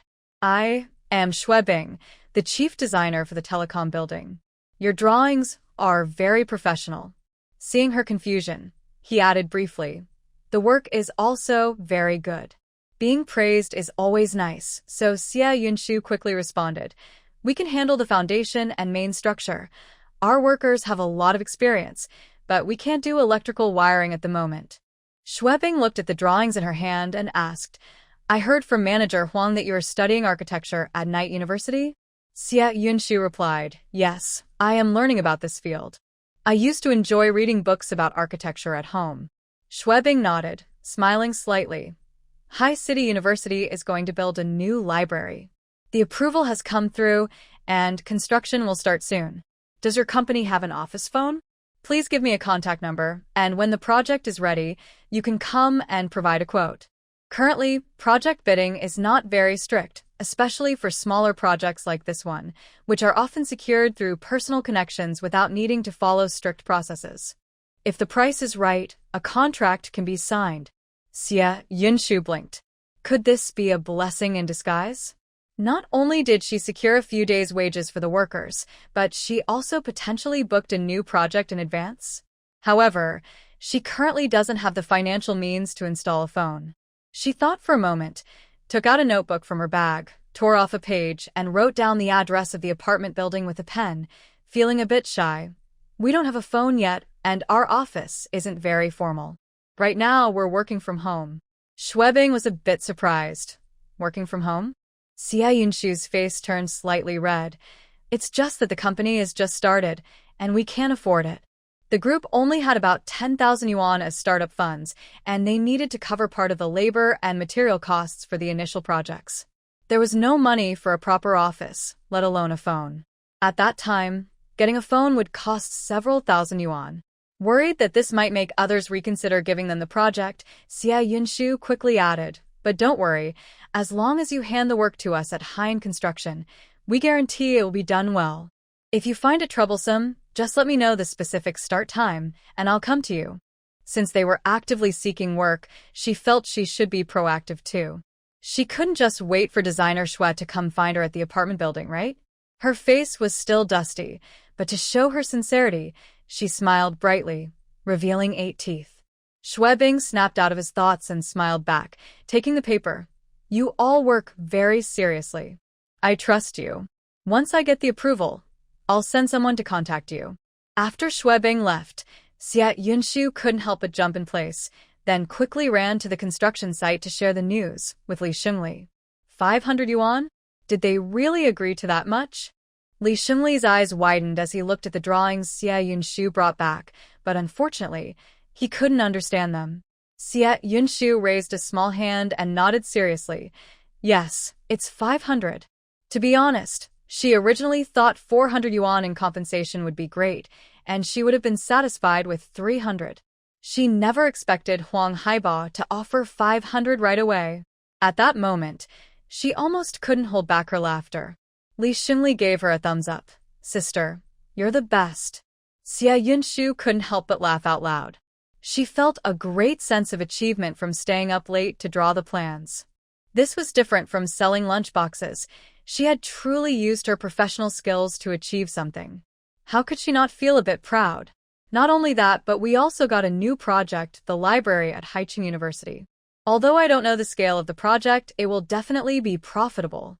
Xia Yunshu raised her fist, her cute little face filled with pride. The project from the second-level designer Xue is definitely reliable. Li Xingli blinked for a while, then was overwhelmed by great joy. If Xia Yunshu weren't a little girl, he would have picked her up and tossed her in the air to catch her again. "Good news, great news. I'm going to tell the guys." He laughed heartily and turned to run toward the construction site. Everyone works to earn money, right? Even though the 500 yuan divided among everyone only amounts to about 30 or 40 yuan each, who wouldn't be happy? Xia Yunshu stood there, listening to the cheers from the group of men, her eyes curved as she smiled. Li Xingli grinned. Without our manager Xia, everyone would be in trouble. She stayed up all night to redraw the plans and delivered them to the office. Who wouldn't be impressed? The few men who were initially doubtful were completely convinced. It turns out that brains are needed to make money. Even if she is just a little girl, she is smarter than they are. Drawing plans is not something everyone can do, let alone drawing a site plan. They would struggle to draw a dog. With this problem solved, Xia Yunshu let out a sigh of relief, her steps out of the construction site feeling much lighter. A black car was parked across the street, but Xia Yunshu didn't notice it until the door opened and a pair of long legs in black pants stepped out, followed by a familiar voice. "Yunshu." Her mind went blank for a moment before she looked over and saw Shin Subai in black pants and a white shirt, standing there smiling at her. Xia Yunshu's eyes brightened, and she instinctively tidied her hair before jogging over. "What are you doing here?" They hadn't seen each other for 5 days during their passionate romance. She was busy with the construction site and cafeteria during the day and studying at night, leaving no time to think about him. But now, seeing him suddenly made her heart flutter with sweetness. Shin Subai gently touched the top of her head and then restrained himself from pulling back. I passed by this road and happened to meet Li Xingli. He said you were at this project apartment, so I parked to wait for you. Xia Yunshu smiled, just about to speak, when another person got out of the car on the other side. Tang Lin was wearing a lace dress favored by rich young ladies, white high heels on her feet, her slightly curled hair cascading down her back. She smiled at Shin Subai. Is this Miss Xia? She stood next to Shin Subai, confidently tilting her head, creating a sharp contrast with the plain-looking Xia Yunshu standing across from them. Xia Yunshu's eyes froze for a moment, and she instinctively took a small step back, waiting for Shin Subai to speak. But she only stepped back once. The next second, Shin Subai firmly held her hand and confidently answered Tang Lin's question. She's my girlfriend, the person I'm seeing. After saying this, he looked down at Xia Yunshu and added, Tang Lin, our neighbor from Jingbei. One girlfriend, one neighbor. This different introduction made Tang Lin's face pale for a moment. She discreetly examined Xia Yunshu, who was dressed simply, even a bit worn, but couldn't hide her pretty face. Even covered in dust, it was clear she was beautiful. Does Subai like this kind of plain girl? Tang Lin suppressed her surprise and smiled, extending her hand. Hello, I'm Tang Lin. In the sunlight, her hand was slender and flawless, showing her privileged upbringing. Xia Yunshu had just come from the construction site, and her hands were not very clean. She bit her lip. Sorry, my hands are a bit dirty. Shin Subai chuckled softly and squeezed her palm in front of Tang Lin. Miss Xia, you've worked hard. Feeling embarrassed in front of others, Xia Yunshu tried to pull her hand away and whispered, You don't need to say that. Tang Lin's expression darkened for a moment as she glanced at Xia Yunshu's inexpensive clothes and messy hair, but then she smiled again. Subai, let's go now. Isn't Aunt Lian waiting at home with dinner? Xia Yunshu frowned slightly. As a woman, she felt naturally sensitive when facing a rival, especially since Tang Lin's gaze toward Shin Subai was openly affectionate. But they were going to see Aunt Lian, and it was probably planned in advance. What could she say? Feeling a bit sour inside, Xia Yunshu still managed to smile generously. If you have things to do, then go ahead. I still need to go to the cafeteria. Shin Subai's gaze slid from her face. After working so many days, you want to rush me away right after we meet? His slow response lifted her spirits, and her face turned slightly red. Aren't you going back to find Aunt Lian? Shin Subai held her hand firmly. I'm not going to find her. I came to find you. Their closeness made it hard for Tang Lin to maintain her smile. She placed her hands behind her back and forced a relaxed smile. I'm not very familiar with Haiqing, so I'll need to trouble Subai to take me there first. Yunshu, you don't mind, do you? Xia Yunshu minded very much, but since it seemed Tang Lin had a good relationship with Aunt Lian, she reluctantly replied, I don't mind. I do mind. Before he finished speaking, Shin Subai interrupted him. He smiled at Tang Lin and said gently, Didn't Comrade Tang say she could take a car back by herself? Since that's the case, we won't disturb each other. When he met Li Xingli, he had planned to drop Tang Lin off at Su Qinglian's place first and then return to find Xia Yunshu. But Tang Lin insisted it wasn't necessary. She wanted to see Xia Yunshu and could take a car back by herself. Tang Lin's expression froze. She had said that, but she never expected Shin Subai would actually keep her there. I don't know the way. Tang Lin bit her lip, looking pitiful. Brother Subai, can't you give me a ride since it's on your way? Or, are you afraid Miss Xia will be upset? She shouldn't be that petty, right? This situation felt familiar to Xia Yunshu. She knew she shouldn't judge a girl she had just met, but she couldn't help but think of Zhou Xinyue. Both were childhood friends, both had a brother-like figure, and both were vulnerable girls. If she got angry, it would seem like she was being petty. If she agreed, she wouldn't feel happy about it. After all, it was only right for Shin Subai to give Tang Lin a ride. A normal man wouldn't refuse a girl who was pleading like that. Xia Yunshu's expression turned cold.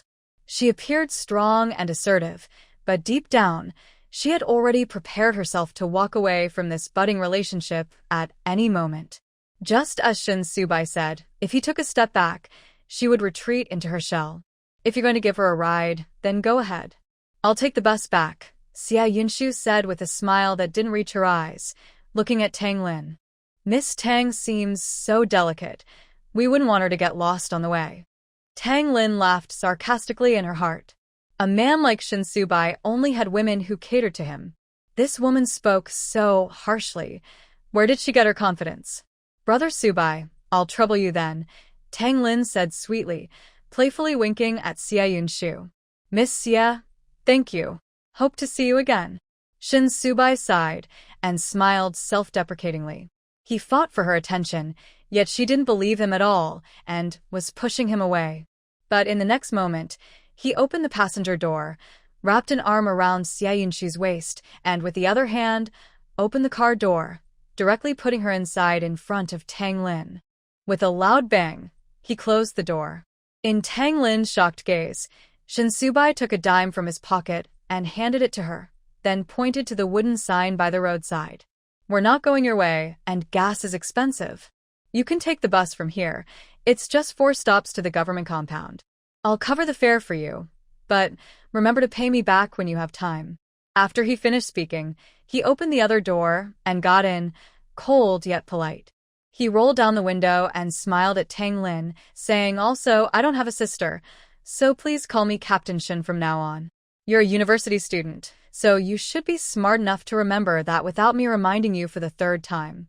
The car drove away, and Tang Lin stared blankly at the 10 cents in her hand, still unable to process what had just happened. Xia Yunshu was also surprised. She bit her lip, wanting to say something, but turned her face and fell silent. Shin Subai didn't speak, his gaze fixed ahead.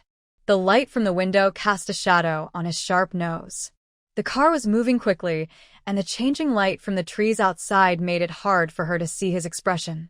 Yet somehow, Xia Yunshu could sense his coldness. Shin Subai was angry. After several minutes, the car finally slowed down, but the scenery outside didn't look right. Xia Yunshu snapped back to reality, gripping her seatbelt and clearing her throat to break the silence in the car. Shin Subai, you took the wrong road. You need to go east towards the cafeteria. Ahead was the border between the city and the countryside, with a patch of woods beside them. It was a small path, and on a hot summer afternoon, there wasn't a single person around. The route is correct. The car slowed even more until it stopped under a tree. Shin Subai turned off the engine and rolled down the window a bit. The wind blew in, making Xia Yunshu's messy hair even more disheveled. But she was naturally beautiful. Even in this state, she looked striking, especially her clear black and white eyes that, despite lacking warmth, still sparked a fire in others. Xia Yunshu frowned. Shin Subai, where are you taking me? Shin Subai glanced at her. Aren't you going to call me Captain Shin? Once she realized he had intentions towards her, the title Captain Shin had already changed to Shin Subai. Thinking about how Tang Lin had just called him Brother Subai, she felt a bit annoyed. She turned her head away and huffed, her tone a bit sarcastic. You didn't seem to mind when others called you Brother Subai. Now she was speaking up, but earlier she had been pushing him away. Shin Subai slowly unbuckled his seatbelt, his gaze sweeping across her face before settling on a specific spot. If you want to call me Subai Go or something else, I won't mind at all. Who would want to call him that? Just thinking about it made Xia Yunshu shiver. I won't call you that. Okay. She turned her face away to look out the window, but just hearing that made her tense up. Shin Subai leaned closer, and she heard a soft click as her seatbelt was unfastened, but he didn't move away. Xia Yunshu's heart raced, and her fierce tone softened. What do you want? His warm breath brushed against her neck, but he didn't do anything else. Why do you want me to send Tang Lin? Shin Subai was still very close, one large hand resting on her thin waist, asking casually, if I send another girl, my girlfriend wouldn't be upset. Is that normal?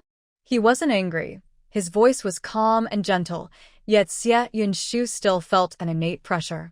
She was usually bold and had a temper, but for some reason, she couldn't be tough in front of Shin Subai. She even wanted to lean back a little. Can you sit back and talk? Xia Yunshu pressed her hands against his chest, her voice stammering. Don't be so close. It's too hot.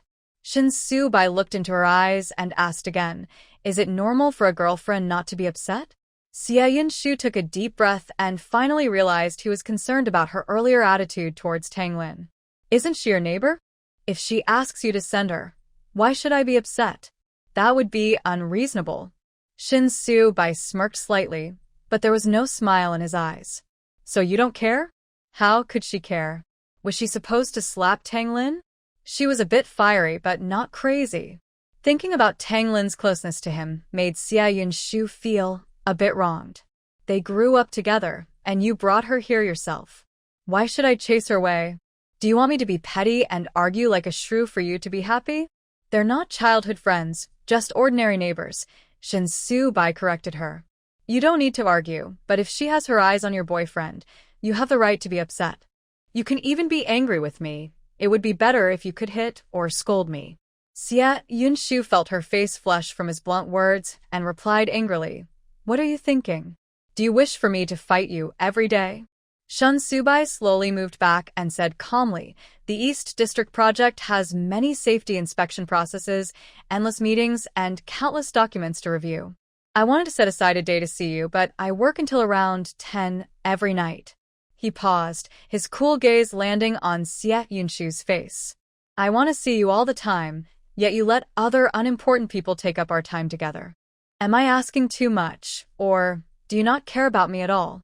Tang Lin's feelings for him were so obvious that Xia Yunshu couldn't miss them, but she chose not to compete and even stepped back repeatedly. Xia Yunshu's heart gradually grew cold. What do you mean by that? Do you want me to fight like some women do, creating drama over you? If that's what you want, go find someone like that. I never asked you to come to me. She had realized long ago that love that needs to be fought for has no real value, so it was better to let it go. She admitted that Shin Su-bai was great, much better than Lu Zhixing, but she couldn't and didn't want to repeat the past, putting her heart into a fleeting relationship.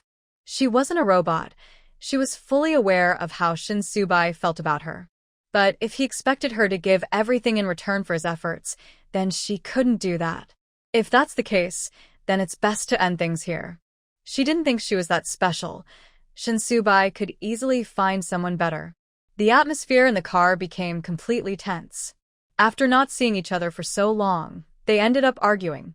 Xia Yunshu's eyes were slightly red as she looked down, trying to hide her emotions while pulling at the car door. You don't need to go through so much trouble to see me anymore. Just focus on your own work. The car door was locked. After trying twice and failing to open it, she pressed her lips together and looked at him. Open the door. I'm not opening it, Shin Su-bai said, taking a deep breath. He was usually strong-willed and rarely affected by outside factors, but he had to admit her words had hurt him. We have a misunderstanding. Let's clear it up before you go. She knew how to hit him where it hurt. Xia Yunshu pulled at the car door again, but it still wouldn't budge. This time, her eyes were completely red, and she raised her leg to kick him. Shin Su-bai, don't think I'm afraid of you just because you're stronger. Open the door, or don't blame me for getting physical. When she got fierce, she held nothing back, throwing punches and kicks without mercy. But this little strength might be a threat to an ordinary man. For Shin Su-bai, it was nothing. Afraid of hurting her, Shin Su-bai did not dodge or move away, instead firmly holding her hands and feet without using too much force. Xia Yunshu couldn't break free, and her face turned red with anger. Shin Su-bai, let me go. She struggled desperately in his arms, not realizing where she had touched, and suddenly found herself pressed against his chest, the strong hold almost suffocating her. Don't move. Shin Su-bai pressed his large hand on her waist, using the other to hold her head still, his voice hoarse and slightly pained. Xia Yunshu, don't move. In the thin summer clothes, the two were pressed closely together, and Xia Yunshu was not an inexperienced girl. The unusual sensation on her thigh made her blush instantly, and she froze, hearing his suddenly heavy breaths nearby. Her mind went blank. Xia Yunshu, not being naive, knew exactly what was happening and felt as if she had been burned by fire. After an unknown amount of time, Shin Subai's breathing gradually steadied. His serious and handsome face showed a hint of desire, but once that faded, he was left feeling helpless. Nighttime fantasies were just fantasies, but showing the side of himself in front of her made Shin Subai feel embarrassed. "I'm sorry," he said, propping himself up to apologize, his voice still hoarse. "I couldn't control myself." "Shut up, don't say that." Xia Yunshu was both embarrassed and angry. She wanted to hit him but couldn't, and his reaction just made her more furious. She turned away, not looking at him, and held onto the car door. "Open the door." There was no response behind her. After a while, she felt her little finger being tugged. Turning back, she saw Shin Subai with his head down, touching her hand. "I was wrong. Don't be angry." Xia Yunshu pulled her hand back, her pretty face tense, her voice cold and steady. "Captain Shin, where did you go wrong? It's me, who doesn't know how to appreciate what I have. I finally got close to you, and I still don't know how to hold on tight. Others can call you Brother Subai, but I can't. Others can be jealous and act cute, but I can't. Why do you like girls like that, and come to bother me?" Shin Subai bit his lip, feeling a deep ache in his heart, not for himself, but for her. He was wrong. He could have restrained himself, but rushed to make her admit her feelings. "My fault." Shin Subai repeated himself, this time not daring to touch her, his head lowered completely. "I have no relationship with Tang Lin. She came over today by accident. Xia Yunshu, anyone who likes me besides you is just a bother." Xia Yunshu, stubborn as she was, bit her lip and refused to look at him. "Then open the car door." "I won't." Shin Subai shook his head and continued. "What happened today was my fault for not thinking clearly. I shouldn't have brought my troubles to my girlfriend. But you can't just leave because you're angry. At least give me a chance to make it right. You can hit or scold me, but you can't just walk away." If she left, she would no longer want him. Xia Yunshu turned back in anger, tears finally falling from her eyes. "You're lying. Just now, when I hit you, why did you hold on to me? You're just using your strength to bully me. You always say I can hit you, but when I really do, I can't win. We're just starting to date, and you want to make me angry, plus there's another woman. How can you?" She was still angry, and he didn't dare to react. Shin Subai had no argument left. He sighed softly. "If you want to hit me now, I promise I won't move." Xia Yunshu, with tears welling up, without thinking, threw a punch that landed on his chest. Not satisfied, she kicked him, leaving a footprint on his white shirt. Shin Subai didn't even frown. He gently wiped her tears. "You can hit me however you want. Just don't cry." Xia Yunshu swatted his hand away. "I said I won't hit people casually." "Okay, I know." Seeing that she had stopped crying, Shin Subai finally felt relieved. He opened up to her. "I didn't mean to make you feel like anyone else, and I don't want you to push me away. I just don't want you to say things you don't mean." He didn't mention her complicated feelings, only expressed his own. Xia Yunshu wanted to deny it, but when she faced Tang Lin earlier, she had indeed pretended to be generous while feeling very hurt inside. She also acknowledged that Shin Subai had quickly sent Tang Lin away, which secretly pleased her. But she felt awkward admitting it, as if acknowledging her feelings for him would put her at a disadvantage. Before, when she married Lu Zhixing, she was completely open about her feelings, but facing Shin Subai, she didn't know why she became so sensitive. Seeing her silent, Shin Subai slowly held her fingertips. "Want to kick me again for relief?" Xia Yunshu glanced at him, noticing her footprint in the center of his chest, and his buttons were undone, revealing strong muscles. All her anger vanished silently. "I told you," she said, suddenly feeling dry in her throat. She cleared her throat and sat up straight. "I don't hit people casually." Shin Subai smirked slightly and responded, "Yes, you are very reasonable. It's my fault for not being careful." His attitude remained good, and instead of getting angry, Xia Yunshu bit her lip and asked, "Does it hurt?" Actually, it didn't hurt at all. He had practiced combat in the army, and his comrades were much stronger than her. It was common for him to visit the medical room. However, Shin Subai furrowed his brow slightly and placed his hand on his chest. A little, but I can bear it. Xie Yunshu knew she had some strength. Her anger came quickly and left just as fast. Hearing this made her feel guilty, and she hurriedly checked. I have a lot of strength. Did I bruise you? Why didn't you dodge? Mingcheng knows to run when he gets hit. You could have at least tried to block it. Does it really hurt? She gently touched his chest, and Shin Subai let out a soft grunt, enjoying the moment while feeling a bit tormented, thinking he was suffering for no reason. I was afraid you would leave. How could I dare to dodge? There are no cars here, and I wouldn't really leave. Xie Yunshu mumbled quietly, and then looked down, fiddling with her fingers as she spoke. Okay, I was wrong too. I have a bad temper, and shouldn't have hit you.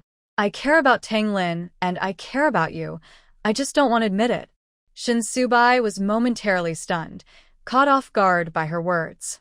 He never expected to hear her say something like this, expressing what he had longed to hear. She said she cared about him. Even though it was just one sentence, he felt his heart was being sweetened by her words. After saying this, Xie Yunshu didn't dare to look at him again and tried to act calm. Why did you drive here? I said I wanted to go to the cafeteria. This morning, her mother mentioned something important, and she hadn't thought to ask. At this time, they should be busy in the cafeteria. Shin Subai smiled slightly, leaned down to fasten her seatbelt, and as he passed by her, he turned slightly, his lips brushing against her cheek before sitting up straight. Okay, I'll drive now. Xie Yunshu felt her ears burning. Then hurry up. Why did the car come to the suburbs? Without asking, she seems to already know the answer. When they arrived at the cafeteria, Li Fenlin was not there, but Tian Hao came over from the office. He saw Shin Subai and was almost in tears. Brother Shin, you finally came. The news about Shin Subai dating had spread to Jingbei. His mother, for some unknown reason, was pushing him to settle down quickly. Even more surprisingly, Aunt Lien seemed more concerned about it than his mother. For some reason, when Xie Yunshu saw Tian Hao, she suddenly remembered what Aunt Lien had said about breaking Tian Hao's legs. Aunt Lien has such a good temper, yet she is so upset with Tian Hao. What could he have done to make her angry? Xie Yunshu knew that Shin Subai and Tian Hao had always been good friends.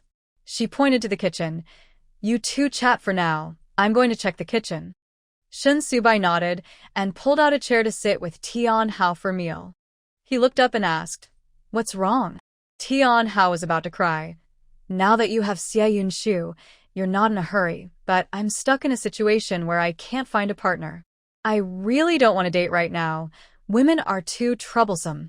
It's strange. My mom is anxious, but why is Aunt Lien also worried? He had dated 2 girlfriends before, and each one was more difficult than the last. Gifts, meals, and constant movie dates. If he said something they didn't like, he had to spend ages making it up to them. After those experiences, he felt that being single was the most freeing. Even though Shin Subai had just been kicked, he was in a better mood and decided to care for his friend. What kind of girl do you like? I can keep an eye out for you. Tian Hao looked at him with a hint of sadness. Xie Yunshu doesn't have any sisters. Shin Subai paused. Then you might as well wait for my mom to introduce someone for you. Tian Hao laughed. No, Brother Shin. Your method of pretending to date was good.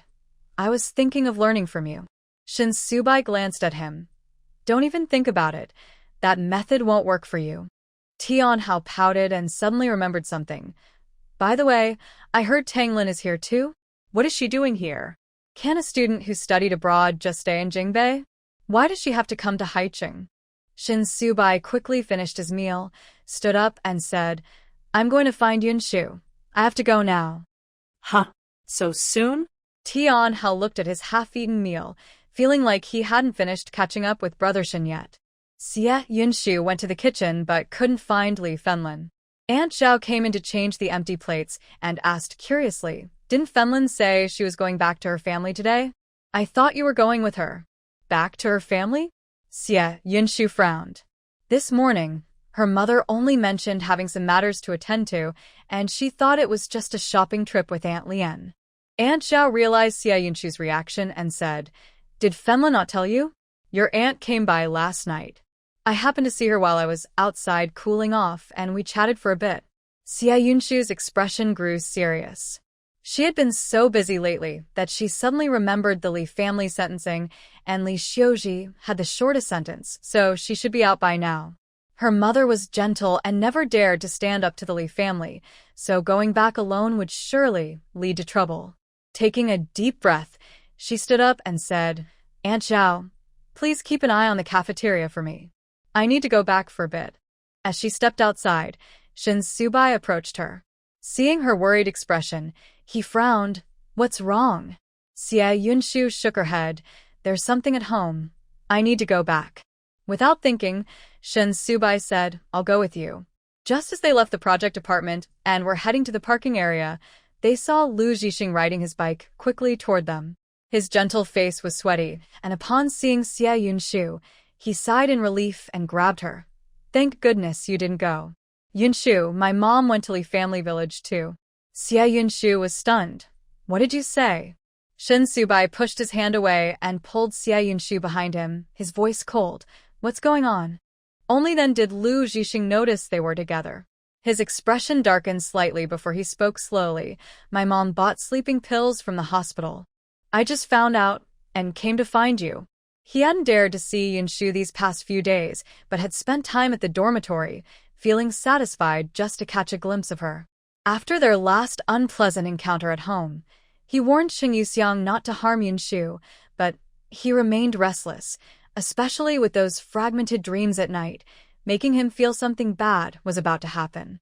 Last night, Chen Yuxiang came to find him and insisted he go to Li family village at noon, saying Xia Yunshu would also be there to help arrange their remarriage, confidently assuring him it would succeed. Lu Zhixing dreamed of remarrying Xia Yunshu, but deep down, he knew that this wish was becoming increasingly unlikely. This morning, after leaving the hospital, I learned that Chen Yuxiang used insomnia as an excuse to get a bottle of sleeping pills from the pharmacy through connections. As a doctor, he knows very well that Chen Yuxiang doesn't actually have insomnia.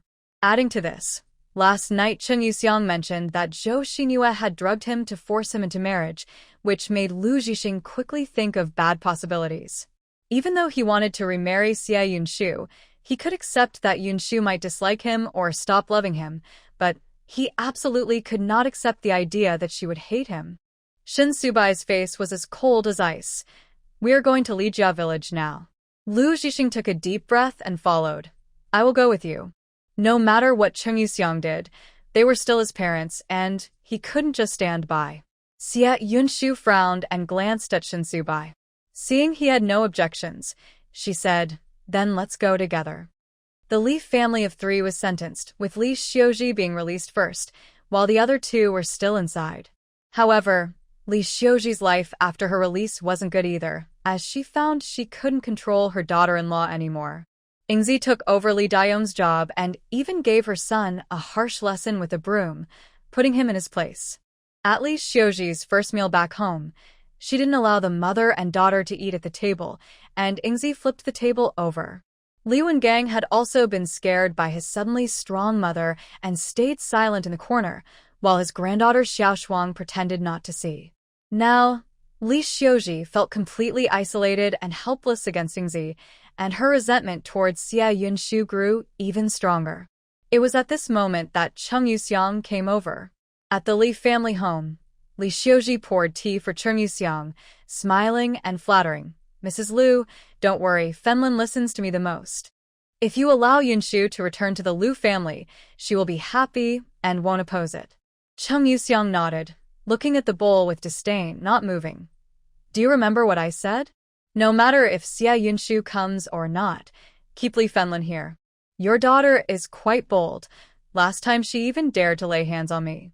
Li Xiaozhi quickly retorted, "When Fenlin arrives, I will take care of it. Just look at Dayong's job. I know, it's not a big deal." Chen Yuxiang looked at her with disdain, stood up to survey the surroundings, and pointed to the inside of the house. "Clean this place up. My son is coming too, and it's too dirty to sleep here. Xia Yunshu now has money, and the key point is that she can attract Shin Subai. The Shin family is played with the daughter-in-law of the Lu family, so they should offer some kind of hush money or benefits, right? A few pills were thrown on the table. Chang Yuxiang coldly said, "Let Xia Yunshu take these later, then throw her in. It's best to handle the paperwork by this afternoon. Once she becomes part of the Lu family, she can only serve them." Li Xiaozhi swallowed hard. What is this? Sleeping pills, nothing illegal. Chang Yuxiang huffed impatiently. Once this is done, we're still family, so we won't refuse. You know how strong-willed Yunshu is. If it weren't for the situation, I wouldn't use this method. Li Xiaozhi gritted her teeth at the mention of Xia Yunshu. She just doesn't know her place. Dr. Lu still wants her, yet she acts so high and mighty. It's not like she hasn't been with him. She should be grateful. That girl is quite lucky. With just her looks, she can keep Dr. Lu thinking about her while pretending she won't remarry. Chang Yuxiang glanced at her, hinting about this matter. Don't worry, Mrs. Lu. I want to match my granddaughter with her husband. It's none of your concern. After spending a few days in jail, Li Xiaozhi's sharpness was even more evident. She felt no guilt about drugging her granddaughter and was eager to sell Xia Yunshu for a good price. At the door, Li Taohong was holding a few pounds of pork but stood frozen in disbelief. Yesterday, her mother had cried about the suffering in jail, and she had felt soft-hearted enough to seek out Li Fenlin, but she never expected to hear such things. Mom, what are you talking about? She still couldn't believe that Li Xiaozhi would sell out her own granddaughter for Li Dayong's job. Mrs. Lu is discussing Yunshu's remarriage with Fenlin today. Just call your sister over. You don't need to worry about anything else. Li Xiaozhi, fearing she would ruin things, snatched the items from her and began to push her away. You have nothing to do here. Hurry back. Li Taohong stumbled out the door, looking at her empty hands, feeling lost and cold inside. Although she wasn't clear on the details of Yunshu's divorce, she knew about the recent scandal involving Zhou Xinyue that had stirred up High City. The Lu family had bullied Yunshu because of that woman, forcing her into unemployment and divorce. Now that she had taken over the cafeteria and moved past her previous hurt, how could she possibly remarry? During this time, although she hadn't contacted her older sister, she knew Li Fenlin's attitude and that she would never agree to a remarriage. So, was their mother crying in front of her yesterday just to use her to trick her sister back? Not far away, Li Fenlin and Su Qinglian were riding their bicycles over, coming empty-handed. Li Taohong suddenly came to her senses. She didn't have time to ask who Su Qinglian was and quickly grabbed Li Fenlin's hand. Sister, Chang Yuxiang is also here. Li Fenlin stopped in her tracks and looked at Li Taohong. What do you mean? Hearing the commotion, Li Xiaozhi came out. Seeing that Xia Yunshu was not there, her expression darkened. Fenlin, mother has suffered so much inside, and neither Yunshu nor Mingcheng came to check on her. Do they still think of me as their grandmother? Behind her, Chang Yuxiang also stepped forward with a smirk. Li Fenlin, you were quite pleased with yourself after slapping me that day, weren't you? Do you really think the Shin family will protect you every day? Shin Subai's background is just for show, and you took it seriously? Thinking of the previous promise, Li Xiaozhi immediately raised her hand to slap Chang Yuxiang, as she was used to disciplining her daughters since they were young. However, the slap did not land on Li Fenlin's face. Su Qinglian grabbed Li Xiaozhi's hand, pushed her aside, and then swiftly slapped Chang Yuxiang. I really do protect her every day. Do you have a problem with that? With one slap, Chang Yuxiang fell to the ground, her face swelling again after just recovering. Chang Yuxiang stared wide-eyed in fear, seeing Su Qinglian looking down at her with a half-smile. My son said you were trying to cause trouble, and it seems he was right. I guess I didn't hit you hard enough. You. How are you here? Chang Yuxiang never expected that Li Fenlin wasn't alone. Su Qinglian was with her. It wasn't said that the Shin family couldn't marry Xia Yunshu. It was just for fun? This was nothing like what Lu Jianqi said. Even if they really wanted to marry, they wouldn't be so protective. Su Qinglian sneered. If you can come, why can't I? Now tell me, How do you plan to frame my precious daughter-in-law? Chung Yuxiang was unwilling to admit. We didn't do anything. Do you think I believe you? Zhou Xinyue laughed coldly. She had seen many underhanded tactics before.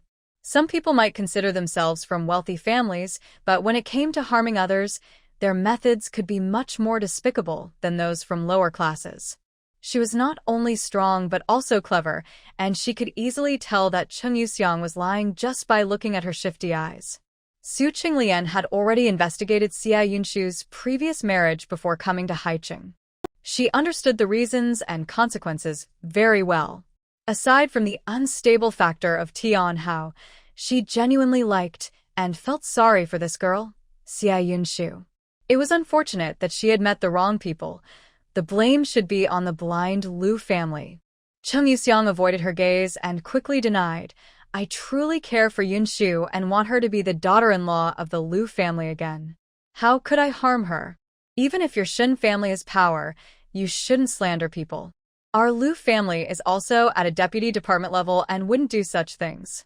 She wasn't foolish. Admitting anything now would likely lead to trouble with this woman. Besides, she felt a sense of retreat. How could the Shin family be so blind as to want Shinsu Bai to marry Xia Yunshu? Li Taohong suddenly spoke up. Sister, they want to drug Yunshu and then have Lu Zhixing come over. Even without clear details, the meaning was understood. Li Fenlin's face turned pale. She was already disappointed with this family, but she never expected to feel even more despair. No matter how her parents exploited her for their son, she had never resisted because that was about her. No mother could tolerate anyone mistreating her daughter, not even her own mother. Zhou Xinyue frowned. She had heard that Xia Yunshu's grandmother and family liked to take advantage of her, but seeing it firsthand made her feel pity for both Xia Yunshu and Li Fenlin. Growing up in such an environment, Li Fenlin remained kind, which allowed her to raise such good children. Chung Yuxiang gritted her teeth and stood up. You can't make baseless accusations without evidence. Why would I do that? She might as well deny everything now. Su Qinglian grabbed her by the neck. Do you dare to say that again? Qinglian, please go back. Li Fenlin stopped her, feeling embarrassed. She felt she was dragging her daughter down. This unbearable family relationship was hard for her to accept. How would Su Qinglian and Xiao Bai view it? She didn't want to use the Shen family's influence for anything, mainly because she didn't want Yunshu to feel inferior because of the Li family in front of Xiao Bai. Su Qinglian shot her a glance. You want me to leave and keep your former in-laws here? Li Fenlin pressed her lips together. Qinglian, this is our family matter. Please don't get involved. Su Qinglian looked at her face and then smiled. Even without Yunshu, we are friends now. Since we are friends, isn't it right for me to help you? She didn't mention future in-laws, only their friendship. Li Fenlin's eyes turned red. Do you consider me a friend? Su Qinglian couldn't stand to see anyone weak cry. She quickly reached out. All right, let's deal with them first. Li Taohong moved her lips and weakly called out, Elder sister. But Li Fenlin didn't look at her, only at Su Qinglian. Okay, I'll listen to you. A black car stopped nearby and Xia Yunshu opened the door and ran over. Mom, Aunt Lian. She was out of breath, sweating, and stood in front of the two mothers, staring at Li Xiaozhi and Chung Yuxiang. What have you done? Chung Yuxiang covered her face and didn't dare to speak. What had she done? She hadn't even had the chance to do anything before getting slapped hard. Shen Subai stood behind Xia Yunshu, seeing that his mother was not surprised at all. His gaze fell on the red-eyed Li Fenlin, and his voice was gentle. Aunt Li, you should go sit in the car and rest for a bit. I'll handle this. Su Qinglian hugged Xia Yunshu. Be good.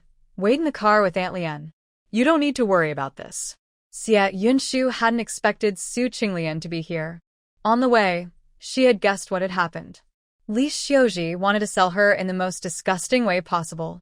Her mother came here fearing that the Li family would cause trouble like last time. They were like a tumor that couldn't be removed and was hard to bear. Compared to Shin Subai, her so-called relatives were too unbearable. But Su Qinglian was not like the old Chung Yuxiang. She showed no disdain and stood up for Li Fenlin. For the first time, Xia Yunshu realized how vast the gap between people could be. By now, Chung Yuxiang understood that they had made a huge mistake by underestimating Xia Yunshu's position in the Shin family, who would mix family matters for a mere plaything and even bring their mother into it. She should have thought of this last time. But she had looked down on Xia Yunshu and her mother, thinking that the Shin family, being higher in status than the Lu family, would also not truly marry someone attracted by Xia Yunshu's beauty. They even foolishly tried to use Xia Yunshu to win over the Shin family. Mom. Lu Zhixing called out hoarsely, not daring to meet Xia Yunshu's eyes. His suspicions turned out to be true. Chung Yuxiang saw Lu Zhixing as if he were a savior and immediately hugged her son, trembling with fear. Zhixing, you have to believe me. I really didn't want to harm anyone. I just wanted to help you and Yunshu. It was the Li family. Yes. It was Xia Yunshu's grandmother who wanted to get close to us. It was all her idea. I didn't know. Lu Zhixing closed his eyes. Before this, he always thought that although Shin Subai had more power than him, he was the one who truly loved Yunshu. He really loved her, and after realizing his mistake, that love had turned into an obsession. He carefully kept his distance, caught in a mix of regret and despair, yet still held onto a glimmer of hope that only he could see her goodness. At the beginning, he had married her despite family pressure, thinking it would be forever. He forgot that disappointment could build up and make any love fade away. The moment he set her aside for Zhou Xinyue, he had already lost the right to love her. Lu Zhixing pushed away Chung Yuxiang and looked at Shin Subai. I will give you an explanation about this matter. Su Qinglian had already taken Xia Yunshu and Li Fenlin to the car, and Shin Subai withdrew his gaze, his expression cold. It's not about you giving me an explanation. You should think about how your family will bear the consequences. Because of Xia Yunshu, he still had to deal with the Lu family? Chung Yuxiang shook her head in fear. No, you can't do this. I really didn't want to take Xia Yunshu from you. Even if she remarries Zhixing if you like her, you can still have her. You don't have to marry her. Lu Zhixing turned back in disbelief. Mom, do you even know what you're saying? It wasn't just about forcing Yunshu to remarry him. His parents wanted to use his wife to secure their future. Just because they thought Shin Subai wouldn't marry Yunshu, they believed he wouldn't care about these matters. Shin Subai stood alone, expressionless as he looked at Chung Yuxiang, neither raising his hand nor getting angry. Did I not say, don't let me see you in front of her again? Li Xiaozhi, still confused about the situation, didn't understand what it meant to be oppressed by power and arrogantly shouted, Who are you? Xia Yunshu is my granddaughter. She will marry whoever I say she should. Shin Subai coldly smirked. I see. A month of reflection is too short. He didn't say anything more. Arguing was just a waste of time. This group had been causing trouble for too long. Lu Zhixing clenched his fist, wanting to speak, but ultimately closed his mouth in vain. No matter what consequences he had to face today, it was their fault first. Moreover, he couldn't bring himself to plead with Shin Subai in front of Yunshu. On the way back, Shin Subai drove while Xia Yunshu sat in the passenger seat and Su Qinglian and Li Fenlin were in the back seat. No one mentioned what had just happened. Su Qinglian looked relaxed. She glanced at the scenery outside and remarked, I haven't been in the fields for many years, and I really miss it. Shin Subai chuckled. Aren't you going back to Jingbei tomorrow? You can ask Commander Shen to find you a place to enjoy farming. If she really had to farm, she probably wouldn't want it anymore. Xia Yunshu was a bit surprised. Aunt Lian is leaving tomorrow? Su Qinglian smiled. I'm going back to rest for a while, but I'll come back in a few days. She wouldn't truly feel at ease without a marriage certificate. Li Fenlin was reluctant to part with Su Qinglian. She pressed her lips together and held her hand. Let's go shopping at the department store this afternoon. Once you leave, I won't have anyone to go shopping with. Just as Su Qinglian was about to agree, she suddenly remembered, oh no, I promised Linlin to have dinner at my place today. She had planned to return home early, but completely forgot after hearing that Li Fenlin was coming to the Li family to support her future in-laws. Hearing Tang Lin's name reminded Xia Yunshu of the unpleasant argument she had with Shin Subai in the car that morning. She cleared her throat lightly. Then just drop my mom and me off by the roadside. We'll take the bus back. Su Qinglian thought for a moment. Why don't you come with me? Fenlin hasn't eaten yet, and it's a good chance to try my cooking. Tang Lin is the child of our old neighbors in Jingbei. Once you marry Subai, she'll have to call you sister-in-law. She had originally thought about bringing Tang Lin and her son together, but now it seemed that Yunshu was the best match. Only she could keep her son away from that troublesome guy, Tian Hao. The title of sister-in-law made Xia Yunshu blush. She secretly glanced at Shun Subai's chest, relieved to see that the footprint she had left on his white shirt was gone. If she continued to be nonchalant, would he get angry again? All right then. Just as Xia Yunshu agreed, her small hand was suddenly held by a larger one. Shin Subai held the steering wheel with one hand, scratching his palm lightly, a slight smile on his lips. The family compound there is assigned by the government. It's a bit small, but I will buy a separate house later. The two mothers behind them were present, and Xia Yunshu wasn't as bold as him. She tried to pull her hand back and straightened her back. The family compound is quite nice. Living in a government compound is quite prestigious. When she married Lu Zhixing and moved into the family compound of Haiqing Hospital, how many times did people say she was lucky to live there? It seemed like she had gained a huge advantage from the Lu family. Back then, she had thought the same way. But now, it seemed silly to care about status when it was just a place to live. Shin Subai glanced at her. But you don't like it. He knew she preferred a small, private courtyard. Even the one she rented now was filled with magnolia flowers, kept clean and elegant. Whether she liked it or not didn't matter. She wasn't going to live there. They had only been dating for a few days, and marriage was still far away. Xia Yunshu turned her head to look outside, trying to change the subject. Mingcheng has his college entrance exam tomorrow, so I need to go home this afternoon to prepare things for him. Shin Subai had compressed his work recently to have these few days free to accompany her, because he knew how much Xia Yunshu cared about Mingcheng's exam and how anxious she felt. He could see all this, so he managed to finish 8 days' work in 5 days, but he didn't expect their meeting to feel like a kick to his chest. Rather than hurting, it only made him feel itchier. At the government compound, Tang Lin waited for a while before seeing Shun Subai drive in. She felt a surge of joy. He came back. Subai. The frustration she felt earlier vanished instantly as she greeted him with a smile, her tone unconsciously sweet. Aunt Lien isn't home. Can you take me out for lunch? Shin Subai didn't look at her and opened the passenger door. Tang Lin's smile faded. Miss Xia is here too. She forced a smile, clenching her fists behind her. You and Subai Ge really are inseparable. Only then did Shin Subai turn to her. Comrade Tang, Captain Shin. Tang Lin's expression froze. She didn't understand why he was so particular about just a title.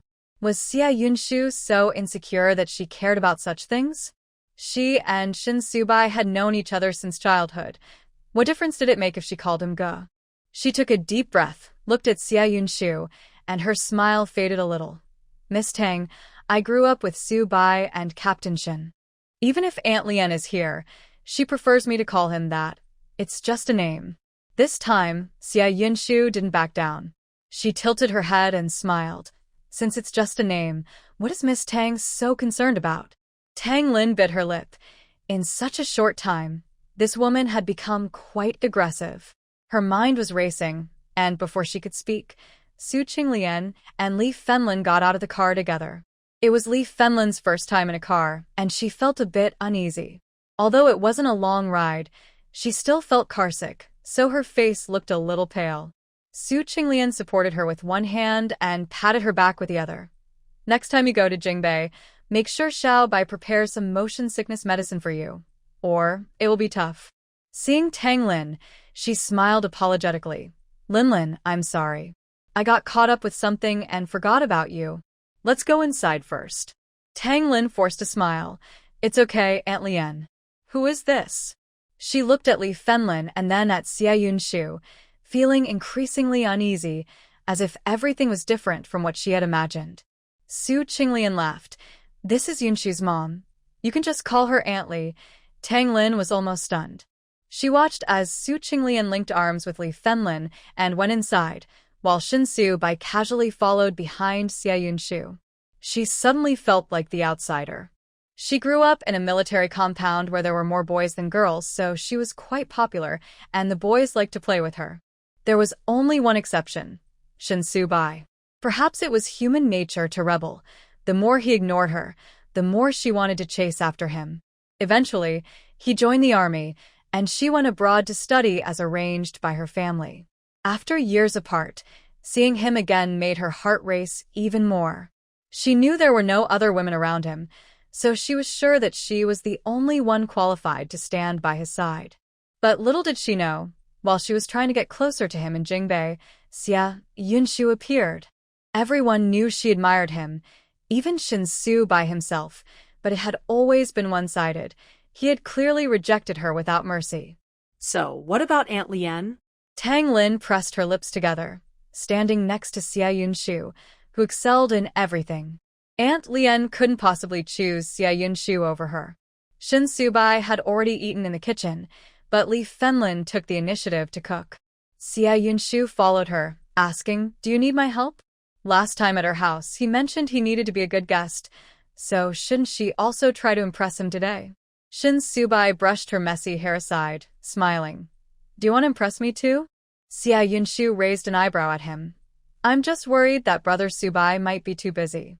Outside, Tang Lin sat close to Su Qinglian, intentionally bringing up childhood stories, making her intentions very clear. Shin Su-bai's gaze flickered as he leaned a bit closer to her. "Call me Brother Su-bai again."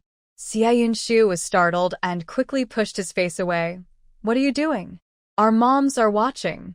Her face turned slightly red from embarrassment, but her eyes sparkled playfully, like a blooming rose, beautiful and captivating. It was always like this, charming without realizing it. Shin Su-bai's eyes lingered on her red lips, swallowing hard as he let her hand rest on his face before she pushed him away a little. Outside, Tang Lin laughed playfully. "Aunt Lien, Brother Su-bai just said I should call him Captain Shin from now on. It feels strange to change how I've called him since childhood. Miss Xia has been married before, but she still acts like a child." Her words were clear, implying that Xia Yunshu was too petty to let her call him Brother Su-bai, while also mentioning Xia Yunshu's past marriage. After Tang Lin spoke, the smile on Su Qinglian's face faded a bit. She had considered matching Tang Lin with her son because she knew the Tang family well and thought Tang Lin was an excellent match, good-looking, and an overseas student. If it weren't for her initial feelings about Tian Hao, Su Qinglian might have tried to get to know Xia Yunshu better. On the surface, any mother would likely prefer Tang Lin. But now, because of Shin Su-bai, Su Qinglian had already accepted Xia Yunshu in her heart and genuinely liked her as a future daughter-in-law. No matter the reason for this affection, the outcome was already decided. Shin Su-bai understood his mother better than anyone. The Shin family was fiercely protective, like a wild beast guarding its territory, unwilling to let anyone bully what was theirs. He planned everything step by step until now, waiting for Su Qinglian to accept him before openly confessing to Xia Yunshu. His goal was not just to win her over, but to protect her while doing so. The Shin family has 5 members, 4 men and 1 woman. Whether it's the decisive and hot-tempered Commander Shin, the gentle yet skilled eldest brother Shin, the wild and brave second brother Shin, or the calm yet cunning Shin Su-bai, in this family, Su Qinglian is the true leader. "I remember when you were young, you called Su-bai brother." But he never responded, Su Qinglian said with a smile, though her eyes were cold. "Of course, if you insist on calling him, he can't stop you since it's your choice. As for Yunshu, since you called him brother, it's only right to call her sister-in-law, too." Her words were sharp and left no room for kindness, hitting right at the heart. Tang Lin's face turned pale, and she tightly gripped her expensive dress, her eyes suddenly filled with tears as she looked at Su Qinglian. Aunt Lien. What made Xia Yunshu so special that Aunt Lien would protect her like this? Clearly, she was the one who was supposed to be the daughter-in-law. Sister-in-law? Hearing that from Su Qinglian meant the Shin family fully accepted Xia Yunshu. Why couldn't she understand where she had lost? Su Qinglian patted her hand and warmly introduced Li Fenlin. This is Yunshu's mother. You can just call her Aunt Li.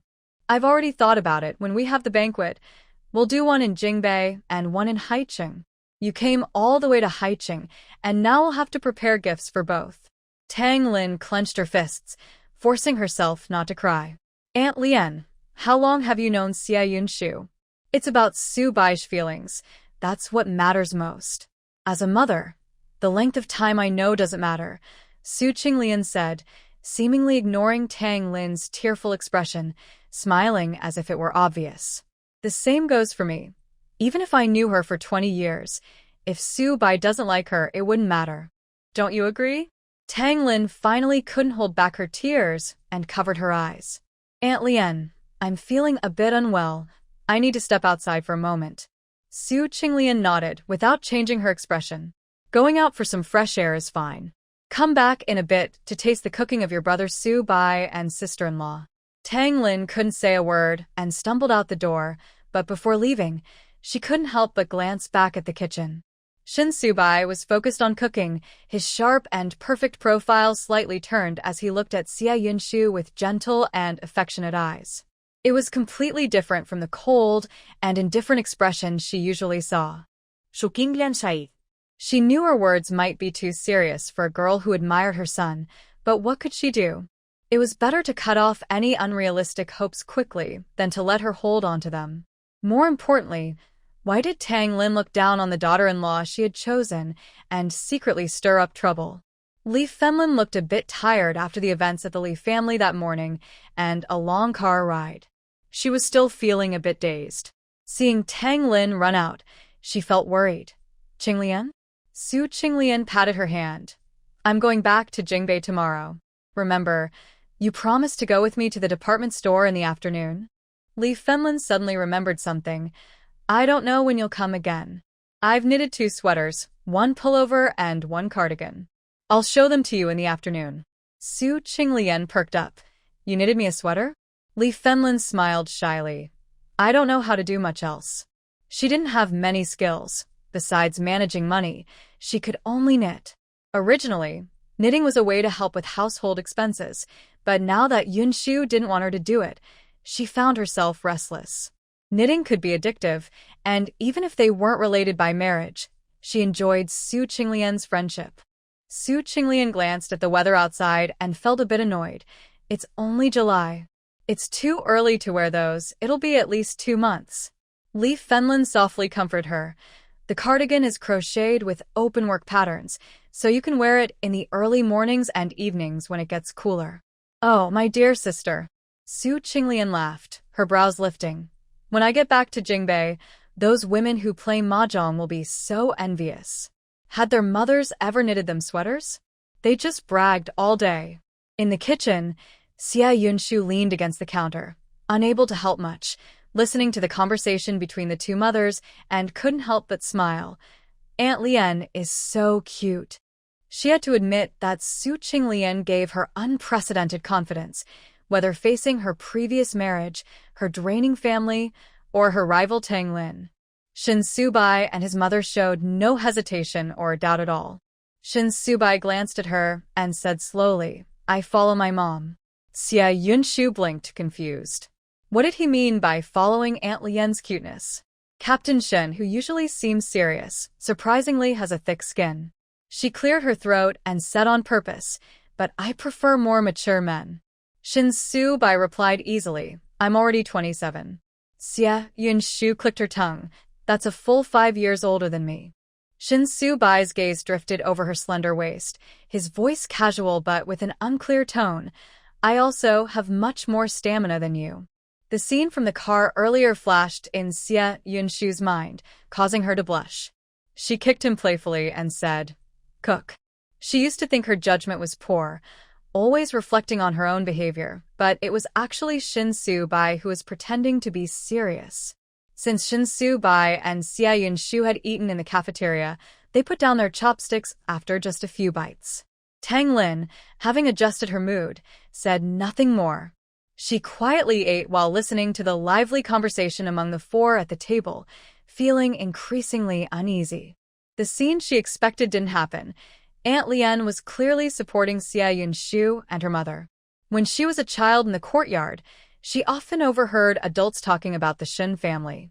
Back then, Commander Shin was still a regiment leader, and everyone knew he had a formidable wife who could easily handle many male soldiers. But the strong-willed commander, Shin, could scare children with just a cold look, yet he always smiled in front of his wife. In that era, discussing love was strange. She had seen many couples in the courtyard come together for various interests, with men working outside and women managing the home. They seemed happy, but were often distant. Later, both of Shun's sons got married, choosing wives from well-matched families. Su Qinglian was very strong-willed, but she never directed that strength at her daughters-in-law. She always protected her family, without question. At that time, Tang Lin thought if she could marry Shin Su-bai and become part of the Shin family, how many people would envy her.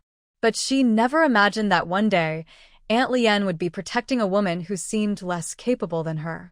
Tomorrow is the college entrance exam. In the afternoon, Xia Yunshu planned to take Ming Cheng to see the exam venue and prepare his materials. Shin Su-bai naturally followed her. For now, she set aside thoughts about the Lu family. The most important thing was Ming Cheng. Xia Ming Cheng had already moved his school things back home. With the exam tomorrow, he didn't study today, but instead squatted in the yard, tending to the magnolia flowers he had planted. The yard door was left open as Zhou Xinyue entered with her test papers. She lowered her head, feeling shy and unable to meet Xia Mingqing's gaze. "I've finished these, so I'm returning them to you." These papers were given to him by Shin Su-bai, and after completing them, he asked Xia Yunshu to pass them to Aunt Zhao's daughter, Zhou Xinyue. They both attended the same school, but one focused on science and the other on the arts, both being top students.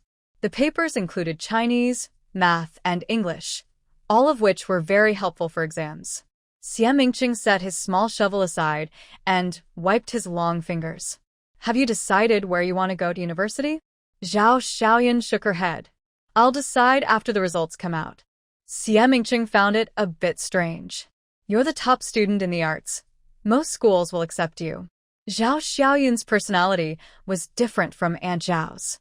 She was more reserved and shy. With Aunt Zhao now working with Xia Yunshu, she often felt embarrassed around Xia Mingqing. "I want to stay in Haiqing so I can take care of my family." She had 2 younger sisters. Although Aunt Zhao's salary helped, supporting 3 girls in school was still a challenge. By attending a more ordinary university, she could receive more financial aid. But the best university is Jingbei University. Xia Mingqing took the papers from her and pointed to the magnolia flowers in the corner. "The best way to help your family is to make yourself stronger, not to sacrifice your future." Although Zhou Xiaoyun and Xia Mingqing were neighbors and grew up together, their personalities were quite different. One was calm and steady, while the other was shy and introverted. Even living in the same building, they rarely spoke. When they passed each other on the way to school, they would only nod briefly as a greeting. Zhou Xiaoyun didn't expect Xia Mingqing to say these things to her today. Her parents were always determined for her to study, but they didn't understand all the reasoning behind it. They believed that getting into university meant a bright future, a stable job, and a good marriage. They had no idea which universities were the best or what majors had good prospects. So when she mentioned wanting to study in Haiqing, Aunt Zhao was pleased, thinking it was better to stay close to home. Zhou Xiaoyun never imagined that the first person to encourage her to aim for a better university would be Xia Mingqing. The calm and handsome boy seemed to understand her deepest feelings. Gathering her courage, Zhou Xiaoyun said, "I will do my best on the exam tomorrow." If he goes to Jingbei University, she wants to go too. When Xia Yunshu and Shin Su-bai entered, they saw Zhou Xiaoyun blushing as she came out of her house. Upon seeing them, she called out softly, "Sister Yunshu," and quickly disappeared like a startled rabbit. Xia Yunshu looked at her brother watering the flowers in the yard, almost suspecting he had bullied the girl. Xia Mingqing appeared calm, but couldn't help but snort when he saw Shin Su-bai. "I thought Captain Shun had vanished." It had been many days since he last came to their alley. Xia Yunshu shot him an annoyed glance. He has been busy with work these past few days. Didn't you come over specially for your college entrance exam? Xie Mingqing tilted his head and casually said, Sister, I remember you mentioned that Ji Siyuan would come to see me during the exam. After he said this, Xie Yunshu froze for a moment. She had really forgotten about it. But it wasn't her fault. At the time, she hadn't thought much of Ji Siyuan's words and didn't realize Shin Subai had actually cleared 3 days to be with her. Though he was a bit clueless about feelings, Xie Yunshu knew Shin Subai cared a lot about Ji Siyuan. He seemed calm on the surface, but was secretly jealous. Sure enough, Shin Subai looked at her with a half-smile, so Yunshu has already made her choice. It seems my hard work these past few days was unnecessary. Xie Yunshu quickly grabbed his hand. I'll clarify things with Ji Siyuan tonight, so there's no need to bother him tomorrow. Shin Subai was very generous. It's fine. It doesn't matter who goes. After all, I'm not that special. Half of Haicheng was feeling sour. Xie Yunshu turned to her eavesdropping brother. Are you going to buy school supplies? Here's 5 yuan. Go to the supply store. Xie Mingqing lazily stood up. Sister, can't you just say you want me to leave for a while? But he obediently took the money and glanced at Shin Subai. Lu Zhixing stands at the alley entrance every day, and Ji Siyuan is acting like a clingy friend. Your chances aren't guaranteed. He hoped his sister would be happy and accepted Shin Subai, but he didn't want him to have it too easy. A man should always feel a sense of urgency because, while his sister had been hurt by love, she certainly wasn't lacking in it. Just because he was deeply affectionate didn't mean he could relax. Things weren't settled yet.